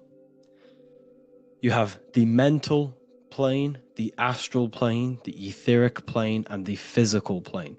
This is essential for understanding reality and the teaching of as above, so below. Everything in this material plane began in the thinking mind. For example, the microphone I'm speaking into, the phone you're watching this video off, or the laptop or iPad. Where did this begin? It didn't begin in the factory. The first ever place this item begun was in the mind of an individual. The invisible realms of mind is where all physical things and physical items begun. Essentially, this physical plane is the effect of the thinking mind. This world is the world of effect. It's the world of outcomes. When you see something, it is already manifest. It is already being manifested. It is an effect. And in the effect of the cause, which is the thinking mind. Therefore, the mind creates thoughts, which is the mental plane. Then after thoughts creates imagination, which is the astral plane. These two are spiritual. They are non-physical. So spirit kind of means non-physical. Then you have the physical planes, the etheric and the physical plane. As above, so below. What happens in the mind is manifest on the physical plane. Like I said, the phone that you are holding, it was a thought, and then it brought down into a physical reality. As above, so below. You change the mind, you change your reality. your environment. The word environment has ment in it because your environment is mental. So now that you understand this, so what is the world around you? The world around you was created by the mind of God. It was manifested through God's thought. So you are living in the mind of God. You are a thought in the mind of God. God thought you into existence. But like I said, we are all fractals. Everything is fractal. If God exists, this means that you are God, as above, so below. God created you through the thinking mind, and he gave you a thinking mind. So God created the macrocosm. God created the macro, the whole world. He designed the whole world, the sun, the stars, the moving. He designed this. But then he gave you the thinking mind to design your own life and create your own life in his world. You are a microcosm of God's macrocosm. Just like God thought you into existence and the whole world into existence, you are a microcosm thinking your world, your reality into existence. You see this now? Everything is a reflection. Everything is a mirror. Everything is fractal. So in order for you to change your reality, you must change these higher planes. Your thought and imagination are the two key aspects of creating physical reality. Every object you see around you was begun in these higher planes of the non-physical, and they were brought out of spirit into physical matter through the thinking mind and physical action. So now we're going to get a bit deeper. The brain is not the mind. Now that you understand, we have spirit and matter, as above, so below.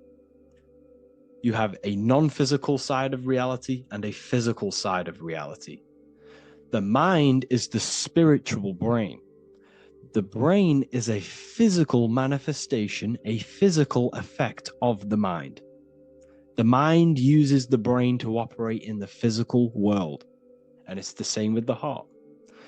The soul manifests itself physically through the heart. The heart is a physical manifestation of the soul, of the emotion, thought and emotion, the mind and the soul, the brain and the heart, heaven and earth. So you have the inner world and the outer world, the spiritual, non-physical, and the physical. So we are all on this process of awakening, an expansion of our minds into new fields of thought, into new fields of awakening ourselves. Because essentially we are born into this world, but you are born many, many times. You can be born physically and you can be born spiritually. Like I said, everything is fractal. So just like when the baby finds out that there is a world outside of its mother, what does the baby do? The baby seeks a way out of its mother, and then the baby is now born into a new world, a world outside of its mother's womb. It's the same with you and your spiritual process. As your mind becomes aware that there are other realities beyond your physical body, it then seeks a way out. And this is why you are probably watching my YouTube, because you are now on the path. Something within you has guided you to this path of knowledge, truth, enlightenment, and expanding your consciousness. And it is your soul who brought you here. Your soul speaks through emotion, a guidance. Emotion is the language of the soul. When you feel very bad, this is your soul telling you you're not in the right place. You're doing the wrong things. Because the soul is always unfolding its purpose, which is expansion and learning. That is it. The mastery of the self and the learning of the mind is the only thing that counts in the end after this life. So you are on a journey of expansion, of learning, creating, and spiritual rebirth. As above, so below. What does this body tell you? When I see someone overweight, I don't see the overweight. I don't see the body. I see the mind. I see an undisciplined mind. I see a mind that lacks self-control. I see a mind that seeks external validation. That's what I see when I see an overweight person. I don't see his body. I see the result of his mind. Because what does the Bible tell you? You shall know them by their fruits. It's the same saying as above, so below. You shall know them by their fruit. The fruit is their manifestation. Your body is a direct correlation and manifestation of your mind. Your inner world projects your outer world. As within, so without. As above, so below. Now, what do you see when you see this man's body? I see discipline. I see strength, mental strength, not physical strength. I see mental resilience of pain. Because all of this man's mental energy has been manifested physically within his muscle. This body is a direct manifestation of this man's mind's pain and suffering. And it shows discipline. This is why people instantly respect you if you are in shape. You walk into a room and you are in shape, people will instantly give you respect because they know that you are mentally disciplined. The body is a reflection of your inner world, and it's the same with your friends, your family, your connections with people. If you think about yourself very negatively all the time, and you don't have a good connection with yourself, you don't have a connection with your true self, this will manifest into every single relationship you have in your life. If you don't have a good relationship with your inner self, you don't have a good relationship with the people and the friends around you. Because as within, so without. If you think negative about yourself, you will only pick up the negative in other people. If I think very highly of myself and I think very happy and good things about myself, I will then see the good things in other people. Because it's as above, so below. As the inner world is, so is the outer world. It's the same with your life circumstances. Your life is a direct correlation of every thought you thought in the past. If you possess millions of pounds, millions of dollars, this is because you have thought this into physical reality. You live the life you are deserved. You live the life that you manifest through your thought. If you live a very poor life, this is a reflection of your mind. This is a reflection of what you have thought into physical existence. Because like I said, everything begins in the mind. As above, so below. And this is even present within the body. So where is the head? The head is at the very top of the body. And where does all manifestation begin? In the mind. That's where the mind is, in the head. And then the thoughts we think travel down the body into the heart, which is the emotion. Every thought we think is in the emotion. Every thought we think creates an emotion. This emotion then drives the action. Where does the action come from? The feet, because the feet move our body. We move with our feet to take action. Our hands. You see, so the body is even a micro reflection. I can't even say it. Reflection of the order of manifestation. This blew my mind when I figured this out. You see, the head, the thoughts begin here. This is the beginning of all manifestation. Then it comes down to the heart. This is the emotion. Then you take the action. The thought and emotion then sparks the action, which is taken with the hands and the feet. And where's the lowest point on the body? The feet, and that's touching the physical earth. So the head is where the thought is, the non-physical, and the lowest point on the body, which is touching the physical earth. So the head represents spirit, the feet represent matter, spirit and matter.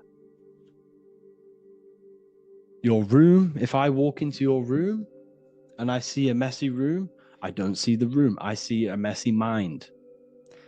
The room is a reflection of the mind. If you have a messy room, this is your mind. It's an externalization of your unsorted mind, undisciplined mind. So like I said, we are all God, and we must find the God self within us. And I teach all of this inside the Book of Wisdom, Volume 2. This is not just a book, this is a revolution.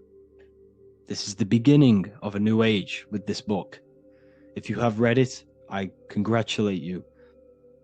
You should feel very proud of yourself if you have an open mind. You should feel proud of yourself for watching these videos, because not many people have an open mind. Remember this, people. You are special if you're watching these videos.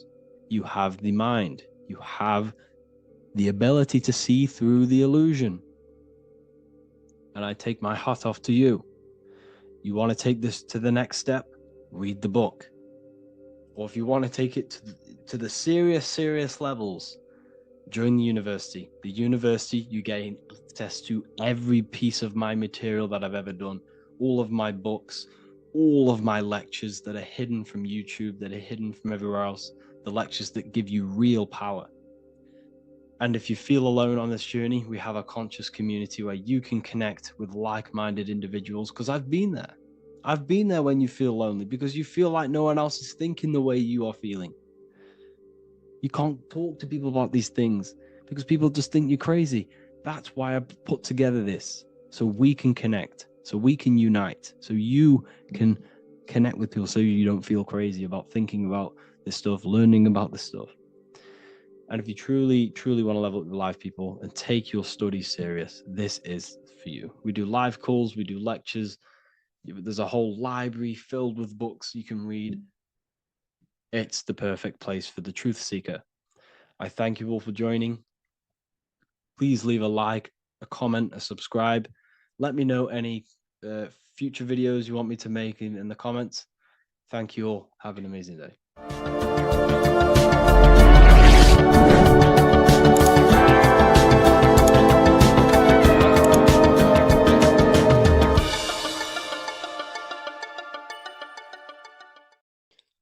What if I told you you don't have one body? You in fact have four. There's a secret hidden right in front of you, and most of you overlook it. And by learning these teachings today, this will change your perspective on life, on yourself, and completely change the conception of yourself. This is the key to your highest potential. If you stay with me today, you will find secrets about yourself that will change your life. But I warn you, once you step this path of esoteric knowledge, there's no going back. Once you see, you can't unsee.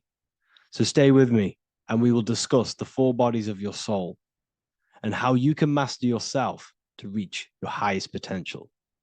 The first thing we must understand is that there is a sun.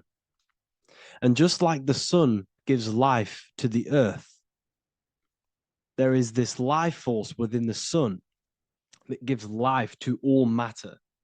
We must understand that matter itself is dead. It has no life potential. It has no ability to create or destruct anything.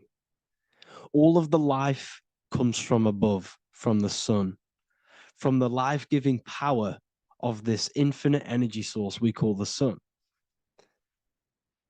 No matter what model you believe, the sun still gives power to this physical realm, giving life to all of the crops, giving life to animals, giving life and growth to all things that the rays come in contact with. This is a macrocosm process. We must understand the teachings of as above, so below. This means that the macrocosm repeats itself in a microcosm form. Now, what do I mean? Humans are made in the image and likeness of God. You are a miniature version of God, a spark of the divine consciousness made in human form, in physical form. Just like the sun gives life to all physical matter and growth to all crops on the earth, your soul is a miniature sun. And your soul is giving life to the body. Your body is a miniature Earth, which also goes through the cycles of the 4 seasons of the sun. We feel different in each one of these seasons. It's because our body does not only go through these cycles externally, but these cycles happen within ourselves, within consciousness. Your soul is the sun. The sun you see in the sky is an externalization of your soul. Your soul is the life force. You are the soul, not the body. And like the sun gives power to the earth, the soul gives power to your body. So first, let's look at the etymology of the word sun. The word sun comes from it's a Latin word solis or sol, which means the sun. Sol then became soul, sun, soul. And in fact, S-O-N and S-U-N in the old etymology dictionary mean the exact same thing. They are interchangeable. So when we look at the symbol of the sun, we look at a circle and a cross, which represent the 4 aspects of the sun, the 4 seasons of the sun: summer, winter, spring, and autumn. These are the 4 states of the sun. Like we said, this is why we get this symbol. You have the 4 states of the sun, which represent the 4 bodies of the soul. Now, this is where we get deep. Like I said, the sun you see in the sky is a macrocosm of your soul, an externalization of your soul.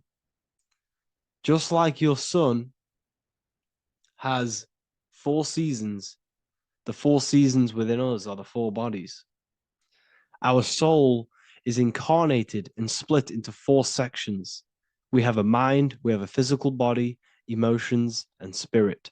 These are all interchangeable and they are all linked. In ancient alchemy, we have the exact same symbolism of the 4 stages of alchemy. But in this case, they're symbolized as the 4 elements: earth, water, air, fire. In this ancient alchemical symbol, we have the pentagram with the top one representing the soul, ether. Our soul then has the 4 bodies with the human here. We have the man, the eagle, the bull, and the lion. We see this on the tarot card, the Wheel of Fortune. The man, the eagle, the bull, the lion. We see this in Matthew, Mark, Luke, and John. The lion, the bull, the man, and the eagle. We see this with depictions of Jesus. Jesus, the man, the bull, the lion, and the eagle. These represent the 4 fixed signs of the zodiac: Taurus, the bull; Scorpio, the eagle. Scorpio was symbolized as an eagle. It's an ancient symbol. Now it's been changed to a scorpion, of course. Leo, the lion; Aquarius, the man. These represent the 4 fixed signs, which are 4 different elements. Taurus is an earth sign. Scorpio, a water sign. Leo, a fire sign. Aquarius, an air sign. Taurus is the earth. As above, so below. The earth is the physical body. Leo is fire. Fire is the spirit. Scorpio is water, which is the emotions. Aquarius is the mind, which is an air symbol. Air is the mind. That's why we call people airheads. Okay? So what we're actually looking at here are the 4 aspects of our soul. We have the sun in the middle and the 4 bodies of the soul. This is what Jesus is symbolizing. Jesus represents you. God made flesh with the 4 aspects of the soul. The 4 gospels are all depicting Jesus in 4 different ways according to the different body of consciousness. The Wheel of Fortune are representing the 4 bodies of the soul. This represents the 4 bodies. Now, how are they 4 bodies? They are 4 dimensions of consciousness. The mind is not made of the same substance of the emotion. The emotion is not made of the same substance of the physical body. The spirit is not made of the same substance as the physical body also. They exist in 4 dimensions of consciousness. They are four bodies of our soul. And the most important teaching here is what I'm actually getting to, is the powerful one. This is what gives you power. Most of us live in chaos. Our mind is thinking of doing something. Our emotions are feeling something else. Our body is lusting and wanting to do something else. And our spirit's energy is completely off. Most people live in unbalance. None of these four bodies are working together. This is why we produce chaos in our lives. When these bodies are in balance, are not working together. So in alchemy, they symbolize the four elements, which are the four bodies of consciousness. These are the furnaces with the fire. They represent transmutation of each body. We have to sync these bodies. We have to sync the mind with our emotions, and our emotions with our actions, the physical body, and with our spirit. These four key bodies need to be in line in order for us to create consciously in our life. Because each one of us is a creator, a miniature version of God, creating our own earth, creating our own material reality. And in order for us to create consciously and with effect and power, we must have these bodies unified so that we can create consciously and not create chaos. So this is very, very important. And this is a secret teaching found in all ancient societies. But this is what the hidden symbolism of astrology actually is. The sun is our soul, and the 12 zodiacs are 12 aspects of our soul. And we have the four aspects of the four main bodies. This is what we're looking at. We're not looking at the sky. We're actually looking at aspects of ourselves, aspects of our soul that we must master and transmute in order to become our highest potential. So I hope this makes sense. And it may take a while for you to fully understand this, but the key knowledge in order for you to understand any of these teachings that I've gone through today is the major, major teaching of as above, so below. What is above is below. What is within is without. Your inner reality projects the outer reality. What is inside of you is outside of you in some form or way. Whatever trees, whatever roots that go down will always shoot up. When you throw a bouncing ball, you shoot it down, it will go up. As above, so below. As within, so without. God did not make a creation separate from himself. We are all extensions of the divine made in physical form. And we are incarnated into four sections. Our soul is separated into four sections. These are the four corners of reality. These are the four pillars of reality that we must control. So in order to access our soul in meditation, we must turn off these four things. Turn off the mind, the emotion, the spirit, and the body. And then we access the soul. So I hope this video helps today. And you can learn all about this in the Book of Wisdom, Volume 2. This book is a revolution in consciousness. I do not recommend everyone reads this book. This book is only for people who are serious and want to transform their lives. This book is a book that will change the scope you see reality. It will change your perspective on yourself because you will resonate with this. This book does not just give you information. It gives you a sense of well-being. It gives you truth, and you will find your power from this information. This information is not just information, it's a key to your path of enlightenment and transformation. So you can find this book in the description of this video. And if you are part of the university, I will see you on the live calls. Thank you, everyone. Please leave a like, subscribe, and a comment, and let me know whatever videos you want me to make next. Anything that you fail to understand or have any confusion with, I can make a video on it. So let me know in the comment section any reviews or anything I should do. Thank you all, people. Have a great day. What if dreams aren't random at all, but messages from a deeper part of yourself, trying to show you things? In this video, you're going to learn exactly what dreams are from an esoteric view, how to control dreams, and how to dream more frequently. Dreams are not nonsense. They are expressions of the subconscious mind. In the daytime, we're using our conscious mind, what we are aware of. This represents the daytime, the sun, the external world. We're operating in the external, outside the body in the day. But when we go to sleep, we return inward. Everything does this breath. We breathe in through the nose and out through the nose. Everything does this in and out process in the universe. We live, we die every single day. We wake up, we express things in the external. Then at nighttime, we return back to darkness, back to the internal. This is the breath of the universe. We have summer, we have winter. This is the breath of the sun and the seasons with the earth. You have an internal world and an external world. External is physical, the internal is spiritual. Like I said, when we go to sleep, we are returning back to the internal world of your own consciousness and subconscious mind. Your subconscious mind holds everything about you, your memories, your traumas, everything you've ever learnt, your language, your name, your job, everything you identify with is stored within this vast network of the subconscious mind. It is your own personal consciousness. Therefore, when we dream, we return back to the subconscious mind, and we are in fact thinking, but in a subconscious way. The subconscious does not speak the same language as the conscious mind. The conscious mind uses language, thoughts, and all things that are very logical and very easy to understand.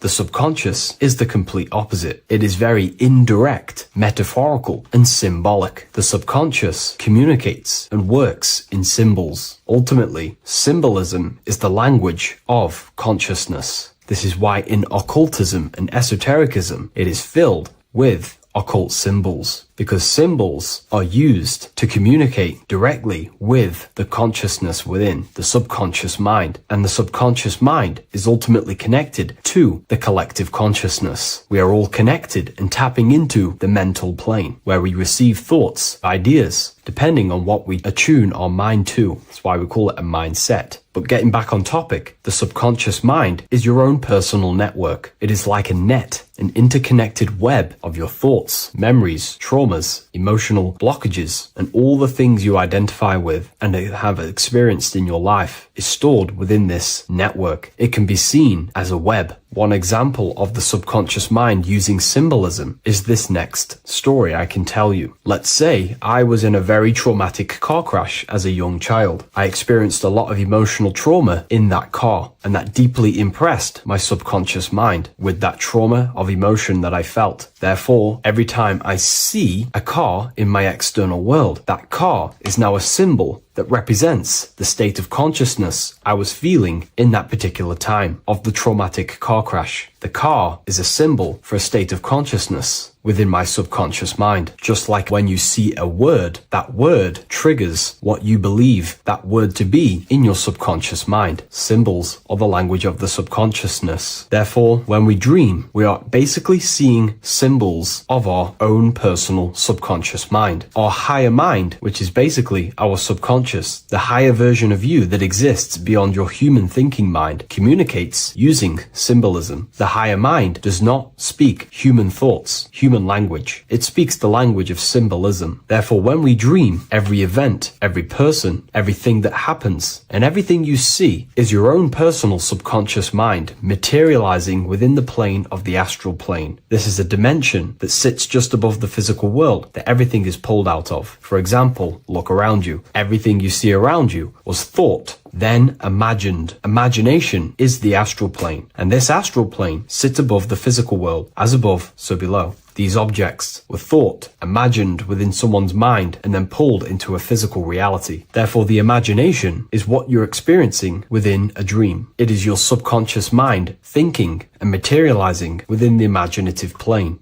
For example, let's say you are a Christian, you believe in Jesus your whole life, you have lots of emotion towards Jesus. This deeply impresses your subconscious mind. You believe in him so much, you go to sleep, you have a dream that you meet Jesus. You did not meet directly with Jesus. You met with your own belief. It was your own belief materializing within the imaginative plane and revealing itself to you. Dreams are materializations of your memories, your subconscious beliefs, traumas, and anything that could be inside the subconscious mind. It is your subconsciousness revealing itself to you in a material form. Let's say you have a nightmare. There is a big dark figure chasing you and you are running away in fear, away from this dark figure chasing you. That dark figure is not an external entity. It is not a spirit or a jinn or a demon. It is in fact an aspect of your own mind. It is a symbol that represents maybe a fear, a trauma, or something you are running away from internally, inside your subconscious mind. Something that you are not addressing, but something that is fearful, something that can be controlling you on a subconscious level. Let's say you have a fear to address something in your personal life. You want to address someone who is getting on your nerves at work. You continuously put this off and you fear doing that situation. Over a long period of time, this can slowly control you subconsciously. You start to avoid the person, avoid any contact. It is subconsciously controlling you. This is not the best example, but you can see what I mean. Hidden fears and traumas in the subconscious mind can subconsciously control your actions and ultimately lead you to low states of consciousness, keep you from reaching your higher potential, and ultimately create blockages within your own consciousness. That figure in the dream is a materialization of something that you are fearing and running away from and not addressing. This is why people always have dreams of traumas that they have experienced as a child or when they were younger, or maybe from a year ago or two. It's because that emotion is deeply impressed in the subconscious, and the subconscious is always trying to reveal things to you, communicate to you that you need to change, purify, and maybe heal within your own consciousness. This is how the higher self communicates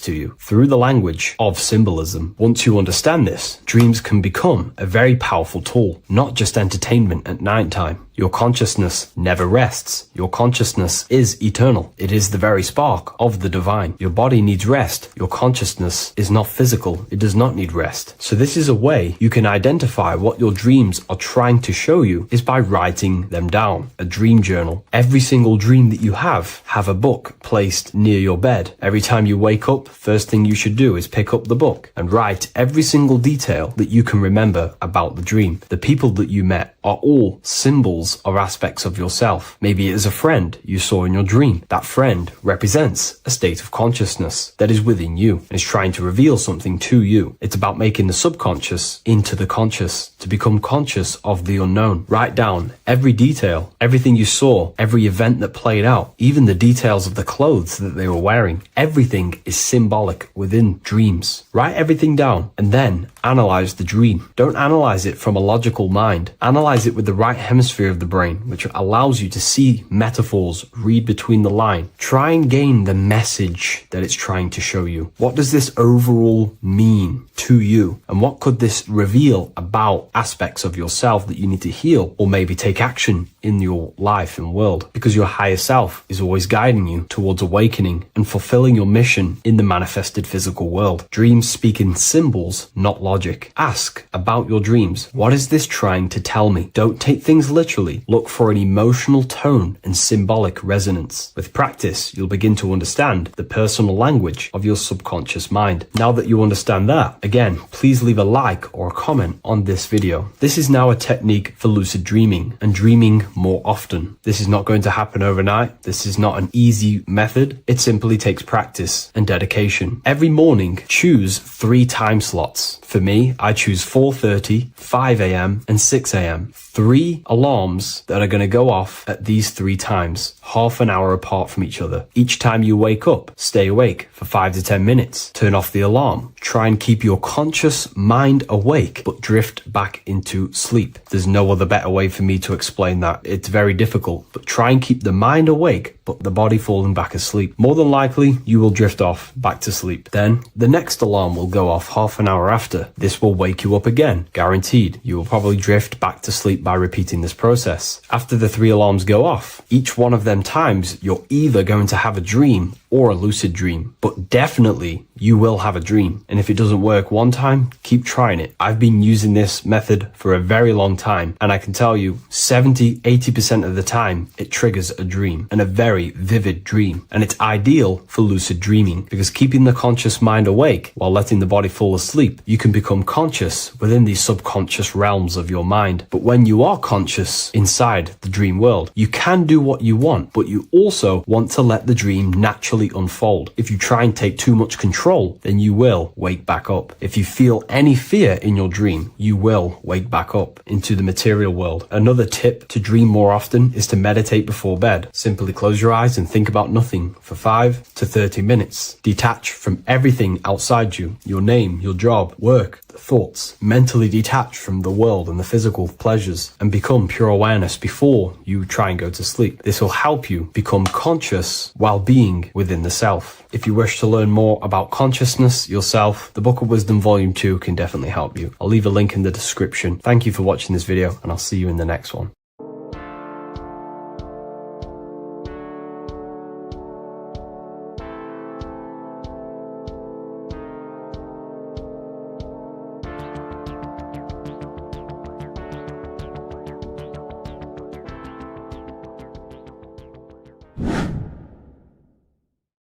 Hey people, how are you all doing? It's Revival of Wisdom, and today we're going to be talking about your birth certificates and how we are slaves to a system and how they have trapped us into this system.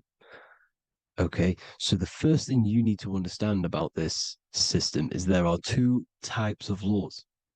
You have the law of water, which is Admiralty law, and the law of the land.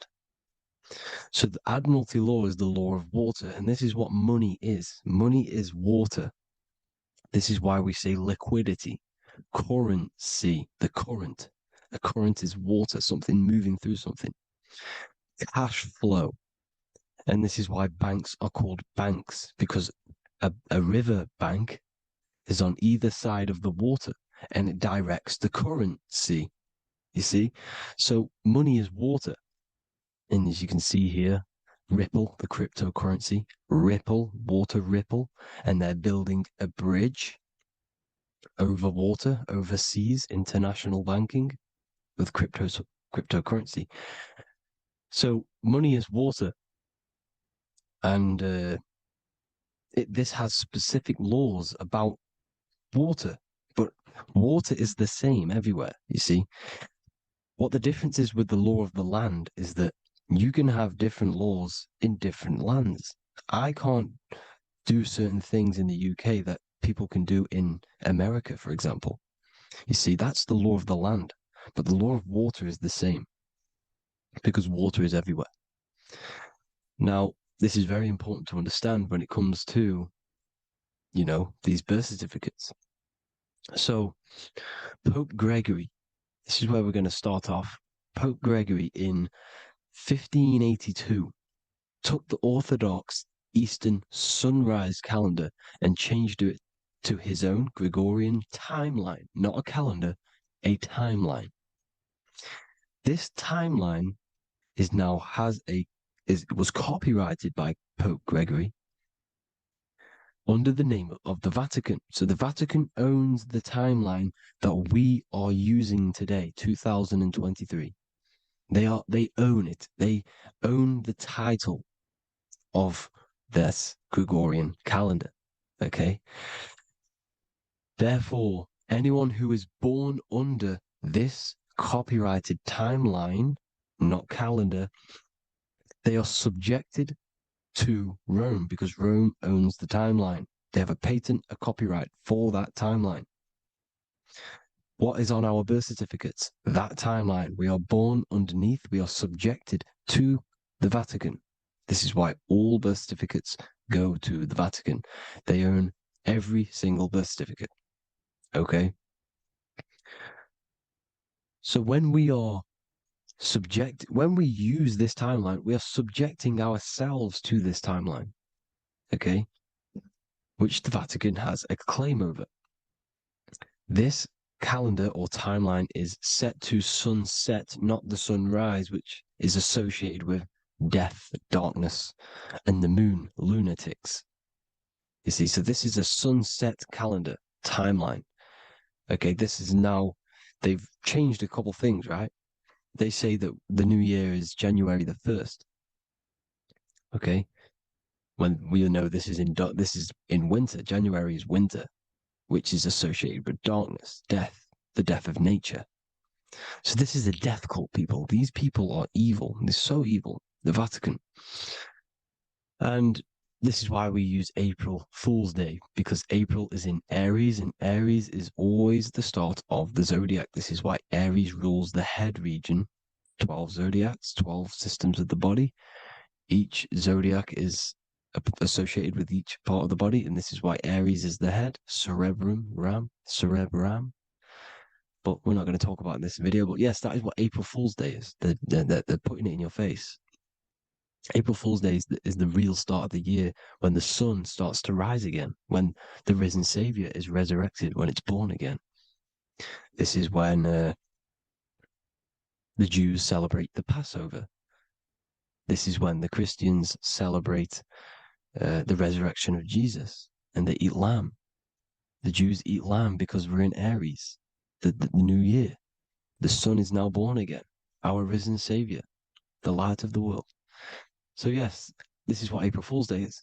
It's the first day of the year, which they changed. Pope Gregory changed. So you need to understand is that you are in the womb. You are inside of a ship, because every ship, literally a ship, every ship is female. This is why they say she delivers the product, because she does deliver the product, you, the baby. Same thing with a ship, they deliver products. They are a she. And when they pull up to the bay, like you can see on this picture, they're pulling up to the bay. This is now called the birth canal. The ship is now in birth on paper. Okay, this is law.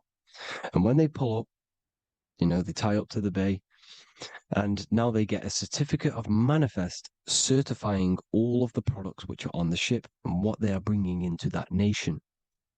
Okay, so you're bringing in this many of that, everything's on the certificate of manifest. And this certificate as manifest is also your birth certificate, because you are traveling through water when you are in the birth canal of your mother, because you are in water when you are in the womb, and you travel through the birth canal.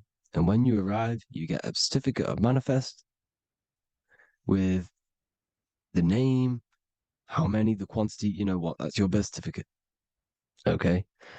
And this is what it is. We are a we're not a corporation, but we represent a corporation, which is your name in full capital letters. That is your corporation.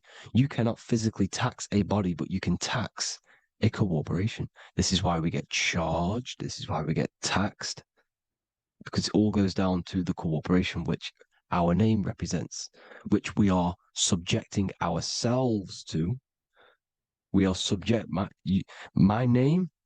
I am subjecting myself to this name, and that name has a corporation which I represent, which I subject myself to. You see, this is how we are attached to this straw man, this character that they have built on paper. So it's a character which is on paper. This is what we represent. So when the woman gives birth, she delivers the baby, and then she has another substance. Now I'm going to break down how they attach this name to us, how they do it. Okay. Our mother is carrying us the product in the womb, the water. And it goes, for example, from the United Kingdom into a state-owned, corporate, federal-owned hospital, which is government-owned. She does not declare the package when she enters the building. Aha, so keep that in mind.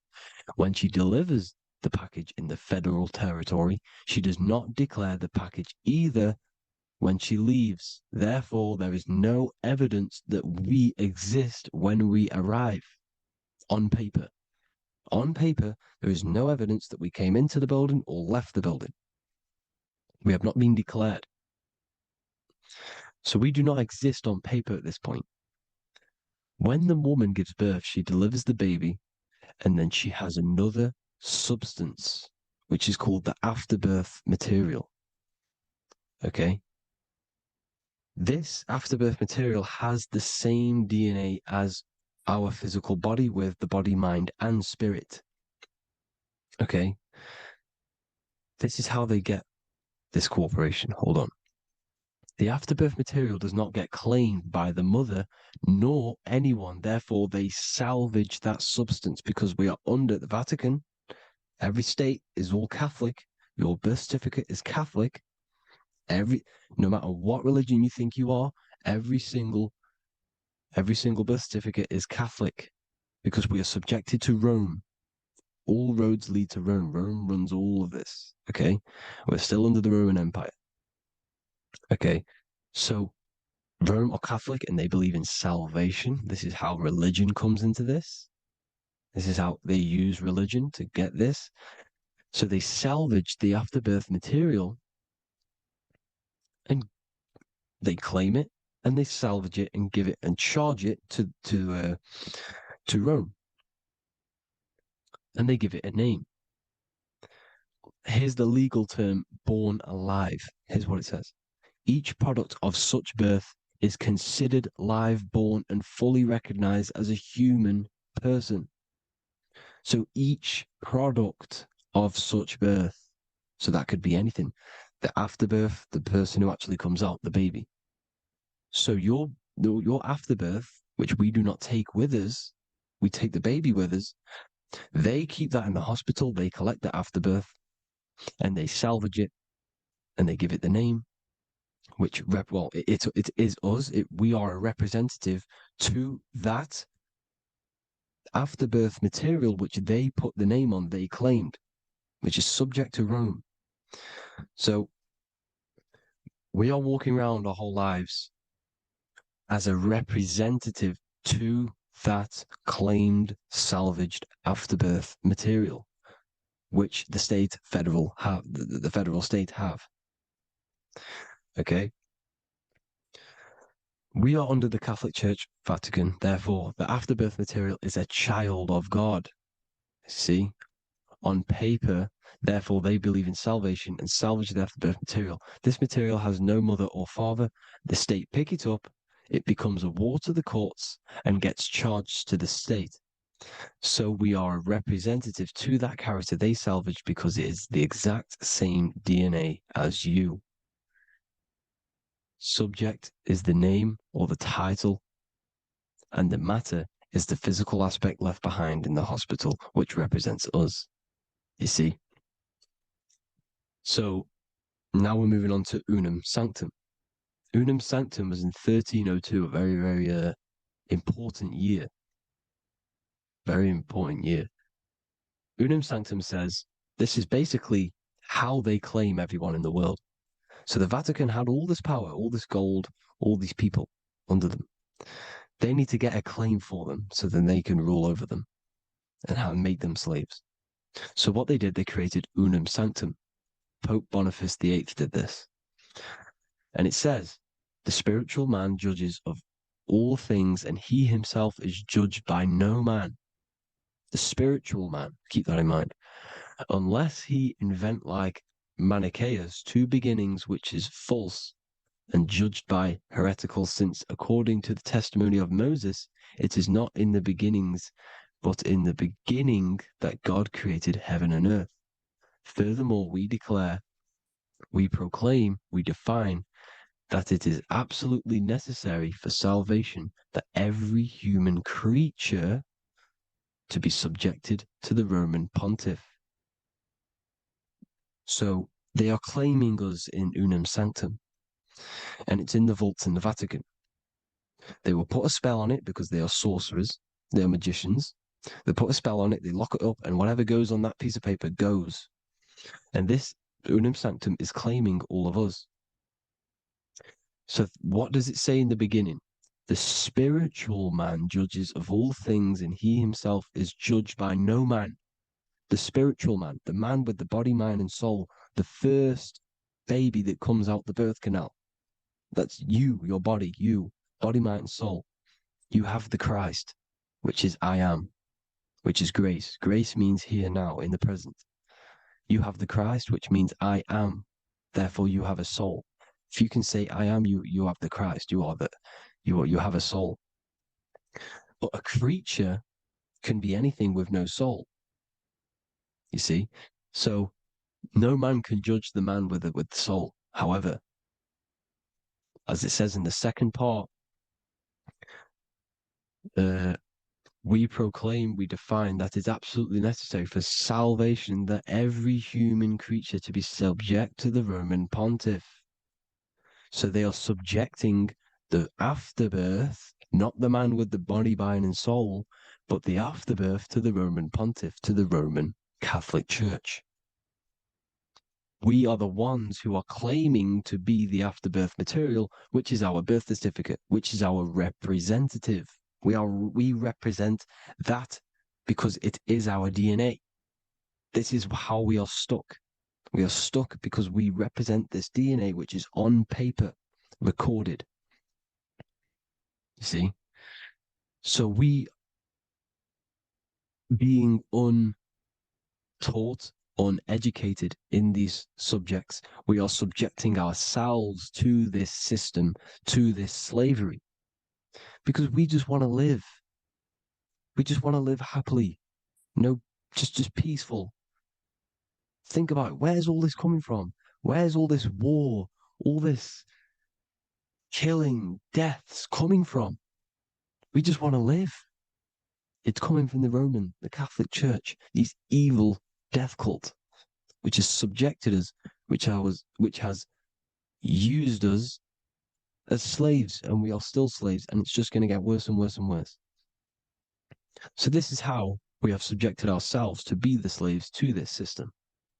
It's a lot to take in, and there's a lot more deeper stuff which goes into this. I'm just going over the surface. I'm going quite deep, but there is little details that I still need to learn myself.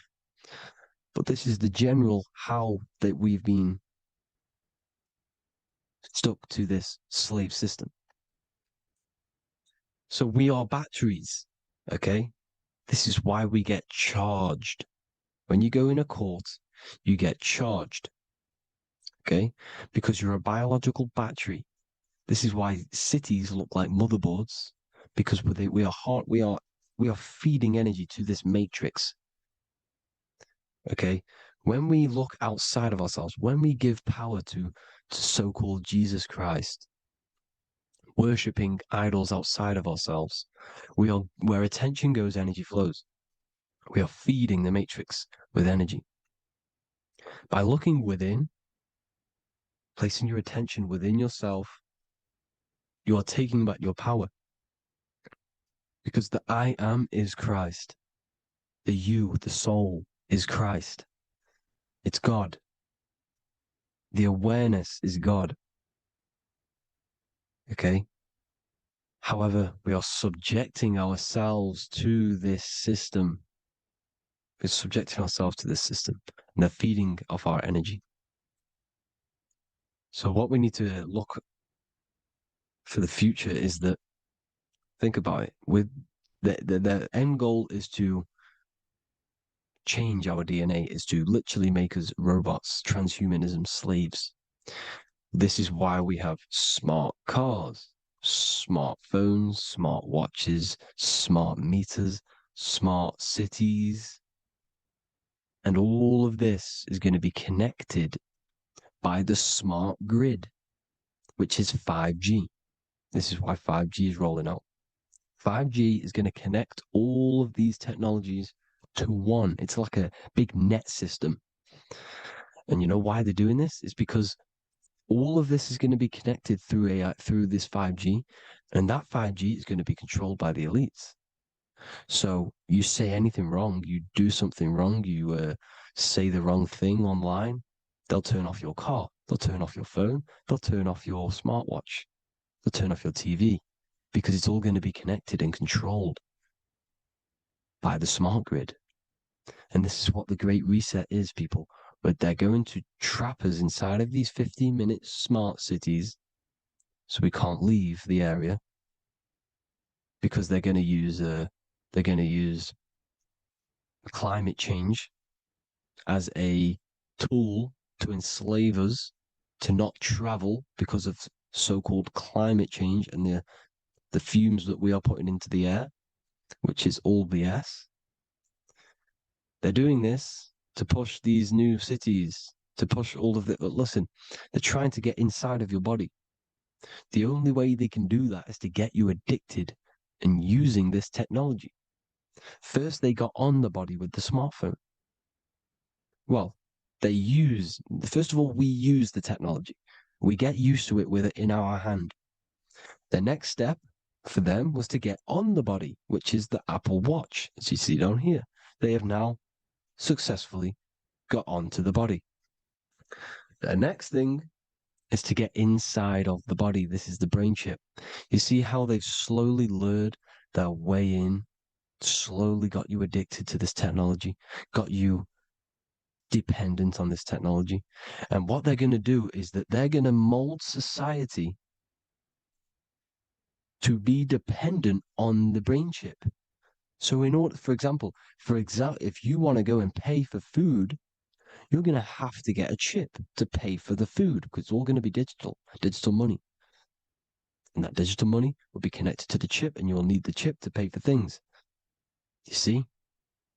So this is how they're slowly transhumanizing us. These phones, these apps, these things which are all we are all using was created by Freemasons. Mason means traveler because they travel the depths of the mind. They understand human consciousness. They understand the brain. They understand the mind. By the deepest root cause, they understand it. This is what Masonry is. It's the occult. So these technologies is designed by these people. This is why they're so addictive, because they understand how it works. They understand how to get people addicted because they understand human consciousness, the brain, the body, and the mind. So this is the advantage Freemasons have over us. And these secret societies, which have gone through the orders of Freemasonry and progressed onto these secret societies, which are the evil side, because I'm not saying Freemasonry is evil, okay? But the societies which they go beyond Freemasonry, because you can go beyond the 33rd degree into these secret societies, and they use this knowledge for the bad, to enslave people. And this is what's going to happen. Transhumanism. So I hope you all learned some insight for today. Please do a bit more research on, the birth certificate and stuff like that, the straw man. And have an amazing day, people. Please like, comment, and subscribe. Peace.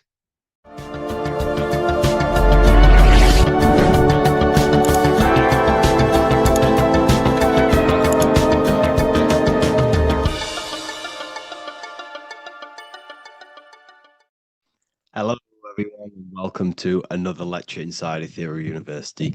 In this lecture, you will learn about the death process and how to prepare for it, and why that preparation is so important. So let's get straight into this.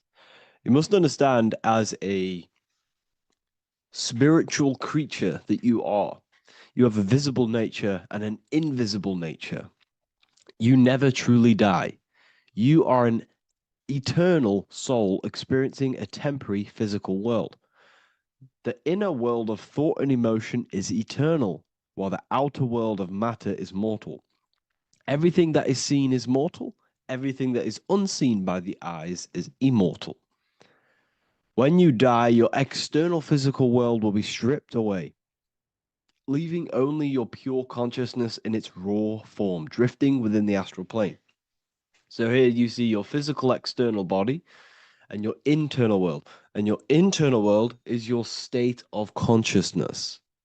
It's your state of consciousness. Your thought and emotion is one overall state. Okay? So you must understand these planes. You have the physical body, the etheric double, an astral body, a mental body, and the Buddhic body. When you die, you leave the physical plane. then you will more than likely leave the etheric plane because the ether acts as like a portal.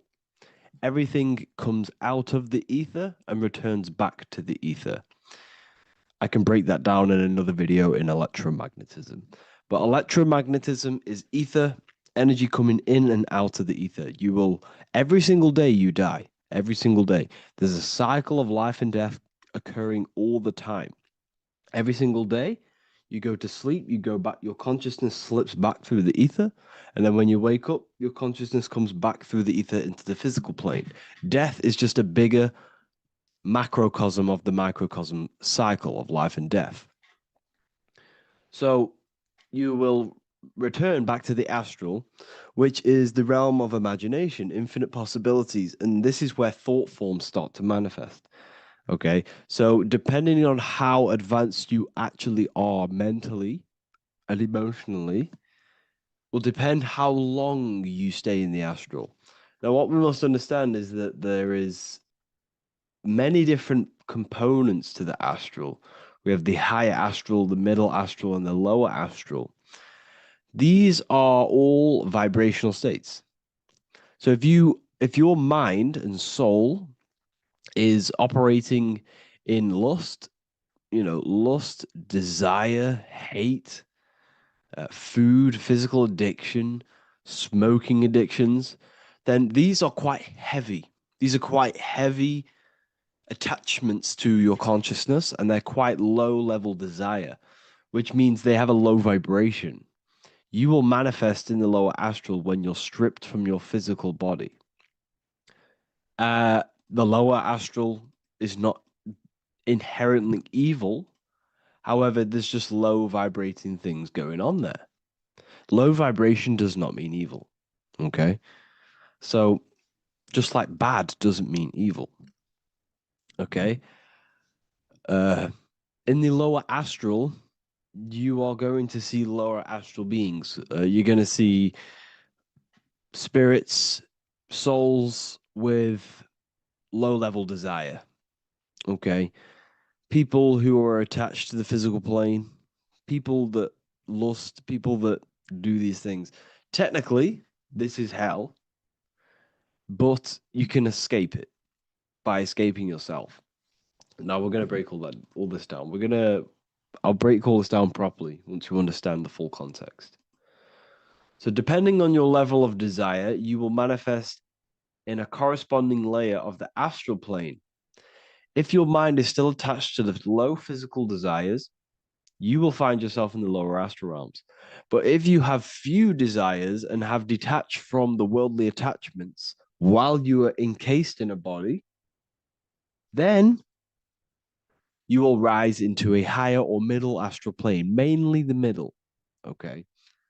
The higher astral plane is very formless. So as I broke down here, this is, well, the physical plane is the lowest dimension. This is the most form, the most matter. It's quite heavy. The higher you go, the lighter it becomes, the more fluid, the more formless it becomes. So you see here, it says denser down and lucidic up. So this is more lucidic in these higher realms. This is more dense in the lower realms. So this is why the ancient Egyptians were always talking about, I'll show you this. This is showing you death. So first of all, we have Anubis, which represents death. Here you have the heart, which represents the soul. And here you have a feather. And this is a scale. You see how this is a balanced scale? So what this is symbolizing, this represents death. This represents your heart, and this is a feather. So when you die, your heart must be as light as a feather, which means your emotions, your soul, should have no attachments to the world. It should be light. It should be detached. This is why the word light and light are the same. Light is in heavy and light is in very bright. Because when you're less attached to the things, your soul shines. You're authentic. You're light. You're very bright soul. And you have No attachments. Your light is not heavy. So you must detach from the worldly desires. We have to detach from the smoking, the food. This is why we should fast. Smoking, this is why we should detox. We should also meditate. We should also be able to sit with ourselves for long periods of times. Okay, I'm going to break all this down properly. But that's why the Egyptians show you the symbolism here. Okay. So you're stripped of your material body. So that state of consciousness you're in right now, your inside world, if you shut your eyes, that state you're in, that is what you're going to experience when you die. Okay. And you're going to be manifested into the astral. In the physical plane, you can mask or hide almost anything. But in the spiritual realm, you cannot. The astral body, your thoughts and emotions directly shape your spiritual body, your astral body, revealing your true inner state. So your desires that you can hide in the physical plane, your emotions, your thoughts, you can't hide any of that in the spiritual plane, in the astral plane. That will directly shape who you are, your color of your astral body, and your astral body as a whole. So here we have Kim Kardashian. If you could see this lady's astral body, you would run so far that you would be horrified for the rest of your life. If you could see their spirit, their astral form, it would be horrific because their mind is so attached to, physical things, so attached to desire, money, fame, worship, power. These people do not want to die. These billionaires and millionaires will never want to die. They will do whatever they can to stay alive because they understand when they die, they have to face themselves. They have to face their inner world. And their astral body, their true authentic self on the inside is horrible and horrific and so low vibration. So this is where it comes in. You must be as light as a feather. This is what the Egyptians are showing you in their artwork. Your soul must be as light as a feather. In order for the soul to ascend to a higher plane and not look at that physical plane and say, I want to go back or I want to desire things down there, you must detach now and prepare for death. Hell is not a place. It's your own personal suffering born from within. If your mind and soul are deeply attached to mental fixations, emotional wounds, and physical addictions tied to the material world, that pain will follow you into the astral. This is your true judgment day. You judge yourself when you die. You see your authentic self. There's no hiding. Right. Imagine right now that you that everything you cling to was stripped away.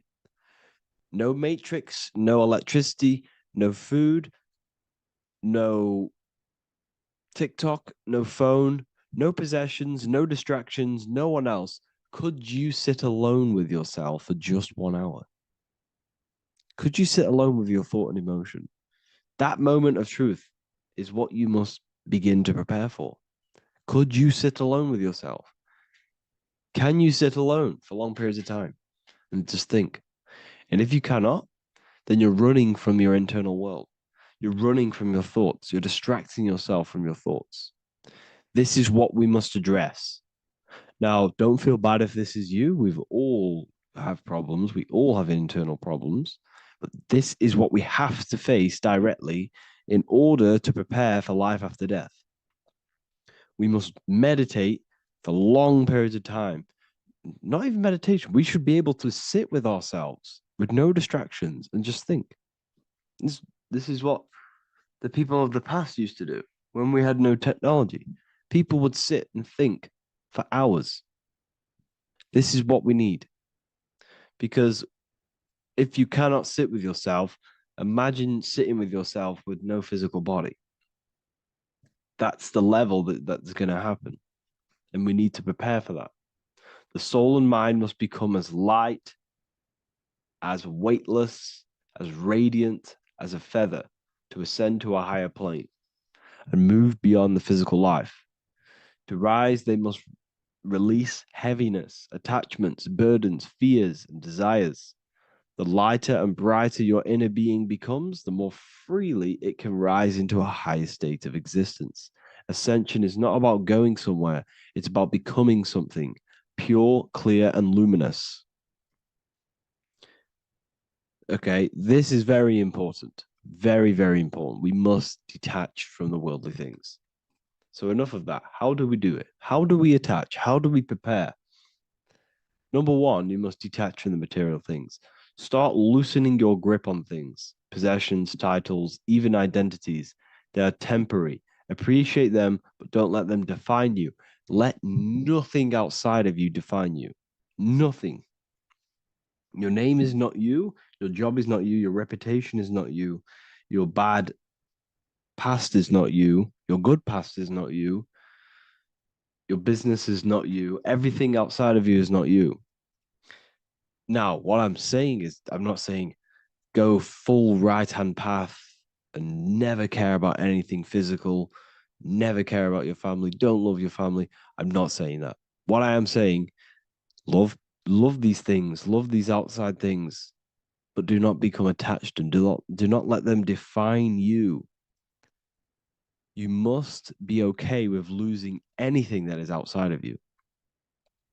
You must be okay with that, because you must understand the physical plane is, it's promised that everything is temporary. Everything is temporary in this plane. So don't ever think it's going to be there forever, because it's not.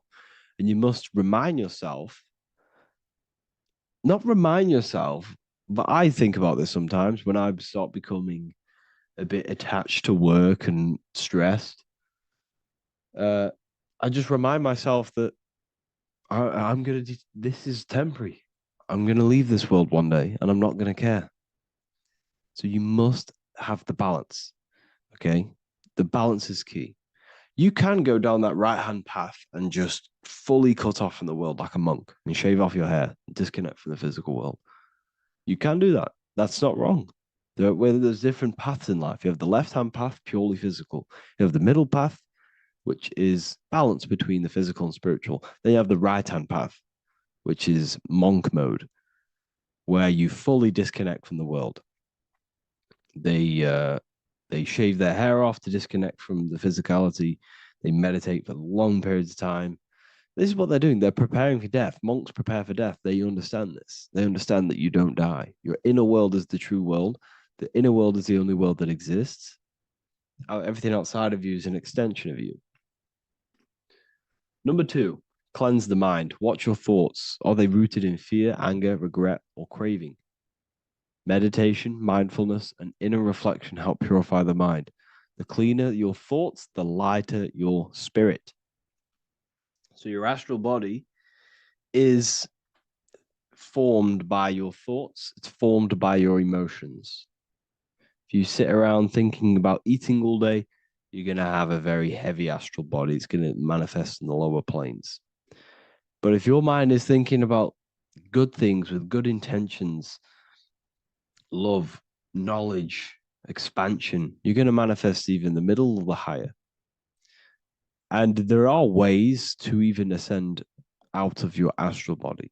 Yes, you can ascend out of your astral body and out of the mental body, but that's all very advanced, and I'm not going to teach that yet. I'll make another video on that, but you can ascend from them bodies. The astral plane is not the end. You can keep ascending as a soul until you're left with just the pure essence of the soul. But we're going to, anyways, cleanse the mind, reprogram the limiting belief systems, let go of mental attachments. And the way you do this is by getting a piece of paper and writing down every single attachment that you have. And you're going to realize, dude, there's more than you think. Okay. We have to detach from these. We have to. 4, practice presence. Can you sit in silence with yourself?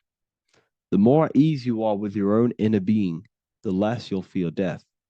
The afterlife is just an extension of your inner world. It's so important. This is so, so important. Can you sit with yourself? If you cannot sit with yourself, you have some inner work to do. You have some thoughts to address, some beliefs to address, and some feelings to address. Okay, so practice sitting in the present, meditation, or just literally sit there and try and be okay with yourself. And if you can't be okay with yourself, then there's something you need to address, whether it's a belief system, whether it's an emotional trauma, or something. This is what we must reshape, refine, and let go of.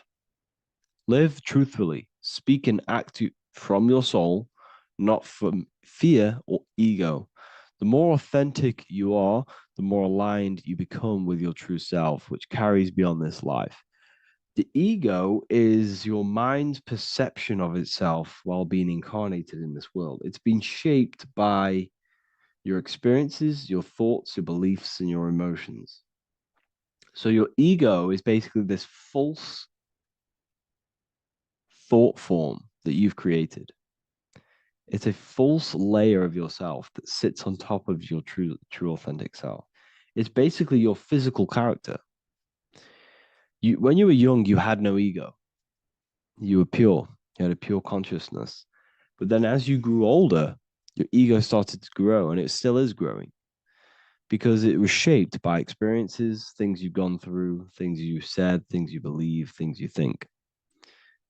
It's created by you, by your mind. And the ego is close to the word echo. The ego is the echo. It's an echo. It's a layer. It's a false identity.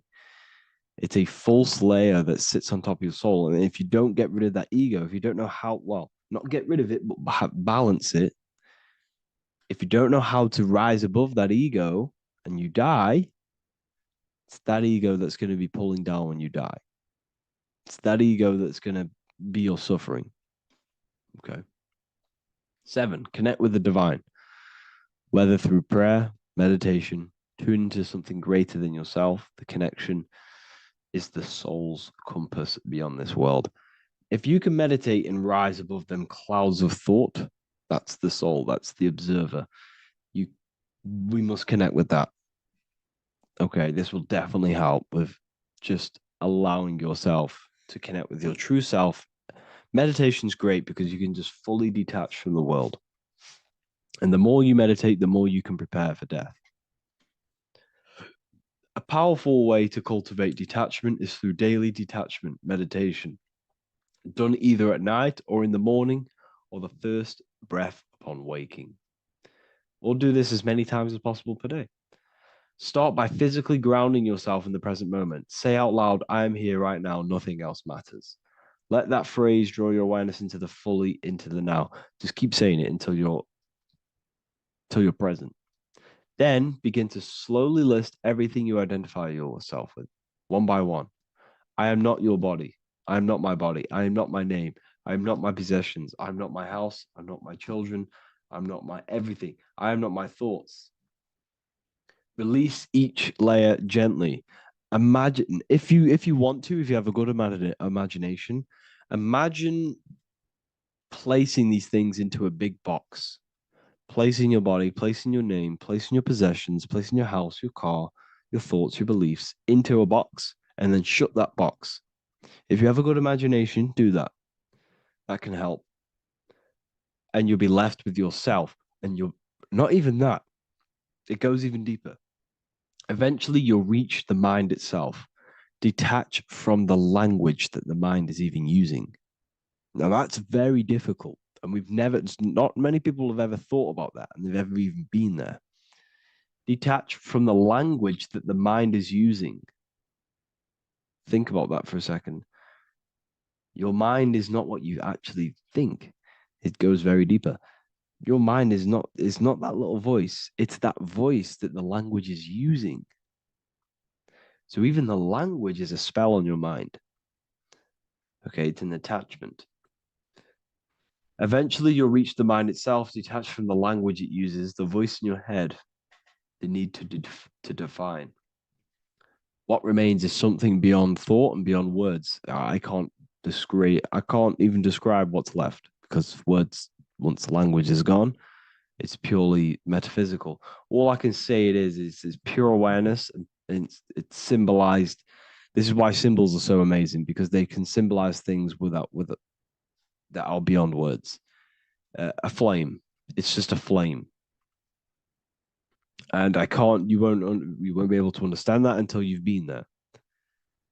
It's just a flame. It's pure cause. Words can't describe it. You'd have to experience it. Connect with this essence daily. This is truly who you are. So this is a great way to detach. We can do these detachments every single day through meditation. This will definitely help over long periods of time. Of course, you're not going to be ready tomorrow for death, but just try and prepare for these things. This is the whole reason people used to meditate. It's the whole reason why people do these spiritual practices, because they understood that this plane is temporary and your soul moves on from this plane. And you'll never truly believe in the soul until you experience it. So I can show you these things, but you must go out and experience it. The soul is real, but you won't understand unless you cast off everything else. Okay. So I hope this video helps. It's a very deep video. I'm going to be making more of these stuff, of more self-mastery. And of course, we've made the self-mastery section now. So I'm going to start filling up this place with lectures. And I think it's a great time to start this, because a lot of people have been asking on how to master yourself, prepare to death. So hope this video helps. See you in the next one. What if I told you the devil is closer than you think, and it's not actually a real person, force, or spiritual entity outside of you, but a being and an aspect of your own mind and psyche? In this video, you will learn exactly what the devil is and the true esoteric meaning of the devil. The first thing we need to understand is that the universe is a mental universe. Look around you. Every action, every building, everything you see around you was begun first as thought in the mind, then manifested. We use the mind to build and shape our reality. The universe, the world, only exists inside of our mind. Therefore, God and the devil exist inside of our own psyche. So first of all, the devil is not a literal being, but a symbol of the lower self. It represents the unmastered, ego-driven part of the human mind, a symbol of destructive thoughts, emotions, behaviors, lives in realms of chaos, fear, hatred, lust, and ignorance. This is why we see the devil as red, because red is the lowest vibrational color on the color spectrum. It also corresponds with the root chakra, which is all to do with survival instincts. Red represents chaotic and intense emotions like hatred and anger. When we are angry, our face turns red. The devil represents our animalistic fundamental needs, our instinctual needs, our survival state of consciousness. We have a survival state of consciousness and a godly state of consciousness. Our godly state of consciousness is creating, not just experiencing in the animal state, but consciously creating reality.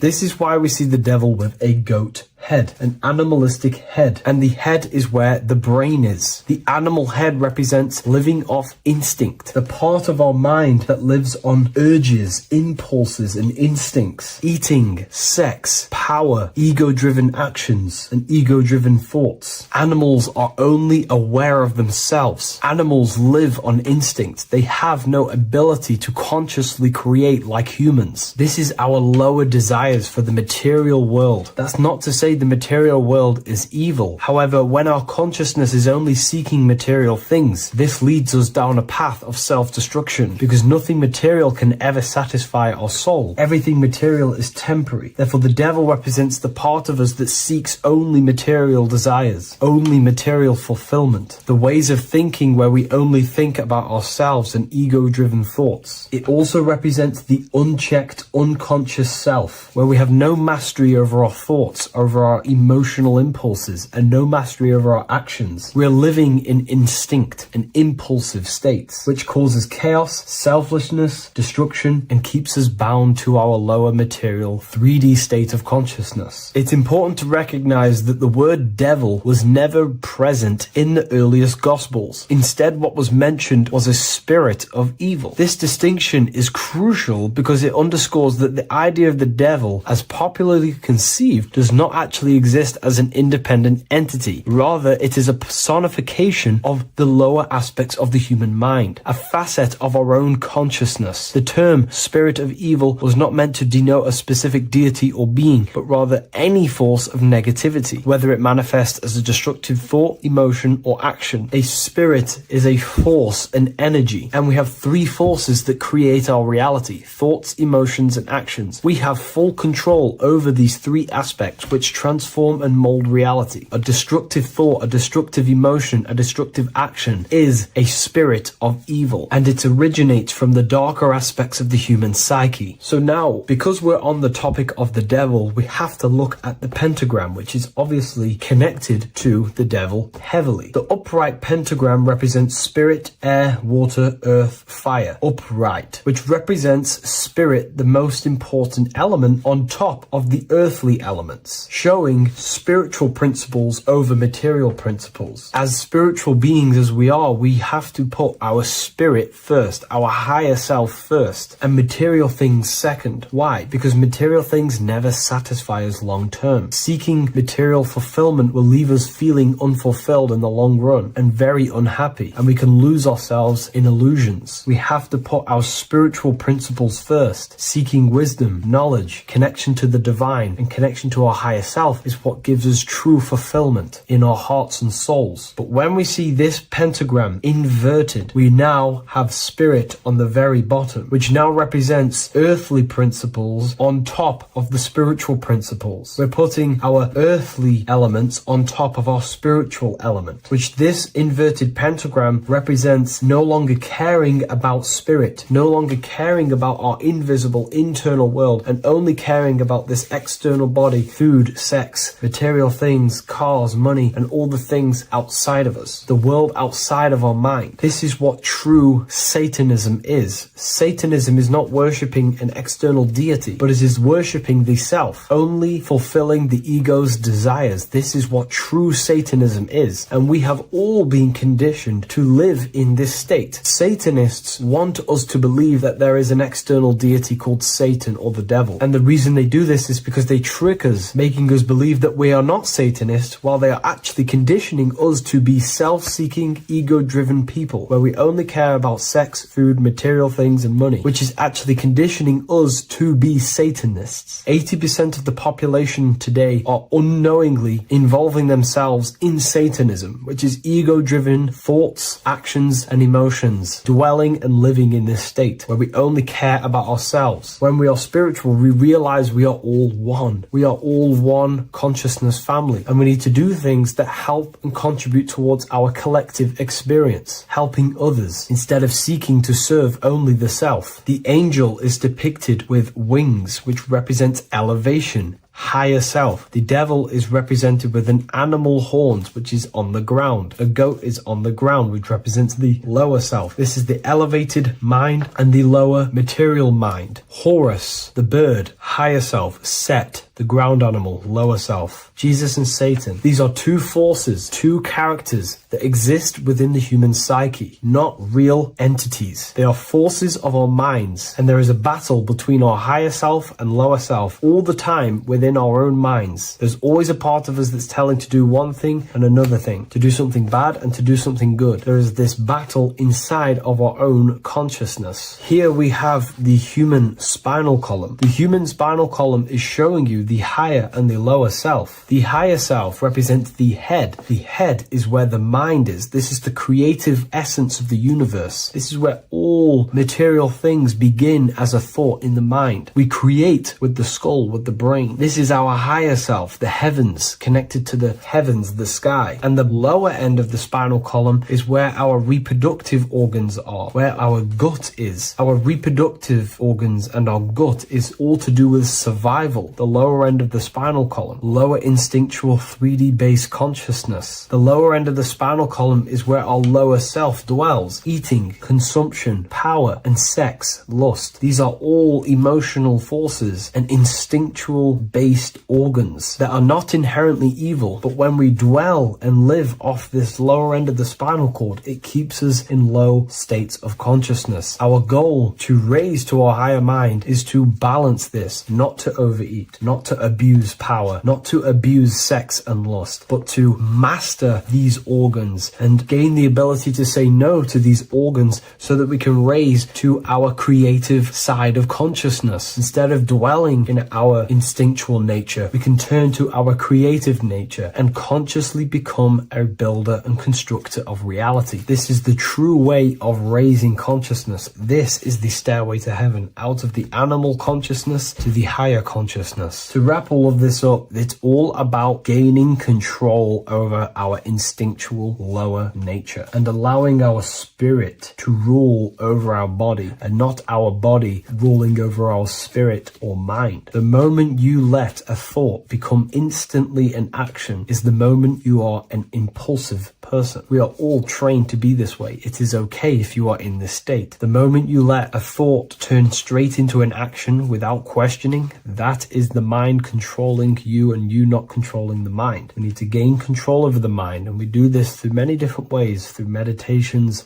affirmations, and discipline. We slowly gain control over our minds. And once we gain control over our minds, we gain control over our thoughts, and we gain control over the attention that we give certain thoughts. We can then start to uplift our mind, our thoughts, out of our instinctual state to the higher mind. If you wish to learn more about consciousness, I'll leave a link in the description for the Book of Wisdom, Volume 2.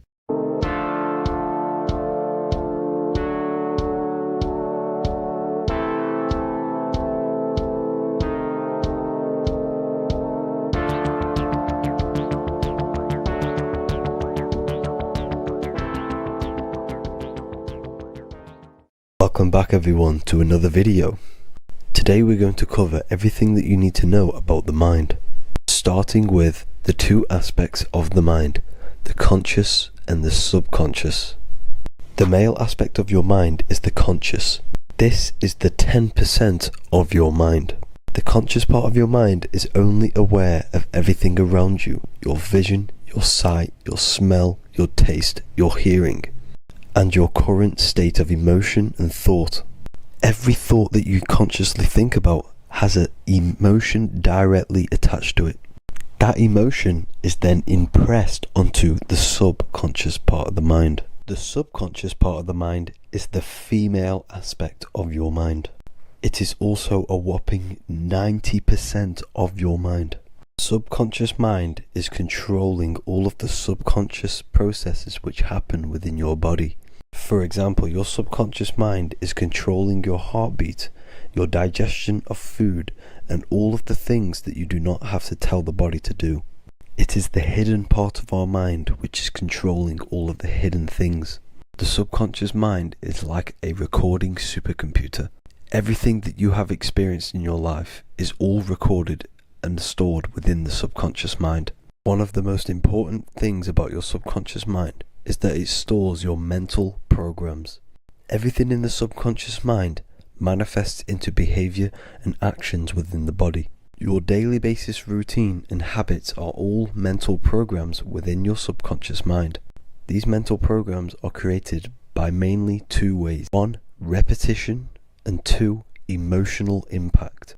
The repetition is fairly simple to understand. The more you do something, the more it impresses onto your subconscious mind and becomes a program. That program will then manifest into your behavior. However, with the emotional programs, they work a bit different. The stronger that you feel an emotion, the stronger it is impressed onto the subconscious mind. And then that emotion becomes a program. For example, you had a very traumatic moment happen when you were a young child. The emotion that you felt was so strong in that moment that it impressed into your subconscious mind so hard that you can recall that moment like it was yesterday. That traumatic event that happened to you when you were young will still manifest into your daily basis behavior even to this day. However, it manifests subconsciously. For example, if you were in a car crash, you will be wary to enter cars with certain people. All because of that traumatic emotion that you felt and impressed onto your subconscious mind. Another example of the subconscious manifesting into our behavior is posting on Instagram. Most of the time, the reason why you post is because your subconscious mind is seeking gratification. So before you actually do something, question yourself and find out the root cause of why you are doing this. Another thing that you need to understand about the subconscious mind is that it takes everything you say in here literally. So for example, if you go and say, "You are an idiot" to someone, your subconscious mind will only pick up the word idiot. It only knows yourself. It doesn't know anyone else. You are casting a spell on yourself just by saying that to someone else. This is why the golden rule is to treat others like you'd like to be treated. Now, you can rewrite these programs which are already in your subconscious mind. However, it does take consistency. You have to change these programs which have been running for years. And by changing these programs, you change your behavior, because these programs manifest into your behavior. The best way to do this, personally, is to listen to affirmations first thing when you wake up in the morning, and do this for 10 minutes every single morning.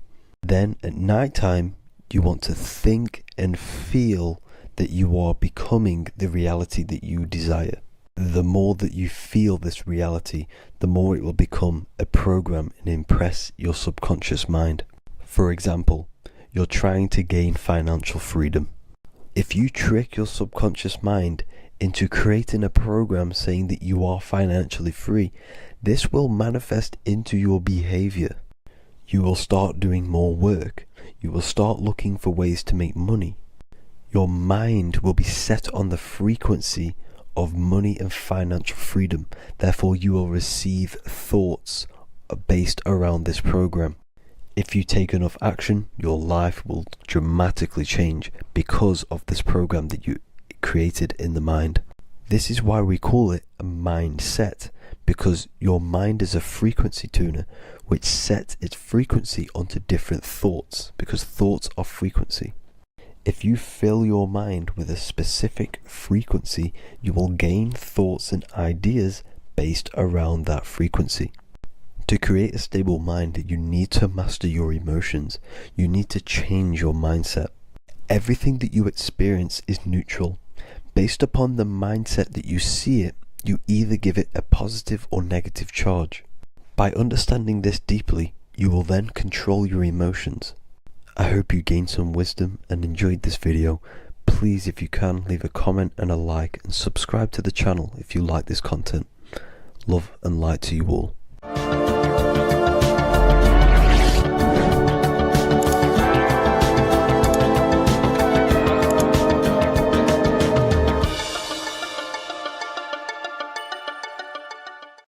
What if the word Yahweh is proof that God is embedded in our very own being? Stay with me, because what I'm about to show you might change the way you see yourself forever. Today's topic is decoding the mystery name of Yahweh, the sacred name of God from the Hebrews. By the end of this video, you'll uncover the true meaning of the word Yahweh and how your connection to it unlocks your own personal power. When we look at the word Yahweh in Hebrew, we flip it on its side. We're actually looking at the human body. These are the legs, this is the torso, here are the arms, and here's the head. So if we actually switch this on its side, we see the human body. The Hebrew name Yahweh often translates to I am. The I am. Now, what is the I am? The I am, when you say I, you're referring to your highest self. Everything with the letter I in the beginning, most of them words are referring to our inner self, inside, intelligence, internal, in. The I represents the inside self, the invisible self. You cannot see the I am, because this is the spirit, this is our consciousness. It's the intelligence controlling the human body. When you say I, you're not referring to your name, your job, your reputation, your ego, or your thoughts. You're referring to the observer who is beyond the thoughts, the one who's observing the thoughts. That's the soul. Look at the word Yahweh, Yahweh, the sacred name of God. Yahweh can be observed in the natural rhythm of the human breath. When inhaling, we subtly hear Yah. When exhaling, we hear Way. Do this yourself. Breathe in through your nose, you'll hear Yah. breathe out, you'll hear way. And in fact, the letter H, H, when it's pronounced, it carries the soft sound of wind or breath, a gentle exhale that mirrors the very essence of life, giving air. Breath is the spirit of life. It's what connects us with consciousness. If we stop breathing, we lose consciousness. The body shuts down.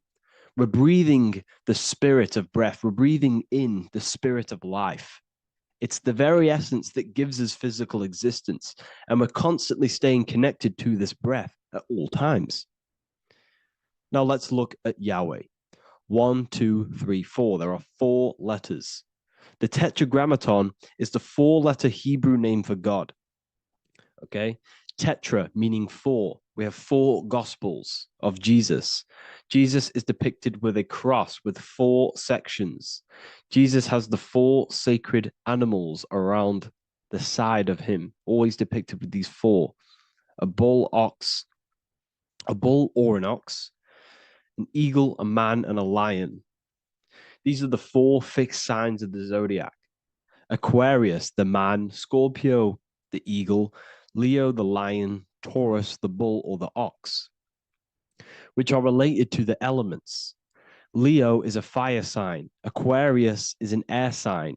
Taurus is an earth sign. Scorpio is a water sign. These are the 4 elements. And the 4 elements correspond to the 4 bodies of consciousness, as we see here. This is fire. This is air. This is water. This is earth. So we are made out of the 4 elements, which represent the 4 bodies of consciousness: mind, emotion, spirit, and body. The soul is incarnated into 4 sections. Hence why Jesus has 4 gospels. Hence why Yahweh is a 4-named word, because we are tetraform. We have 4 bodies of consciousness. There are 4 pillars to reality: the mind, emotion, spirit, and the body. So what we're actually looking at here is the name of the very essence of the self. Yahweh represents the universal consciousness that we're all tapped into, because the body is like a radio. The body is basically a radio antenna, which is picking up the stream of consciousness, and we're all the same consciousness, just experiencing it in a different body. And Yahweh is the name for this intelligence that we're all acting out, that we're all manifestations of. So now let's look at the word Yahweh, where we read it this way in Hebrew, which is 10565. 10565 in the Hebrew letters and the numerical values. And the DNA is made up of 4 bases. These 4 things which create the DNA. This basis is the genetic code for all living things. Each DNA strand is held together by sulfur bridges that appear in a repeating pattern of 10565. This pattern matches the numerical value of the Hebrew letters of Yahweh, Yod, He, Va, He, which are 10565. This means the structure of DNA, the code of life, follows the same number sequence as the sacred name of God, Yahweh. This is a factual observation. So we're looking at 10565. So let's look over this one more time. Yahweh represents the breath, Yahweh, inhale, exhale. It translates to I am. It's written in our DNA. The word Yahweh on its side looks like the human body. Now, this is where things get a little bit deeper. 10565 adds up to 26. The number God, well, the word God adds up to 26. Allah adds up to 26. There are 206 bones in the human body, 26. 26 adds up to 8. 8 is the number of infinity. We are all the infinite consciousness. Consciousness will never die. It's immortal. It's infinite. We are all infinite. We are not these skeletal structures. We are Yahweh, the universal consciousness. The creator of all things is our essence. We're all God with individual identities, but the highest versions of ourselves is God. The ego is our own personal experience of God. Does this make sense? So in conclusion, Yahweh is not the name of a separate God from us, but rather the reflection of the divine consciousness manifesting through the human form. The human body is like a receiver acting as an antenna that tunes into the infinite intelligence and life force we call consciousness or God. This means that rather than being external, the divine presence is within us, expressed through our very existence. It's very interesting when we look into this, and what religion has done has flipped all of this knowledge. All of this sacred knowledge has been externalized. They've externalized God so that we worship God and we view God as something separate from the human experience. They do this so that we don't find the God within us, so that we don't find that we have the power of creation. The mind is the creative force of God. The body is the will to act out that thought. They don't want us to figure out that we are creators and we're all creating our own earthly experience. We're all projecting this reality. And they don't want us connecting with the divine intelligence within us because they want to be the creators. They want to keep this knowledge. They don't want the masses to wake up to this powerful knowledge. So what they've done is that they've taken the scriptures, they've externalized it so that we start worshiping and giving away our power to these external things. And when God is external, we start to fear God because we start to think that God has power over us. He can send us to hell or heaven. So this is what's going on. They've been externalizing this for thousands of years to keep us in a suppressed state. Okay? Humans are very advanced because we possess self-awareness. We possess the ability to move our awareness and our thoughts outside of the instinctual nature. For example, a cat or a dog. These things can only live in their instinct. They live based on instinct. They smell, they eat. That's pretty much what they do.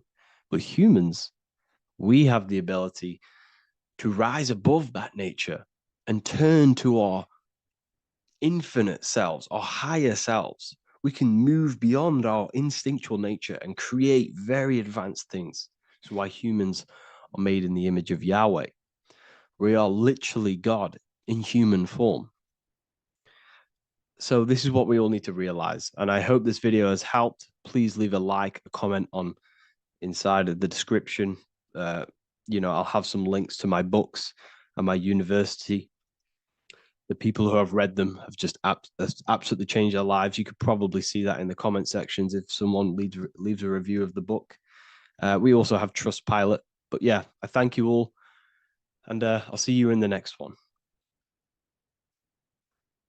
Neo is plugged into the matrix on the back of his neck. And if we look at the human brain, the back of the neck is the reptilian brain stem. And when one operates their life out of the reptilian brain stem, they are unaware, unconscious. They are consciously dead because the reptilian brain does not really critically think. It acts on instinct, fight or flight mode. This is considered in the occult spiritually dead. When one is taking actions without intention, simply very reactive to life. They're not living, they're simply experiencing. When you're walking down the street and you see someone, and in your mind you think me versus them versus me, that is an animalistic way of thinking. I used to be trapped in this way of thinking, always thinking of fight or flight, always judging people, always reacting to the world, never consciously creating and commanding with intention in the world. This could be considered the matrix, when one lives unconsciously, simply surviving in the world. Another symptom of living in the reptilian brain could be obsession, a constant need to assert your power over others to feel safe or superior. Views relationships as power hierarchies, not as mutual connections. It could be a conquest for sex, lust, seeking validation through sexual activity. Sex becomes a tool for dominance, escape, and self-worth. Intimacy is avoided. Pleasure is pursued without emotional depth. seeking pleasure all the time. This is all to do with the reptilian brain, seeking safety. It could be compulsive eating or food hoarding, driven by craving and not actual hunger. Eats to soothe fear or emotional discomfort, often unconsciously. This is the unconscious. Fear-based decision making. Every choice is shaped by perceived threat or insecurity or fear within the subconscious mind. Long-term vision is sacrificed for immediate safety and gratification. All the reptilian brain. Territorial behavior overacts when personal space, possessions, or status is threatened. Acts as though survival depends on ownership or status. Addiction repeats patterns to feel safe, even if they are harmful. Avoids anything unfamiliar or unpredictable. Low empathy. No empathy or emotional care for one another and for fellow beings in the world. Sees people as threats, tools, or competitors. This is all to do with the reptilian brain. Intense jealousy or possessiveness. Sees others as rivals or objects to control. Cannot tolerate perceived threats to loyalty or status. Quick to be angry. Slow to reflect. Reacts with rage, withdrawal when challenged. Lacks emotional regulation or deep self-awareness. So this is considered, this brain could be considered the matrix, hence why Neo is plugged into this brain. He's operating the life out of this brain, unconscious, simply navigating life like an animal. I was in this state, and you can only really realize this when you come out of this brain and you start to function from the higher regions of the brain, which we will discuss very soon. And my life was chaos because there was chaos operating internally. I was never thinking about the future. I was always operating life out of fear, out of lack. Never had care for another person. When you operate life out of this brain, the matrix, things outside you, can easily control you. This is why they keep us in a constant state of fear. So we operate life out of this. So we never gain full control over our reality, over our actions, over our thoughts. So Neo is called Neo, and he works at a place called meta cortex, very symbolic of the neocortex, the higher region of the brain. Now, this brain makes you human. It ultimately allows you to hold control over the animal urges, okay? The neocortex is the brain that allows you to have self-mastery, that allows you to control your urges, your instinctual survival urges. So humans can overcome their reptilian animalistic state and start to operate their life in a conscious mastery state. And Neo is plugged out of the reptilian brain, and he starts to use his neocortex, the human brain. This allows one to learn to have self-control, allows one to create, allows one to think about others. It allows one to critically think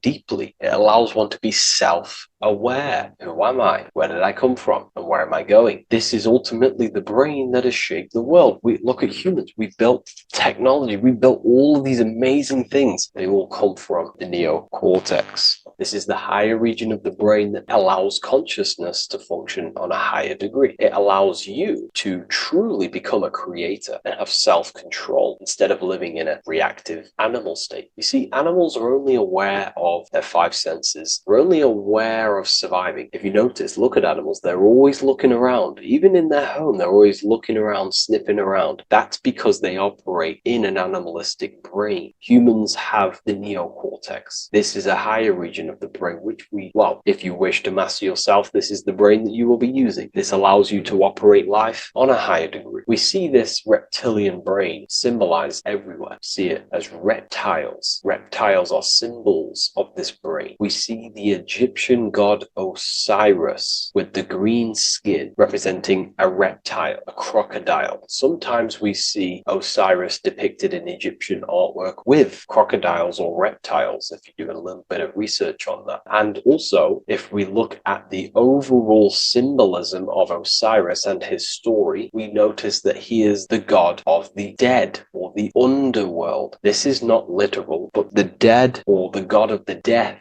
the god of the death of self, the dead of consciousness, because you are a divine being with limitless potential to create. And ultimately, to create, we have to master our reptilian brain. But when we function from this reptilian brain, we are dead to our higher powers of creation, of imagination, of actually gaining control and operating life from the higher mind, operating life as the divine being as you are. But if you operate life in Osiris, he is the god of dead. You are spiritually and consciously dead. You act unconsciously. You are dead, not physically, but mentally and spiritually. So what we're looking at here in the Egyptian artwork is the reptilian brainstem. We have the left hemisphere and the right hemisphere of the brain. Notice a curve. The feminine body is very curvy. This represents feminine. The masculine body is very liney. So if we study geometry, we know that lines are masculine, hence why the word masculine, line, and the feminine body is,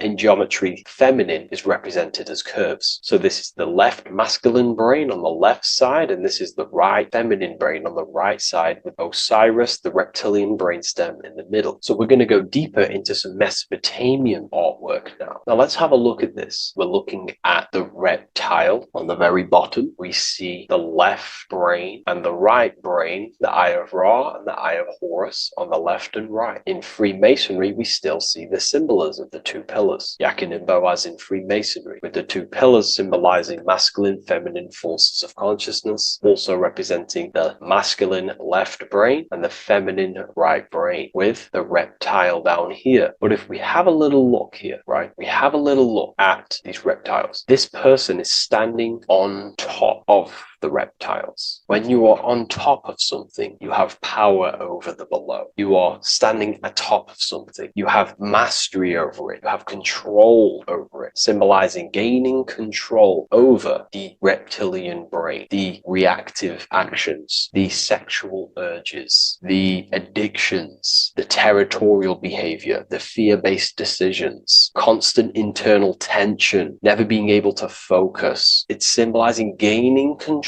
over these internal qualities that happen within us, in our mind, because the universe is mental. And if we do not gain control over this brain, it will dominate our mind, which will ultimately dominate our actions and destroy our life and live in an unconscious state. So this is basically instructions in this ancient Mesopotamian artwork of becoming self-mastery, to operate on a God consciousness level. So we have a person symbolizing your awareness, the internal you, having mastery over the reptilian urges, the reptilian brain, the reptile thinking. We have a person, a face in between, and it's standing in between these pillars, symbolizing balance of the brain hemispheres. Because the face, we see the eyes in the middle, we see the person is you, your consciousness, standing in the middle pillar. So representing seeing reality as neutral. Everything in the world is neutral. It's the mind's perception that gives it a positive or negative charge. When we adapt this mindset, this view of reality, this knowingness of reality, we see the world for what it truly is. And if you see things as neutral, it allows one to transform the situations in your life accordingly, instead of simply choosing a side.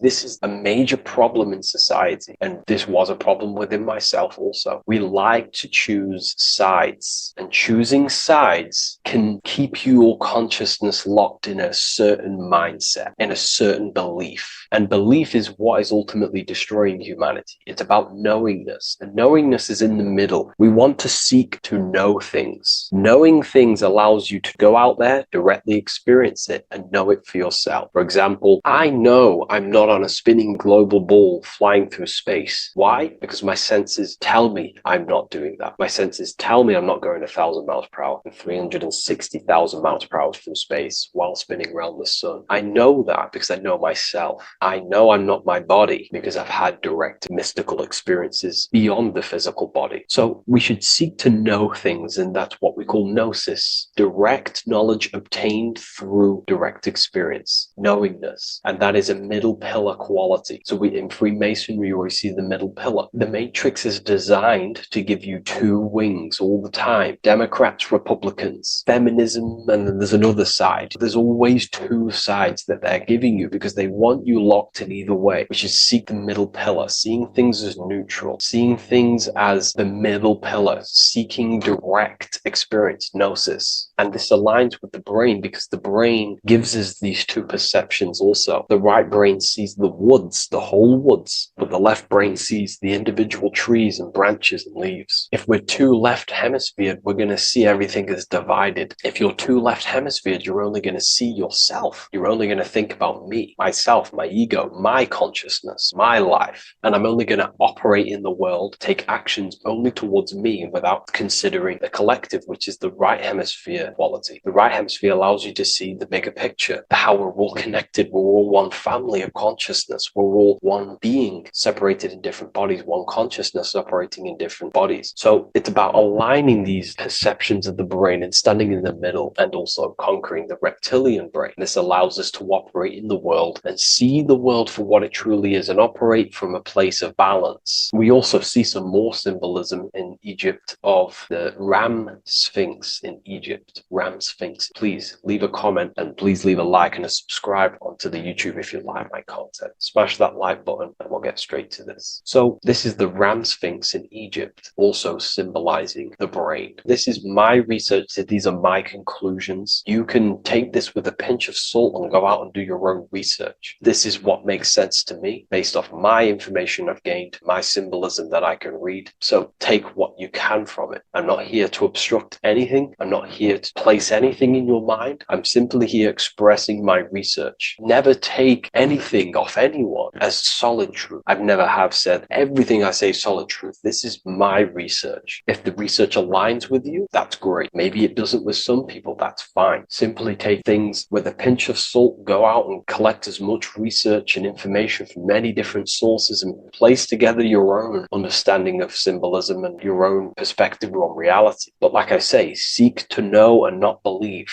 So this is the ram sphinx in Egypt. This is a more powerful symbolism of the brain. We have Osiris here, the god of the dead, which is the reptilian brain, and an Aries symbol here symbolizing the hippocampus in the brain. So this is the reptilian brain stem, heavily aligned with the reptilian brain stem here. We can see the connections if we look closely. So this represents the dead of consciousness. This is the dead of self, living in impulsive animalistic state, the symptoms that I listed earlier. I'm not going to go over the symptoms again. And Aries symbolizes the hippocampus in the middle of the brain. This is the hippocampus. And Aries is a symbol of a state of being. Why? You see, ancients and the ancient Egyptians, according to my research, Freemasons still use this symbolism today. So what they do is they use the path of the sun to symbolize a state of consciousness or a journey in consciousness. So what do I mean? So Aries here is the transition from the winter arc. So this is the winter arc from Libra, Scorpio, Sagittarius, Capricorn, Aquarius, Pisces. This is when the sun is dead. This is when the electromagnetic waves of the sun are not very present. This is the winter. This is when there's more darkness in the world. However, from Aries, Taurus, Gemini, Cancer, Leo, Virgo, and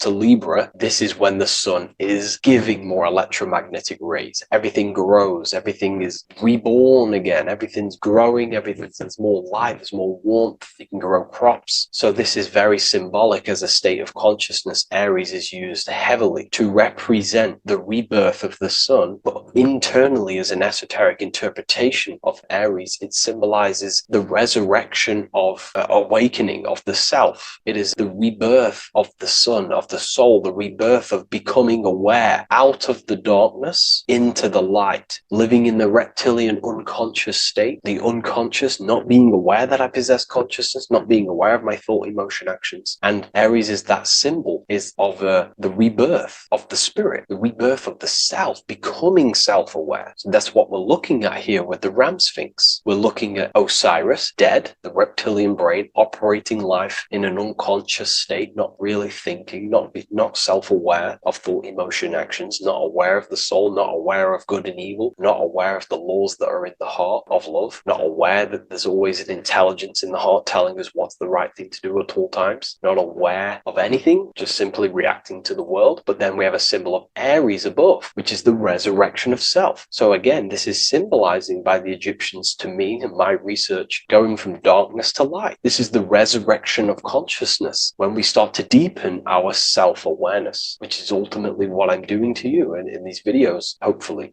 I can awaken some people's minds and make people think deeper. And that process of internally what's happening within you that's what Aries represents when you're starting to say, wow, my mind's going deeper and deeper into the self, and I'm realizing more. That is what Aries symbolizes. When the sun returns, it's also a symbol of a sacrifice, because obviously when the sun returns back to Aries, we're sacrificing the winter, when we're transitioning, and all transitions require sacrifice. So in Aries, the Jews celebrate the Passover. It's the Passover of the sun, and what do? They eat lambs in the Passover Aries, because it's all symbolic of this internal process. In Aries, Christians celebrate with the Easter, which is the resurrection of Jesus, the resurrection of the sun. Remember, it goes deeper. There's deeper layers to this. It's the resurrection of the self and the mind deepening into a deeper awakening. So again, we're going from the lower regions of the brain, and when we start to critically think and become self-aware, we're starting to use the mid part of the brain, and the mid part of the brain then expands into the neocortex, which is the resurrection of the self. The mind is no longer functioning in just the reptilian brain, but then it's going into the light of the higher brain, the neocortex, and this is the reptilian brain. This is the midbrain, what we're looking at here with the Ram Sphinx. Yeah. So this is the resurrection. It's the transition point of going from the reptilian brain into the midbrain, into the neocortex. We're now resurrecting ourselves. Now, this is not putting anything negative on the reptilian brain. Without the reptilian brain, we wouldn't be able to live. We need the reptilian brain, but it's an abuse of the reptilian brain that can keep us in a very low state. It keeps us stuck in an unconscious state. But the reptilian brain is what's allowing you to breathe, to eat, to scan the environment for any threats. If there are threats, we do need the reptilian brain. That's not to say it's evil, but what I'm saying is an abuse of this brain, which is what most people are stuck in. They're operating their life out of this brain. And this is what the Egyptians, I think, are symbolizing, trying to tell us to resurrect ourselves, to become self-mastered, to become the highest version of yourself, to actively create in the world. Because when we are only operating from this brain, we're unconscious, well, then other people can use you as a vessel to create their reality. This is how the world is at the moment. The ones who know how to use the mind are controlling the other ones who do not know how to control the mind. So I hope this makes sense to you. Let me know if you have any video recommendations, and I'll see you inside Ethereal University. If you wish to take your research to the next level, I have things inside of there that are very powerful. We happily invite you. I'll see you inside of Join. If not, I'll see you in the next YouTube video. What if I told you that the seasons don't just change the external world, they also change your internal world? They have a psychological and a spiritual effect on your consciousness. If you're new to esotericism, you may not really understand this, but if you have some deep understanding of as above, so below, you already know this. But today we're going to be explaining it in great detail. So tune in, take a pen and paper, maybe make some notes. So we have 4 seasons. The sun is the main source of life on the earth, and it changes the circumstances on the earth in 4 different ways. Of course, we have spring, summer, winter, and autumn. These are the 4 states of the earth due to the sun's cycle. Not only do they take place on the earth, they also take place on you, your body, your mind, your spirit, your consciousness. They change things internally and externally. The first thing we need to understand is that we have a dual nature. We have a mind, and in that mind, we have an internal self. That's what we call the spiritual self.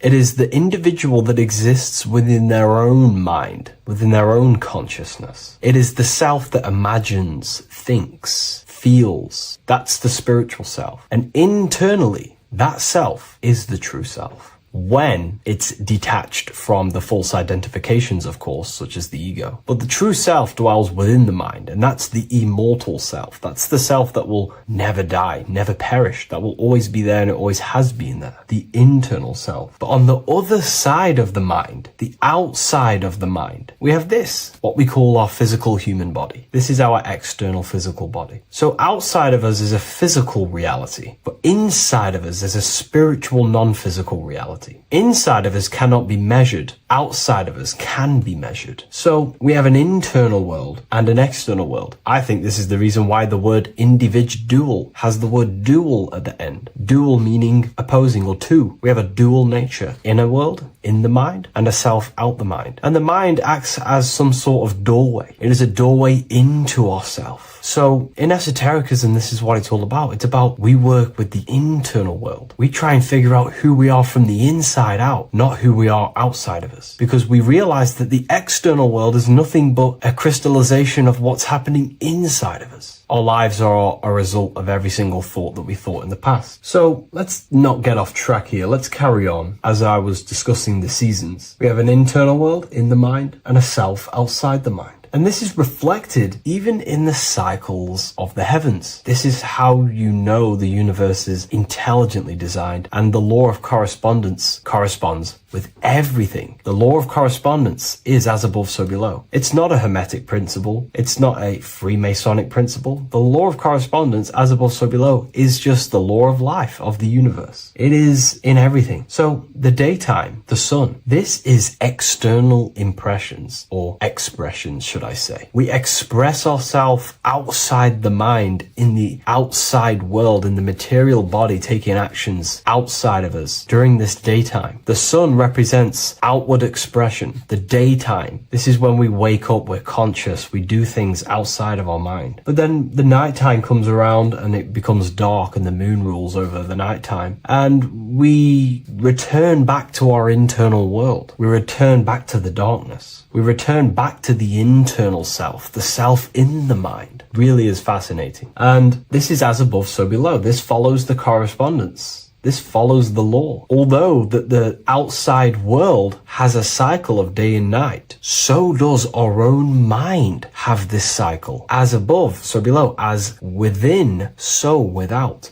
What's happening outside of us is also happening inside of us. The mind is also going in a cycle. Because in the daytime, the mind wakes up and we express things externally. But when the sun goes away and the electromagnetic rays of the sun are not very strong, our brainwave decreases, our body activity decreases. It slows down and we return to the internal self. The body switches off and we return to the internal self in the mind. We enter in the doorway of the mind and return to the internal, the spiritual self. And when the body is less active, this is when we are more connected to the internal world, our spiritual true self. So as above, so below corresponds with the day and night, the sun and the moon. The moon represents our internal world, the world inside our mind, the self inside the mind. And the sun represents the external self in the external world. So not only are these cycles happening in nature, the darkness outside of us when the sun goes away is the same darkness that we go within ourselves when we go to sleep. It's the same cycle. Our bodies are in the cycle of the external world also, as above, so below. But then we can even take this even further. This fractals down even further. If we look at the cycle of the yearly cycle of the sun, which is what we call the 12 zodiac signs, we notice that these 4 seasons also take place in every single cycle of the day. So a yearly cycle can be seen as a big version of a daily cycle, or a daily cycle can be seen as a smaller version of a yearly cycle. For example, we look at Aries, which is spring. This is when the sun springs everything back to life in the spring. This is when the crops start to spring up and start to grow again. But we could see that at 6 a.m. in the morning, when the sun rises and just cracks over the horizon and starts to bring light into our day. Aries is associated with the morning time also as spring. Morning time is a smaller version of spring. Then we look at the summertime. The summertime is midday, when the sun is at the top of the middle of the sky. This is when the sun is most powerful, most radiant in our day. This could be seen as the summertime. Then when the sun starts to set, this is associated with autumn. Autumn time is the sunset. Then the winter time is associated with the nighttime, the midnight, when everything's very dark. So a daily cycle is basically a smaller version of a yearly cycle. And just how I explained how the cycle of the sun outside of us also happens inside of us with our consciousness falling asleep when the sun goes away, is also happening to us on a yearly cycle also. So the daytime is associated with the summer and the nighttime is associated with the winter. The winter is like the inhale. The summer is like the exhale. It's the breath of the universe, just like how we breathe in and out of our lungs. Everything takes this rhythm and polarity, okay? So winter is associated with the self and the world inside of ourselves, inside of our mind, the spiritual self, the internal. Because the winter is when the sun's rays, electromagnetic rays, are not very powerful. And this decreases brainwave activity, making us more connected to our internal world, inside the mind. But the summer's the complete opposite. The summer is when the sun is very, very powerful. And the sun's powerful electromagnetic rays increase brain activity, making us more actionable in the physical world outside of our mind, in the external world. So summer is the daytime and winter is a big version of the nighttime. Vice versa. Just like how in the winter, we're more in the house. We're inside buildings because it's very cold outside. Animals hibernate. They go inside. They go into little places. They collect all their food and prepare for the winter. They go inside. They go in darkness to hibernate. So does our consciousness, our spirit, the self inside of our mind. We can use these cycles to our advantage, to evolve spiritually, to connect and be more balanced. You know, I've mentioned a lot of this inside the university to my members, to the family inside of there. We discussed this. We had a great discussion about this. And, you know, the live calls we have are priceless. The conversations you can have with someone when they're awake, you never forget them. You always have deep, meaningful conversations. And we discussed this deeply, and we were going into some interesting things about how we can use these types of changes in the seasons for our spiritual growth. We even discussed about spring and autumn and how they're associated with the different spiritual bodies that we have. But anyways, let's not get off track. Lucid dreaming,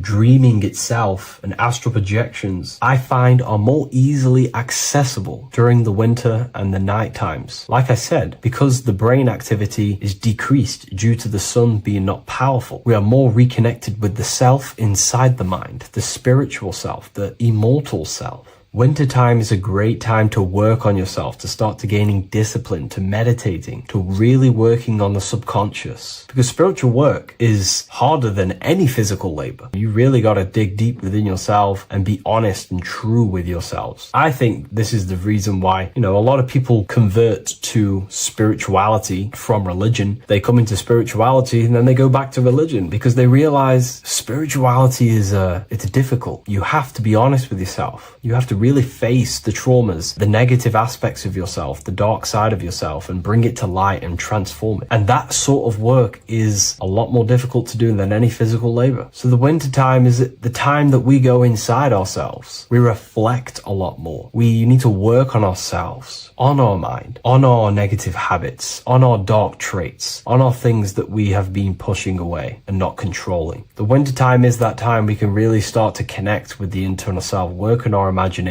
work on our mental willpower, work on all of these things like lucid dreaming, astral projections, and purifying ourselves, removing any mental barriers, any negative belief systems that may be subconsciously holding us back. It's easier to access the subconscious in the nighttime and in the winter, especially the winter. That's why I made this video, because we're in autumn now. We're transitioning into the winter. So I thought I'd share this with you all. And it's important to understand that you are a microcosm of God. Like I said, the law of correspondence associates with everything in the universe, people. Everything. And that's the best thing with the law of correspondence. And I've been using this for the past 3 to 4 years, right? The law of correspondence has determined and filtered out so many lies that was given to me, that's given to you, that's given to everyone in the world. The law of correspondence is like a filter. If someone gives you a piece of information, for example, gravity, and it does not apply with the law of correspondence, then you know it's a lie, because it's a universal thing. What happens inside of me also happens outside of me. What happens in my astral world happens in my material world, more than likely. As above, so below corresponds with everything. The same structure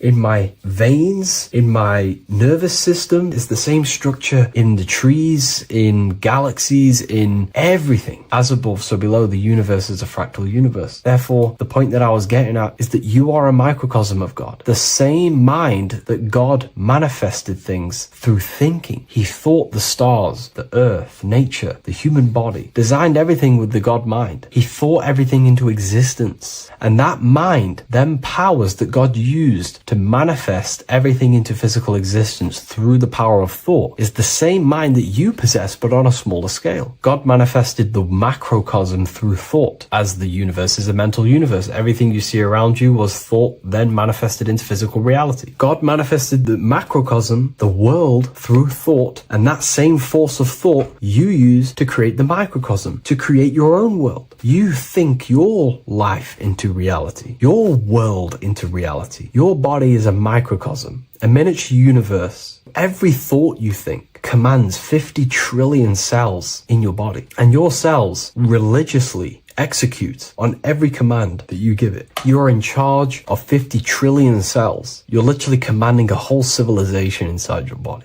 And this is how you are a reflection of the divine. The God mind created the macrocosm, the world, and you create your own world inside that world using the same power as thought. Very powerful. So everything that happens outside of you is also happening inside of you. The law of correspondence is the most important, the law that you could possibly learn, because it makes everything so clear for you in the universe. Makes life so clear. You see reality for what it truly is. It's a reflection of the higher dimensions. Just like how reality right now is a reflection of what's happening inside of people's minds and consciousness. We can't blame the elites for all the negative things that's happening in reality, because all the negative things that's happening in reality is the negative things that's happening in people's minds. We need to take control of ourselves. So with that being said, thank you all, everyone. If you wish to read more, 90% of you watching this video have already got this book. I want to say thank you for your support. It means the world to me. It makes me research more and write more books. And the book of symbolism is coming very soon. So thank you, everyone. I'll leave a link in the description for the university, for the live calls, and for the book if you wish to join. Have an amazing day.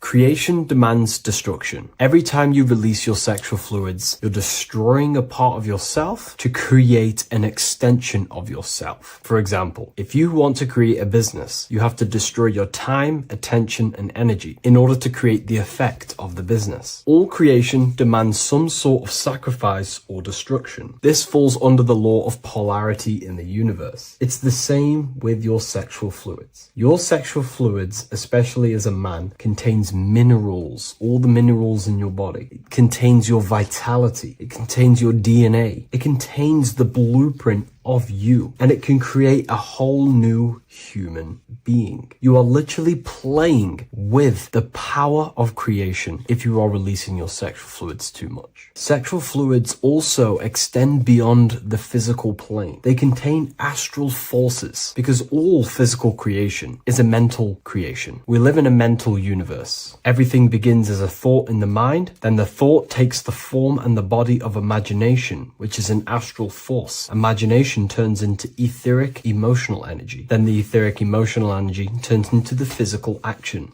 and the physical manifestation. We live in a mental universe. Therefore, these dimensions do not exist separately. They are permeating and mixing in with all. Your physical body has an astral body. Everything physical has astral forces behind it. Semen is known as the astral fluid of the soul. It feeds nerves, the channels of life force and consciousness within the body. And every time you release it, you're destroying a part of your vitality, your brain, your nerves, your energy levels, your creativity, and your DNA to create an extension of you. Therefore, it is a sacred fluid within your body and not something to be played with and to be released too much. Think about it. This is a very creative energy, your sexual fluids. It can create a whole new human being. This is how powerful it actually is. It is the power of creation, and the misuse of this power can destroy your own vitality and your life of your body, because that life you are giving in order to create an extension or a child is the same life you could keep inside of you and not waste to recycle and regenerate the body. Sexual energy has been for thousands of years associated with regenerating the body, longevity of life, and maintaining youth. Not only that, every time you release your sexual energy, it floods the brain with dopamine. Dopamine is the brain's reward system, created within the middle of the brain. It releases every time you've achieved something. However, sex or an orgasm is the most powerful feeling you can feel. It's the most amazing, intense feeling and release of dopamine you can possibly feel as a human. Therefore, if you flood your brain with this high amount of dopamine every single day, you are getting the epitome of human feelings every single day. Therefore, you will become numb to everything else in reality. You won't be able to enjoy the small things in life. And I know this firsthand because I experienced this myself. As soon as I stopped, this is when I started to enjoy the little things in life, seeing family, and I actually gained more energy, more ideas. We'll get into this a bit later. It is a creative energy. It creates a whole new human being. Therefore, if we maintain this energy, we can maintain our creative power within us, because that's what we are. We are all creative beings, moving energy from higher dimensions of consciousness, the mind, into lower dimensions of consciousness, the physical world. You hold the power to create. You are not in a world. The world is working through you. You do not possess a life. Life is working through you. You are not in a universe. You are the universe. It's moving through you. There is no past, present, and future. The present moment is you. When we release every single day or frequently throughout the week, like I said, we're triggering the brain's reward system, dopamine, which makes you feel as if you have already achieved something. And if your brain is telling you you have already achieved something by overusing your sexual fluids, then you will not have the motivation to achieve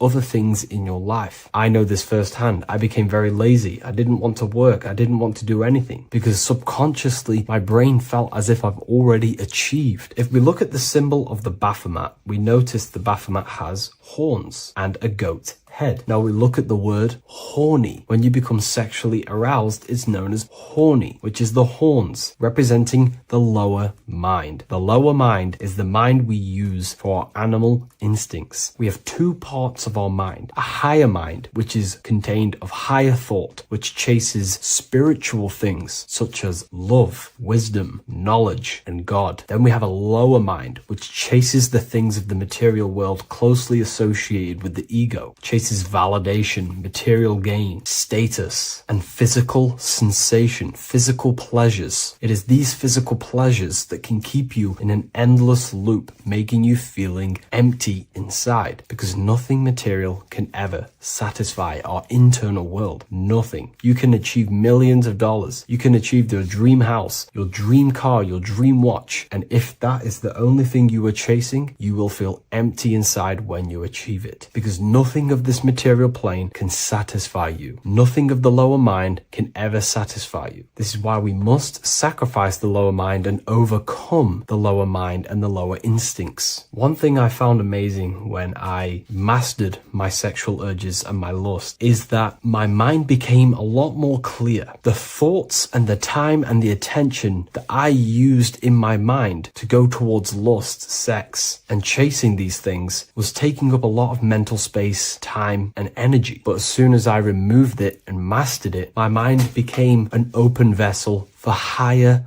thoughts to be received from the higher mind. The mind is like a radio antenna. Whatever we attune it with, that's what we receive. If we're constantly thinking about lust and low-level pleasures, we're going to just receive low-level thoughts. But once we remove all of the lower mind and we conquer our physical body and physical urges, our mind becomes an open channel for divine thoughts and spiritual thoughts. This is what most people call today as downloads. You receive wisdom from your higher self. Not only do you receive more wisdom, you just receive more power to create. The male and the female come together to create a child. That's how you were created. Now, the law of correspondence teaches as above, so below. It refers to everything in the universe. Therefore, in order for you to create a reality, to give birth to something, you have to bring together the masculine and the feminine. Your masculine forces are willpower and actions. Your feminine forces are emotions and imagination. When you combine the willpower, action, emotions, and imagination and combine them together, you can give birth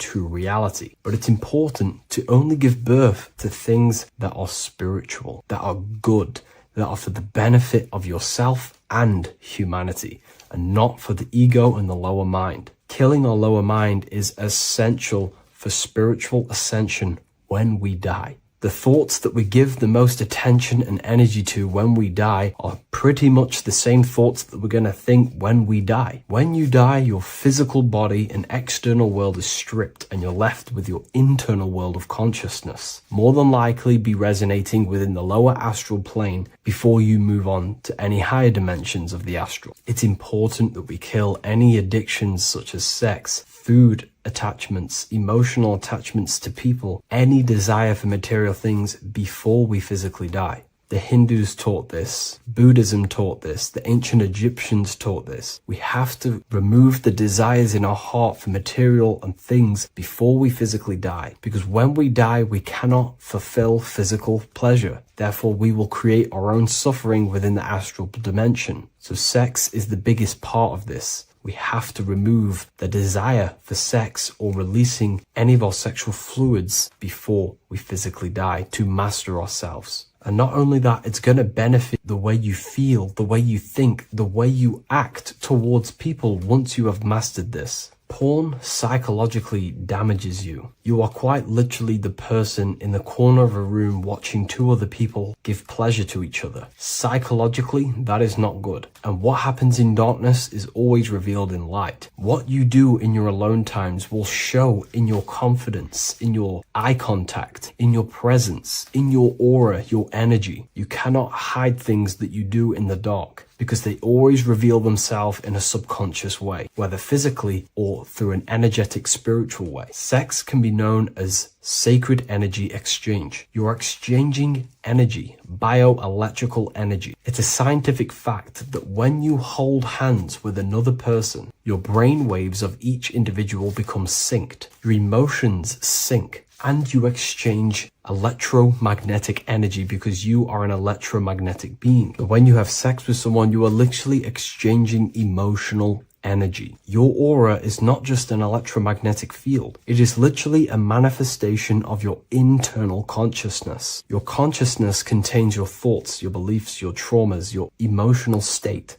And this manifests externally through the vortex of your heart into an energy presence around your body. This is why you can feel sad when someone else is sad next to you, because their energy is merging with yours. When you have sex with someone, you are quite literally exchanging consciousness, beliefs, traumas, emotions, feelings, vibrations, and your consciousness merges with their consciousness. So be careful with just having casual sex. Now, I'm not here trying to say never release, never have sex with your partner. I'm not saying that. I'm saying take caution with these things. Take my teachings with a pinch of salt. If it benefits you, that's great. I'm not here to tell you how to live. I'm simply giving you my research and the things that have helped me in my life on my esoteric research, awakening, or spiritual path. I don't like calling it a spiritual path, because it's not spiritual. It's simply just life, the knowledge of consciousness and the self. So I hope this video helps. If you'd love to read this book, I'll leave a link in the description. This book I wrote myself called The Book of Wisdom, Volume 2. You are not breathing correctly. 98% of people only use a third of their lungs capacity, which is shallow breathing, which ages you, lowers your brain capacity, and also lowers your state of consciousness. So it's essential that you breathe consciously on a day-to-day basis, because this is what truly elevates your consciousness. I am going to give you the key for you to raise your consciousness just through breathing alone. Such a simple thing, but yet the most effective way for raising your state of consciousness and becoming more spiritually and mentally advanced. So tune in for this video and I'm going to show you exactly how to do it and the symbolism behind breathing. Air is more than just air. It carries electromagnetic energy. So now I'm going to give you the science behind this spiritual truth. This invisible force is what sustains all physical life, providing the life force energy essential for existence. Electromagnetism, Everything is fed off electromagnetism. Your body is an electromagnetic battery. Now, we can prove that air carries electromagnetism just by doing a simple test, a simple scientific experiment, by getting liquid oxygen and pouring it between a north and south magnetic pole, two polar opposite magnets. We see that the liquid does not fall straight through it. It is sucked, it is magnetically attracted to these two opposing forces, opposing magnets. This is proof that air, liquid oxygen carries electromagnetism. When you are breathing electromagnetism, the essential life force behind all living beings. This is known as energy or prana, chi, ether, or spirit. This is all the same thing. Air is not just empty space, it is energy, it is prana, it is life force, it is spirit, it is ether, chi, prana. You are an electromagnetic being.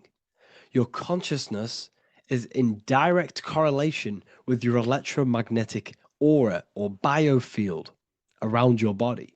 Your state of consciousness is mirrored within this field around your body. Now, your breath, when you breathe in, you're breathing electromagnetism or life force. Breath is the vital link between the physical and the spiritual, bridging the body with the soul. Through breath, we connect with both tangible world and deeper, the unseen realms of energy and consciousness. Breathing deeply and properly elevates our consciousness, enhancing the brain's functions, heightening the sensitivity of our five senses. It also brings a profound calmness to the mind, creating a state of clarity and inner peace. Like I said earlier, breathing properly is the fastest way to elevate your consciousness. It is the fastest way because breathing, when you stop breathing, what happens? You lose physical consciousness. Your body will shut down if you do not breathe in this vital electromagnetic energy in the oxygen. If your body does not get this for 5 minutes or however you can last without breathing, this makes you lose physical consciousness. Your body will not survive without this essential life force energy. Therefore, air is one of the most overlooked things. This is why we see the symbolism of Buddha having a big belly. Why does he have a big belly? Because it's symbolizing breath work, proper spiritual breath work, the certain teachings of breath work, of when you breathe in through the nose, you have to breathe in through the nose. You don't want to breathe in through the mouth because the nose acts as a filter which catches dust particles and filters out the air before it enters the lungs. The mouth does not do that. The nose is for breathing inward. We breathe in through the nose, and when we breathe in, we breathe into our belly, not our lungs. When we breathe into our belly and our belly expands outwards, we are then moving this energy down from the nose down the spinal column. And when we breathe back out, the belly goes in, which is raising the energy up the spinal column, back out through the mouth. This is the true way of breathing, because when we breathe, we are moving energy. We are moving electromagnetic energy. When we breathe in through the nose, the energy travels down the spinal column. And when we breathe out, we are raising this energy back up the spine, some of it going out the mouth and some of it reaching the brain, activating dormant brain cells in the brain. But when we breathe, we need to make sure we are using 100% of our lungs' capacity, because the lungs is what transforms this special energy into consciousness, physical consciousness. So this is why Buddha has a big belly. It's not because he was fat. It's not because he was overweight. It's symbolism. It's symbolism of breath work.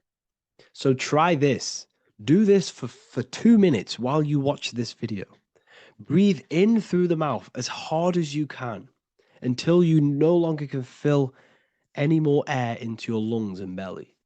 Breathe it into your belly, not your lungs. And breathe out through the mouth. Do this for 5 minutes or 2 minutes, however long. I promise you, breath affects your consciousness. You will notice the difference. If you do it quicker, the quicker it'll affect your consciousness and you might go lightheaded. But that lightheaded is you activating your spirit, your energy body. So try this just by watching this video. When you breathe consciously, you are renewing both your energy body and astral body, aligning your consciousness with a higher state. This practice feeds new life force energy into the body, revitalizing and enhancing your overall well-being. Like I said, your brain requires the most amount of oxygen. When we have shallow breathing, this is reducing the brain's capacity. Because when we are not breathing properly, which 98% of people are only using a third of their lungs capacity, we are essentially only using a third of our consciousness, because your breath is directly correlated to your consciousness, your state of consciousness. When you breathe in through the mouth, out through the mouth, out in through the nose, out through the mouth, consciously and deeply for 5 minutes, you will notice that your senses are more powerful and sensitive. Your brain is quicker.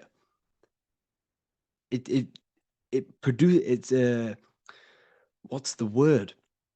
It processes information quicker.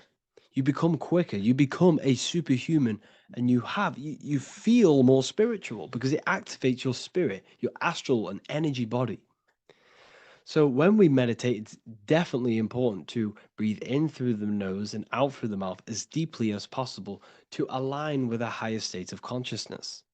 And this is the easiest way to separate your consciousness from the body.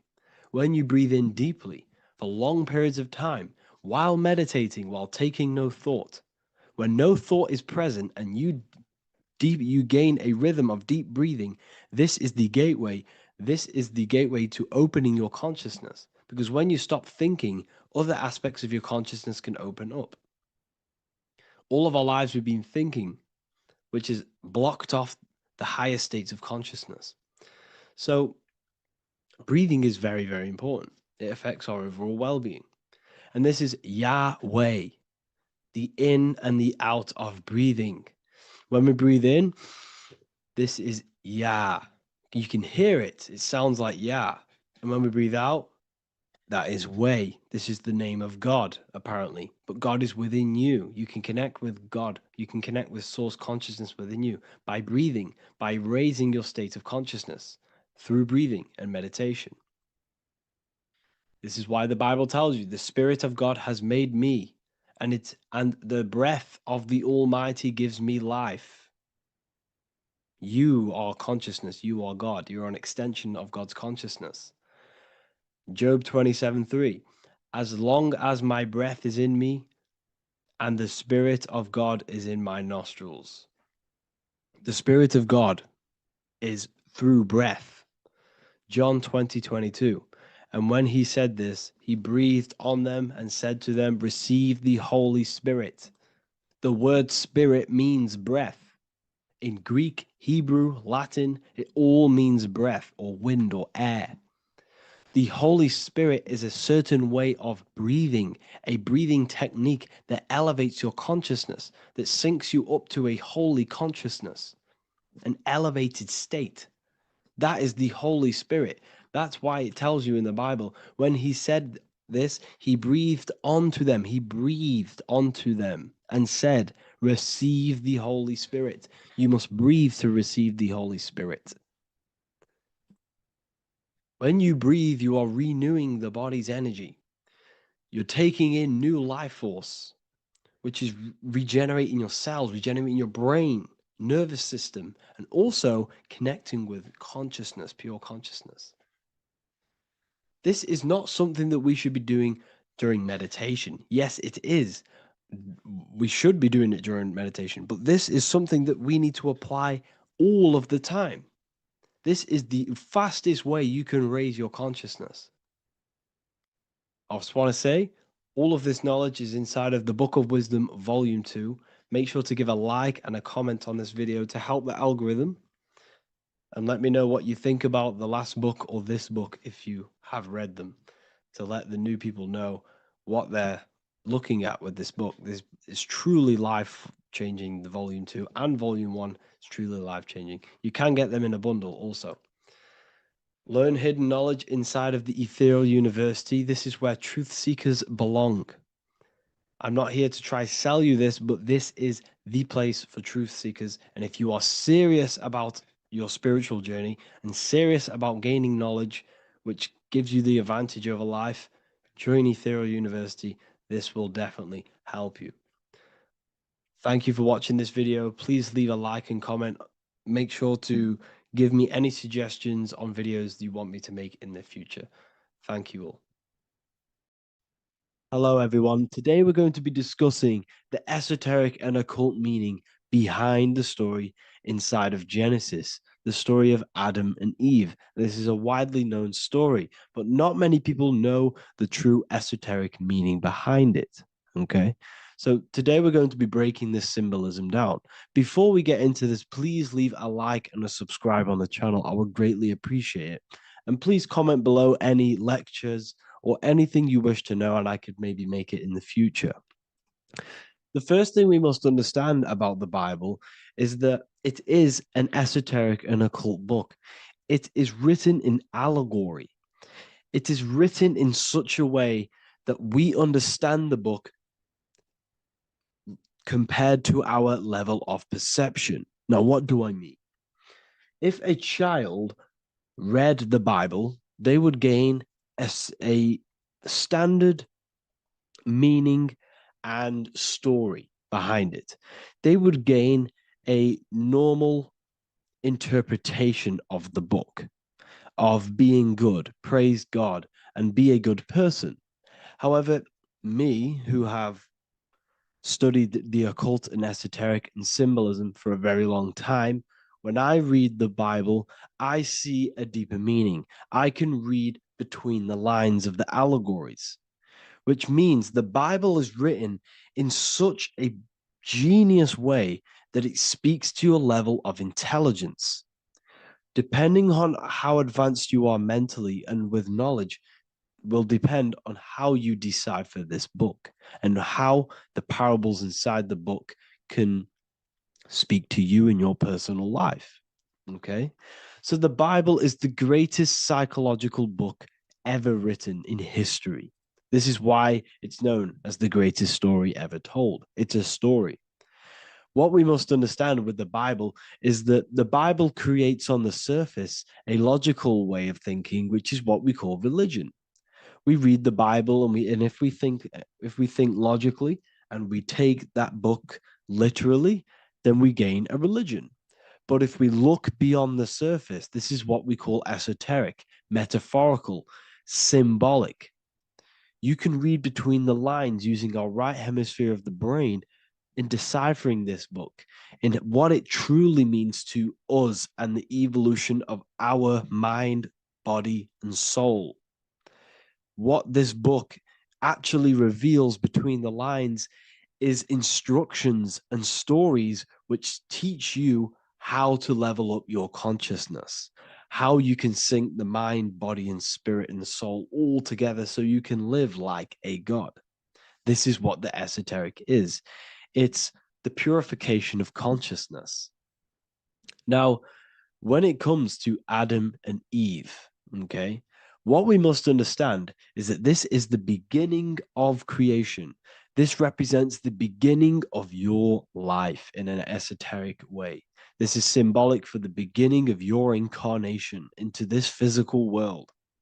Okay. And we have Adam, masculine, Eve representing feminine. These are the two masculine and feminine energies which create the whole material universe. Okay. And as we are born with a pure consciousness. We are born with pure consciousness. Well, now, what do I mean? As a baby, we have no knowledge. We are pure essence of the soul. You know, we don't gain the knowledge of good and evil. We are pure. Yes, we're not happy all the time as a baby, and we're not sad all the time, but we have no ego. This is what I mean. Our consciousness is not split. As a baby, you are whole. You have a whole consciousness. You are yourself. You have no false identifications, no limiting belief systems, nothing. You are pure awareness and the pure soul and the pure mind. Now, this is what Genesis is representing. As we grow older, the more experiences we gain, the more thoughts we start to think, the more knowledge we gain of this world, the more impure our mind, our heart, our soul, our spirit becomes, the more impure our body becomes. As we grow older, we're infected with negative beliefs, negative thoughts, and society norms. This is a big one. As we grow older, we are molded by society.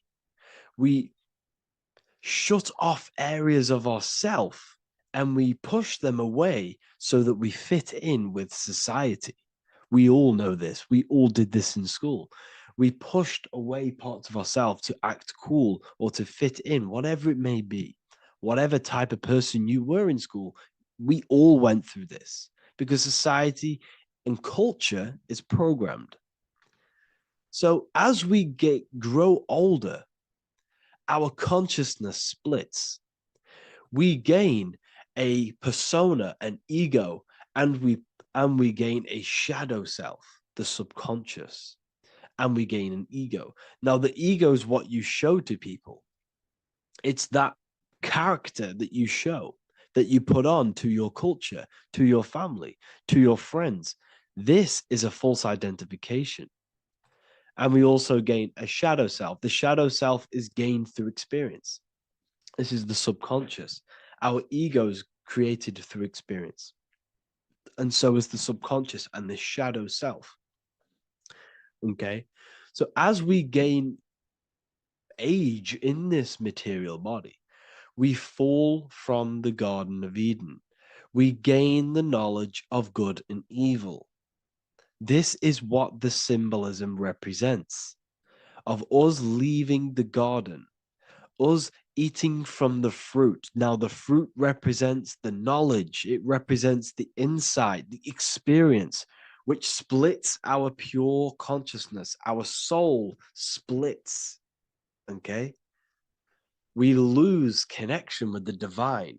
We lose connection with our pure self through material experiences. We may lose ourselves in material experiences. We may lose ourselves in lust and material gain, wealth, and all of these lovely things that the material world offers. We lose ourselves in this. Okay? And not only that, there's another symbolic thing that we're missing with being a child. There's another symbolic meaning behind this tree in this story of Adam and Eve. And this is sexual energy. Okay? As we are a baby, we have no ability to create another human life. We have no sexual urges. We have no desire for the material things as a baby. Nothing. As we grow older, our sexual energy cultivates around the age of, it's like 10, maybe earlier for some people or later for some people. This is what we call puberty, when our sexual energy activates. This is when the masculine and feminine energies are present within the body. And we are now given the ability to create human life. We're now given the ability to bring in a soul into the material world. Now, this is what we believe and know in the esoteric world. That is what sex is. You're bringing a soul from the astral into the physical. Okay? So as you grow older, you gain this ability to use the power of creation. You gain this force within you that allows you to open a portal in the astral and bring in a soul to the material. Now, this power can be misused. This power is very powerful and should not be misused. In occult and esoteric teachings, we teach and learn sexual transmutation, how we transmute sexual energy into different areas of our life so we can grow and create. Because sexual energy is creative energy. It creates a whole new human being. So if we retain it, we can transmute it into creativity. So this energy is kind of corrupting us as well. And now I'm not saying growing up is evil, all this thing is evil. This is a natural cycle that we must go through. The soul of us must go through this cycle so that we learn, so that we overcome it, so that we gain mastery over ourselves, so that we expand ourselves. I recommend you watch the Evolution of Consciousness lecture that I did on my YouTube. An amazing lecture. Talks about the evolution of consciousness and how we're on a never-ending cycle of life and death and expansion. So leaving the Garden of Eden is symbolic. You see, Eve represents emotion. She's feminine. Adam represents action. That's why he bit the apple. You see, Eve takes the apple and tempts Adam because she's the emotion. She's the sexual desire. And Adam eats it. He releases. He misuses the power of his creation. He misuses his consciousness because of material illusions and material desires. This is natural, okay? As we grow older in this life, our soul has to experience sin. We have to experience negativity. We have to experience evil, okay? And we have to misuse this power within us to learn about it so we can overcome it and gain control over it. Now, this is why the Bible says in Genesis 3:6, for God doth know that in the day ye eat thereof, then your eyes shall be opened. Ye shall be as gods, knowing good and evil. This is very, very, very symbolic. We come into this world to experience a dualistic way of reality. We come into this world to challenge ourselves so the soul can grow, because the soul comes from pure love from God. But we come into this world so the soul may know what it's like to be evil. You see, we are like a seed. Our soul's like a seed. And when that seed grows, okay, and it's planted, them roots must grow to hell in order for the top of the tree and the roots to grow to heaven. In order for the soul to reach the highest states, it must descend down into the lowest states. Good and evil. This is the story of good and evil, okay? And this is the story, a psychological story of how the human mind has functioned in this life. This is what this story is representing, of how our soul and mind is functioning, how our consciousness is splitting and growing up and evoluting. Okay. Like I said, snakes represent sexual energy. They represent, snake, when you've been snaked. This is why we say you've been snaked, because it represents a temptation of sexual energy. This is why the Kundalini is symbolized as a snake. This is the serpent within us that we can rise to activate dormant brain cells in our brain. Now that's called the Kundalini awakening. I'm not going to get into that into this video, but this is what it symbolizes, the tree and the knowledge of good and evil, because our body is the tree. Our central nervous system is the tree. The snake is our sexual urges and this false temptation that tempts us to interact with sin, the material world, okay, and go against our higher divine self. This is what it represents. Now, it's very, very symbolic. Not everyone is going to agree with this, but this is my interpretation of Genesis based on my research of occultism, symbolism, metaphors, and me studying the Bible. This is my interpretation, and I hope it resonates with you. It might not resonate with you, but this is what makes sense to me, and this is what has made sense to many other occult researchers who are in this space as well. Okay. So please leave a like, leave a comment, leave a subscribe.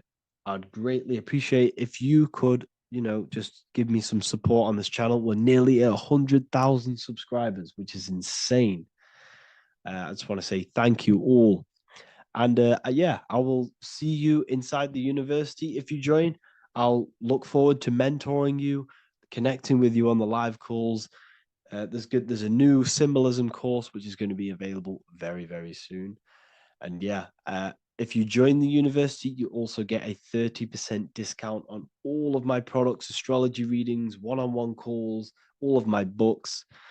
Yeah, so I hope you gain some insight on this video, and I'll see you in the next video, and I'll see you inside the university. Have an amazing day. So depression doesn't actually exist, and in this video I'm going to show you how depression is actually a choice. And I'm going to give you some solutions on how to deal with it. And this is probably going to change your life forever just by doing this alone. Okay, so the first thing you need to understand about depression is that it exists in your conscious mind. It exists in your thinking mind. So what is inside your thinking mind? You have your body, your name, your reputation, your trauma, your memories, your family, your worries, your interests, your bills, your passion, dislikes, goals, right? Most people identify their lives with this. They identify their lives with their thinking mind. They think they're their name, their job, their reputation, their memories. But this is not who you actually are. Who you actually are is the observer of that. What happens if you stop thinking? What is left? You're left with unconditioned consciousness. You're left with the self, which is what we refer to as I. We are the consciousness, not the thinking consciousness. You are not these labels. You are not your thoughts. You are not your job, your name, your reputation. Okay? And the reason why I'm telling you this is because it's very important, is that we are something beyond this body, beyond this name, beyond our thoughts. We are the consciousness. So depression exists inside of the thinking mind, the conscious mind. Okay? So if you want to get rid of depression, you must learn how to escape the thinking mind. And not only just escape, but that's step one. In meditation, you do meditations, right? We sit still and we have to learn how to control the mind and turn off the thoughts. And when we turn off the thoughts, depression goes out the window because there's no thought present in your mental field of consciousness to be depressed. Okay? You must understand, who is the one suffering from the negative thoughts? Who is the one suffering? Your mind is not suffering because the mind is producing the thoughts. Your body's not suffering from the negative thoughts. You are suffering. And who is you? You are a soul. You are that feeling.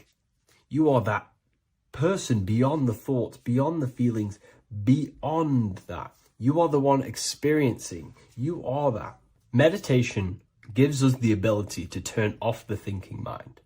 This allows us to escape our thoughts, okay?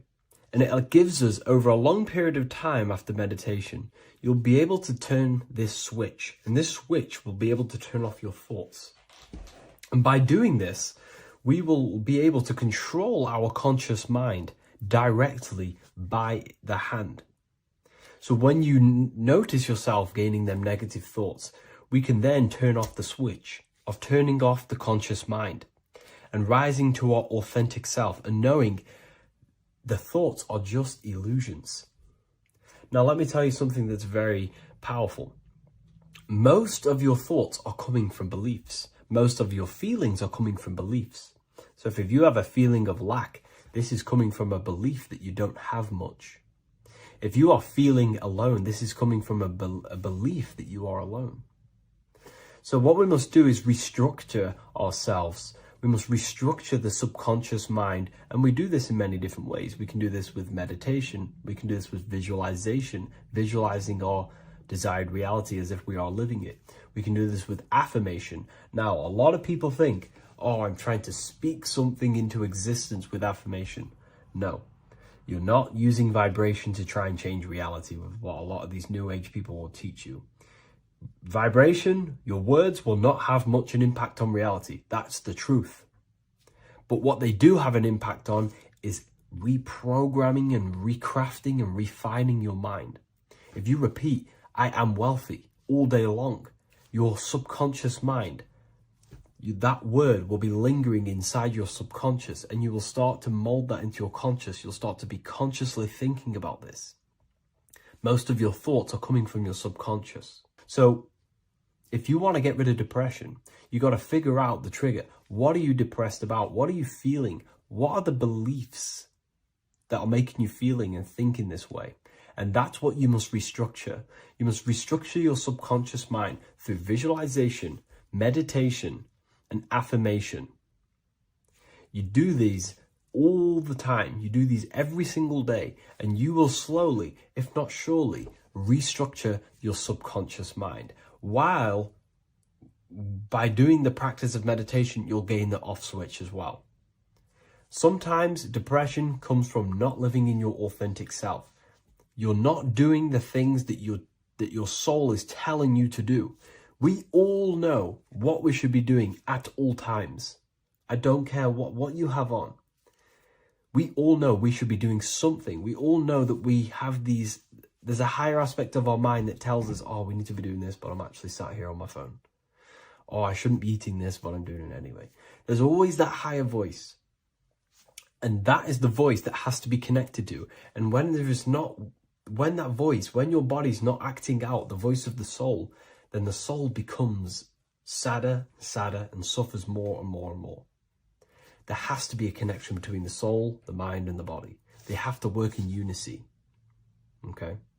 So I hope this video helps with depression, with whatever you're going through mentally.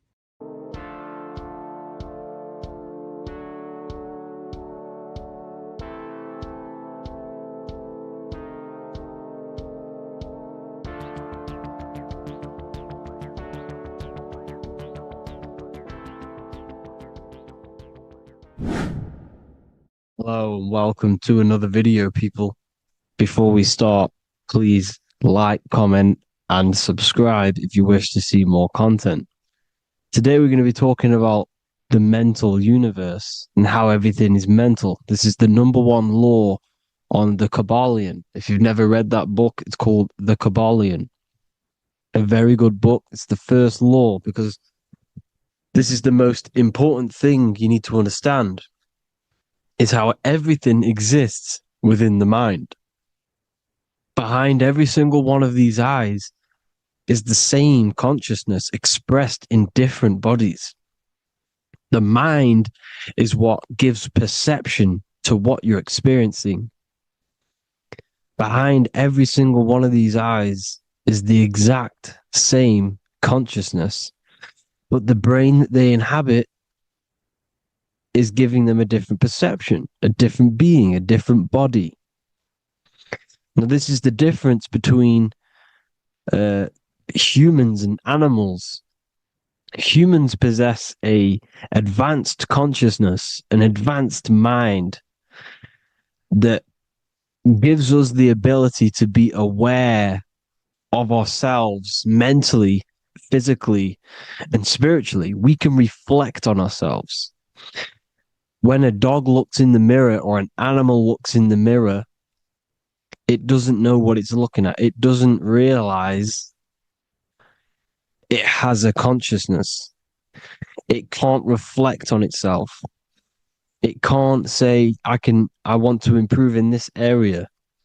It doesn't have that consciousness. We have a divine consciousness. Take away the N for divine, and you get with a D, put it with a D, you get divide, because we have a divided two-way consciousness. An animal only has one. However, it's still the same mind. We're all mind. We're all mental. We all exist within the mental plane. Look at this person walking. The body, the brain is sending electrical signals through the 12 cranial nerves, which the 12 disciples that spread the gospel of Jesus, right? You have 12 cranial nerves in your brain. There are 12 disciples which spread the gospel of Jesus. Jesus represents the mind, the intelligence, the invisible intelligence that we all are, the same intelligence, the same exact consciousness, which then sends a command into the brain. Then the brain sends these 12 electrical signals through the 12 cranial nerves to control the rest of the body through the nervous system. This person walking is not, the body is not walking. The mind is telling it to walk. And the brain is it's a supercomputer which is decoding these demands given to it by the mind.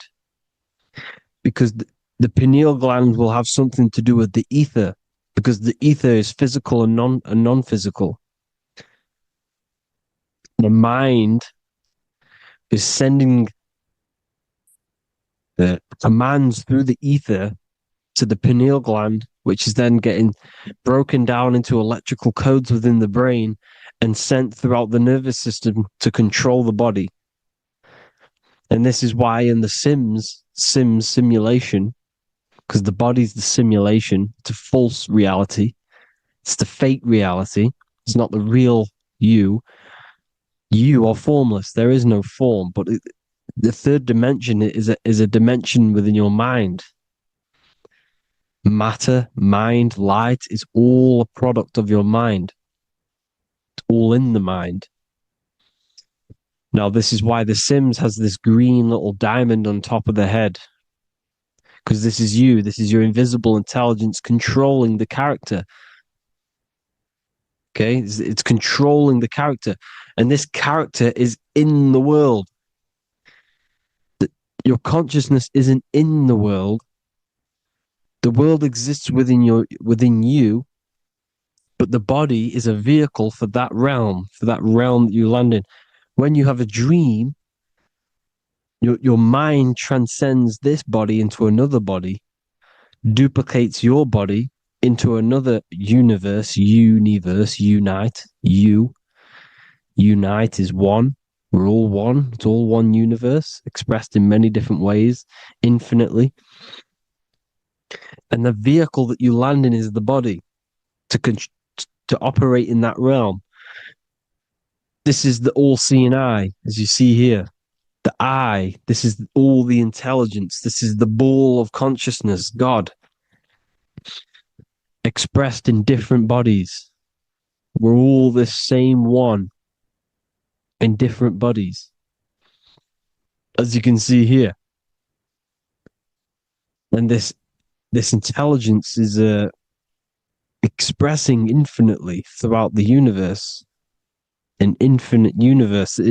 There's no beginning, no end. There was no beginning of the universe. There is no end. It's infinite, always has and always will.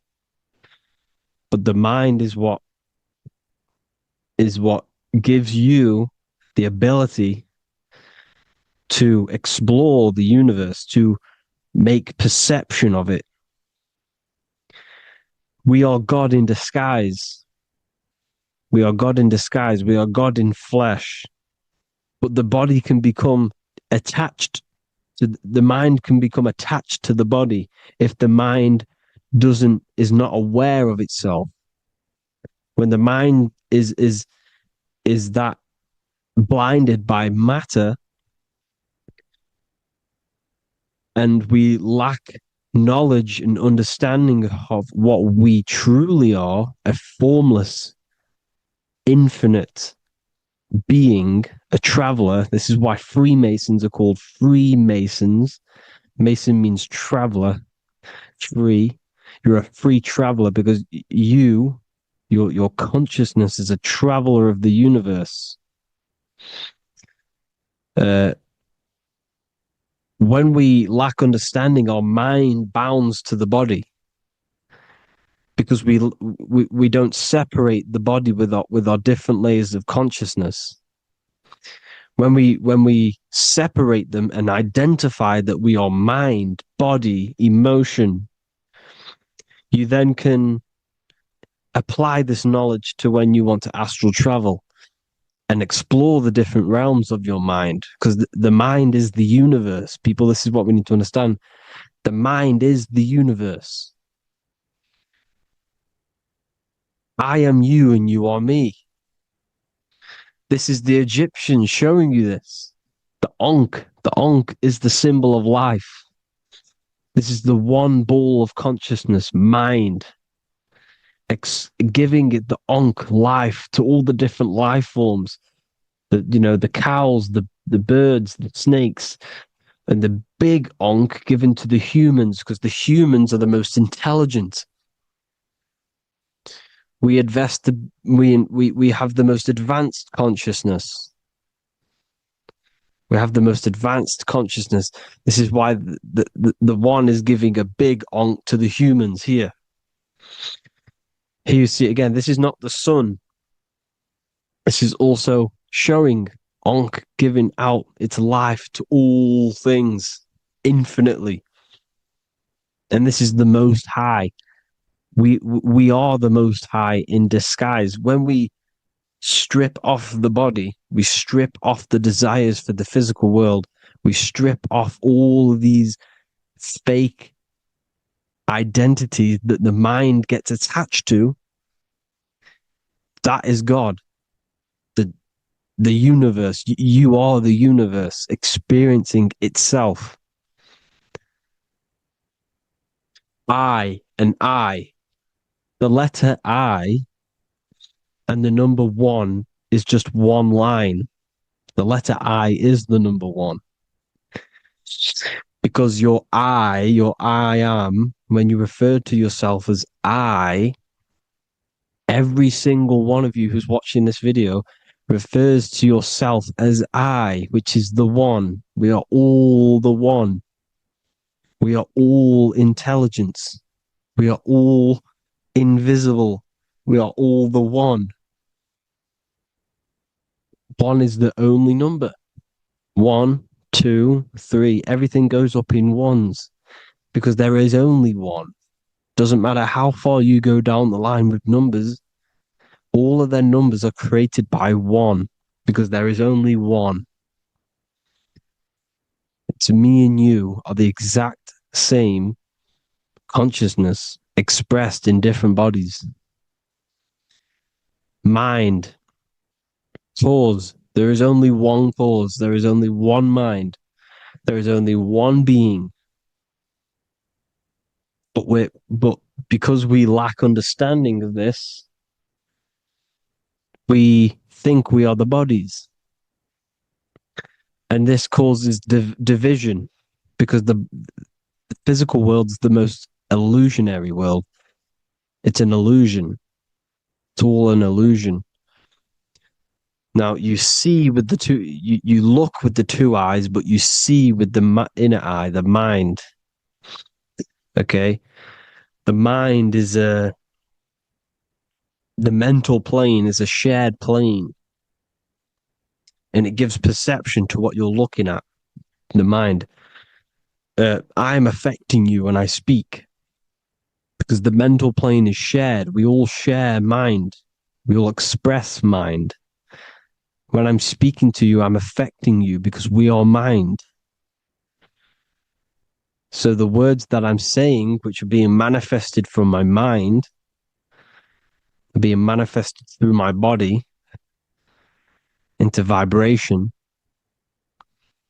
is affecting you. I'm affecting you with what I'm saying. And these words are having an effect on your mind, because we're all mind. This is why you need to be careful what you're listening to, music and all sorts. Because music can also create thought loops within your mind. Because the chorus, we shouldn't be listening to choruses. Choruses are loops. And what they're saying in the chorus is being looped. And this can create thought loops within your mind. Go and listen to an old song that you used to listen to about 5 years ago, 10 years ago, 20 years ago. Go and listen to an old song, and you guess what? You will get nostalgia. Why will you get nostalgia? Because that song will trigger the thoughts that you were thinking in that time of listening to that song.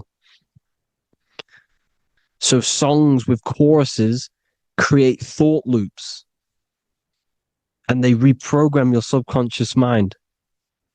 It's important why music is very powerful. Mind and mind, same word. See, language is the truth, people. This is why I use language in all of my presentations, especially the English language. It's riddled with occult truth. I is my me, I, you, and me, or I, one. We are not the name, we are I. Every single one of you is I, because we are all the one, all mind. Now, the only thing that is truly mine is my mind. When you say something is mine, it's an illusion. It's not yours. The only thing that is mine is mind, my mind. Okay? It's my mind. It's the only thing. It's the same word, mind and mind. Like I said before, everything's one. Hot and cold is different degrees of the same thing, of the one substance, of degrees. The 7 colors are different frequencies of the one white light. Everything is one. There is only one. We are all one. Everything is one. Hot, cold, day, night. It's the same degree of one, which is mind. The mind's perception is what's giving it, labeling it hot or cold. The mind's perception of colors is what is giving it red or purple, hot or cold. There is only mind. The mind gives things perception. There is only one, that is mind. The conscious and the subconscious mind. The male and the female, these are married. The subconscious mind is your hidden part of the mind. Okay, it's hidden. You can access it through different meditations and Reiki teachings, and dreams are manifestations of your subconscious. This is how you know mind and matter are one, because your mind creates matter in dreams. Your subconscious manifests everything in a dream, in the astral realms. The conscious is what you're conscious of, what you're consciously thinking of. So me, I am conscious that I am speaking into this mic and creating this video. My subconscious mind is the hidden part of the mind, which is speaking to my heart, telling it to beat. It's telling my food to digest. It's regulating all my blood. It's doing everything in my body without me being conscious of it. Without me being conscious. The subconscious is the feminine. The conscious is the male. The Bible, of course. Proverbs 12:4. Helpful, not helpful, an excellent wife is the crown of her husband, but she who brings shame is like rottenness in his bones. In the same way, husbands should love their wives as their own bodies. He who loves his wife loves himself. You can take that physically, you can take that literally, or you can take it metaphysically. See, the Bible's written in such a way where you can take it as your level of realization. He who loves his wife loves himself. If you love your subconscious, if you love yourself, you speak good about yourself, because your subconscious takes everything literally. If you say, I hate you to someone, your subconscious does not know the difference between me and someone else. It only thinks me, me, me. Why? Because mind is the only thing that exists. You are mind, I am mind. If I say, I hate you, you're saying that to yourself. Your subconscious picks that up and says, I hate myself. And that's telling your subconscious that's what you want. because your subconscious manifests 90% of your behavior. The programs within your subconscious, tying your shoelace is a program. You don't need to be conscious of it. You can just do it because it's a program. It's deeply interwoven in the subconscious. Driving your car, texting on your phone, you don't have to think about what letter, you just do it because you know where the letters are. It's a program. Therefore, if you look after your subconscious, they are a married couple. It's your wife. Your subconscious is your wife. And it manifests 90% of your daily basis thought patterns, actions, behaviors, emotions, all the things that you all the trauma that you've experienced is stored within your subconscious, which is affecting you. So let's say you were in a car crash 10 years ago and you had a really traumatic event, you really hurt yourself, and you had a very, very, very strong emotion that you felt of pain. That will still affect you today. And why? Because it will manifest into your behavior. How? Well, you'll be cautious of what cars to go in and who. You'll be cautious because of that event that stored within your subconscious, because of that feeling you felt was so painful and so strong. It's still manifesting into your behavior today. For example, you won't go in certain cars, you won't go with certain drivers. The subconscious stores everything, all your memories, the programs, and everything. So if you trick your subconscious, that's how you manifest your life. If you trick the subconscious, you already have something. And therefore it will manifest into your life and into your behavior, thoughts, and actions. This is why the golden rule is to treat others like you want to be treated. Because I am you and you are me. We are all subconscious. We all have subconscious. Whatever I do to you, I do to me. Because my subconscious picks that up and thinks I'm speaking to me. Mind is very powerful. Whatever I do to you, I do to me. Treat others like you want to be treated. The golden rule. That is the only rule we need in this realm, in the universe. If everyone understood this rule and how the subconscious works and how karma works, we'd live in heaven on earth, the Garden of Eden, the golden age. As a man thinketh in his heart, so is he. Proverbs 23:7. Where your heart is, there will be your treasure. Your heart's the emotions. The storehouse of emotions is where you feel emotions. You have to let your emotions move through you, not become you. You can't let your emotions become you. Or except be like the sky and let them pass through you. Be like the clouds and the stars passing over. Let them pass through you. Do not let them become you. And this is how emotions can take over your mind. We are driven by, when a man is driven by emotions, he has no self to control. You must control the mind because the mind can be corrupted. Because your thoughts are electrical in the brain. Your thoughts come from the mental plane. So how the mind works is that you place your attentions on something in the mind and infinite information just flows in. Think about it. When you think of a certain topic, as soon as you think of that topic, information comes flying into your mind. Different ideas, ping, ping, ping. It's all connected. It's why we call it a mindset. Because your mind sets itself to frequencies.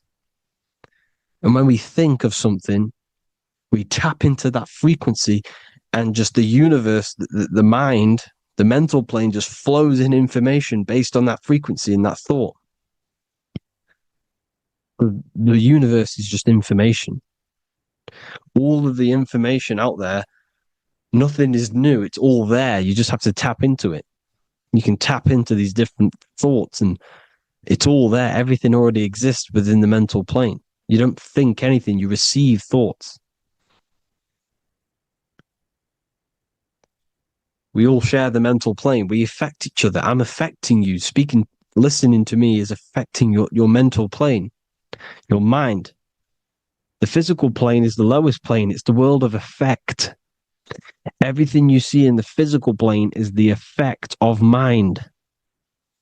Like I said, the person walking is the effect of their mind telling the body to walk. The physical plane is the lowest dimension of your mind. Mother Earth, we are in a mother. We're in the womb still. The Earth is feminine. It looks after you. It provides you with food for free. It grows on trees with water. It's Mother Earth. It's the womb. The dome above your head is your mother's belly. Okay? Is your mother's belly. You're in the womb still. You're forever in the womb because your mind's constantly expanding. Because when the baby's mind figures out that there is a reality outside of its mother, it starts to hear the people on outside of its mother, what does it do? It figures a way out of the mother, and it becomes born again in the water, in a hospital, into the other world. It's the same with our minds. When our minds figure out there is other worlds beyond this physical, we explore them. The astral plane, for example. You figure a way out of the body. Because when you're the firmament, look at the word firmament, meant at the end. Firm is firm, something strong, something like a rock is firm. If your mind is firm like a rock, you will be stuck under the firmament. So, for example, people who are very programmed and can't think outside the box, they have a firm mind and they'll be stuck under the firmament because your mind is the only thing that's keeping you under the firmament. It's the only thing. When you're doomed, doom is dome. This is the dome, which is your head. Your head is the dome. Above your head, above the earth is the dome, the ethereal barrier. But that's just an external manifestation of your head. You don't leave the earth, you leave your body to leave the earth, because your body is the earth. It's a dimension within your mind. So when you're doomed, you're domed. Your reality is your level of realization. You realize something, or when you have an idea, the mind, in the EYE or I, same thing, mind, it's all mind. Reality is your level of realization. You realize there's other worlds. That's your reality. Your perception's your reality.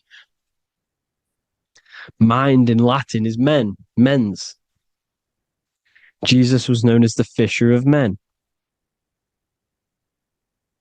which is the fisher of minds. He was fishing minds worthy of knowing the higher truth, the deeper occult knowledge. Jesus figured out that we are all God. And he got killed for it because in that age they were trying to suppress this information. Jesus figured out he was God because we are all God, every single one of you, and they killed him because we're all mind. We are not the body. We're the invisible intelligence, which is God. But you are not God if your mind is attached to this physical world, to the worldly pleasures. If you master your mind and travel the depths of your mind, that is God. Mental and men. Look at the word mental. It has men in it. Men in the Bible means mind. Here you see Masonic, the Masonic symbol with the eye, the mind, looking over